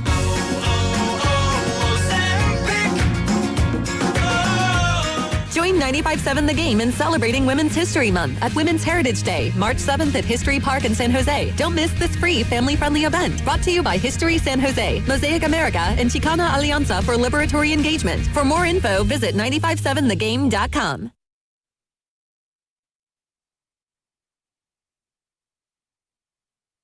What's your favorite animal? Deer. This is Tim Roy, and you're listening to Steiny and Guru on 95.7 The Game. All right. Remember Fat Albert? Hey, hey, hey. I like that. It's time to open the window. Open it up. Some point in the next 15 minutes, I'm going to call a name. And when I call that name has 9 minutes and 57 seconds to call in and claim your spot in Knockout. Tell you what I'll do for you. I'll give you the number right now to save you a little time. Jot it down if you're registered. 415-523-4652. We're 1 for 1 this week. Yeah. That's all that matters. Yeah, baby. My main man, Stephen B. Craft. Look at you. From, he is going to play Knockout. From the Bay. Yeah. There you go. He's from Fremont? Or you? The U? It's the Union City. Yeah. There you go. Had you heard of Union City before you met me? Yes. I had a list of places that I wouldn't live when I moved out to the Bay. Evan, he's pleased. The Union is nice, baby. Yeah. It's nice. Monty Poole, when he used to cover high school sports for the Tribune, he was covering some big-wig athletes at Logan back Terrence in the day. Mullins. Who? Terrence Mullins. No, Kevin Mouton. Who's Mullins? We didn't have a Mullins. Mullen? No. M-U-L-L-E-N. No. Yeah, no, somebody's from the Not Chris. I would know. Hello. No. I would know. Would you? I would like him on the show. Who? Chris Mullen. Why? He's so good at his job, man. Yeah. You and him, have you golfed with him? No, I haven't. You got into it with him. When? You remember early on? Yeah, 2002. Well, I'm just saying. Man, he was wrong. Just like Draymond. Oh, you are something else. Mullen's the man. He's pretty close to the man if he's not. You know what? Before I get to Kumar in Ukiah, I almost want to address it before, but I'm not gonna. What kind of tease is that? Because you'll do it after Kumar, you're saying. Well, I kind of want to set... Kumar, come on in. Kumar, come on down from Ukiah. It'll take you about 3 hours with traffic on 101. It's going to be a problem getting through Santa Rosa and the Novato Narrows. How you doing, buddy? I'm doing all right. I'm just heading to Sanderfeld, so it's about an hour and a half. Okay. You drive as fast as goo. Don't use the carpool lane. Hey, be quiet. Well, I'm in an EV. We used to be able to use it, but now I can't do a single driver. I know. That hurts. Yeah, that hurts. It doesn't hurt you. But I know people with EVs. It hurts. Right, and we stay out of that lane, not like you. Go ahead. Anyway, I just think that you guys are being a little unnecessarily negative on this situation. I mean, I take Steve Kerr at his word, and I take Steph at his word that what they want is a chance. They want to get in by any means necessary, whether it's play-in or otherwise. I mean, considering Butler is out, play-in is pretty much the only way it can happen, and they're almost locked into the play-in at this point. Right. And Steph will have a chance. And as far as the job that Lacob and Dunleavy have done, I mean, Dunleavy got rid of 3 of the worst players on the Warriors by all kinds of metrics, and instead got a player in Porzingis that is one of the best when he's playing. And he played pretty well in his first game back since my birthday, January 7th, when he played for the Warriors. So I think if we take people at their word, if we take Chris Stapps at his word that he's sick right now, and if we take Steph and Kerr at their word that they're just going for a chance, then things are going pretty well. I mean, it sucks that Butler's hurt, and yes, you can't predict injuries, but you can predict it more with old guys like me. I'm 50, and in sports terms, old is 35. But I think given all of the crazy stuff that they've been dealing with, we still have a glass that can easily be described as half full. So you can call that mediocre and scream holy murder about that. But for me, I've still got a reason to watch, and I'll take mediocre plus Steph Curry any day of the week. Thank you, Kumar. Appreciate the call. And Kumar's got us mixed up. I mean, you're that way every day. You know what? I'm panicked. I'm not negative on the Warriors. I'm negative into this unreality that we're all locked into. Yeah. That's what I'm down on. I believe the Warriors are here for a reason. They made some moves since 2022 that's led them to this point. They were trying to continue to capture lightning in a bottle. They went down a road to try to get another title. Did I agree with it? Nah, some parts maybe, other parts no. But I'm actually not negative. I feel like I completely understand why they are here right now. But explain your energy at the beginning of the show, which because was wrong. I'm sick of, because two things can be equally true. You cannot be a playoff, you cannot be a title contender and still be, where you need to be. I just... Steiny, they're in a bad... You know me. I love hard. They're 30 and 27. Yeah, that's the first thing. Miss me with that. Okay, see, that's what I mean. They're in a bad spot. But that's what I mean. 30 and 20... I don't like all the things they've done. But what I will say is, even though the dynasty was over in 2022, they have hung on for 3 or 4 years and maintained a competitiveness. Yeah. Okay... I still think at some point they're going to have to pay the piper. And I think we're watching that in its early stages. Exactly. And I hope I'm wrong. It might only last a year. Okay. Because they're going to have flexibility at the end of next year. And that's why I'm mad at people saying, Butler's hurt, so let's get another superstar. That's not happening. But what the Warriors have done is they've set up a situation where at the end of next year, they'll have a ton of flexibility, and they've just got to weather the storm to get there. No, I hear that, and I'm having fun with you, but this is not going to be fun because I really believe you got some. Yeah, let me real quick. All right, here we go. I'm about to announce a name for Knockout. We're 1 for 1 this week.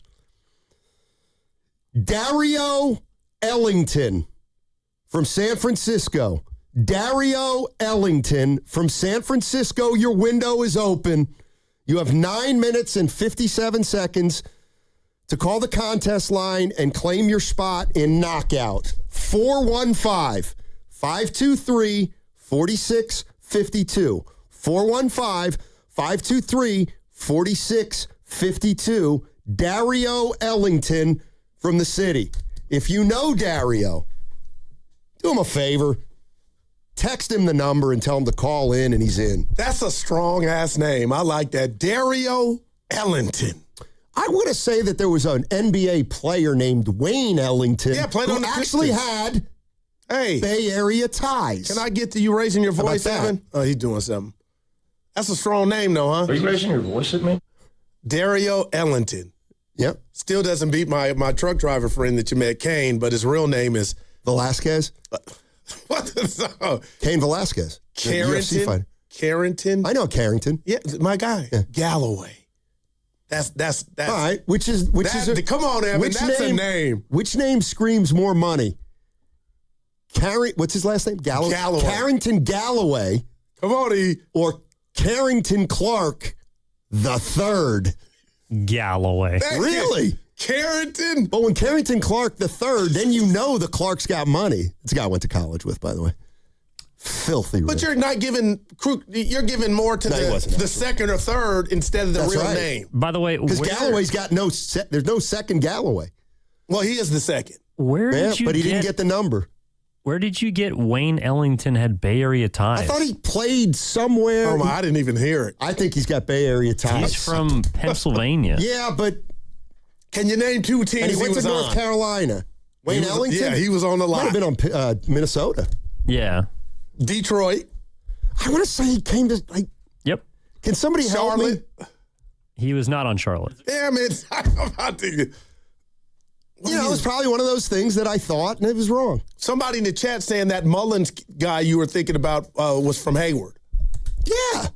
But that's not the Same thing. Say, two cities I'd never live in. The triplex.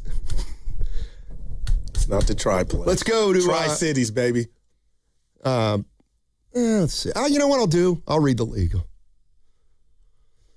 You're listening to 95.7 The Game, KGMZ FM and HD1 San Francisco, an Odyssey sports station, always live on the free Odyssey app and now broadcasting from the Laughing Monk Studios. Laughing Monk, righteously brewed in the city. 95.7 The Game, breaking news.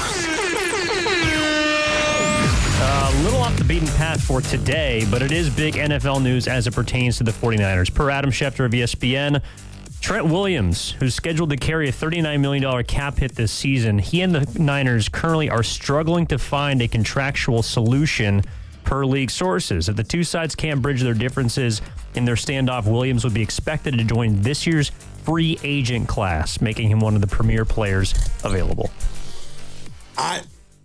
I'll say this, Steiny. I can't believe that because I just knew Evan was going to tell us they're working on restructuring, nothing to see here. But, man, I get a little ounce of struggling. Are the Niners like, it's time to move on from the left tackle that's headed to Canton? But I don't know. I don't think you can afford to. And, I mean, you got free agency, the draft to kind of fill that void. But, wow, that's not where I thought Evan was going. Yeah, maybe they should give him a 4-year, $100 million contract with a player option after year 4. Oh, man. That's what the Warriors would have done. They're fighting. That's interesting. Night, Trent. You think so, Snotty? I mean, dude's better. Left tackles, is hard, man. Yeah, you're right. But this most important position to the QB on the line. But he represents the same kind of problem the Warriors have. Is he still functional? Yeah. Is he still good? Yeah. Still pretty good. But is he worth what you're going to pay him? Probably not, because he's not going to be able to stay healthy. That'll be interesting. So to me, that's the biggest recipe for disaster, is when you have guys on your payroll making a lot of money, but are aging. They're aging and they're not playing. Bill Walsh would have said night. Let me ask you this. You guys got me thinking. Whose roster is in more of dire straits, the Warriors or the Niners? Or what situation? To me, it's the Warriors. Yeah, because the Niners got money to spend. But you said our credit. I thought you had the Warriors before the show. No, I said the Giants. Remember? Giants need the most help? No, but they weren't part of it. We just did Niners. Well, let's put them in. I thought the Giants had boppers this year. Yeah. So why are you down on the Giants? I got them winning 90. I'm not the Giants going. Right, so who needs the most work? The most difficult situation is the Warriors because of their cap situation. But I could have sworn you said Niners before the show. Am I wrong? No, I misinterpreted the question. So that's why I doubled back and said it's the Warriors. The Niners got money to spend. They got draft picks. They got free agency. The Warriors have draft picks. Warriors have free agency. But how's that credit and the Warriors will have money in a year. I'm talking about now. Okay. Let's go to Matt in Oakland. You didn't like my answer. That's because you changed. No. And Evan knows it. No. Because I was going to say the Warriors need more work because the Niners made the playoffs last year and won a game. You are allowed to have the same answer. Yeah. See, I don't do radio like that. It's not good for the show. You take A. There are people that do that, son. You take A, I'll take B. They're on TV.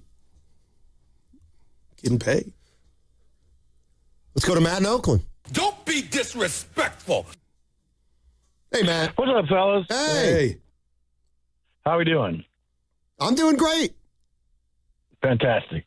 I'm not sure exactly what you guys are talking about because I just turned the radio on. But regarding the Warriors, I mean, I'm pretty happy with what's going on, man, and what has gone on. And I mean, I would disagree that they're in the worst spot because they've actually won recently.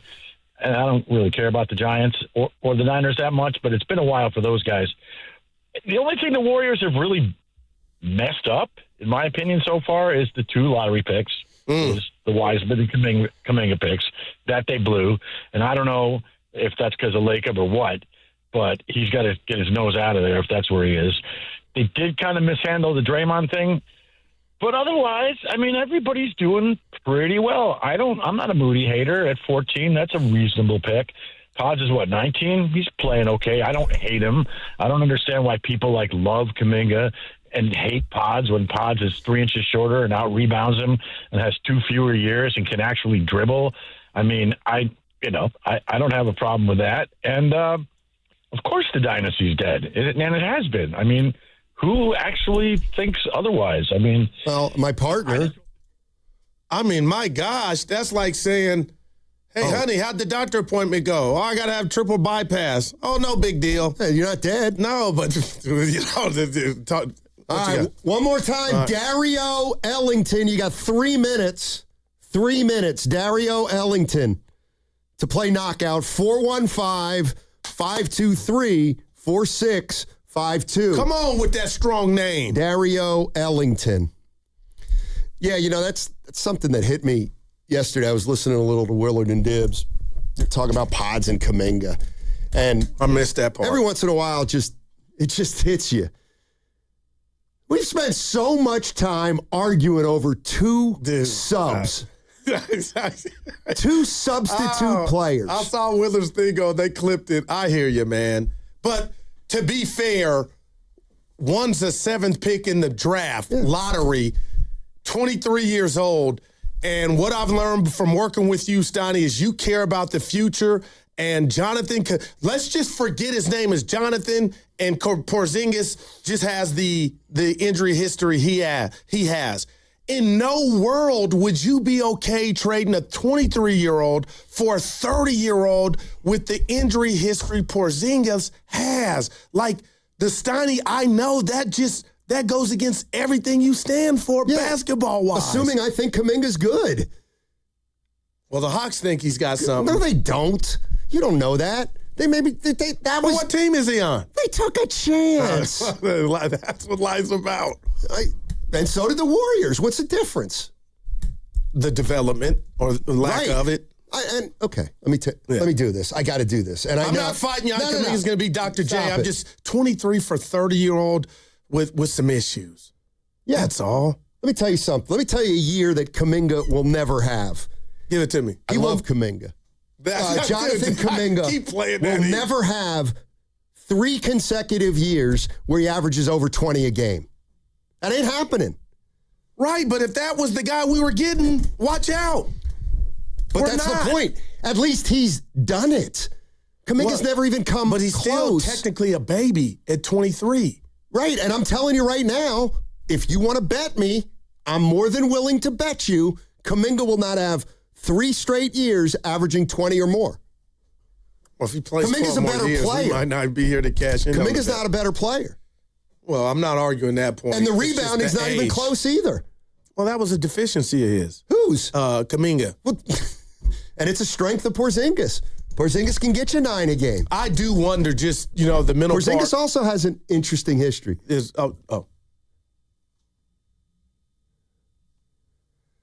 I can't hear him.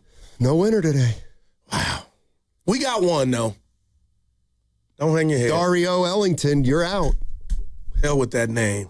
Man, what do you think they're doing? They're working, Steiny. You hate to see it. I don't like how I think you're taking it a little too hard. We had one yesterday. We got up to snide yesterday. There's some other issues at play. What happened? Everything we've been talking about off the air. This football. Who's that? None harm. That's Trent. Oh, yeah. That's good. I can't believe that. Evan, I just knew you were like, they're going to read. Can you read that again? Adam Schefter. We can talk about this. All right. It's pretty big news. Yeah, that's why I want to talk about it. Trent Williams, who carries a $39 million cap hit into this season, he and the 49ers are currently struggling to find a contractual solution. This is from Adam Schefter of ESPN. So the two sides can't bridge their differences. He would become a free agent. All right. So and likely not on the team next year. Okay. So can you explain the $39 million cap hit compared to what he's supposed to be making if he's on the team? All that matters is what his cap hit is, and he has 1 year left. So what I'm assuming is the Niners would like to restructure that deal. Hell yes. And as we've learned about Trent Williams, if it doesn't mean that he's getting the most money possible, he's not taking that deal. Now, Evan, what's the date? I asked you this when free agency. I should know. March 10th. Okay. So but for this to come out is like letting you know, Stoney, they're in the ring still. It's almost like the old players in the Bay are having a contest to see who can get over on their team the most. Right now, Draymond's in the lead, but Trent Williams coming hard. Yeah, and who do you have on the team right now to go to left tackle that you're confident in? And if you do say night-night to him and he enters free agency and he leaves, you got to hit a home run, in the draft or free agency to replace him. Yeah. So I feel like that's on Trent's side. But if Trent's being greedy, I mean, how many times he's got his chicken every time, Stoney? The other year, remember you went in on him for not showing up to training camp. But he got his bread. Would you? No. I know you got something to use. No, I wouldn't. Wow. I don't know. I'm old enough to remember when everybody thought the Warriors had to sign Draymond Green. They have to, because they have no chance without him. Well, they have no chance with him either. I'd be ready to cut ties with Trent Williams. And the fact that they're fighting, Stoney, I think that time is coming. Did you not hear me? I'd be willing to part ways with Trent Williams. Would you? At this point, I'm willing to do it. Actually, you know what? We got to keep him. It's best for the show if we disagree. Why would you not try to keep him? $39 million cap hit? I'm going to be honest with you.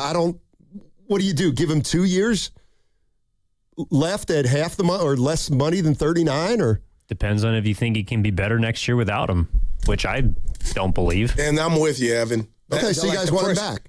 I mean, I want him back, but obviously they want him back at their number or it to come down from that. But to sit here and say left tackle's not important and nobody's doing that. Said that. I'm not saying you did. I mean, even on a bad day, Stoney, I don't know why they couldn't run the ball when Trent was out there because he was a part of that. But I just don't feel like on the roster right now, his replacement is there. And this is a year you couldn't run the ball. So are you going to roll the dice thinking you can get a serviceable left tackle as good as Trent Williams is, even at this age, to protect the blind side of Brock Purdy? I mean, that's risky. I would give Trent the leverage right now. Would you give me that? No, I wouldn't give him the leverage right now. I just wouldn't. No, I feel like he has it naturally. They're fighting, but to say night-night to him, it's going to be fun to watch. I mean, it's funny. You can use something to argue for Trent, and I can argue the same thing against. Right. And, I mean, you couldn't run the ball with him. And that is something I don't think bodes well for him. You know what I mean? Dude, we're going to give you this amount of money, and this is what we were with you upright? Yeah, I mean, look, I'm here making it sound like, no, I wouldn't do it. But these are hard decisions. I mean, it's kind of what I mean. I mean, okay, I don't know how great he was, one of the greatest of all time. All right, but what is he right now? Yeah, he's your best left tackle. Right, I got you. But just because he's your best tackle doesn't necessarily mean you can't function without him. All right, it just means he's your best left tackle. Let me ask you this real quick. What type of year do you think he had last year? Not good. They didn't run. They ran the ball worse than they ever have probably in, 10 years? Now, it's unfair to put it all on him, but all week long we're giving you a chance to go to the Sharks-Montreal Canadiens game. That's next Tuesday on March 3rd. All you do is listen to the crossover with me, Guru, Willard, and Dibbs at about 1:45 each day, starting today, and you can be one of 5 winners. Again, listen to the crossover, which starts about 1:45, and listen for your cue to call in, and you and a guest are going to be joining Willard and Dibbs and Goo for a great night out. For more details, go to 957thegame.com, and that segment was brought to you by Planet Fitness. Planet Fitness has everything you need anytime the motivation hits. And with most clubs open 24 hours, you can give everything you've got. Save $28 or more when you join today for just $1 down, $15 a month. Cancel anytime. Deal ends February 27th. See club for details. High five! Up top! Dave's company just got the 5-year price lock guarantee from Comcast Business. Yeah! It's 5 years of gig speed internet, advanced security, and a great rate that won't change. All from the company with 99.9% network reliability. Heck yeah! He hasn't given this many high fives since Deborah brought in her famous banana bread. Yes! The Comcast Business 5-year price lock guarantee. Powering 5 years of savings, powering possibilities. And it's hurting, but I am not stopping. Woo! For a limited time, now through March 29th, switch to Comcast Business to lock in your rate for 5 years and get a $500 prepaid card on a qualifying gig bundle. Or ask how to get started with 150 megabit internet and Security Edge for $59.99 a month for 12 months with a 2-year agreement. Don't wait. Call today. Restrictions apply. New customers only. 1-year contract required for guaranteed rate. Paperless billing and automatic payments with bank account required. 5-year pricing applies to monthly service charge excluding taxes and fees. All right, I need avocados, bananas, salad, steak. Wow, does your grocery list have multiple pages? No, but I skipped lunch, so now it's like my stomach is doing the grocery shopping. And besides, I'm earning cash back with Upside. Upside? What's that? Hold up, you haven't heard of it? Upside is a free app that gets you cash back when you shop at gas stations, grocery stores, and restaurants. And they added Lucky and Food Max stores, so we're pretty much covered wherever we go. All those stores? Yep, so not only are we getting a great deal on groceries, now we can earn cash back as well. Okay, downloading Upside. Now let me copy your grocery list. Great news! Lucky and Food Max are now on Upside. Download the Upside app and use the promo code SAVE9 to earn a 10% cashback bonus on your first grocery purchase. That's promo code SAVE9 for a 10% cashback bonus. Use promo code SAVE9. Offers vary by user and location at participating merchants. Go to upside.com for terms and conditions. Are you 50 or older? This news is for you. The CDC recommends you get vaccinated against pneumococcal pneumonia.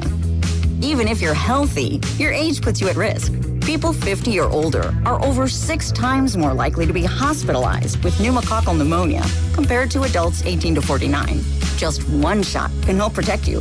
Learn more and schedule at vaxassist.com. That's VAXassist.com.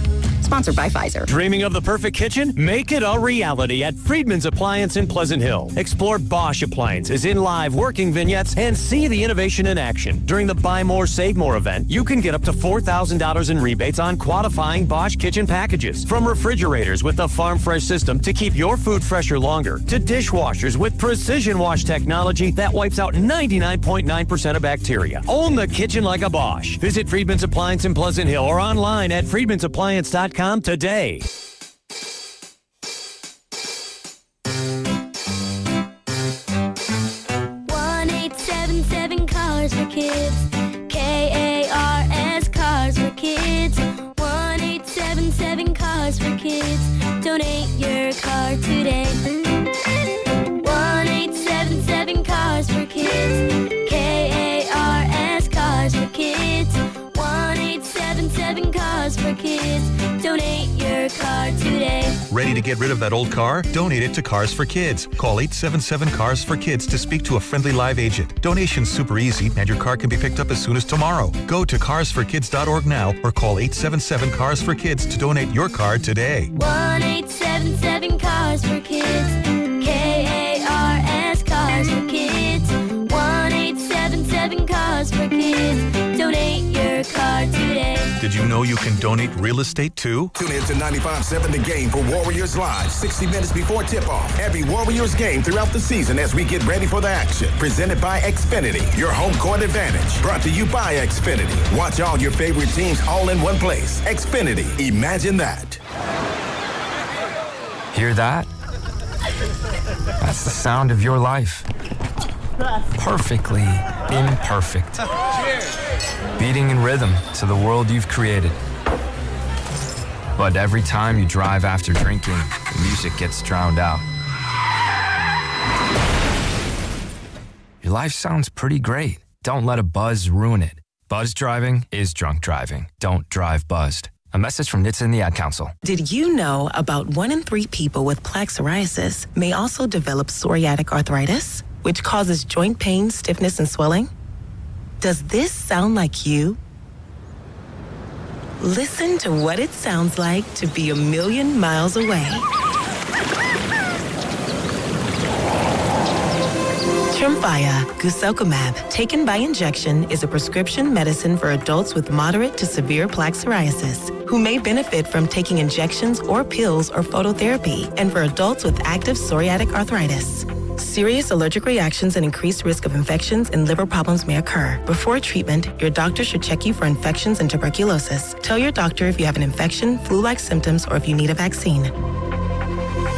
Imagine being a million miles away. Explore what's possible. Ask your doctor about Tremfya. Visit Tremfya.com or call 1-800-526-7736. 95.7 The Game has your chance to run in the iconic San Francisco Marathon. Head to 957thegame.com and enter for your chance to win a full marathon bib for the San Francisco Marathon on July 26th. Get all the details and enter now at 957thegame.com.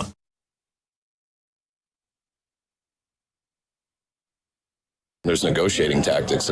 Miss football. You're working 20 different things at a time. Oh, yeah. Now, back to Steiny and Guru on 95.7 The Game. All righty, crossover coming up in about a half hour. And Evan, pass along the latest news, and then I'll give a little update on why it's interesting in terms of the timing. This is from Adam Schefter 20 minutes ago. Trent Williams of the 49ers, who's scheduled to carry, a $39 million cap hit this season. He and the Niners are currently struggling to find a contract solution, according to league sources. And if they can't come to an agreement, Williams would be expected to join this year's free agent class. Interesting. And John Lynch is actually scheduled to talk to the media today at 2:30 at the Combine. So I know he's got to be like, damn, how'd this get out? We know Trent put this out. I know I would, but Steiny, what if I told you and Evan and the listeners, I think he's got the leverage in the sense that it is too risky for the Niners to have the season they had last year, and you try to, surpass that moving forward and get your run game right, and McCaffrey and this and that, Brock Purdy's blind side.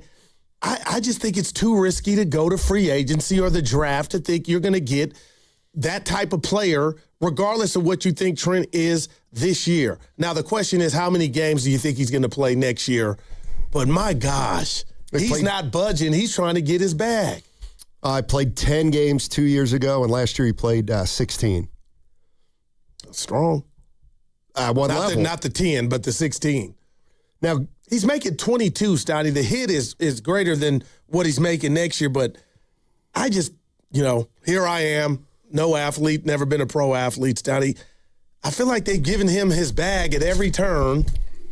Are you really going to play hardball and come out next year without Trent Williams on that O-line? Because that's what this means. Who haven't they paid? Wow. At this point. And then after the fiasco, they didn't want to pay Debo when they knew he was coming up. Juwan Jennings. That is so great. He's a free agent. Yeah. And this is, remember, I don't know if you remember, I raised my voice at you, but I wasn't screaming at you. I just didn't like the Niners saying in the Athletic, it got out that they were tired of getting pushed around in negotiations after they gave Ayuk the bag. And I'm like, actions speak louder than words. And I do wonder, is this the first example of that? But, man, I just can't see a scenario where Trent Williams is not your starting left tackle next year. And again, you say, man, can they risk not having him on the team? I look at it the other way and say, well, can they risk having him on the team and if he's not going to produce? Or let me ask you this. He played 16 games last year, which is good. Okay. But if he plays at the same level, is he still one of the best left tackles in football? What if I say this, and I'm not calling him Steph, he is your best offensive lineman. But it's a bad unit. I mean, is it really? You won a playoff game. Okay. You won a playoff game, Steiny. Okay. So they ran the ball well? No, that they did not. Okay. I'm just saying. They pass blocked better than they ran it. I'm just I mean, this is it's kind of the same old, right? With Trent Williams and with, guy who's getting up there. Yeah, but now, in years past, I don't feel like free agency was an option or a bus ticket out of town. This thing, the 13th, has to be resolved by then. And if, he's a part of free agency, then you risk losing him. Before, it was like, I won't show up. And he didn't. So if they lose him, my God. He's totally off their cap, though, right? Do they have is there any dead money that we're talking about? Or it's just done? I think it depends on when they cut him. Like, that number changes. Gotcha. What would you do, E, if you're Kyle and John and you can't get him to budge? I would give him a contract. And there you go. That's how it's down. You wouldn't, huh? I mean, I'm assuming that they'll be able to find a number that's reasonable, but you can't. You cannot go into next season without Trent Williams on your team. I echo those sentiments, man. Huh? Stoney, you're the most important position on the line. It's not. He's a big Austin Pleasance fan. That's okay. Could you remember those games that Trent missed that we were like, huh? He missed one. Yeah, and they ran the hell out of it. But you've been down, your version of down on Trent for a while. So I don't know, man. Like, what are these front offices doing if they're just, everything is just, let's keep him around and pay him. Well, it sounds like they're fighting now. I feel like, and to ask him to take a pay cut. These front offices are like afraid. Well, almost. But if you look around the NFL, Stoney, I was watching NFL Live last night before I went to bed. There are all kind of dudes. I know there are different junctions of their career taking pay cuts for the betterment of the team. So why wouldn't Trent do that?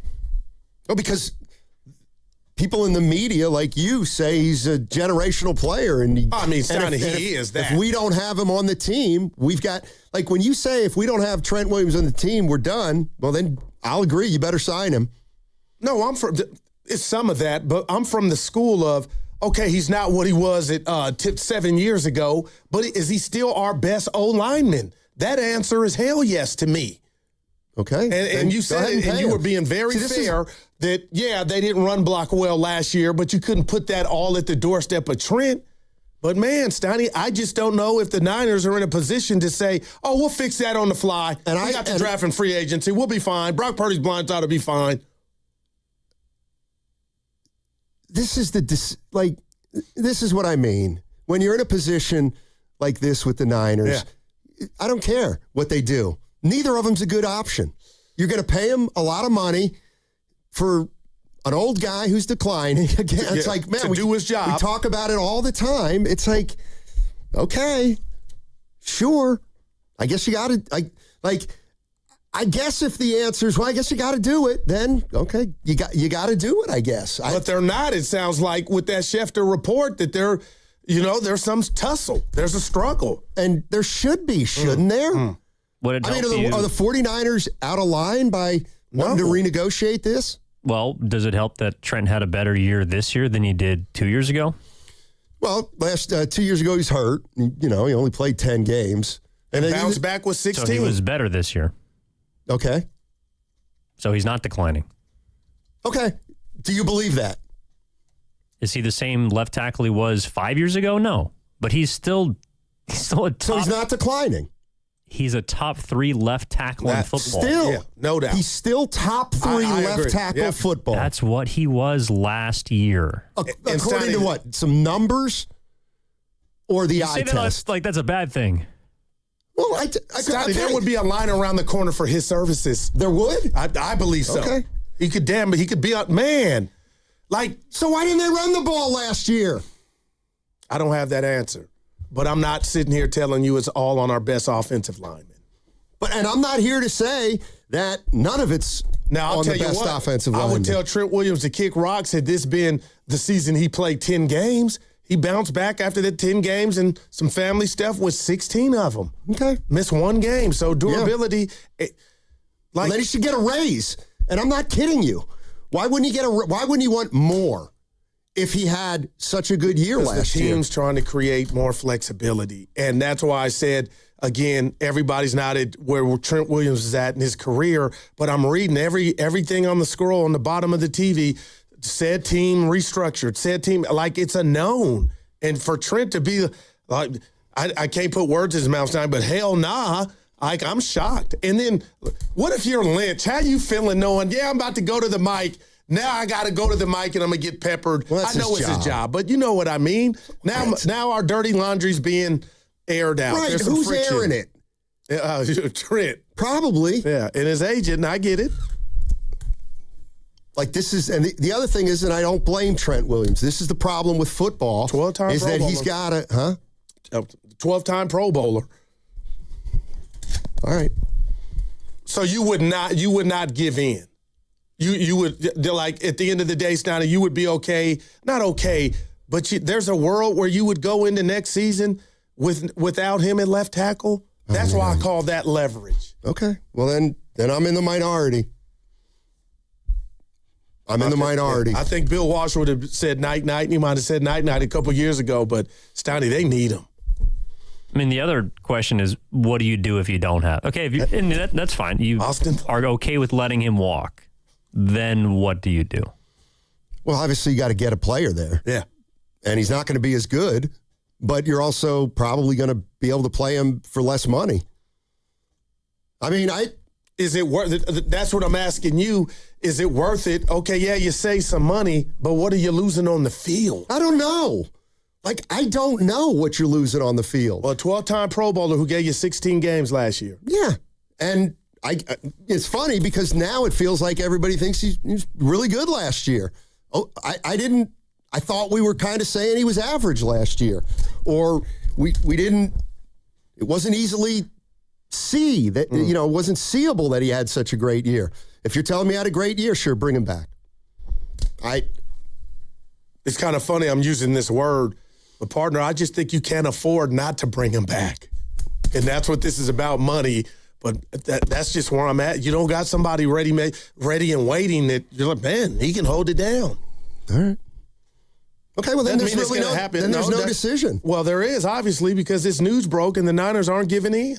Well, we don't know that. As of right now. We don't know that. They've always given in, right? When have they not given in? I guess, but that breaking news is breaking news because now there's a fight. I wouldn't classify it. I don't know if it's a fight or not.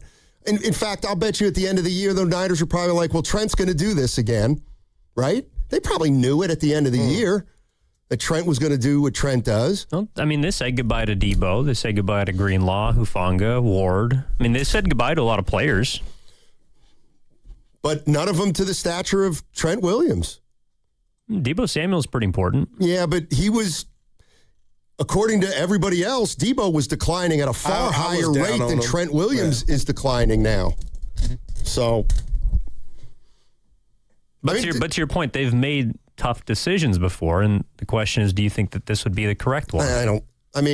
Was Debo a tough decision after the last year he had with the Niners? I don't think so because he wasn't very good. Right. Trent Williams is still very good. Okay.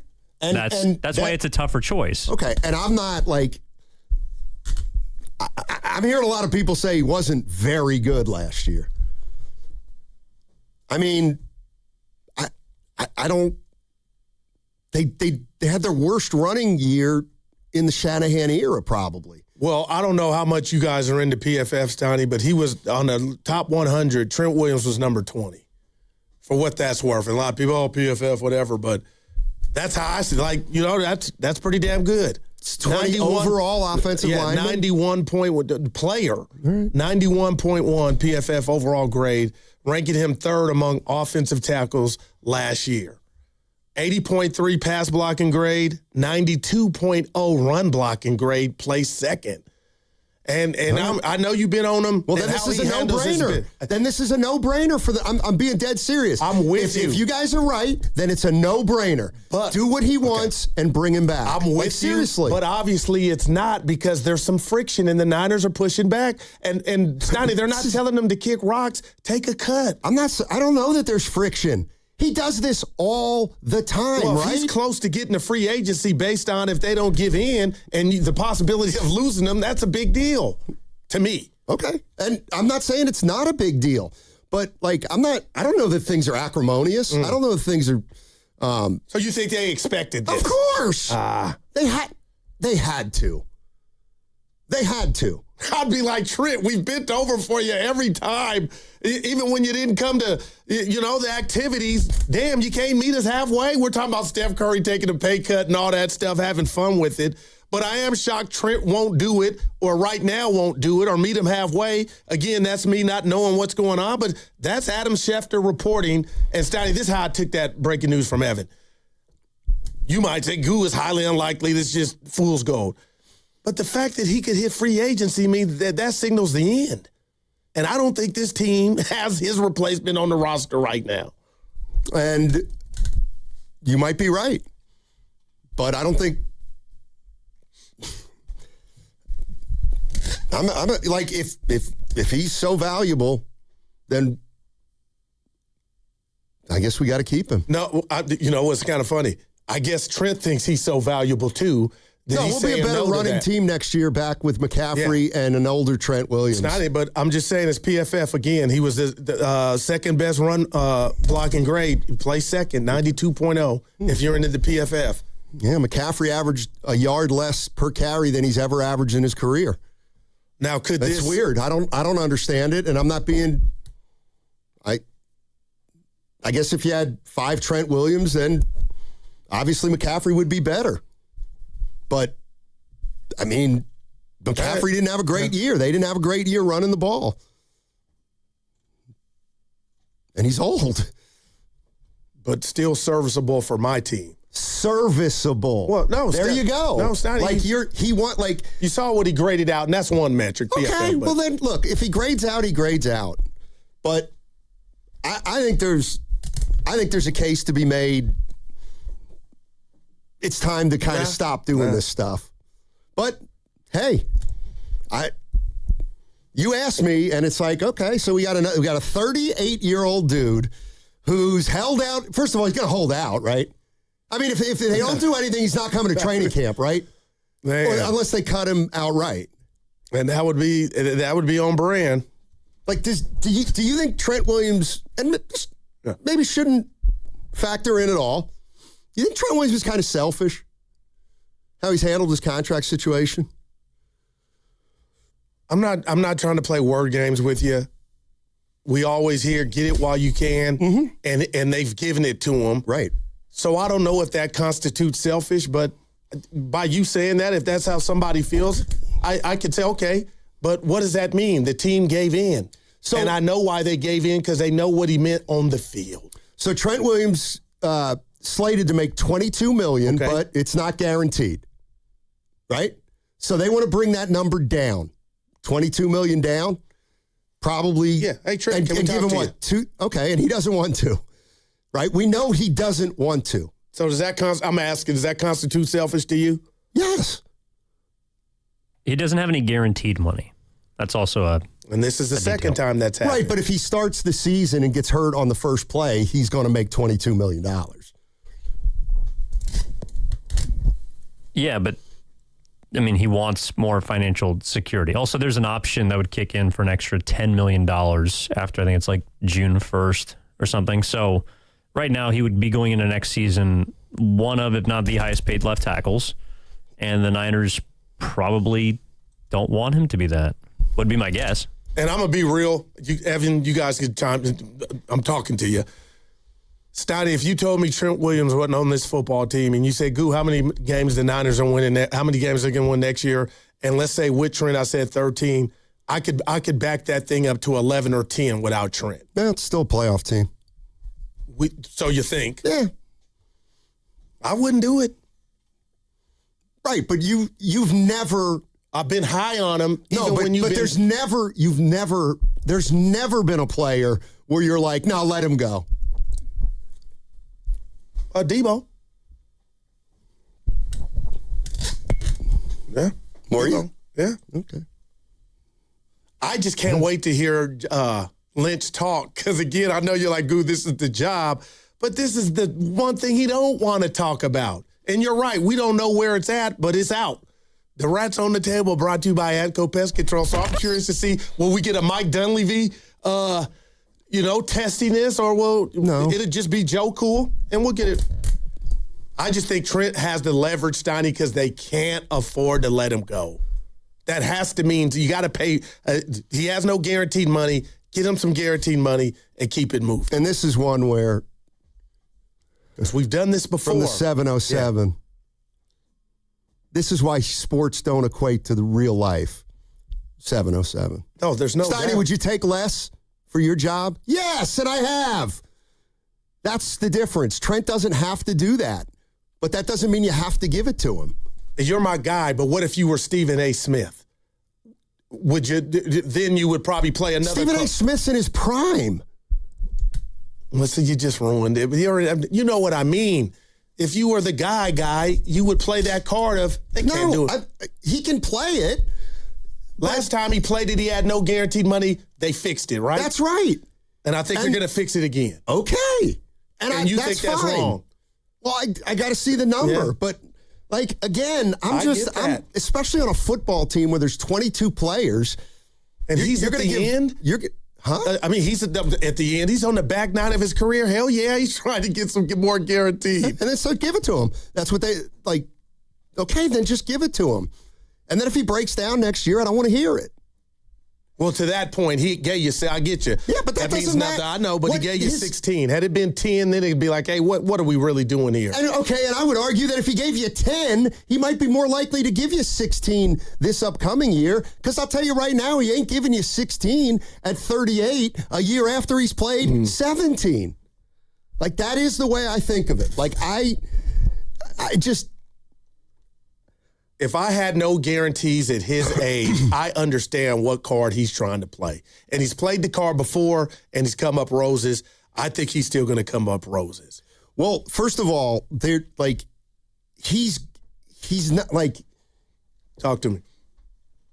He's clearly not guaranteed. Right. Right. So, like, he just can't show up now under whatever the contract is, because the 49ers are saying we want to renegotiate. And if they, and I don't think this is going to be prolonged, but Steiny, now there's an avenue for him to get on the exit of free agency and somebody else could come get him. Right. And that would end his tenure here. Okay. I just don't think the Niners are good enough at that position. I don't think they're good enough to overpay him. But is that without knowing the number? Like, I'm high on him still. I don't think it would be an overpay. When has Trent Williams not gotten what he wants? And that's why I'm like, yeah, I'm calming down on that breaking news because I got to feel like they're going to get it hashed out. But it seems like he's saying, I ain't taking a dime less. I want some gear. Give me my chicken. See, that's the thing. I think, like, I get it's not guaranteed, but the minute he steps on the field, it's guaranteed. Because if he gets hurt, he's going to get paid. But the problem is like, he's not going to come to camp. Well, he can't come to camp if the 49ers don't agree. So this could head to a stalemate, right? Well, it's better be rectified before the 13th. Well, if he comes to camp and he gets hurt in camp, then he gets nothing. And really? That's why a lot of guys won't step on the practice field. Like, you have to play to make your money. Okay, so he can sit out all the training camp like he always does and get to game one. But if that's what it's going to take from the organization to give in, why would you even do that and say, oh, yeah, we paid him at the last minute and have him miss? Well, they've done that. Again, that's been their MO. But now they're going to talk about playing hardball. But sorry, he can get to free agency now. He can get to free agency. So to me, that's different. That signals there's suitors out there. That's different than, just be a bump on the pickle. We got you right. Well, he doesn't have to go to free agency. The 49ers can say, you know what? We'll just pick up, you just play for 22. But to Evan's point, he won't risk that if he got hurt before the season started. Okay, so he'll hold out like he does every year. I think that's bad. It has happened, but that's bad business. Do you think under any circumstance Trent Williams coming to camp this year? Yeah, if we get news that they fixed this and everybody's good, no doubt, Steiny. All right.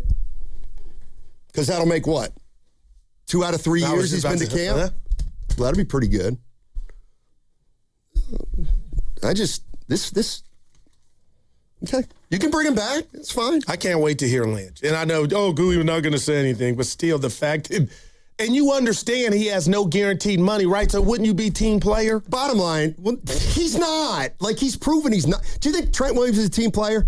I'll let you think about that. What's coming up on the game is brought to you by Fremont Bank. Here for you, here for good. Segment also brought to you by Kalshi. Trade on anything. The world is always changing. Now you can trade on what happens next with Kalshi. What will the president say during his address? Trade on the outcomes live on Kalshi. Download the Kalshi app and use code FAN to get $10 when you trade $10. Kalshi. Trade on anything. We've all been there, sleepless nights, wondering if your business's security service is really protecting what matters. At Bay Alarm, we can put your security insecurities to bed. Our advanced technology and personalized support ensure you can rest easy knowing we're here for you. BayAlarm.com. We finally switched to T-Mobile because with them, we can be connected here and there. Let's watch a movie. And we have Netflix included to enjoy our favorite shows and movies. ¿Qué tal está? Bacanísima, pero ya la vi. Now the hard part is getting them to agree on a movie. Switch today and get the new Samsung Galaxy S25 Plus with Galaxy AI, all on America's best network. Visit a store, T-Mobile.com, or call 1-800-T-Mobile.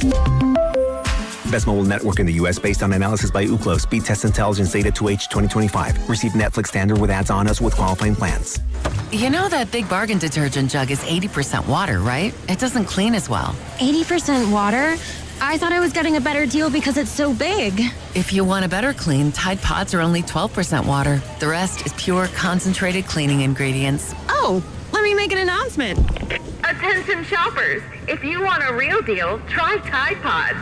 Stop paying for watered-down detergents. Pay for clean. If it's got to be clean, it's got to be Tide Pods. Water content based on the leading bargain liquid detergent. Chase the moment.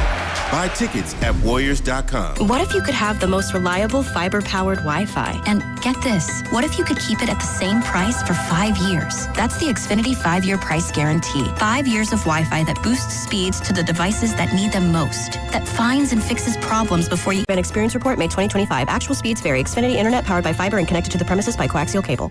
A lot of Bay Area banking customers are faced with a choice. Which financial institution best fits what they're looking for? It might make sense to consider a bank's history. Take Fremont Bank.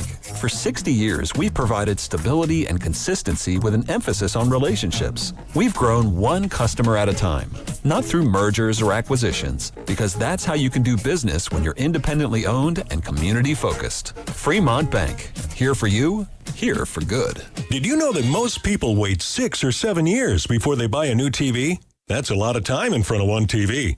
So why not get one of the best sets for the next 7 years, like one of the top-rated Samsung, LG, or Sony models?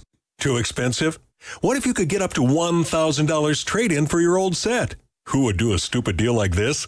Right now, at Video Only, you can get big bucks for your old set as a trade-in and a hot price on the new models. Don't be sorry. Check out Video Only. Chick-fil-A's new Frosted Sodas and Floats. It's a 10 out of 10. Hey, this is Lizzie, a team member at my local Chick-fil-A. And a little thing I love about the Chick-fil-A chicken sandwich and new Frosted Sodas and Floats is how well they go together. You will love having your favorite soda blended with our creamy ice stream to make a new Frosted Soda or Float. With the mix of the ice stream and soda fizz, it's so delicious, I call it Fizzalicious. Order a Chick-fil-A chicken sandwich and a new Frosted Soda and Float at your local Chick-fil-A restaurant. Real team member paid for their testimonial. I can't believe how spotless my floors look after using the Swiffer Power Mop. No more dragging around a heavy mop and messy bucket. Now I get the same deep clean without all the work. Thanks to the powerful solution and scrubbing pad of the Swiffer Power Mop, dirt and grime don't stand a chance, and I don't break a sweat. Mic drop. I mean, mop drop. Swiffer Power Mop. Swiffer Power Mop. A smarter way to mop. Try it or your money back. Drew Brees here. Whether you're on the field or on the road, having the right team on your side makes all the difference. I learned that the hard way.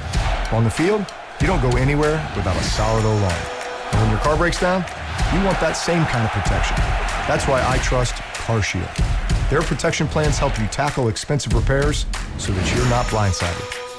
Visit carshield.com now and join the team that's helped millions of drivers save. Coverage varies by plan. View contracts and exclusions at carshield.com.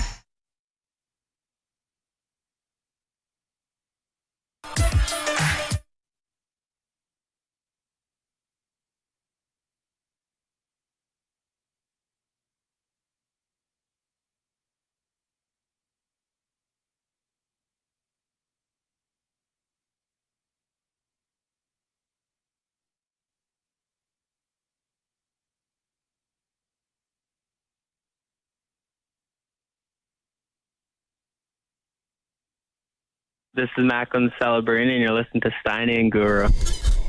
All right, it's time for the crossover. Willard and Dibs in the house. Brought to you by Bay Alarm. Rest easy. We've got you covered. BayAlarm.com. Welcome back, Trent. What's up, fellas? I told my partner Trent's got leverage.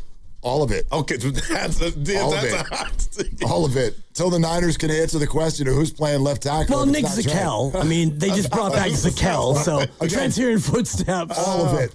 All of it. Right.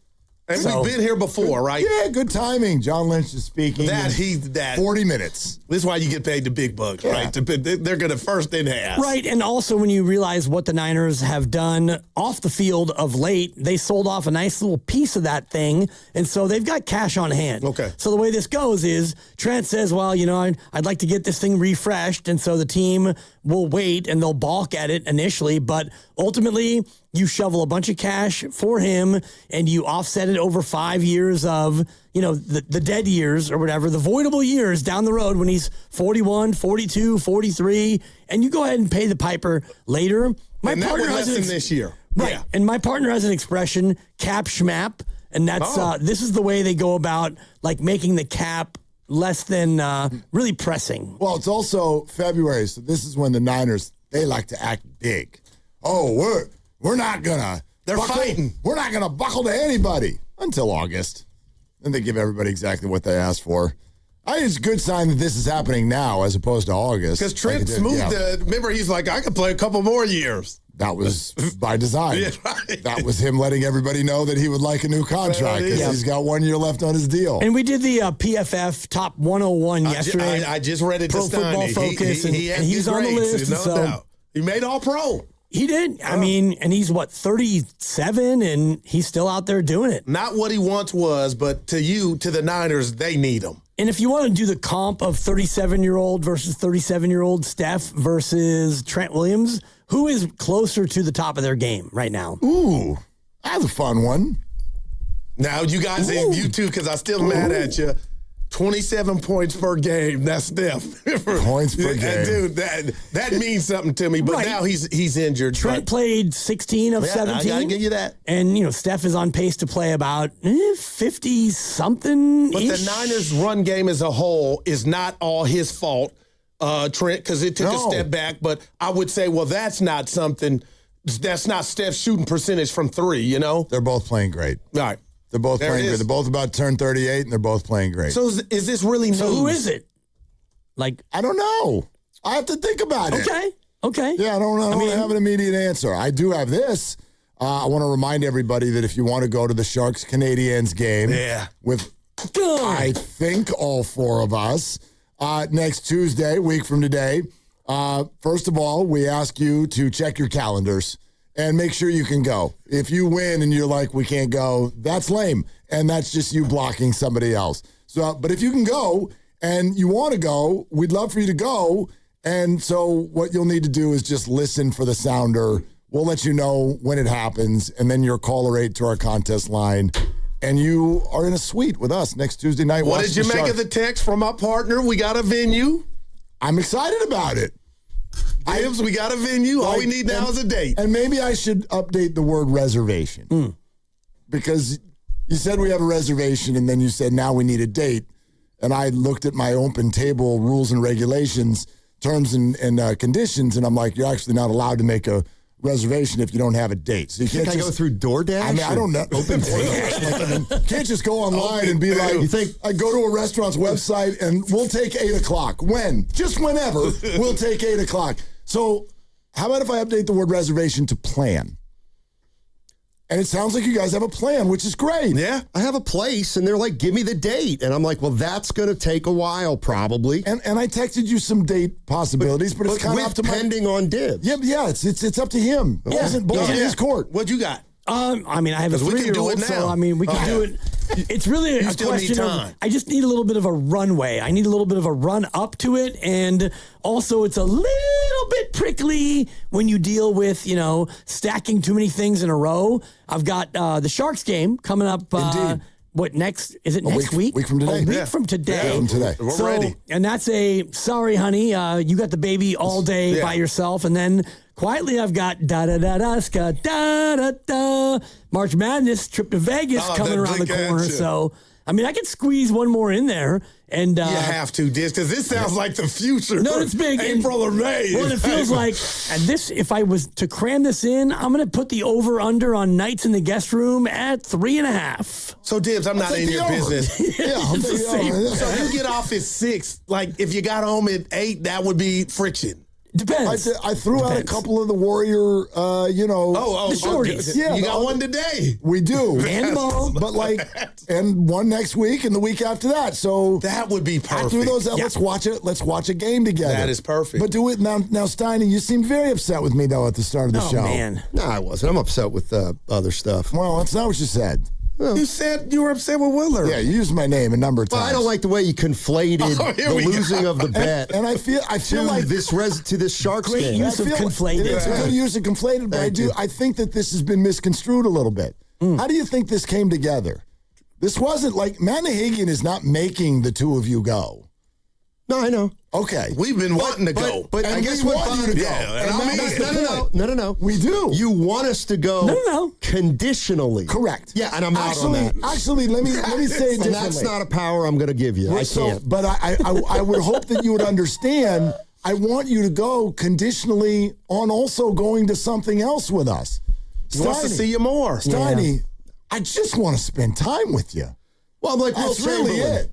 You don't get me for shoot around and the game. It's one or the other. You want me to shoot around? If it takes me doing kind of like backroom underhanded deals in order for us to get a little brotherhood time, fellowship, I'm willing to do it. Right. I don't mind a little brotherhood, but a Sharks game and dinner is a lot of brotherhood. And the Sharks game, that's like, now that's not. That's work. That's also not on us. The idea was, would you like him to come? And we were like, man. Sure, if he gets a reservation for dinner. It was two different we things. owe them. Two different things, and that's going to happen. But it has nothing to do with the Sharks. And who's saying it does? Willard. You feel that way. Willard. Well, I kind of did. Thank you. That's all I'm saying. I'll meet you halfway there. It was opportunistic. It was, we want him there, but how about if I also use this to, speed your butts up a little bit?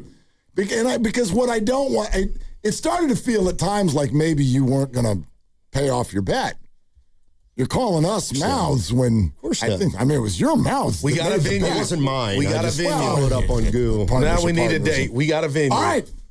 So Dibs, we got to look at it's up to Dibs to give us the date. I'll take a look. I appreciate the effort. All right. And boy, am I looking forward to time with you, Steiny. A lot of time with you. We're going to Ernie Banks. We got a doubleheader. Remember New Year's Eve? Here was the other. Wasn't it great? He came to the casa. Yeah. It was better than I thought. And the Super Bowl, you guys hung out. I talked to most of the other people. That's right. You guys are getting a lot of time You hung together. out at the Super Bowl. Right? Dibs, I forgot Man, that. Look it at was. this.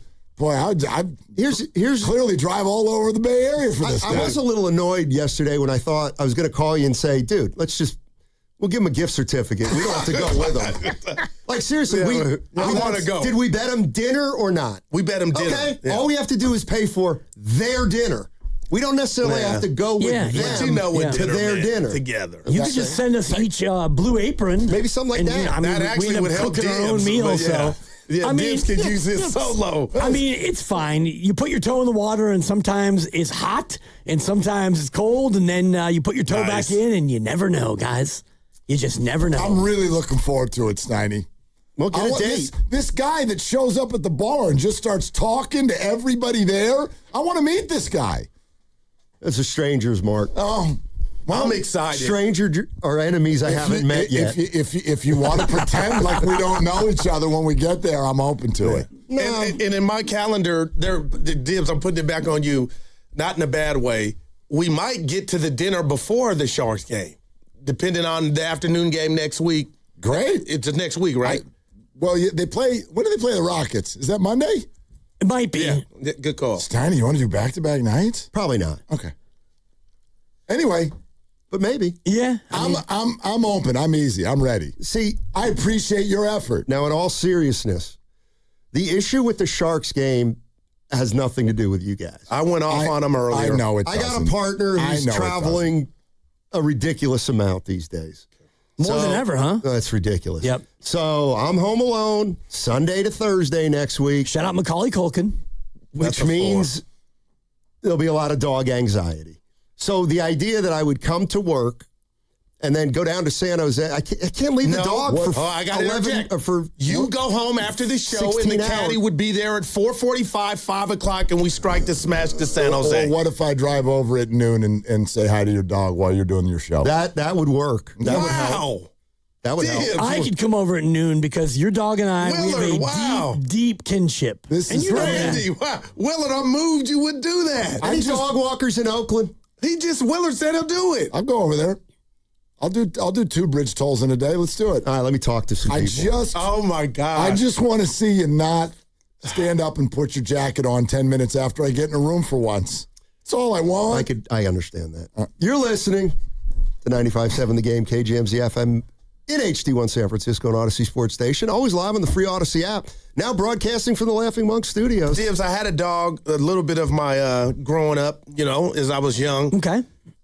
If Stoney missed the dog is the dog really going to go AWOL? Yes. Yes, this dog, and I know I've known this dog since she was a puppy. Dog by dog. This dog. Okay. I didn't know. I don't want to piss And nobody off. I mean, Stein, you've been to his house, everyone, and he has a wonderful house, but Yeah. he's got, about 40 people living behind him. He's got neighbors. This dog could make life miserable for about a 3-block radius. Well, but what, does the dog not just inside? You can't leave him inside? It just gets anxious. Okay. No, you can, but it's got to be for shorter stretches. Got it. And she's usually home with a person all day long. I get it. So when nobody's with her for 6 hours, when you get home, it is just. But you could go home after the Believe show. me, I know how unsettling it is when you get up and leave. Stinks. It gives me a lot of anxiety too. I'm talking about a dog. Like, again, if it were a human, I'd have no problem leaving for 15 hours at a time. Interesting. Hey, what's the science into your show when it gets condensed because of a Warrior game like today? I don't think that's seriously, that's an interesting word. The science. Science. Like you gotta, you can't do it all. Well, it's just like running a sprint instead of a long distance. Yeah. Any guests today? Nick Friedell's going to come on. Nicky. Nick Friedell's going to come on, and we'll kick into the Warrior pregame at 4.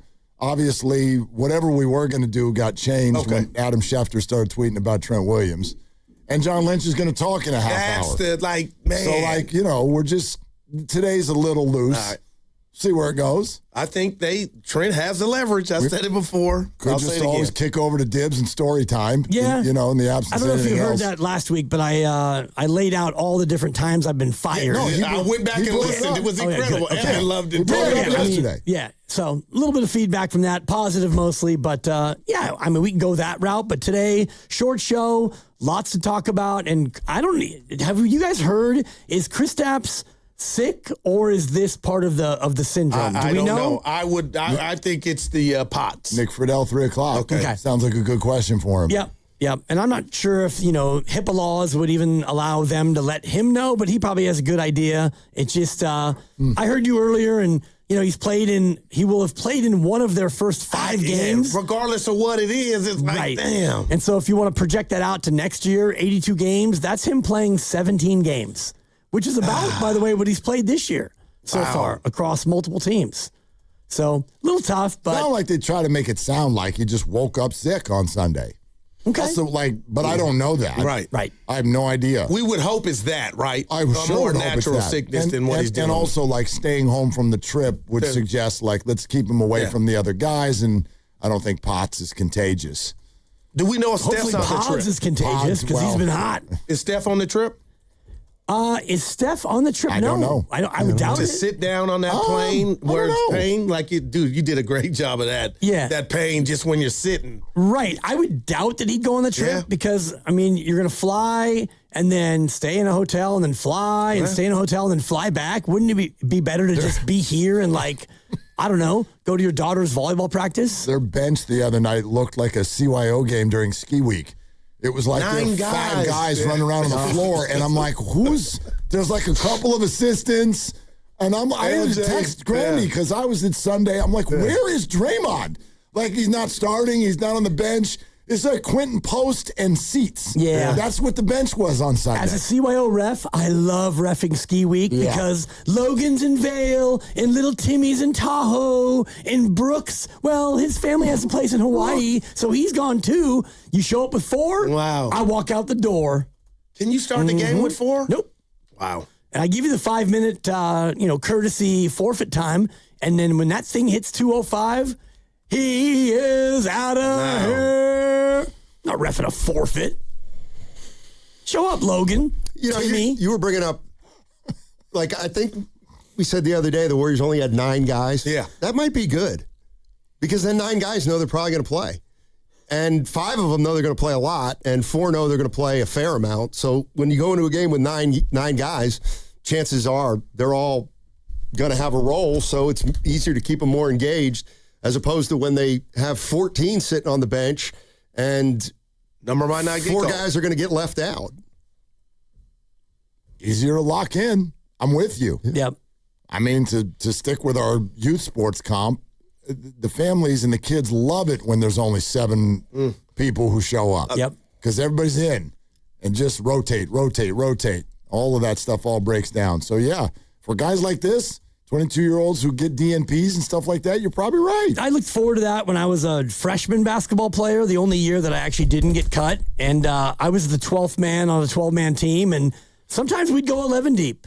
And, we'd be playing everybody, and your boy's down there looking at the coach. We're up 17 against Piner with 1:10 to go. It's like, Coach, it's safe to put me in. Your boy would be begging. Yeah.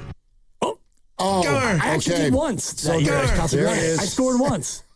You're still talking basketball. Well, I mean, just as a way to transition to your, there it is again. All right, you and a +1 are coming with the 4 of us to the Sharks-Canadiens game a week from tonight in a suite to watch Macklin and the boys. If you are caller 8 right now to the contest line, 415-523-4652. Caller 8 right now, 415-523-4652. You and a guest. Good luck. And if you don't win today, we do this every crossover this week. 3 more tries. Wow. I used to tell all 3 of my kids when they're in high school, when you come out to get even Milan playing volleyball, you sit right next to the coach. Because why ain't that? Sit next to the coach on the first. They looking for some subs. You're the first person they see. They never understood it, but you sit next to the coach. Yeah, such good advice. I used to totally be strategic about where I sat on the bench when I was a freshman.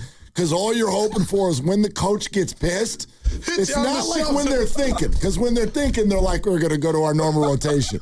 But when they get pissed and they wheel around and look at the bench, and it happened one time. There's a game. I love this story. Power forward, sophomore, Danny Bin. His older brother played for the Chargers for a while. Anyway. David Bin, right? Correct. Okay. And Danny, his younger brother, threw a pass right at his teammate's feet, and it went out of bounds. And the coach was so pissed, and he wheeled around and looked at me, and he goes, "Get in there for him!" And I was like, "Yeah, really?" And I went in, and I took one shot and missed it, and they're like, "All right, come back out. That's enough of that." We actually, that's enough of that. We actually talked about this as a team once in college, and we all agreed that the best spots for that kind of thing is in the middle. Yeah, and the reason is because if you go to the end, you're out. Nobody's. Yeah. But if you go right next to the coach, chances are we thought about this. He's going to be watching the game. He's going to get mad. He's going to stand up, and the minute he stands up and looks down the bench, he's actually overlooking you next to him. You might be right behind him now. Yeah, exactly. Yep. He may not. He may just see the top of your head, so the name won't come to mind. So we always felt like the second or third guy is the guy who's most likely to go in, when the coach pulls a Mick Cronin. You had me thinking about the Derby, the Kentucky Derby, where you go 20 wide. You do not want the number 1 post because unless you can really get out to the first turn and get off the rail, you're going to get squeezed. And it's a little bit like what you're describing there. Oh, man. And for me, I mean, I could have sat on his lap and he wasn't putting me in, I could have been in a baby Bjorn and he's not putting me in. I love that you're telling your kids there, though. I'd be in the stands next level. Getting mad. I mean, I'm over here just play hard. Like, play hard. And you're like, so here's where you sit on the bench. Here's how you're going to comb your hair. We laugh at it now. Yep. They get the And gist. I love the videos you would share of Milan and when she's playing, and you're filming it, and you're like, Milan, you got to go out there and be tough. But in volleyball, I never knew you had to cut. They got a routine, and I said, "Why is she coming out? She's a monster." They all come out. I was like, "Okay, I get it." Yeah. Now. Back row. Yeah, back row. There we go. Yep. Say hello to Joseph in San Jose, who we're going to meet a week from. All right, Joseph. tonight. Congratulations. Nice. So what's Joseph the in San difference with Jose. Joe calling when we throw up the bat signal? Then what we missed today? Our caller for the knockout. Well, because these people aren't waiting for their names. This is just open season. This is release the hounds. That's good call. Yeah. We had a 4-game win streak going until this morning. So you guys didn't break it. We had a night. What was the name? Stephen B. Kraft. We only have to remember one name of a winner. 1 for 6. One name. 7. 1 for 7. Yeah. 1 for 7. Yeah, You know Gibbs is 2 for 6. Yep. Your boy's hot. So when you read it, they call. When I read it, they call. We're undefeated. Stoney, we with might have Gibbs. to try. Yeah. We've been talking about it. Yeah. I went over. I never got one, and I'm never trying again. That's it. And yesterday it was like he called before I even finished the last syllable. I mean, he was just on it. He was quick. Yep. He was locked Let me ask in. a question. Am I the only one? I renewed my MLB The app. Watching spring training baseball? I mean, I'm watching highlights. Okay, so you ain't watching the game. No. He's like, get a line. Can you name the Giant who homered yesterday? That I cannot. Yeah. Oh, son of a gun. Hold on. Yeah. I was listening when you said his name yesterday. I was too. And I also forgot. Which is rare. And I remember hearing it, thinking, try to remember that, knowing I wouldn't. I'm out. You guys are out? Caller 8 right now if you know. I'm kidding. No. It was a name I had never heard of. Till I look it up. It's the only Giant to have homered so far this spring. That's why. His name is Victor Bericotto. Okay. Victor Bericotto. Who are you? That is and great. Steiny just put his coto on. Yeah. Who are you? That's a nice jacket, Steiny. Anyway. It's not raining. No, but it was a little warmer today. Yeah, it's muggy. Yeah, Very warm. But I only have one layer on underneath. It's not like might be enough. 2 layers and this big jacket. It was 70 degrees when I pulled up. Oh, Yep. No joke. Really? Super warm, yeah. Muggy, hot, muggy, but more rain probably coming, so go ahead and bundle up just in case. That sounds like a great day for a walk in the city. What do you think John Lynch is gonna? What would you ask him if you were in the scrum? The first thing about what's going on with Trent, yeah. So your question has changed in the last hour. What's the question? We like And to he survive hates in it, house. Kyle? He thought he was gonna just do, the dog and pony show. Exactly. Now it's about Trent. Do you believe the Niners pretty much knew this was going to happen?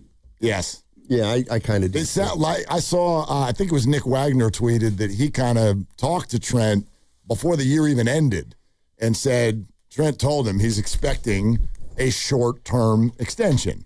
And clearly, that hasn't gone well so far. So I'm overreacting to Evan playing the breaking news sounder, which was worthy with Schefter, but you're saying both parties knew this is where it was going.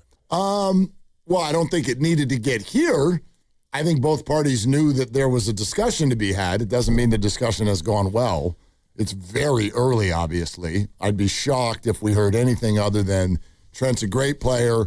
Okay, that's what he's value Trent. Keeping great players. There we go. He's under contract, and we expect Trent Williams to be on the team this year. I think the question, too, though, is what are you doing with the kicker? Because people like the kicker. He's really good at kicking the ball between those two yellow poles, and you drafted Moody with a third-round pick, and we're willing to forgive that because Eddie has been great.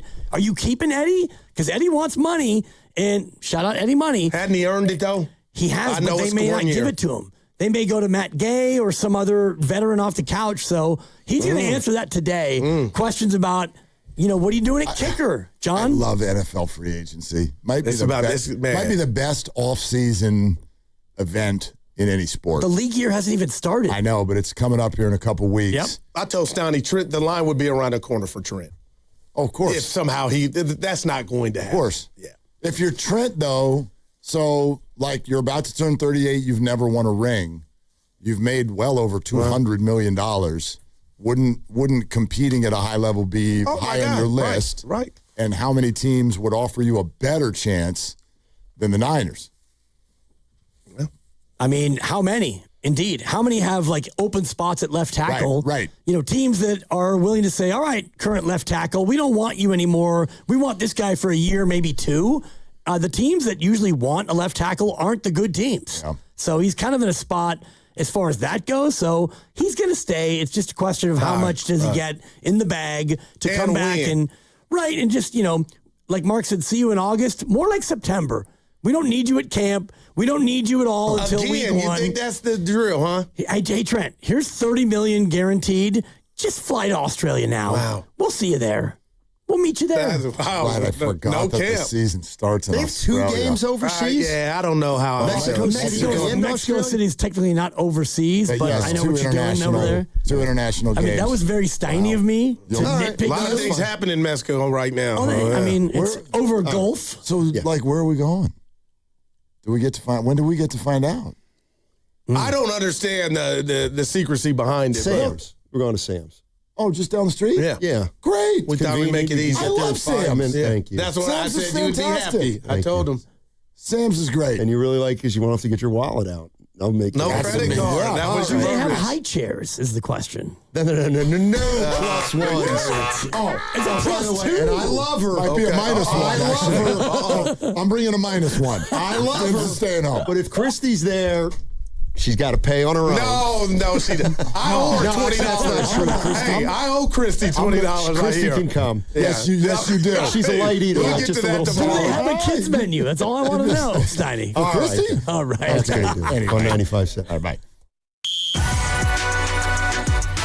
Are they the smartest show in the Bay Area? You guys are an intellectual feast for the smart sports fan in the Bay Area. Wow. You're pretty much the smartest guys on the radio. I agree. Good Lord, how big is your ego? Are they the funniest show in the Bay Area? Give it a laugh. Come on. You're a funny guy. Come on. Give me a laugh. You are funny, dude. Hit that S again. Are they the coolest show in the Bay Area? And no white boys. They cool. That's what people are saying. You guys are phenomenal. This is one of the most perfect ways that I could end my day, getting a chance to talk to Mr. Mark and Dan, We'll let you be the judge. Oh. All I know is it's a couple of Bay Area boys talking sports. I know nothing. Thanks. It's Willard and Dibs on 95.7 The Game. All right, let's go. Yeah, the Warriors play here in less than 3 hours against some old friends. Oh, yeah. It's against some really good old friends. Maybe. Jordan Poole's been getting DNPs and then started playing again. And so I think we'll see him. Is Looney healthy? Are we seeing Kevon tonight? Kevon healthy? I think so. He's not on the injury report. Okay. All right. So some old friends tonight. Warriors getting to action. And yes, Nick Friedell's going to join us at 3 o'clock. But I think we kind of want to start out based on what looks and maybe at first glance feels like a Schefter bomb.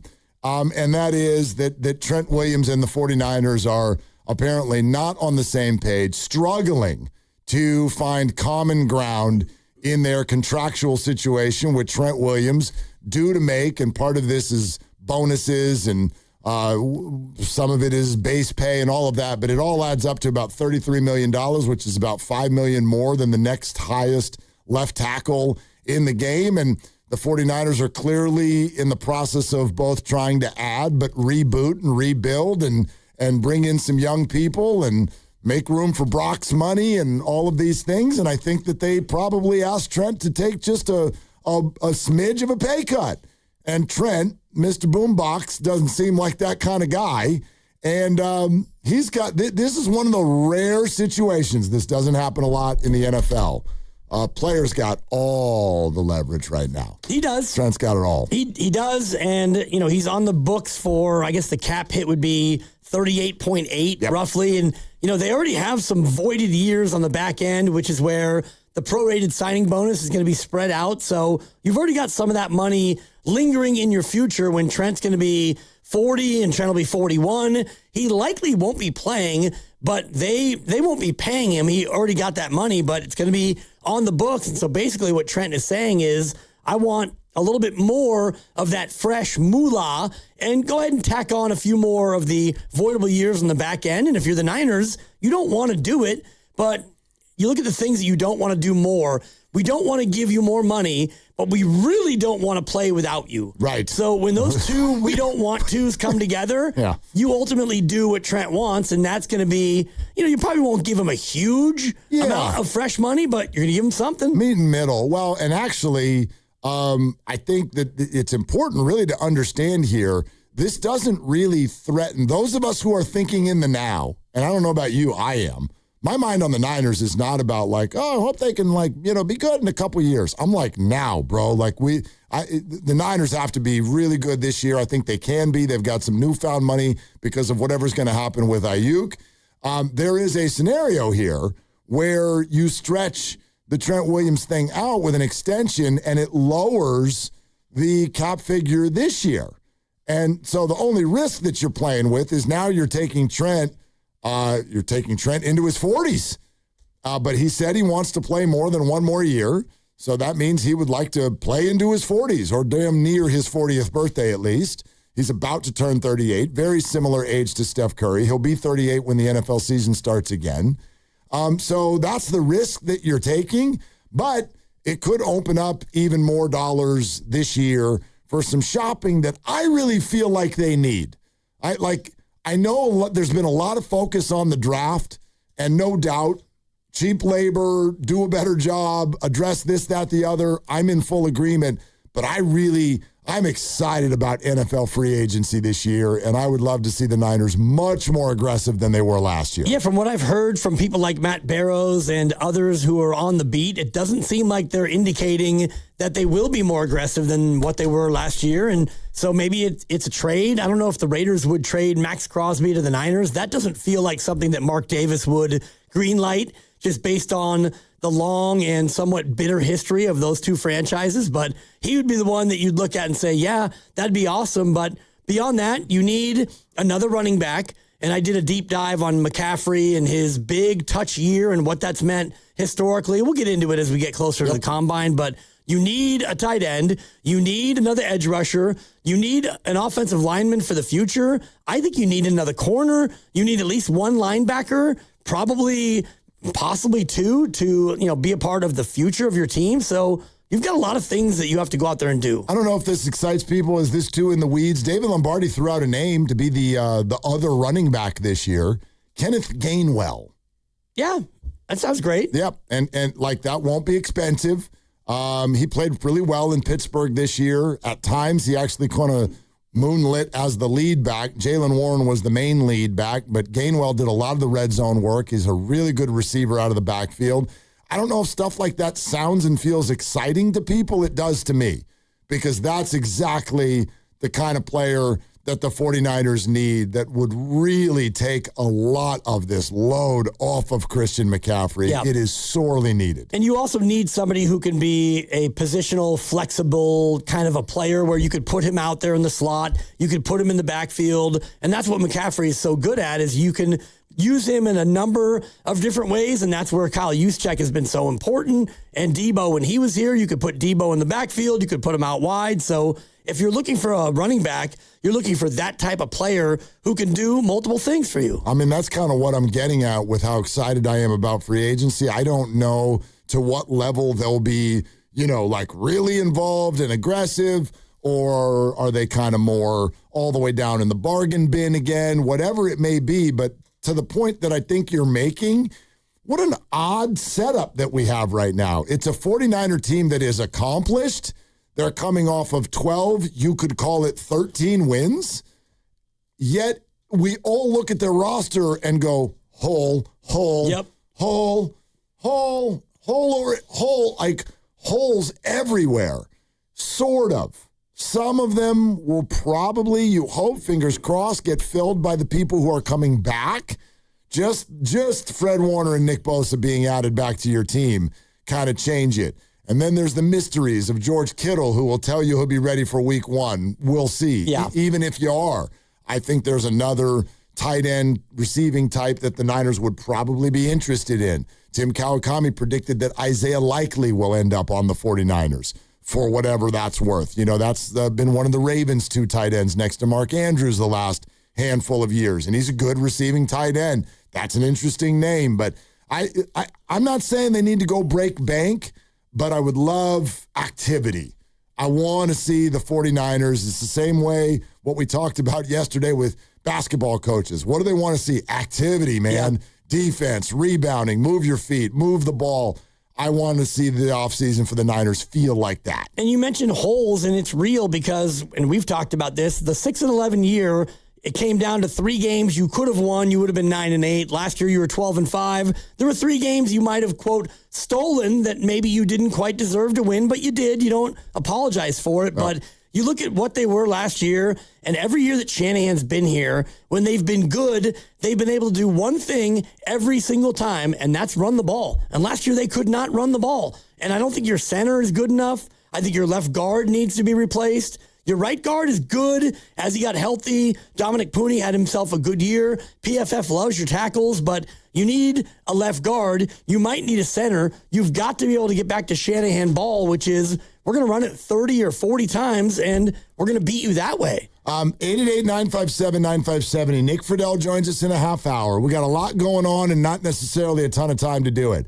John Lynch is scheduled to speak at the Combine in front of reporters in 5 minutes. We will be monitoring to see what he has to say. So stay right where you are because his answer about Trent Williams and much more is right around the corner. We keep discussing it. How would you, the fans, handle the Trent Williams situation? We'll take your calls, 888-957-9570. But as mentioned, Nick Friedel in a half hour. We'll talk the Warriors out.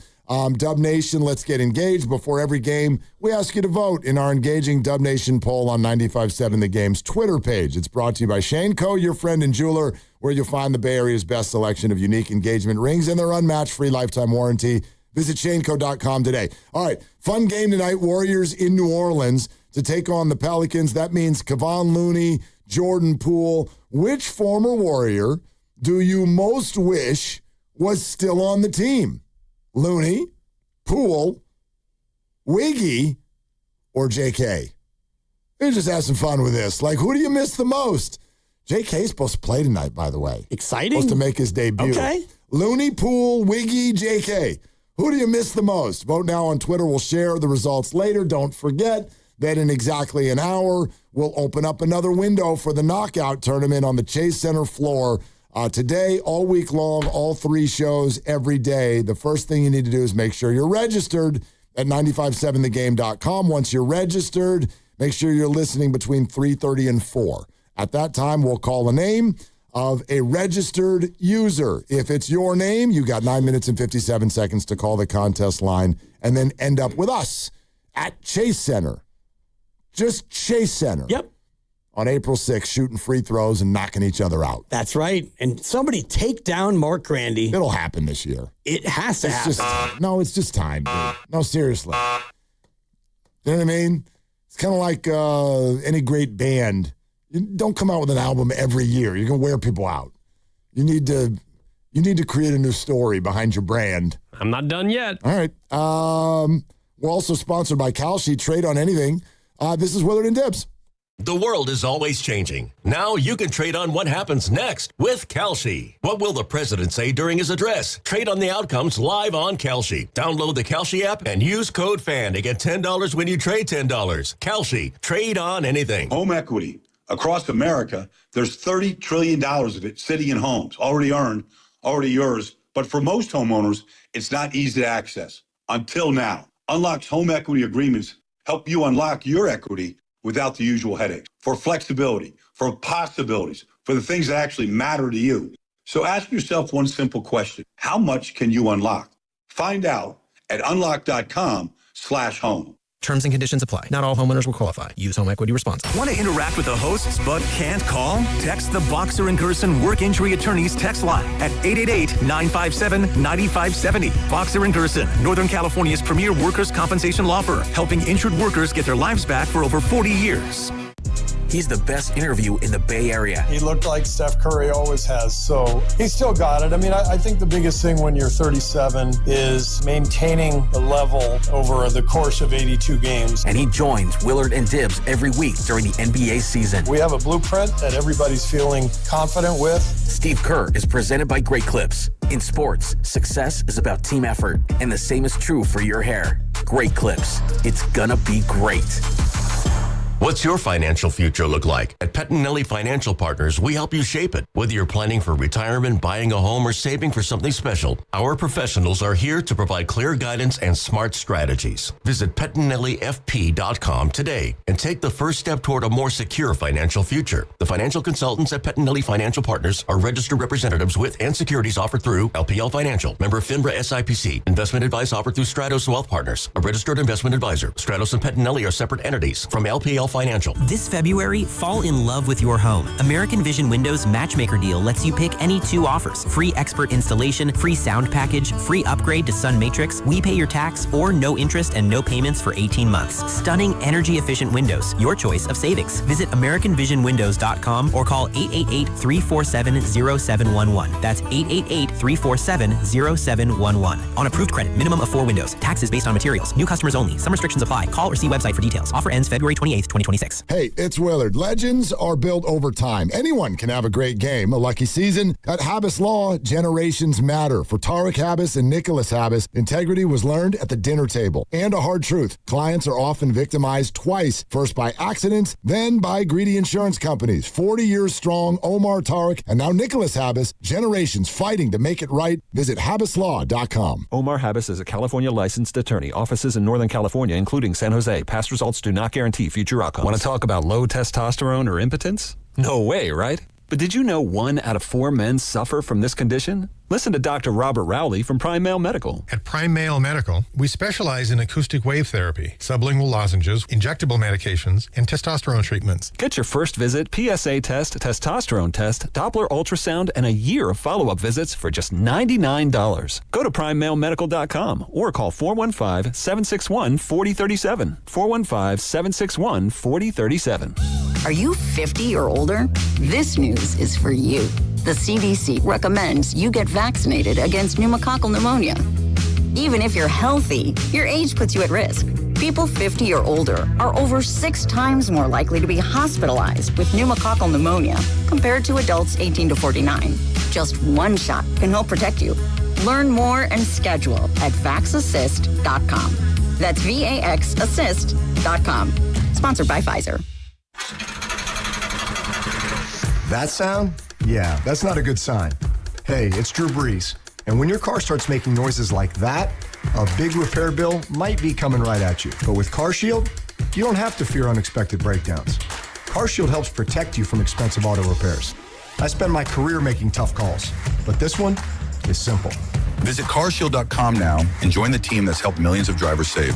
Coverage varies by plan. View contracts and exclusions at carshield.com. If you love sports, this is the show for you. It's You Better You Bet with me, Nick Costos. Weekday mornings 9 to noon Eastern on the free Odyssey app and YouTube at The Costos. Bringing you the biggest NFL news, guests, and notes from the offseason while getting you ready to win the madness of college hoops. It's You Better You Bet with me, Nick Costos. Live and interactive Monday through Friday, 9 a.m. to noon Eastern. Presented by BetMGM. Download the Odyssey app and listen from anywhere for sports talk from people who love sports.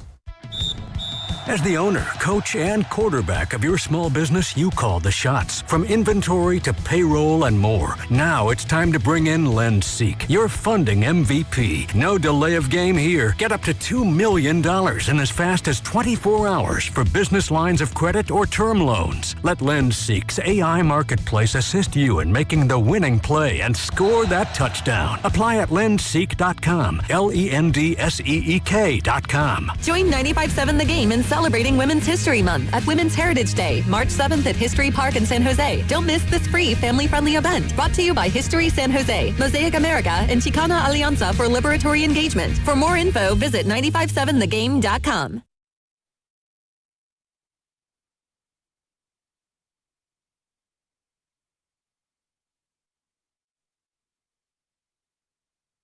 What are you asking exactly? I'm still confused by your question. What's the question? I think you just answer your own question, if that helps answer your question better. Now, back to Will and Dibby on 95.7 The Game. You know what the only leverage that the 49ers have in this situation is? Is what? Father Time? Correct. Oh, wow. That's just like wait him out? Well, I don't think it's going to get to that. Yeah. But and if you're just joining us, Trent Williams, my guess is he had his agent give a little ringy-dingy over there to Adam Schefter. And this is not an accident, in my opinion, that this came out an hour and a half before John Lynch speaks at the Combine. They wanted to create the Q&A for Lynch, and they did it very, very well. And they said, boy, the two sides are struggling to come to an agreement because there's no more guaranteed money on Trent's contract. He's got 1 year left. Huge cap hit. Niners are probably asking him to take a little bit of a haircut. He might even be willing to do that. That means, though, the Niners also need to tack on another year. They're probably arguing over what that money is. Both sides drive a really hard bargain, especially in February because it's early. So it hasn't gone well as of yet. The two sides haven't said what the other side wants to hear. And so you arrive at this, and we'll get, I'm sure, a soundbite here real soon. But of all the things I've read about this, here's the sentence that I think is the one that plays. And it's courtesy of Nick Wagoner, who covers the 49ers for ESPN. In a lengthy tweet, he writes all the stuff. There's this, there's that. Right. Here's the implications. And then he gets to the last sentence. There simply isn't a good football or financial reason for San Francisco to part ways with Trent Williams. So they won't. Right. And the only leverage they would have is if this lasted forever and you're looking at Trent being like, dude, you're 38. What are you going to do? Sit out a season? Probably be the end of your career if you did that. And he's done it before, and it worked out for him. And the other leverage they would have is if they were picking like 4th or 5th in the draft. Right. Then you could say, oh, go ahead, sit out all you want. We've got our eyes on Louis Big Fella, who's the left tackle out of Ohio State. Where does he play? Oh, okay. You know what I mean? You could take the top tackle in the draft if you were picking like top 4, top 5. And I was looking at some mocks earlier, and I think the first tackle off the board is like 5 or 6. It's pretty far up the draft. They're not going to be able to get a really, really good left tackle. And again, it's the draft. You have one of the best left tackles ever. You may have the best left tackle ever. And he's still playing at a high enough level to where, yeah, you have almost no leverage if you're the Niners because you've had him here. He's played here. He's been amazing. And when he plays and he's healthy, you win games. It's that easy. Caden Proctor. That's the guy I was talking about. Is that the guy? Yeah. Alabama. He's probably mocked to go like 5 or 6. 6'7", 369. That's Trentish. It's going to get there. There's a very specific reason why this is happening in February as opposed to August. It happened in August. Was that last year or the year before? Year before, when Trent and the Niners had a little holdout situation. Right. The reason it's happening here now is of this $33 million that everyone keeps talking about, $10 million of it is in the form of like a roster bonus, and it's going to get paid out on April 1. And so they got to figure this out before then, because if they were going to do something else, trade him, release him, whatever, you're going to do that before you're going to pay out that $10 million on April 1. But that's like, again, if you were to move on from Trent Williams, you're talking about like there's still, and this gets in the weeds, I know, but there's voidable years still on his contract, and that all accelerates into a huge dead cap figure, which the Niners there's no interest in paying that. So let me look at it again, because we're all Niner fans, right? I know some of you aren't, but like from the perspective of the team, let's look at it. Here are your options. You could lose Trent in any form, even if you trade, whatever. You could lose Trent, and then you get a big dead cap figure. $34 million. Okay. So kapow. Right. And then and slash, who's your left tackle? Nick Zakel. Okay. Austin Pleasance. So and then the other option is figure it out. Those are your options. Right. What do you think they're going to do? They're going to figure it out because they don't have the other solution. And already you're dealing with the Brandon Ayuk dead cap hit that's going to come. And depending on how you designate his release, and I do believe he'll be released, it's either going to be spread over 2 years or 1 year, and that's already coming. And it's not $34 million, it's 20-something million, and that's not going to be very comfortable. Luckily, the Niners are set up to where they have a lot of cap room right now, but you mentioned it before, and man, you've been talking a lot of hockey this week, talking about 5 holes. They've got at least 5 holes on this team. Yep. But who wants to create another one? This would be the biggest hole of them all. This would be the biggest of them all, absolutely. You need a pass rusher, a left tackle, and a quarterback. Grandy, what's up? Well, you were talking about the bonus that he's due April 1st, $10 million. And then you're talking about how there has to be a decision made before that. The Niners probably want that. One thing to note, if they were to cut him, which I think is incredibly unlikely, they would be incentivized to do it after June 1st. Sure. A pre-June 1st cut would save them only about $4.7 million against the cap this season. If they were to cut him post-June 1st, that number skyrockets to above $25 million for this year. So if they were to cut him, which I don't think they're going to do, that would likely come post-June 1st. They would have paid out the $10 million bonus, but they would be saving still a bunch on the back end. Well, while we got you, just so I know, because this is all in real time, how are we? Are we monitoring John Lynch? And we're keeping an eye on stuff. Haven't seen anything yet. Haven't seen anything yet. Okay, so let us know. Go ahead and break in if John Lynch trades Trent Williams to the Dolphins. Got it. Yeah, I'll hit the breaking news sound. Yeah, perfect. Hit the thingamabob if he's a Dolphin.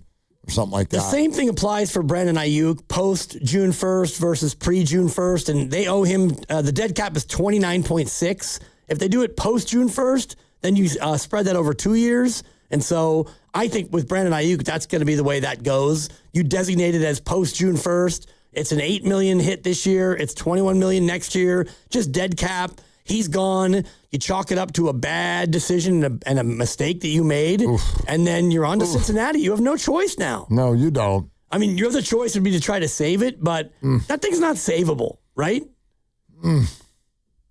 Yeah, make that noise again. That's a gut punch.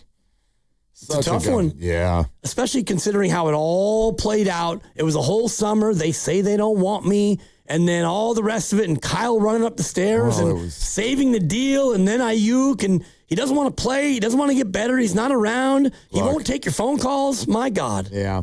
It's one of those that I just think there's 2 kinds of bad decisions in life. So there's the one where you're like, well, who the hell could have seen that coming? And then there's the other one where there's people surrounding you going, how many times did I tell you that if you do this, this is what's going to happen? And unfortunately for the Niners, this Ayuk thing is the second one.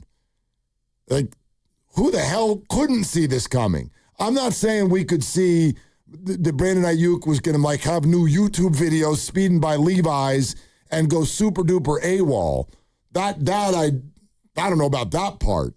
But the whole this is not going well, and I think you probably could do better with a second-round draft pick and figure you've already you just picked a first-round receiver in the most recent draft. Why don't you just kind of lean into him? Why don't you move on? Why don't you not do $30 million for Brandon Ayuk? It was as clear as day. Clear as day. And then they went and did it anyway. So this one, very, very much like the Niners and Brandon Ayuk, for me, all the same feels of parenting a teenager. I told you. I've been sitting here telling you 800 times, but you don't listen. So they get what they get. Yeah, I was just thinking about, I think it was Jason Pierre-Paul with the fireworks. Oh, with his hand? Right, and lost some fingers. It's like, I wonder how many times people were like, I don't know, bro. I don't know about, fireworks. I don't know if that's such a good idea. Oh. And, there were so many signs on this one with Ayuk that maybe he was not going to be cut out to be that guy. And boy, I would love if I think all of us have that whole king of the world for just 5 minutes thing. Boy, did you see Javonte Williams, the running back for the Cowboys, got a new deal? Okay? Yep. This happened over the weekend. And he had a really good year. He rushed for over 1,200 yards. I think he scored 11 touchdowns. He was productive in ways that people did not think he would be. He was one of the few bright spots of the Dallas Cowboys season, Javonte Williams. So they gave him a new 3-year deal. And I'm like, all right, 3-year deal for a clear lead 1,200-yard back. You know how NFL deals work. You don't always get all the money, but let's say he does, okay? Let's say over those 3 years, he gets all of the money that's on that full 3-year deal. If he does that over 3 years, he will make barely more than half of what Jamar Chase makes in a year. Wow. Receivers, man. Does this make sense to anyone?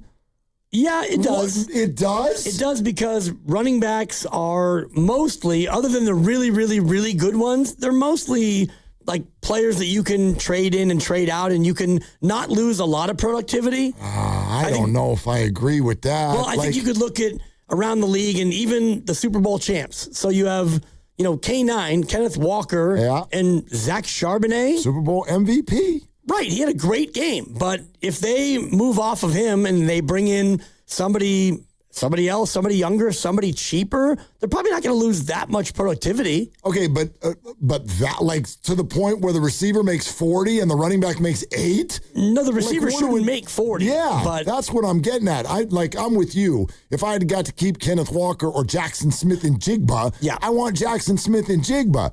At the same time, the previous year's Super Bowl champ, the Philadelphia Eagles, how'd they do it? You can keep your A.J. Brown reading books on the sideline. Give me Saquon. Like, he was absolutely the most important part of their season. He was, and then this year he wasn't. Right. And it's because the coordinator didn't want to give him the ball, or he was not, the same player that he was the year before, maybe both. And so I just think with running backs especially, it is such a slippery slope of, you have a great year and we use you a lot, and then it's hard to back that thing up. John Lynch has spoken on the Trent Williams situation. Okay, this is front of the scrum at the Combine in Indy. This is John Lynch on the Trent Williams contractual situation. Recent weeks, I've met with both Trent and with his agent, Vincent Taylor, and had really good, productive, and substantive meetings. And so here's what I know. Trent loves being a Niner. We love having Trent as a Niner. And it's up to us to figure that out and to thread that needle. There's some unique circumstances in that we all know what Trent is as a player, how great of a player he's been. He's going to be 38 years old. And so there's some things that go into that. But I think we're all on the same page and feel very positive about where that's going. Okay, that's an interesting comment right there. I mean, wow. Well, okay, what stood out? It's up to us to make that work. Uh-huh. In other words, we got to find enough money to where he's going to be happy, and we have to structure the deal, Parag Marate, financial guy, to where we're not totally getting hosed, but at the same time, we need him happy. Yeah. It's up to us. He was heavy on the us. There's really... I don't know if I can think of another guy in the NFL that sort of commands the reaction that Trent does when he walks into the room. Like, that is King Alpha. Yep. Mama, there goes that man. That's the dude. Yep.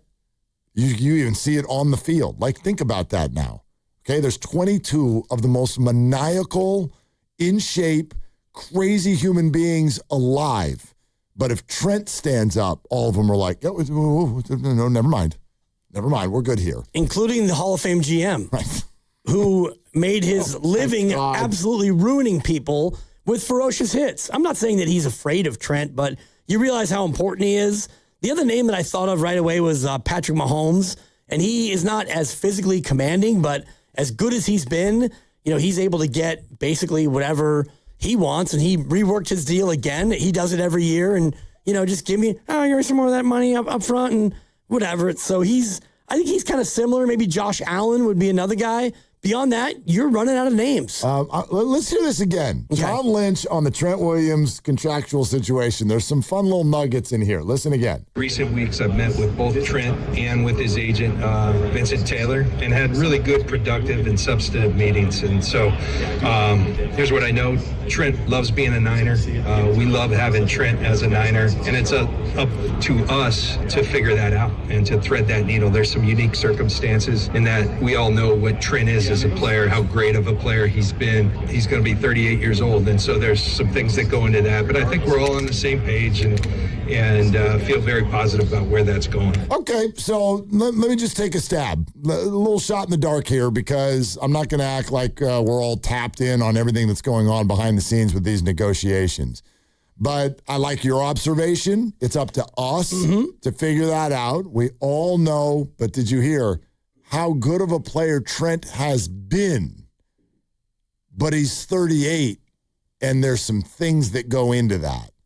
So it sounds to me like the argument, if you want to call it that, or the rub in the room, because John says they've been having great conversations. He even uses the agent's name, because we know how we all have to say the agent's name. That's now. Right. 2026. Say the agent. Say my name. Say my name. Okay. John says the name, and then he says, Trent's 38. There's some things that go into that. I think the argument probably is, here's what we'd like to do contractually. And Trent is like, I'm still the best in the league. And the Niners are like, right, but you're 38. And you're asking for us to not even pay for your age 38 year. You're asking for us to pay for your age 39 year. And maybe your 40 year. And maybe your 40 year. So, like, we will, but can you acknowledge, big fella, you're getting really old. And, boy, a Bay Area fan does not need to be reminded twice how difficult of a needle that is to thread. It's happening all around us. Yeah. Steph Curry, Draymond Green, Jimmy Butler, Trent Williams. Justin Verlander. I mean, he's older than all of them. Yes, he is. And the Tigers. Exactly. Yeah. But, that's not an easy thing for them to hear or acknowledge when they're still, Steph, Trent, playing at damn close to the height of their powers. Especially when you're dealing with that position and that sport, right. And, what he has to go through to play 17 games plus playoffs. And I think last year he did miss maybe only one game. He played a ton last year. And, Steph is out here making 60+ million, and now he's dealing with runner's knee. And he's had other knee issues in his career. He's had a hamstring that kept him out. He's had ankle problems. And so he's playing a non-contact, for the most part, sport. And yet here he is at 38, and things are starting to go south. And so I look at the Niners, and they're right to be a little bit tentative as far as, going out and extending him many more years. I'm all for, all right, Trent, we'll go ahead and rip this one up. We're going to give you fresh money, a new bonus, and we're going to add on voidable years again toward the back end of your career when you won't be playing, but we'll pay that money then against the cap. We're going to give you money now in a bonus. We'll get you a 2-year deal, 2 years and $55 million with 35 guaranteed. And, I mean, is that good, Trent? Is that good for you? Gosh, this is just, it just feels like such a familiar story. And I think for fans and the team, I think we all get it. It really does feel like you're stuck. Okay? I love this, and I can't remember how you phrased it exactly, like which 38-year-old is playing better or whatever, however you said it. These two situations feel very similar from this perspective. Obviously, they both have 1 year left on their deal. Now, only one is asking for additional security now. That's largely because of the sport he plays. And so it's different the way you structure all of this. But in both situations, you're talking about a super, uber, duper, duper Hall of Fame player. And you have to commit.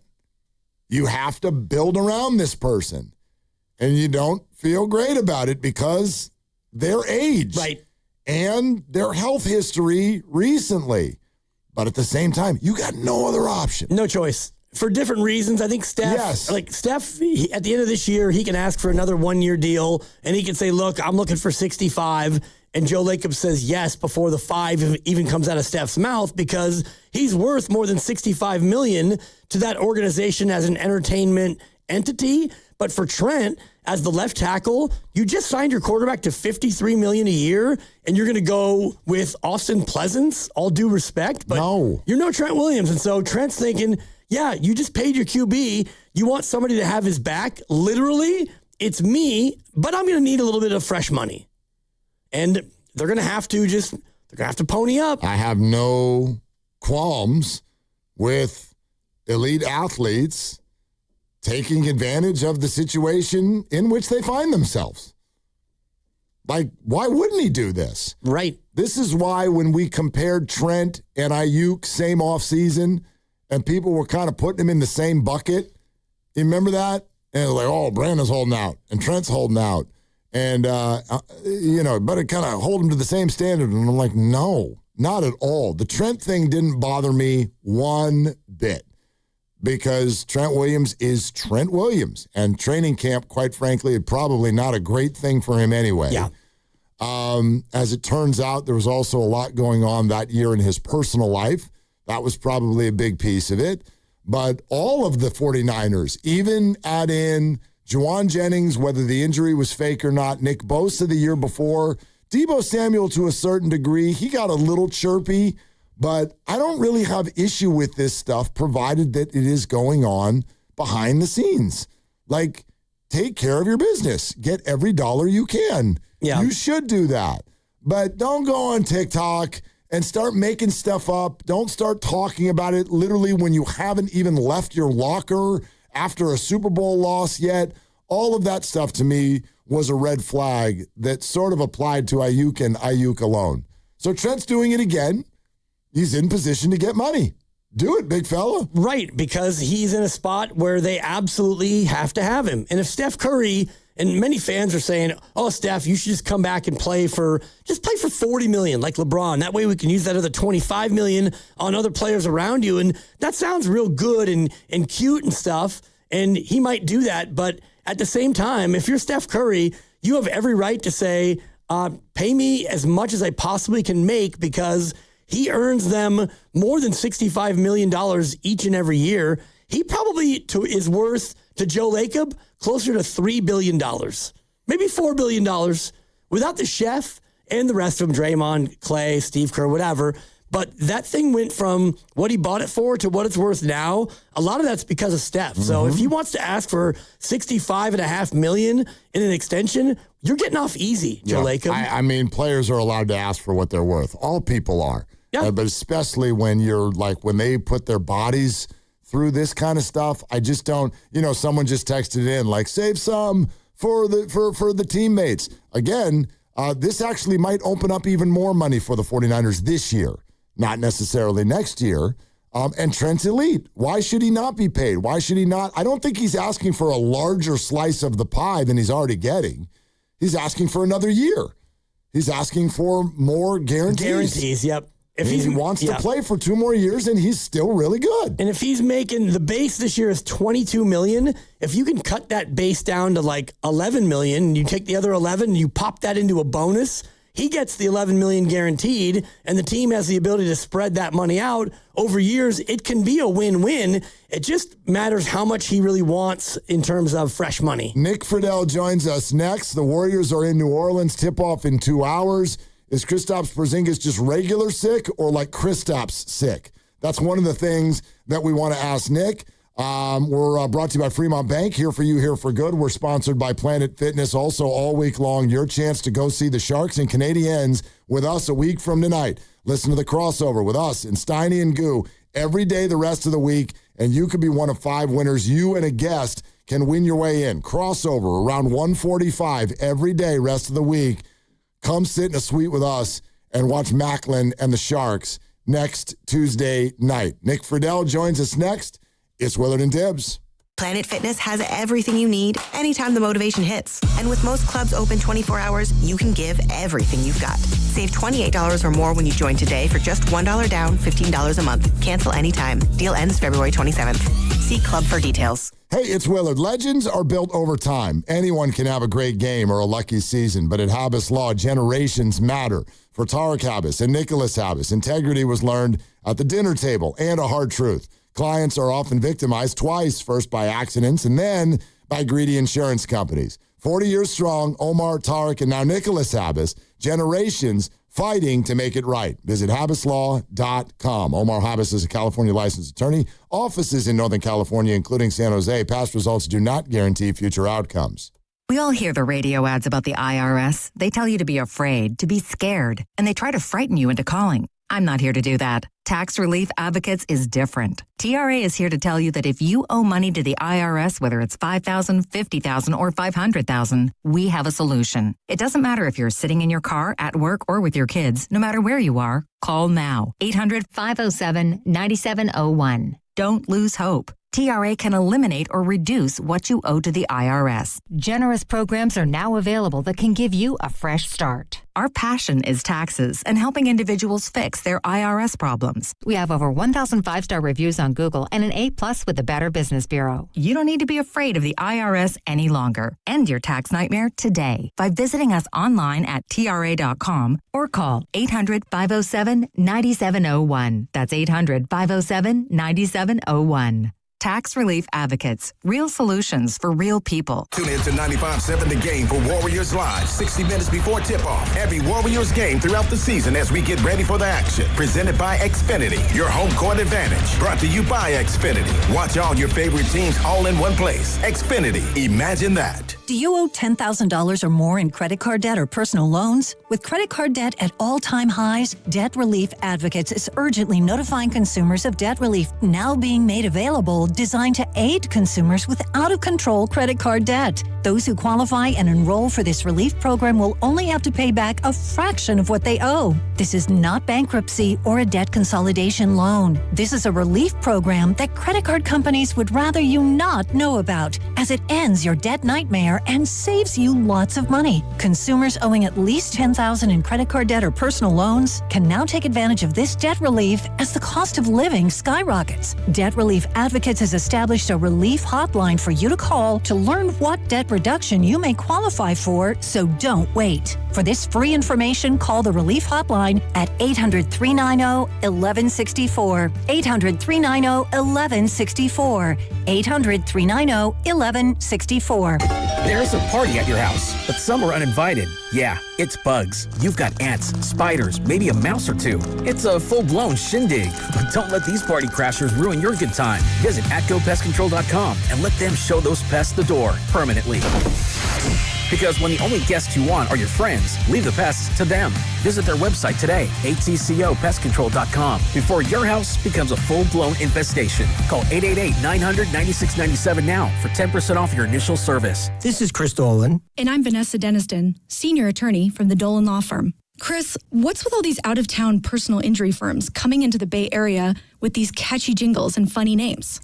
Unlike the Dolan Law Firm, most of these firms are from out of state or in L.A. The Dolan Law Firm is headquartered right here in San Francisco, going on 30 years. We live here, we work here, we win here. The Dolan Law Firm, we're the best lawyers we hope you'll never need. DolanLawFirm.com. Never have I ever called my sister from the finish line of my first marathon. Hello? You won't believe where I am. Are you running? Mile 26.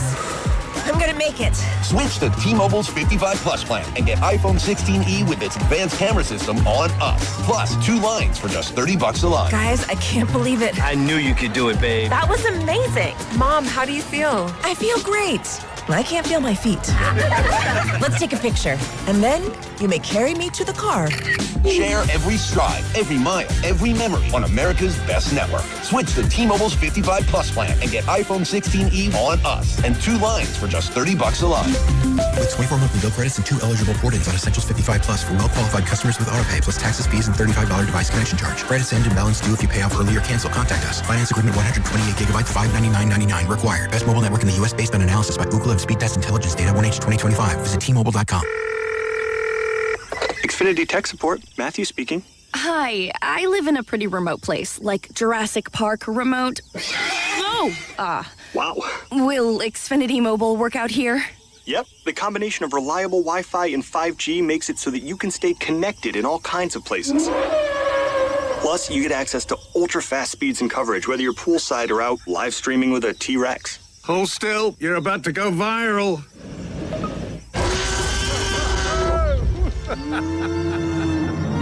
Welcome to a new era of Wi-Fi boosted mobile. Cut your mobile bill in half with 2 lines of unlimited. Discover a new era of Wi-Fi boosted mobile at xfinitymobile.com. Xfinity. Imagine that. Watch Jurassic Park with Xfinity. Savings comparison based on promotional rate for 2 lines of Xfinity Mobile Unlimited versus 2 lines of T-Mobile Experience More, Verizon Unlimited Plus, and AT&T Starter as of February 10th, 2026.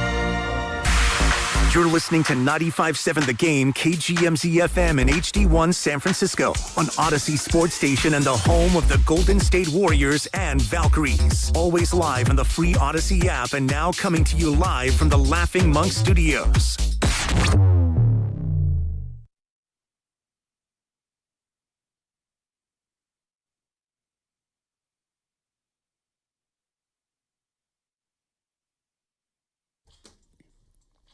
Now, back to Willard and Dibbs. I mean, Mark, it's so good to hear y'all's voices. And Mr. Dibbs, I mean, it's just been way too damn long. So it puts a smile on my face. On 95.7 The Game. Big man on campus. Is it Trent Williams?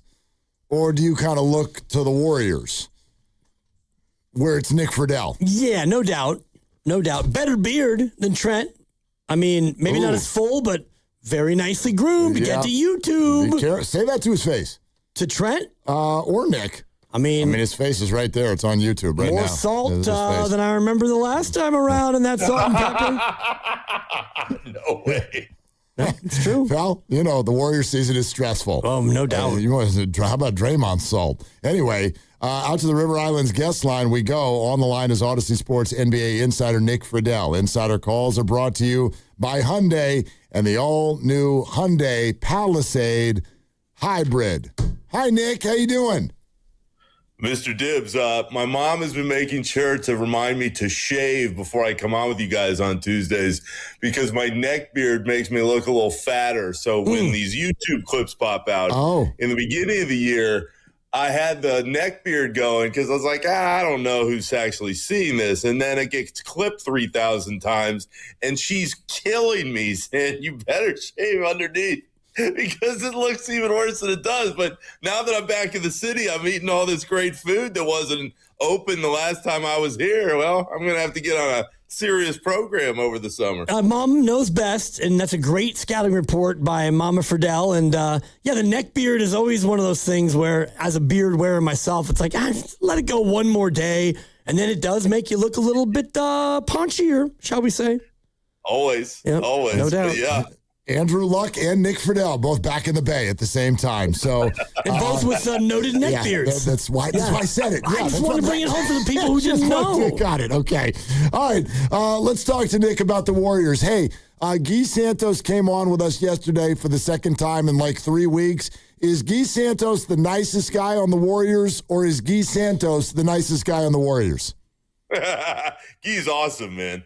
And Mark, what's cool to see, not only is he playing really well and he's got a hell of a personality, but his teammates love him. That's what's so telling to me in watching what's happened especially in the last couple months here. He's got a great outlook on everything. His teammates have rallied behind him. He's playing really well, but I think there are several different candidates for that particular role. I mean, Gary Payton II it seems like a really, really good guy. His teammates like him a whole bunch. Everybody loves Steph. I mean, this is a team that genuinely gets along for the most part. I think the Kuminga stuff was an outlier in that everybody kind of grown tired of the storyline. They didn't dislike Jonathan, as a person, but I'd say on the whole, this is one of those teams that you look at, and I know they've had some struggles this year, but player to player, everybody's pretty well liked, and Guy is right near the top of that list because they know that he's come in and really improved his game from when he got here. And in light of that, how huge was that for those other guys, the others on this team, to go out and get that win against Denver? Tibbs, that was the best win of the year, flatly, to me. When you're playing without Steph and Jimmy and Porzingis, the illness pops up right before the game, and then 2 seconds before they're about to come out, Draymond's not playing, and they just went and played. And I think Denver took its foot off the gas because they went, you're playing against half of their team. But to the Warriors' credit, they didn't give up. Al Horford probably played the best game of his season. Melton continues to play pretty solidly night to night when he's out there. Pods was 1 for 10, and then he went crazy in the fourth. Those are the feel-good wins that happen a few times a season. Now, I don't know if they'll be able to replicate that, but these next 2 games are very interesting, guys, because they're playing against 2 really bad teams. And the Pelicans aren't tanking because they already gave away that pick, but they might as well be because of how poorly run they are.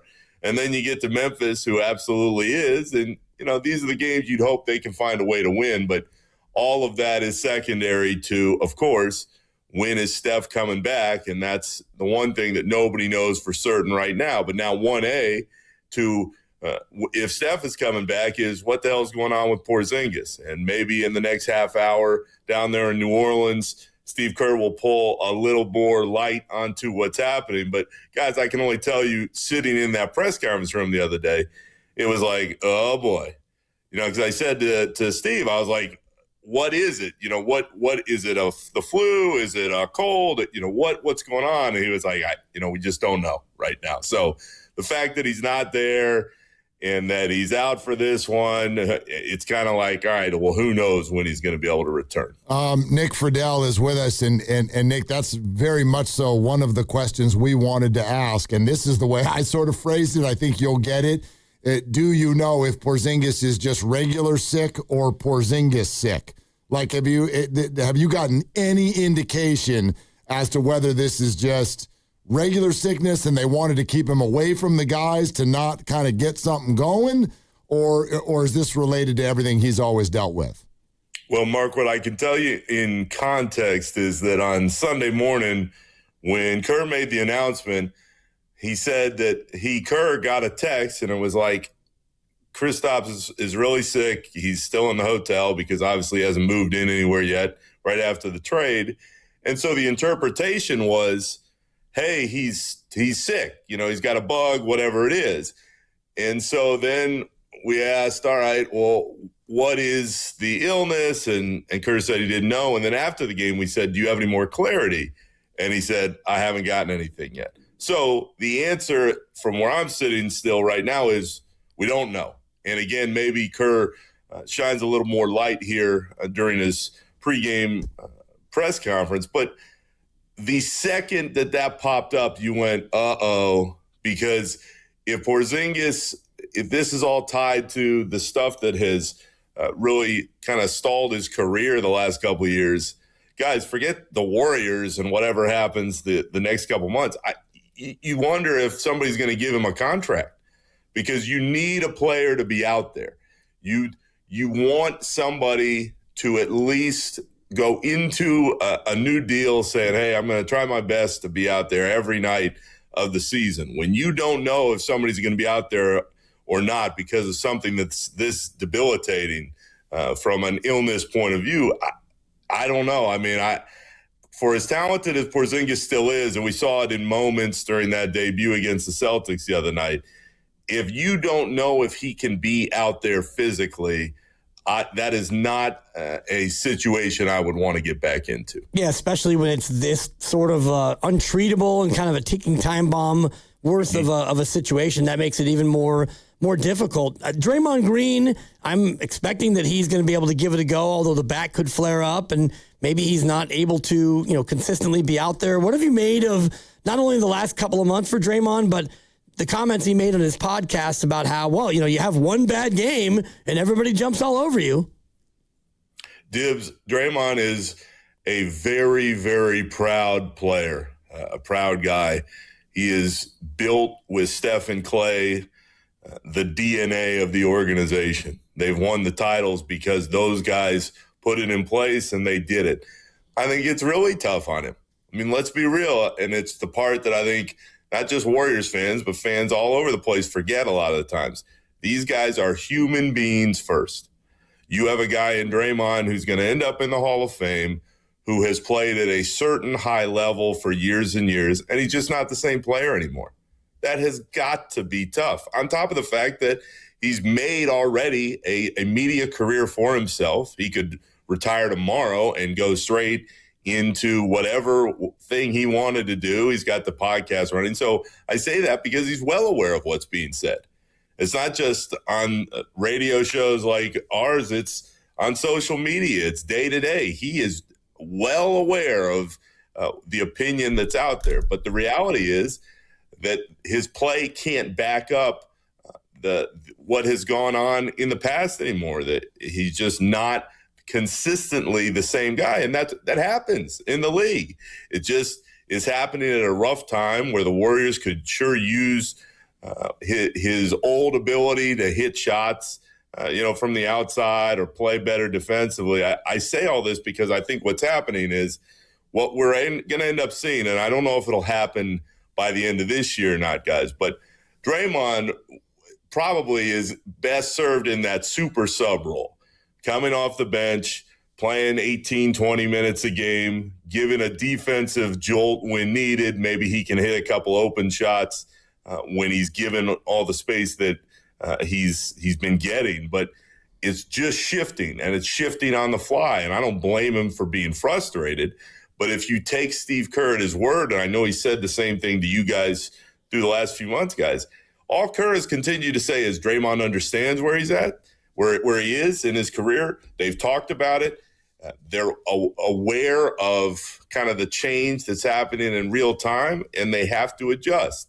And part of that is Draymond adjusting to a different role within this team. But that is much easier said than done. And absolutely, from a human standpoint, I understand why he is frustrated, because he's not able to go out on the floor and change the narrative in the way he used to be able to. Nick Friedel with The Athletic. Insider calls are brought to you by Hyundai and the all-new Hyundai Palisade Hybrid. Learn how it makes every day epic at HyundaiUSA.com. Nick, if I gave you 4 young players, I want you to tell me who you think the Warriors are most excited about, unless you want to take option 5 and say none of them. Let's go Brandon Pajemski, Will Richard, Moses Moody, Guy Santos. Who does the organization most want to put their chip into their circle for the future?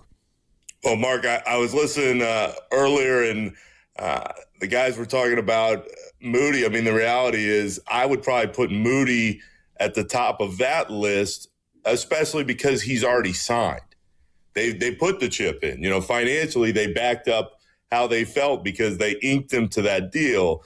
The problem there is Moody has been much better the last couple months. He was really good the other day against Denver. But, guys, the ceiling just doesn't seem to be that much higher. It's like he's still young, he's still developing, but this probably is right around where he's going to end up being.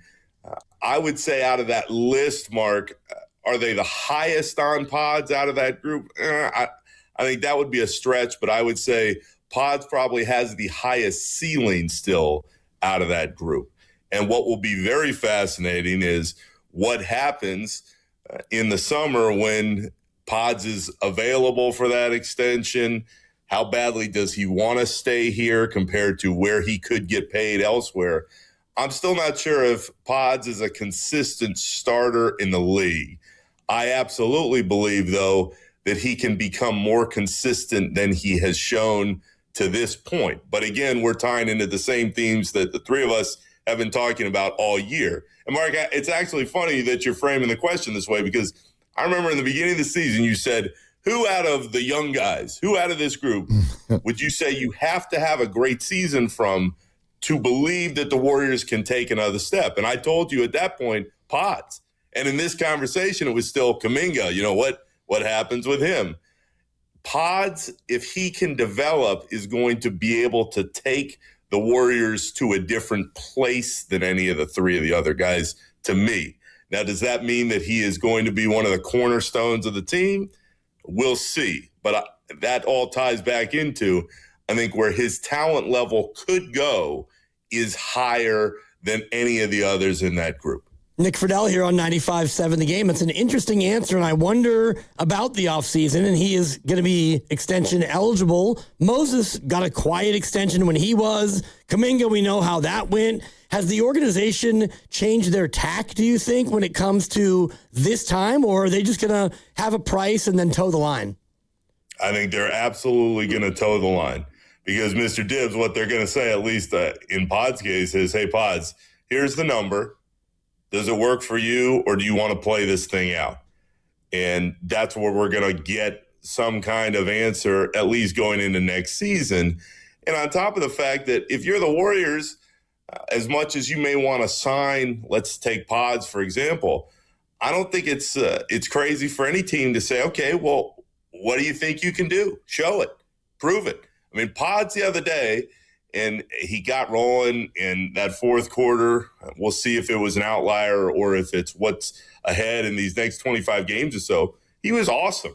I think it's even more impressive, guys, that he was 1 for 10, and he was still rebounding and the assists were there. But, I mean, if you're 1 for 10 in a game, how many times, Pods included, do you see a guy get the ball and then dump it out because he doesn't want to shoot it anymore? Pods kept shooting, and he kept making plays, and he was the difference late in that game. So in talking to him this season, I think he really does want to be here.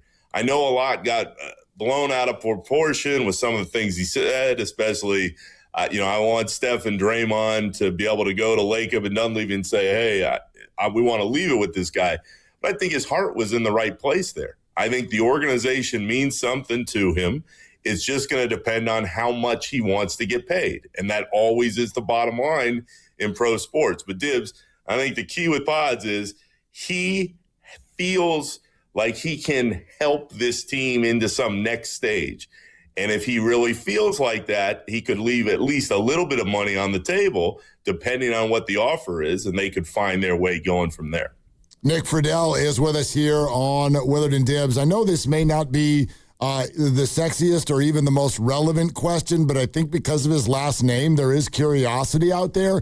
Is Seth Curry playing basketball this year? What's going on there?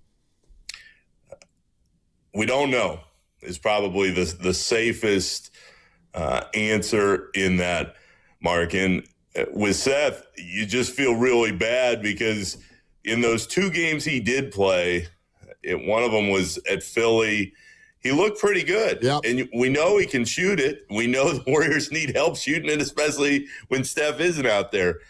But will he play for certain? I don't think anybody could answer that feeling really great about it. I mean, the fact that he has missed this much time because of that sciatica issue, and I can only tell you when I have the brief conversations in the locker room, how are you doing? And it's kind of like, I'm getting there. I'm hanging in there. I mean, I don't think by any stretch he's given up. I think he still is hoping to be out there. But to say with certainty, yes, he'll be out there and he'll look good and everything will turn back around for him, I don't think that can be the case right now. Yeah, I think he's played fewer minutes than Antetokounmpo, Thanasis Antetokounmpo, by the way, which is that's actually saying something because he hasn't really played much either. From one Curry to the other, what are you hearing about Steph Curry and what it looks like? I know they said 10 days for a reevaluation. Are you hearing any whispers about maybe a longer time frame to get him ready for the play-in?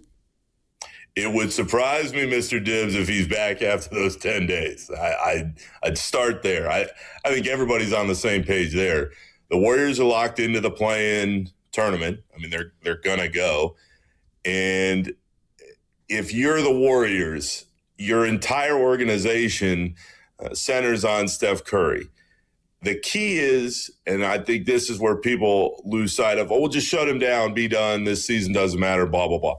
Steph wants to play. And if Steph Curry wants to play and he's healthy and he is cleared by your training staff, then he's going to play. Being around the last couple days, I've seen Steph getting his workout in before the games. He's feeling good. He's certainly on the bench trying to help out his teammates. He looks like a guy who's going to be back out there again. Exactly when that is, it's a lot like Seth. I don't think anybody knows for sure. It all depends on how he responds to treatment. But this idea that they would shut down a healthy Steph Curry. That's just not based in reality. He wants to be out there. They want him out there whenever he's ready. But Dibs, they are going to be cautious as hell in his progression because everybody knows what Steph represents. So do I think we're going to see him again? Absolutely, I do, unless something goes really wrong. Do I think we're going to see him again, after these 10 days are up right away? No, I don't. I think they are going to really take their time and make sure he's feeling right. All right, Nick, I apologize for this ahead of time, but I'm going to ask it. An hour from now, the Atlanta Hawks will host the Washington Wizards. I know. Yeah, Lucas just threw his hands up. No, I was going to ask for a pick on the game. What'd you think I was going to ask for, Lucas? No, look, JK is about to make his debut. At least the indications are such. And we get how the world works. The Warriors would love to just be like, go be great, as Steph said, and move on. But we also know, people are going to hold up a scoreboard here. They are. And the Warriors could end up with egg on their face. How do you think they are viewing where this goes from here? What Kuminga does in Atlanta? I'm sure they'll be watching closely, Mark, because they invested so much time and effort in trying to develop Kuminga. And you are 100% right. No matter what the hell happens, it will always be, how did Kuminga look from this point forward compared to, in this case, how does Porzingis look? And I mean, right away, it is like, even in the last couple of days, this thing could go really south. I think what would be concerning for me, if you are one of many Warriors fans that became Kuminga fans over the last few years here, is this would be the first time we see him. Obviously, that knee has given him way more trouble than any of us thought was going to happen when the injury took place in Dallas. That's a concern right away. But this is all on Kuminga, in that if he goes out and produces in Atlanta, Mark, he's going to get the last laugh, flatly.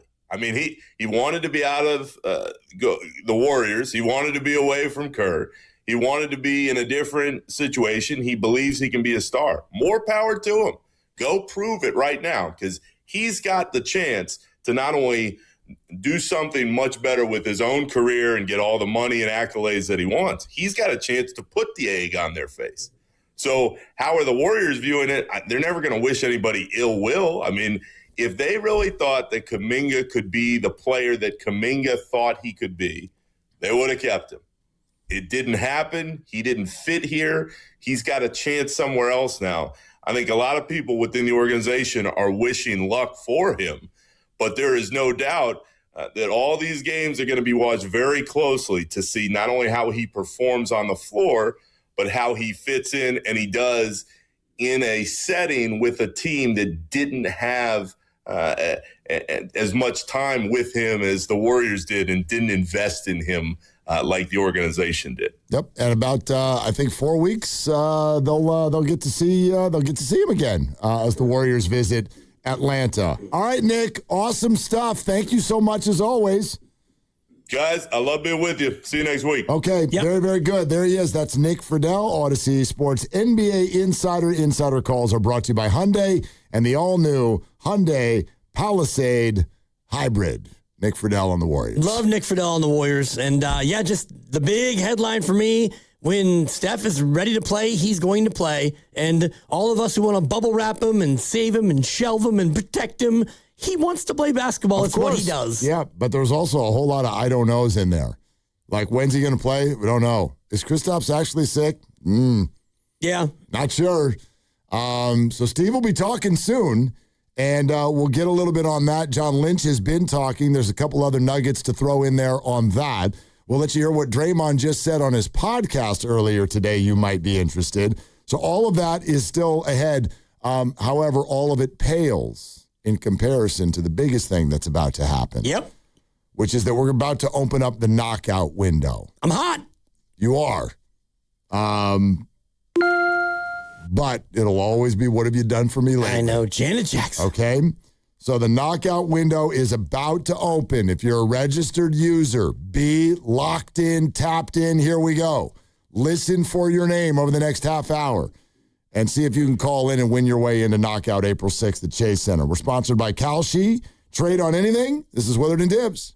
The world is always changing. Now you can trade on what happens next with Kalshi. What will the president say during his address? Trade on the outcomes live on Kalshi. Download the Kalshi app and use code FAN to get $10 when you trade $10. Kalshi. Trade on anything. Hey everybody, Dan Dibley here, and yes, we are back with Fremont Bank. It's family owned, and it's got that family owned feel, and you know that I've been banking with Fremont Bank for almost 7 years now, and I love being part of this bank. They just celebrated 60 years in business, and they wanted to build not only a bank, but a local ecosystem that is built on relationships that we all have with each other right here in the Bay Area. When you deposit your money with Fremont Bank, that money stays right here, and they put it into family-owned businesses and home ownership, nonprofits, meaningful grants, all for the betterment of our communities. And it's great to know that my money is staying here and working all around us. I changed to Fremont Bank a long time ago, and it was an easy choice because Fremont Bank knows me. They know my family, and I'm not just another number at a big box bank. I'm an actual person. I know the employees at my local branch, and they care about my goals, my savings goals, my checking goals, and all the rest of it. And by the way, haven't paid an ATM fee in more than 6 years because of Fremont Bank. Fremont Bank, putting the community in community banking. The chase starts here to make moments you'll never forget. Chase Center is rocking. Historic ones. For 4,000 for Stephen Curry. Joyful ones. My joy back, as some would say. Winning ones. The moment needs you to manifest it, to chase it, and put the opponent to sleep. All the way down the floor. Chase the moment. Buy tickets at Warriors.com. We finally switched to T-Mobile because with them, we can be connected here and there. Listos todos. Estas son las mañanitas. Now we just need to harmonize. Switch today. Get 4 Samsung Galaxy S25 phones with Galaxy AI. Plus, get 4 lines for just $25 per line. Visit a store, T-Mobile.com, or call 1-800-T-Mobile.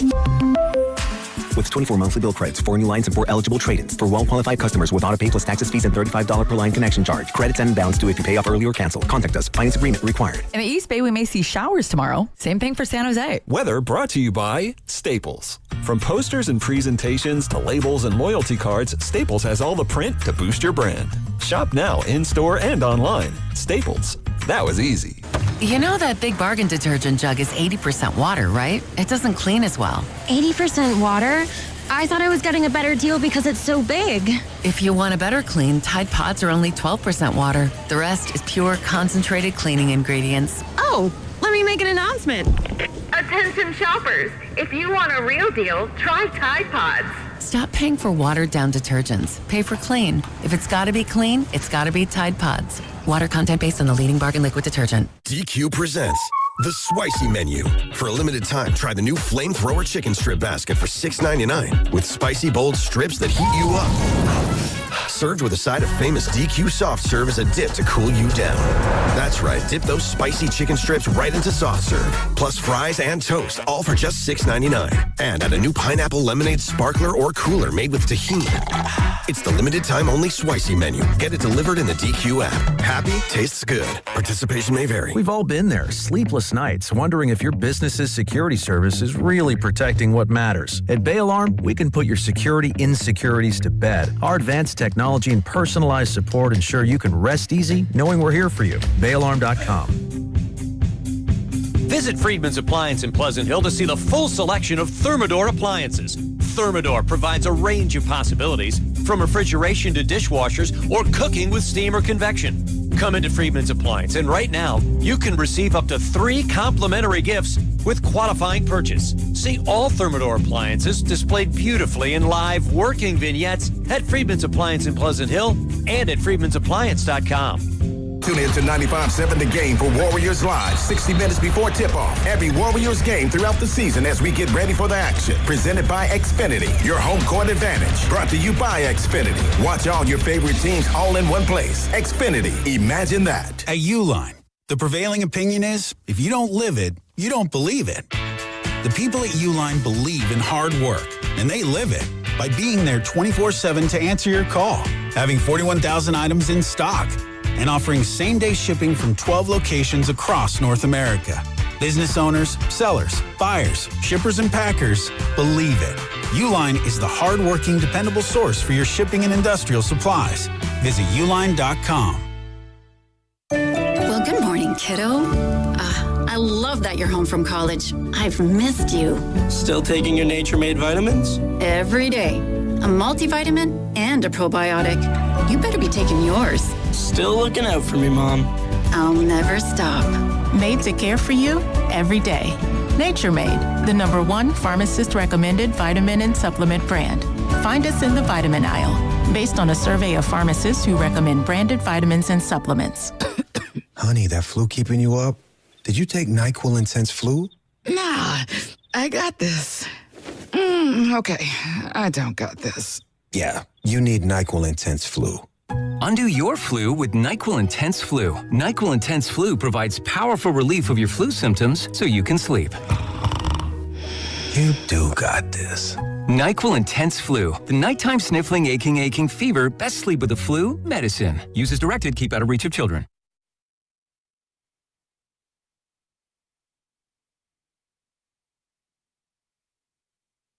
Hey, it's Joe Shasky from the Morning Roast, and you're listening to Willard and Dibs. And you know, as much as I love Willard, I'm more of a Dibs guy. So if you want to do what I do, go check in on Dibs and say hi to him. Get in the YouTube chat. Do it right now on 95.7 The Game. Yeah, Joe? Yeah, you could do it. You could do it right now. Yep. Do it right now. Check it out. Check me out. Is this, Check me out. Am I wearing maroon? Is this maroon? Sure. Okay. Sure. Yeah, sometimes the reds and purples, I get them a little twisted. Do you have are you wearing number 5 on the back? No, that would be a little bit too on the nose, a little too hackneyed. Okay. A maroon 5. Maroon 5, hoodie. yeah. Yep. Yeah. No. I don't know.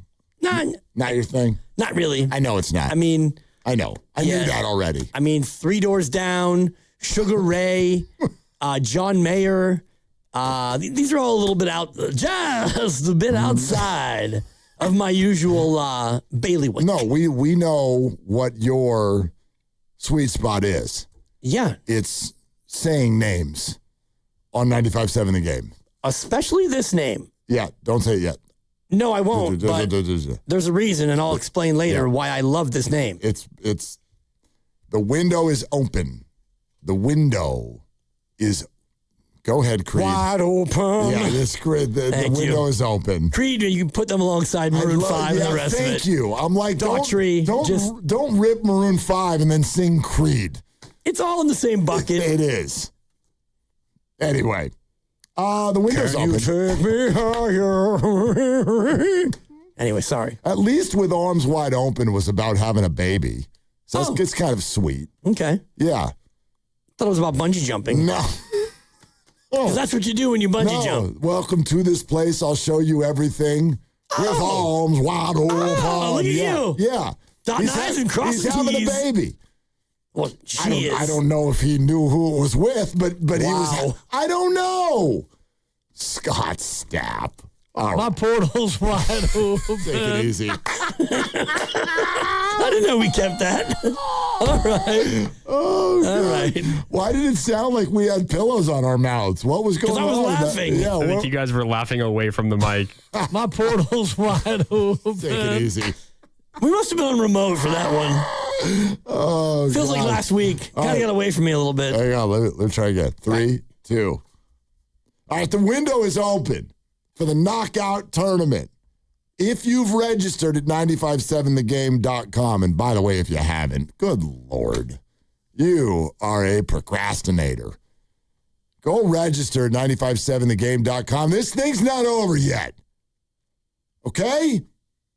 Every show, every day this week, and then ... And I'm going to leave that there because some people haven't called in to claim their spot. That means there's spots. So ...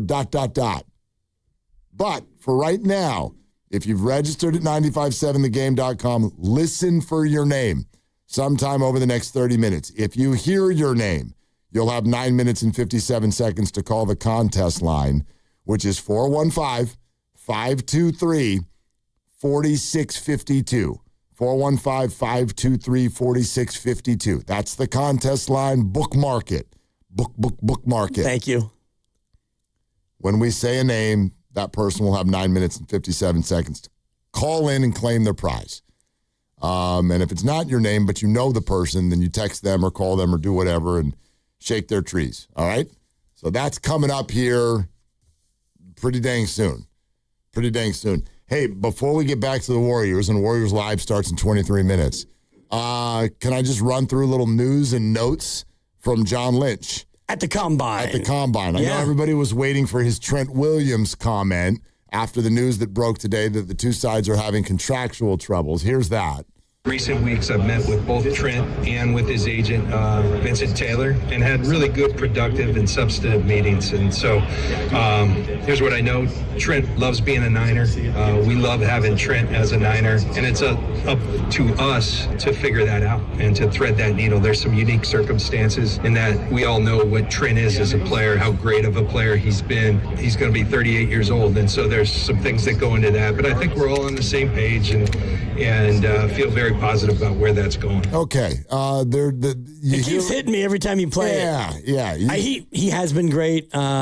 He has been that guy. Yep. 38. I mean, in other words, he probably wants more years than we want to give him. But, I mean, heck, he's been great. We've been working for the last few weeks. He's great. 38. 38 rhymes with great. I don't know if you knew that 38 rhymes with great. He's been great. 38.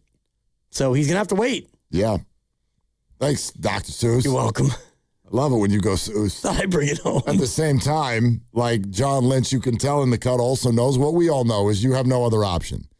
You have no other option. The Niners are going to figure this out with Trent Williams because they have to. Right. And he knows that, and that's why this is happening. And so he's going to drive a pretty hard bargain. Couple other things to throw at you just to get some discussion and response going. Now I'm just reading this in print. So I wasn't there because I'm here. I can't be here and there. But look at you going Seuss. There you go. I can't be here. I can't be there. I can't be everywhere. That's right. But in reading this, I don't think it sounds great for Juwan Jennings and the Niners. Uh-oh. I don't think it sounds bad, but it sounds very meh. You tell me. John Lynch says they have had talks with free agent Juwan Jennings about coming back. Then he added that the Niners really like Jacob Cowing. He added that right away. That's a quick ad. Again, Vic Tafur, I don't know how much space was in there, but this is just, this is all subliminal. What you were just talking about with John Lynch talking about Trent Williams. He says it's on us, but then he's like, he's been great, and he's 38, so there's stuff. But we'll figure it out. And I believe that. But that's subliminally, it's like, I get what you're saying. We love you, Trent, but you're old, and we would like that to be acknowledged in this next deal. If somebody asks you about someone, I mean, imagine if this was like, a story about a boy and a girl getting together.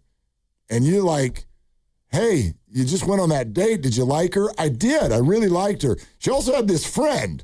And she was there too. Or you come out and you say, man, yeah, she was great. I loved her car. She had a really nice car. What? You get asked about someone and you start talking about someone else, it's going to feel to me like you're greasing the wheels to let us know that, I don't know, maybe Jacob Cowing's going to be your third down receiver. I don't know.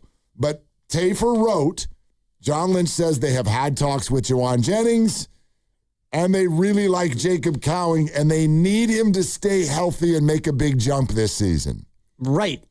I mean, that's a fact. So those two things can be equally true. You do love Juwan Jennings, and just imagining what that conversation was like when they talked to Juwan, and he says, I don't know if you guys noticed, but I was kind of the dude last year playing with 5 broken ribs. I was awesome, and now I'd like to get a real contract. And they say, you know what, Juwan, we were thinking we just run it back. Like, that whole incentive thing, how about you play a lot again, you do a lot of great things, and we'll give you bonuses along the way.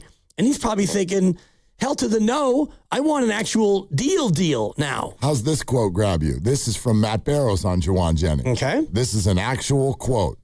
From Juwan? No, from John Lynch. Oh, okay, sorry. On Juwan. Yeah, okay. Yeah, about Juwan. Quote, we've been in contact with Juwan. We'll see where that goes. Right. And I think that's exactly like the way I was kind of laying that out.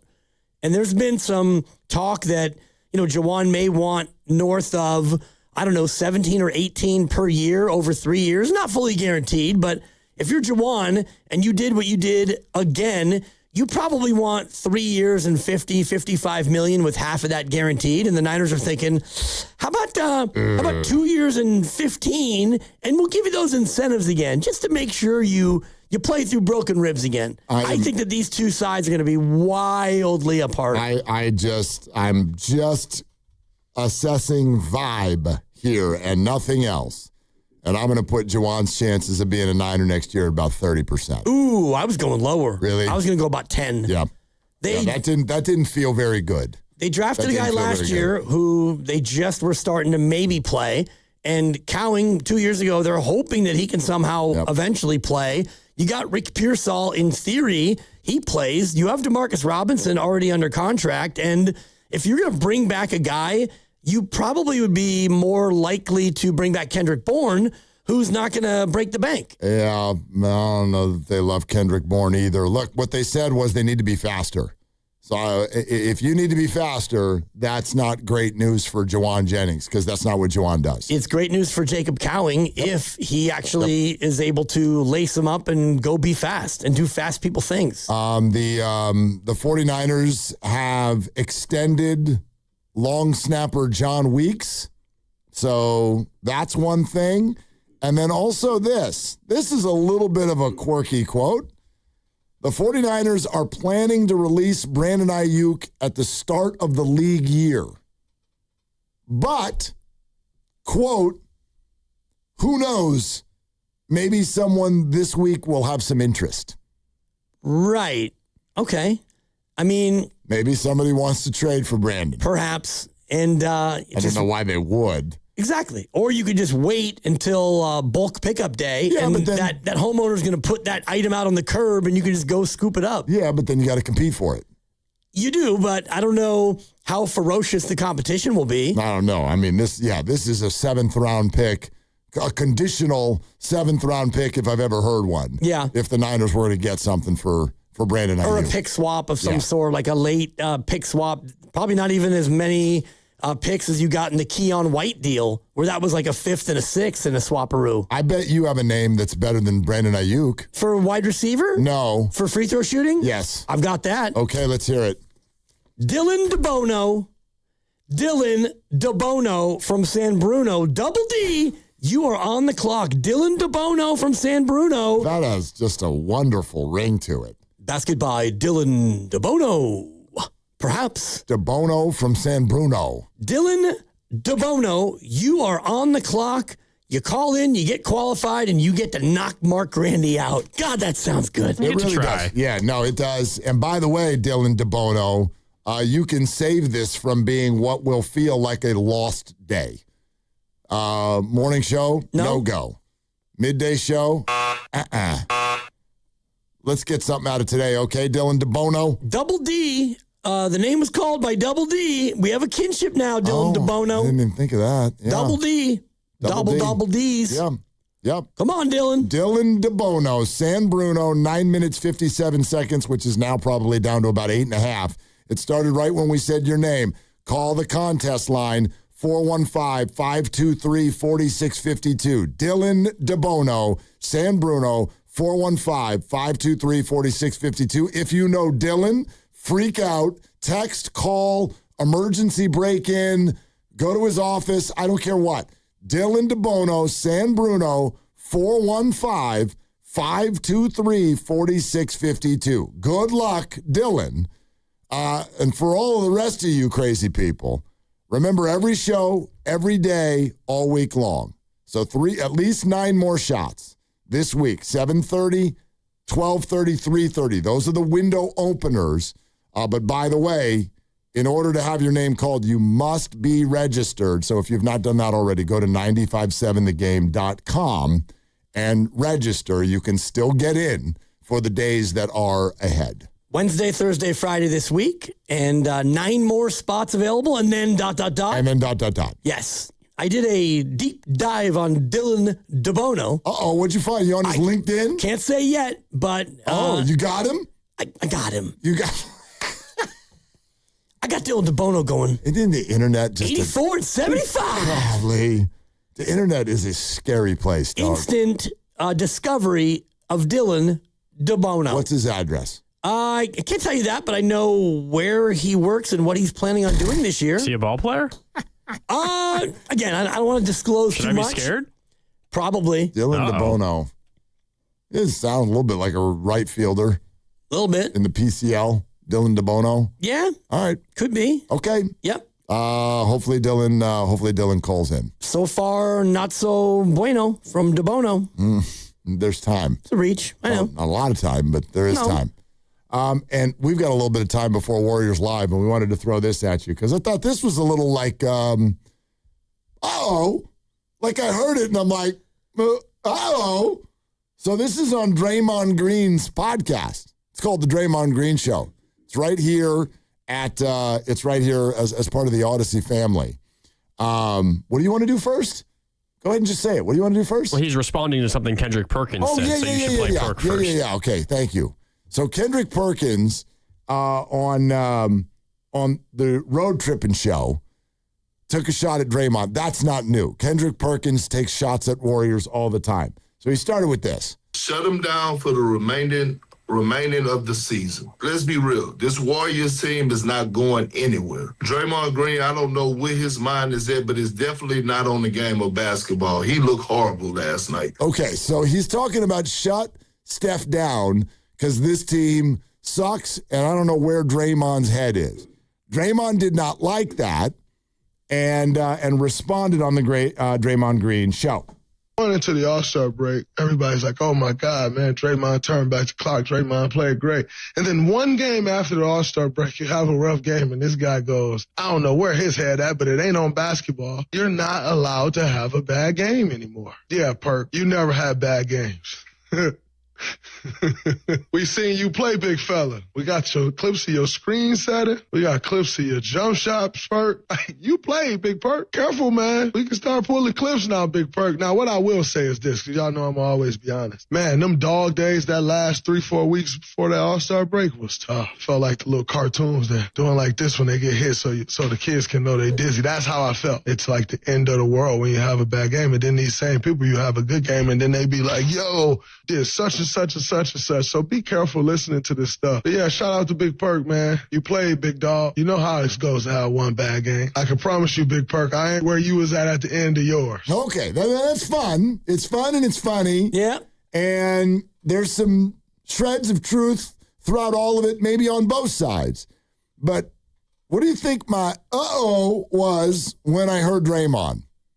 Yeah, maybe that he's not as self-aware of how he's played as other people? Yeah, I was like, does Draymond think that he only had one bad game?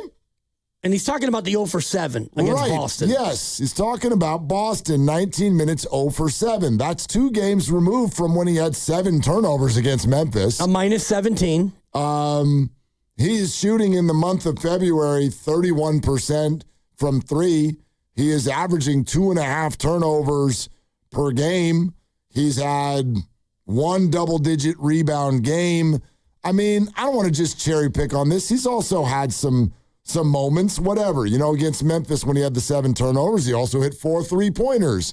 Like, it's not all bad, but it just didn't necessarily, I bet to a lot of Warrior fans, sound great when Draymond's like, tap the brakes. It's okay to have 1 bad game. That's not the story we've been talking about this year.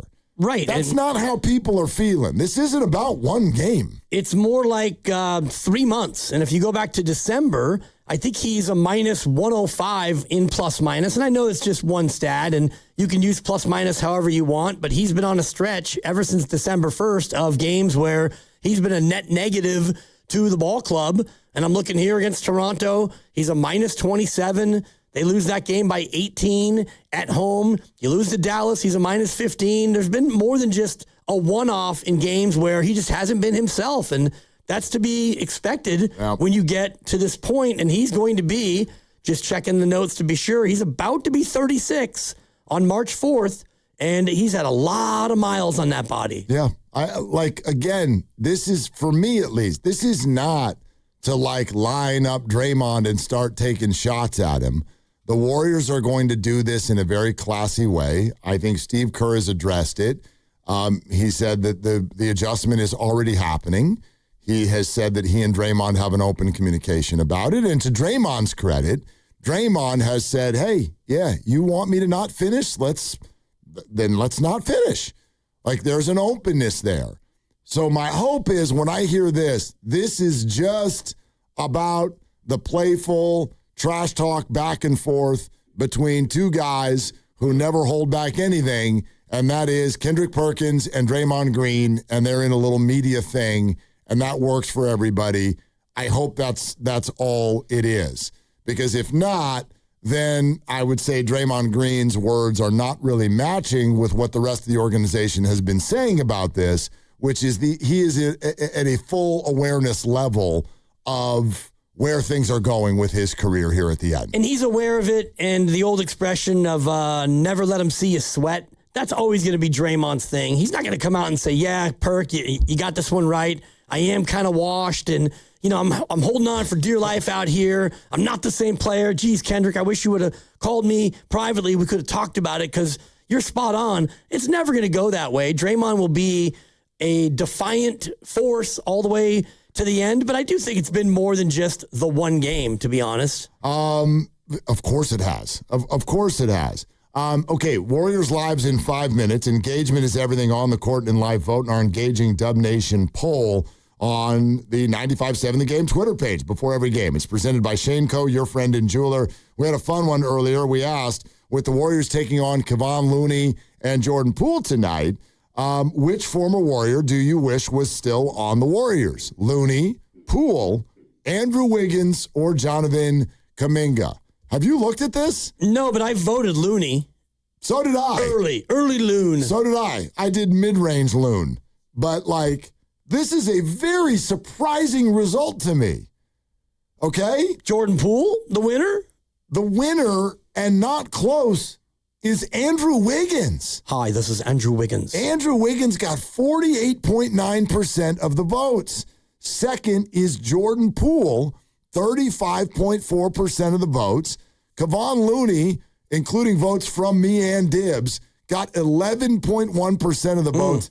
And maybe this is just a recency bias thing, but my gosh, echo chamber, everybody is always screaming about this guy. 4.6% of you said it's Jonathan Kuminga. Which one do you wish was still on the team? Didn't that surprise you a little bit? A little surprised, yeah. I mean, for me, it was Loon just because he's a fan favorite. Yeah, Loon. Could Wiggins help you more right now? Absolutely, with what you need. Jordan Poole would be the one for me in second, but I understand the Kuminga thing. It's just so fresh, and he hasn't even yet played for Atlanta. Yeah, that's going to be true for about 30 more minutes. He's warming up on the court right now. All right. Here we go. We're brought to you by Fremont Bank, here for you, here for good. And speaking of here we go, Warriors Live is next. It's presented by Xfinity, your home court advantage, brought to you by Xfinity. Watch all your favorite teams all in one place.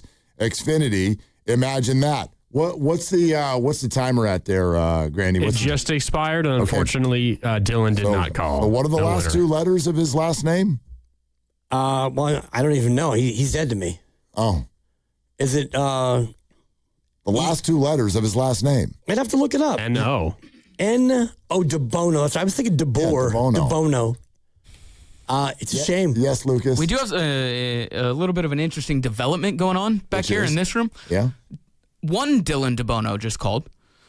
It appears it was a different Dylan DeBono in a similar area of the Bay Area. His friends did, in fact, blow him up. He was quite confused. Called our normal number, the 888-957-9570 number, and was like, my friends are telling me I won. What did I win? I have information to confirm it's the correct person. None of that information matched. Found out he never registered on our website. You lose. Well, no, he didn't lose. He never played. That's right. In fact, ipso facto, you lose. We got 2 Dylan DeBonos listening to this show. At least. The major takeaway from all of this is register on our website. Right. And that's the only way you can win. Where did this Dylan DeBono live?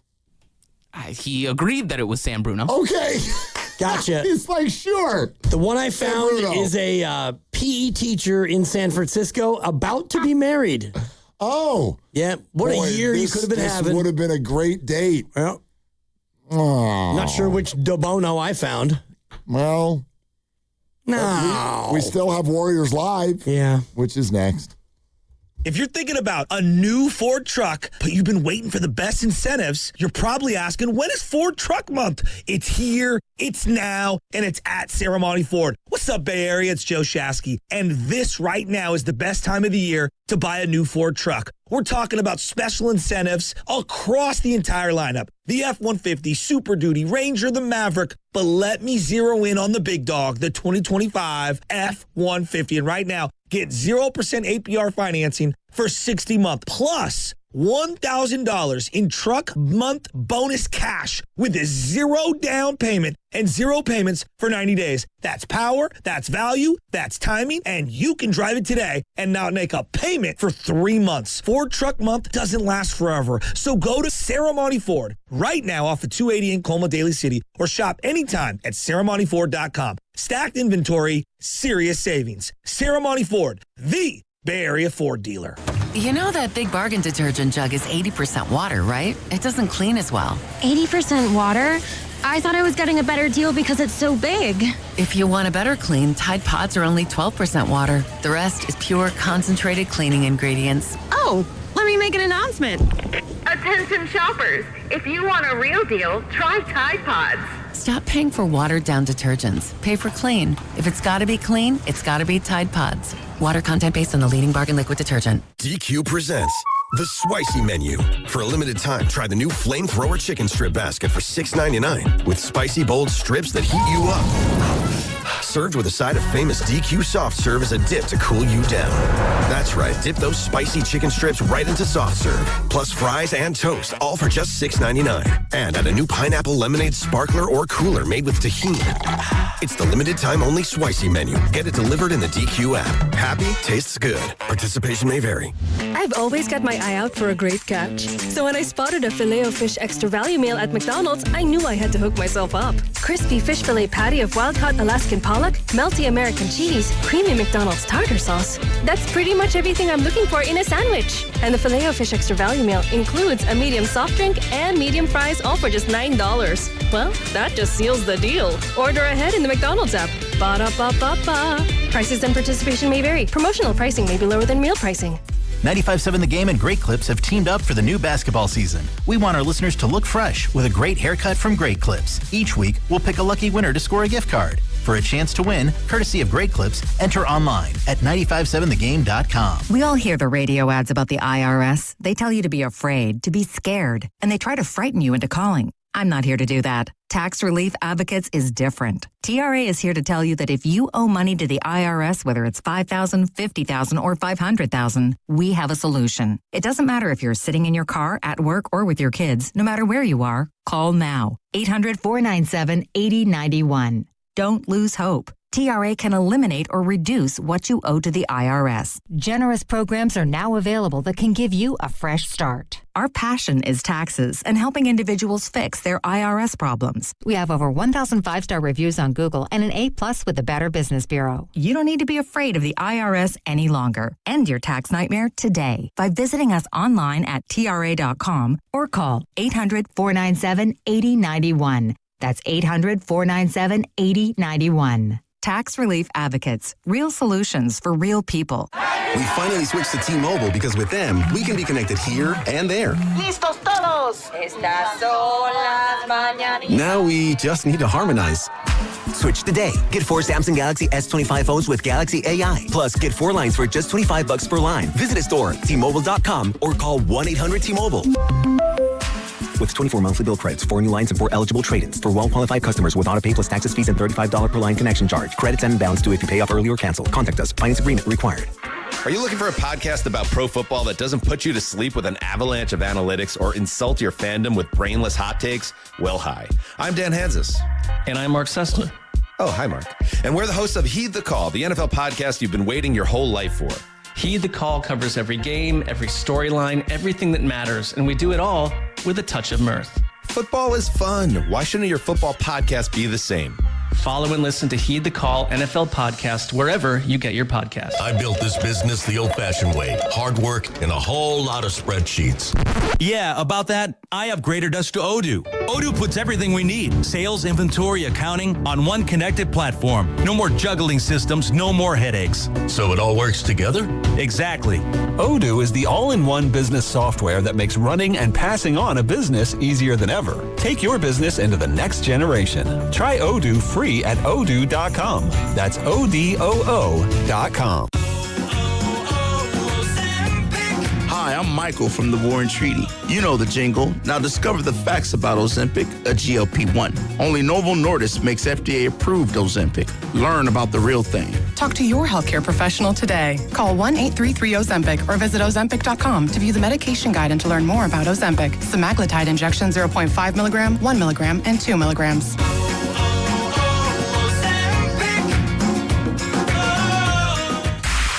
You're listening to 95.7 The Game, KGMZ-FM and HD1 San Francisco on Odyssey Sports Station and the home of the Golden State Warriors and Valkyries. Always live on the free Odyssey app and now coming to you live from the Laughing Monk Studios.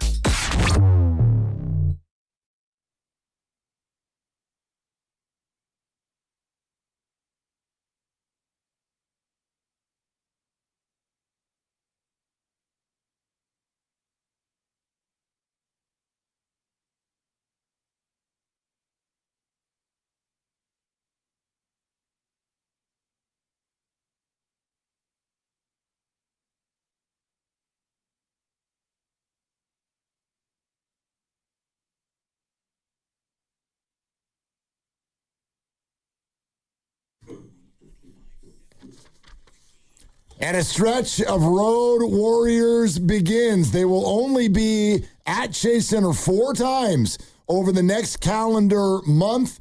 That is paired with a healthy helping of road games, including tonight, the start of a back-to-back on the road. The Warriors at 30-27 and in 8th position in the West will go against the New Orleans Pelicans and some old friends. They are 16-42, 14th in the West, but the Warriors only a 1.5 favorite in this game tonight, which is reflected by the injury report, which we will get to shortly. It is a bit of skeleton crew versus skeleton crew tonight down on the bayou. Nothing shortly about this injury list, and we'll get to it shortly, but you'll read it and it'll be longly. Shout out Luke, because there's a bunch of names that are on there. And so you've got the home team that would rather not win, although why tank when you have to give up your pick, and they do have to give it up. So they're just going through the motions against a team that is plucky. Shout out to lovely Christy. They are plucky, and they're trying like heck to continue their NBA dreams. Sometimes, not all the time, it's hard to tell who's tanking and who just stinks. But I think New Orleans just stinks.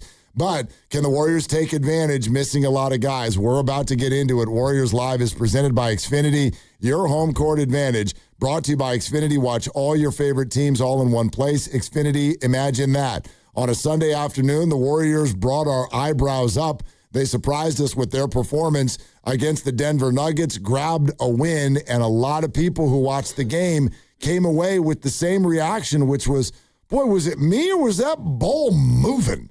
Boy, that ball was kind of moving around, because we're not used to watching the NBA and teams that don't have kind of stars and a pecking order. But when Steph Curry is out and Jimmy Butler is out and Kristaps Porzingis is out, you are kind of also without a pecking order. Therefore, everybody is just playing basketball, ball movement basketball, find the open man. And so that does make the Warriors kind of dangerous if, on a given night, their three-point shot is falling. Right. It's a make-or-miss league. That's the old cliche. But when you shoot 52 threes in a game, it really comes down to the make-or-miss aspect of it. And they had 9 threes in the first quarter against Denver. They hit the triples for autism number after only 15 minutes of actual basketball. So yeah, if you can come out and shoot it like that, and Moses and Al and, Pods in the fourth quarter and Gee knocked him down, then you have a really good chance against anybody. So I'm not trying to be too simplistic about it, but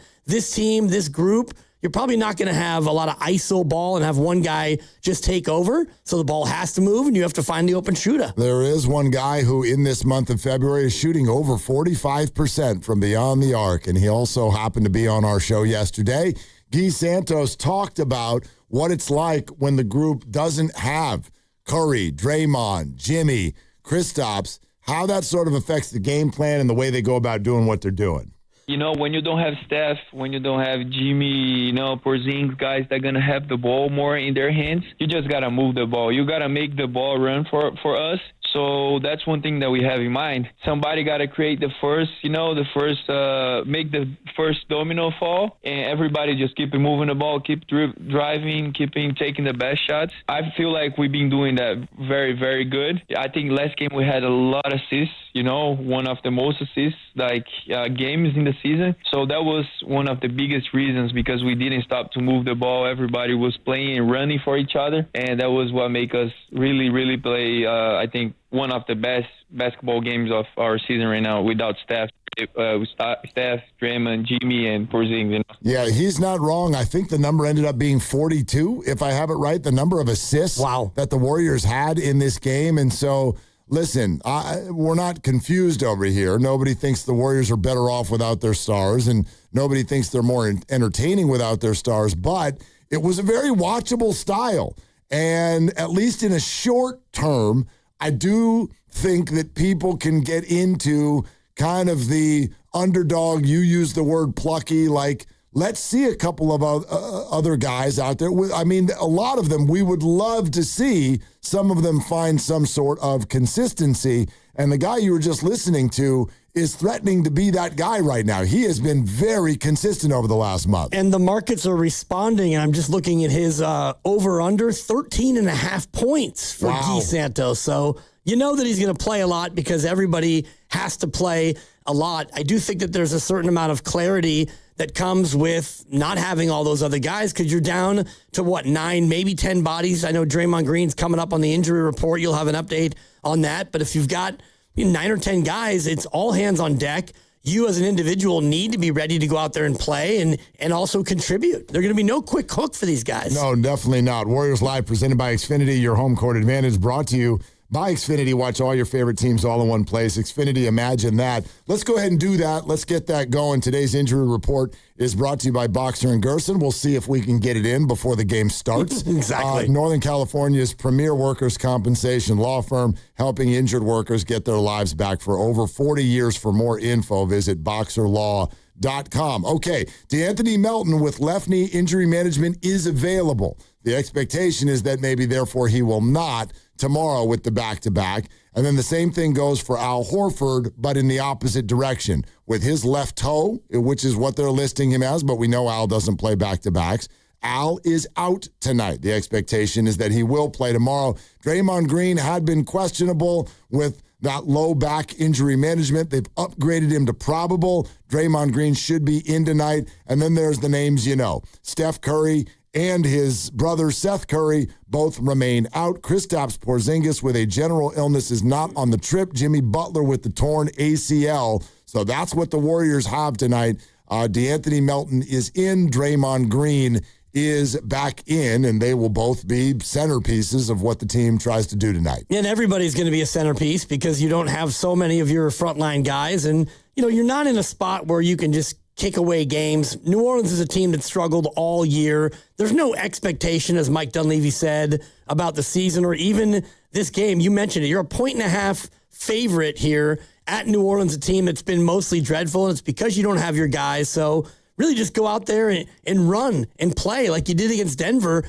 You had no real business beating Denver, but you just played basketball, and Denver was a little bit sluggish. I mean, the Joker with one of the sleepiest triple doubles I've ever seen in my life. Yeah, like 35, 20, and 14 or something, and didn't even seem like he was really trying out there. The Pelicans injury report is an interesting one because one of their top players who's kind of been out of sight, out of mind, and DeJounte Murray is going to make his season debut. He's coming off of a torn Achilles early last season. So this has been a long road to recovery for him, and DeJounte Murray will make his season debut tonight. Trey Murphy, a guy who got talked about a ton at the trade deadline of somebody Warriors fans really, really wanted. He remains in New Orleans, but he is not going to be in this game. He is out with a shoulder contusion, and then Yves Missi has a left calf strain and will also be out for the Pelicans. I do not see the names of Jordan Poole and Kevon Looney, so we might see them going against the Dubs tonight. That would be fun. And,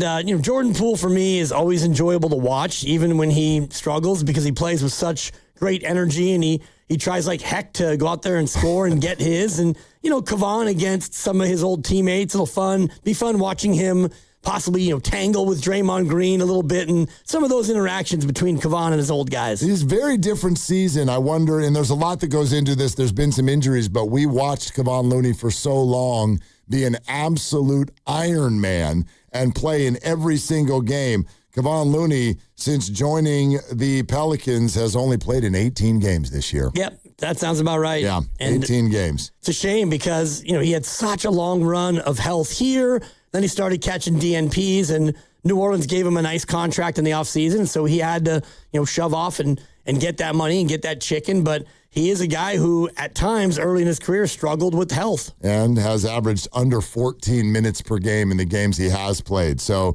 he's not really been a huge part of this. Same is true for Jordan Poole, who was randomly getting a lot of DNPs this year. He's kind of been back to playing, but he's only played in 30 games for the Pelicans so far this year and only started 6 and is averaging 14.4 points per game. So Jordan Poole, the story kind of continued with his post-Warriors career. He's still kind of searching for that spot and that team that will build around him like he was hoping. Yeah, that's a great way to describe it. I was thinking that same thing, like he's just kind of lost his way where he was here and he was the Splash cousin, trying to be the third member of the Splash Brothers, and things didn't work out here for obvious reasons. And then he went back east and cooked in Washington for a while and then fell out of favor, and now in New Orleans, and he's catching DNPs. And, his career is far from over, but he's trending in the wrong direction right now. No question. No question. Warriors Live presented by Xfinity, your home court advantage brought to you by Xfinity.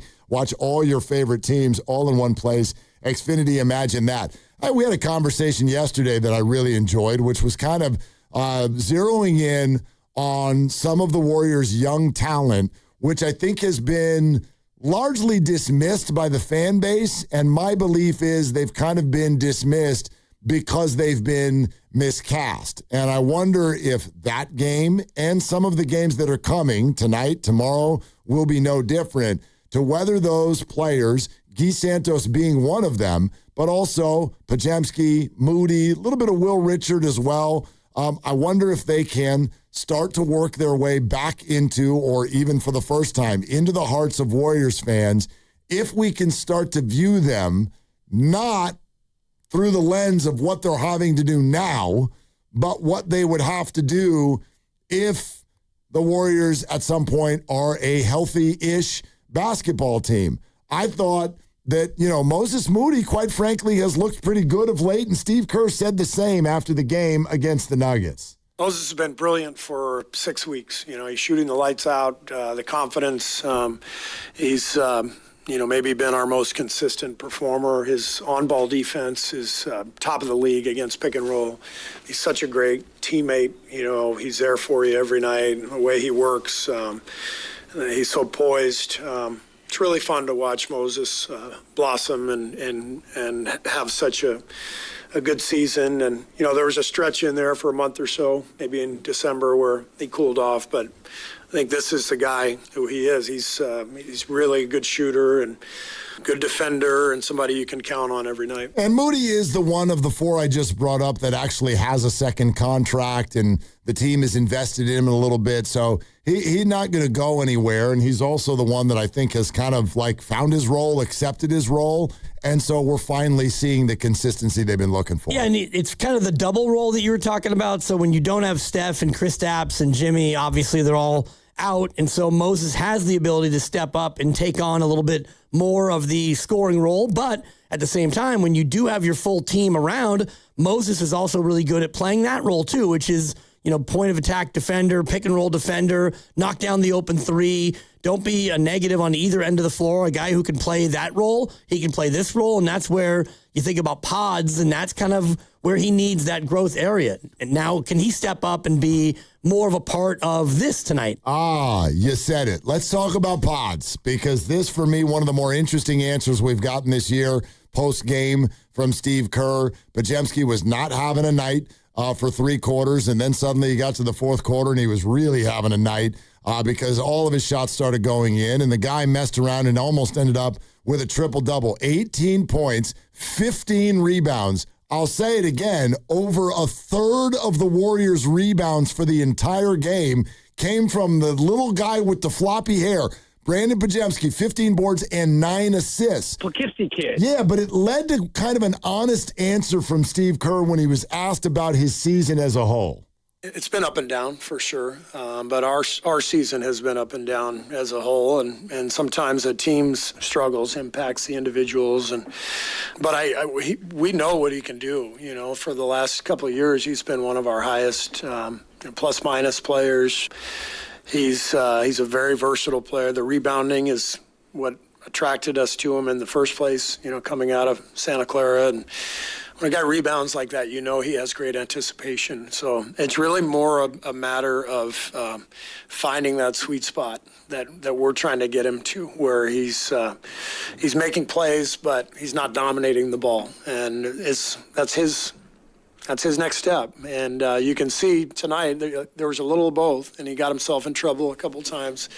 But when he gets off it and then the ball starts moving, then he gets it back, it's totally different. The defense is closing out on him. He can use that leverage to get past people, make a pass, score a layup. So he's a really unique player, but he's still finding his way. I thought a pretty expansive answer there from Steve Kerr. And as you know, one of the sentences that really stood out to me was him talking about the rebounding and saying that's what originally drew us to him in the draft. It's very rare when you draft a guard that someone's like, where do you watch him rebound? But the guy clearly does. He's got a nose for that. That makes it look like and feel like he's a hard-nosed player who's pushing as hard as he can. The funny thing about him is I think that his weakness is pushing almost too hard. Yeah, self-confidence almost. I mean, where he gets into a spot and he thinks that he can do A, B, and C, but if you've got Steph, you probably need to take that step back, which is why I kind of like watching him in this setting, because there is no pulling back for any of these guys right now. They need all hands on deck. Everybody has to go out there and look to score and look to be aggressive. And for Pods, that's something that you don't have to ask him twice to go out there and try to be aggressive, No, you don't. Don't even have to ask him once. No, you don't. You don't even have to look at him, as it turns out. You give him a uniform, and then that's it. Yep. Time for the Take It to the Bank prediction, brought to you by Fremont Bank. Here for you, here for good. I jumped into those markets that you referenced earlier about Guy Santos, and I thought about taking something Guy Santos related, but then that felt rude because you were the one who brought it up, and I don't even know if you want something Guy Santos, but I'm going to leave you Guy Santos if you want Guy Santos. Okay. Really quick before you guys make your predictions, I don't know if this is going to impact anything you guys do. The latest injury report from the NBA, Draymond is officially available. Okay, Draymond is available. All right, I got Draymond for over 5.5 turnovers tonight. I had him for over 5 missed three-pointers. Just kidding. I'm kidding. No, I want to lock in on Moses. Okay, I want to lock in on Moses because Steve is right. There has been at least, if not many things, but at least one thing that has been really consistent from Moses, especially of late. The dude can knock down his threes. He's really shooting the ball well, and lately that has been good. They're going to need him tonight. Obviously, in a game where they're even more shorthanded than they were on Sunday. Yes, Draymond's back, but no Al Horford, which means you're losing one shooter and entering in kind of a non-shooter. I love Moses Moody's three-pointers tonight. His numbers at 2.5 give me higher than 2.5 three-pointers for Moses Moody. I like that, and I was going to get into the Guy market, but those numbers that's a little bit spicy. When you talk about 14.5, I mean, he can do it. But I was just thinking about it coming in and then listening to what Steve had to say about Pods again. The dude is into it. He is into getting rebounds, free throw rebounds, shot rebounds. Anytime that the ball goes up, he's just kind of into it. I'm not saying it's a fetish. I think it's something he enjoys doing. The guy likes to rebound, and so the number is sitting at 5.5. I'm going to go over 5.5 rebounds for Podziemski. Oh, the Poughkeepsie kid. Okay. Pajowski. Podziemski. Brankin. I don't know. Yeah, him. I don't. Dominski. That guy too. I don't know if this is going to affect whether or not Guy comes on the show again later this week because he likes to come on every day now. But you sort of like thinking that the markets have caught up and I don't know, like not believing in him to be able to get to 14 points tonight. Don't be disrespectful. Let me do 1, 2, 3, 4, 5, 6, 7, 8, 9. Last 9 games for Guy. Last 9 games. Only twice has he not been able to achieve 14 points. Yeah, it's been an incredible run. The only problem and the only reason why I give a little bit of a pause is because he now shows up on the opposition scouting report. Sure. So now when you're New Orleans, you're like, all right, guys, I mean, you know the little guy with the hair? We got a second guy with hair. You wait till you see little. this. Yeah, it's this guy's big. Bigger guy with hair. So you got the one guy with the hair, and now you got the other guy with the hair, and this guy's on a heater. So I do think that he gets a little bit more attention from the Pels. I love that you think New Orleans has a scouting report. That's hilarious. I mean, they sit around and drink hurricanes and watch movies. Yeah. If they've got a scouting report, I think that's a good thing for Guy. They're probably... They're like, let that guy shoot because he's good. Yeah, we want to lose, so... Get out of his way. When Steph's not here, so who can we let score a lot? Well, this guy's been playing great. Exactly. All right, Warriors Live is presented by Xfinity, your home court advantage, brought to you by Xfinity. Watch all your favorite teams all in one place. Xfinity, imagine that. You want to do it again tomorrow? Yes, sir. All right, let's do it again tomorrow. We got another big game, but here we go. Dubs and Pelicans. For Dibs, for Grandy, for Lucas, I'm Mark. Shoot your shot. It's all you got. To the arena next. Ready for your next adventure? Welcome to San Francisco International Airport, your getaway to the world. With over 130 nonstop destinations worldwide,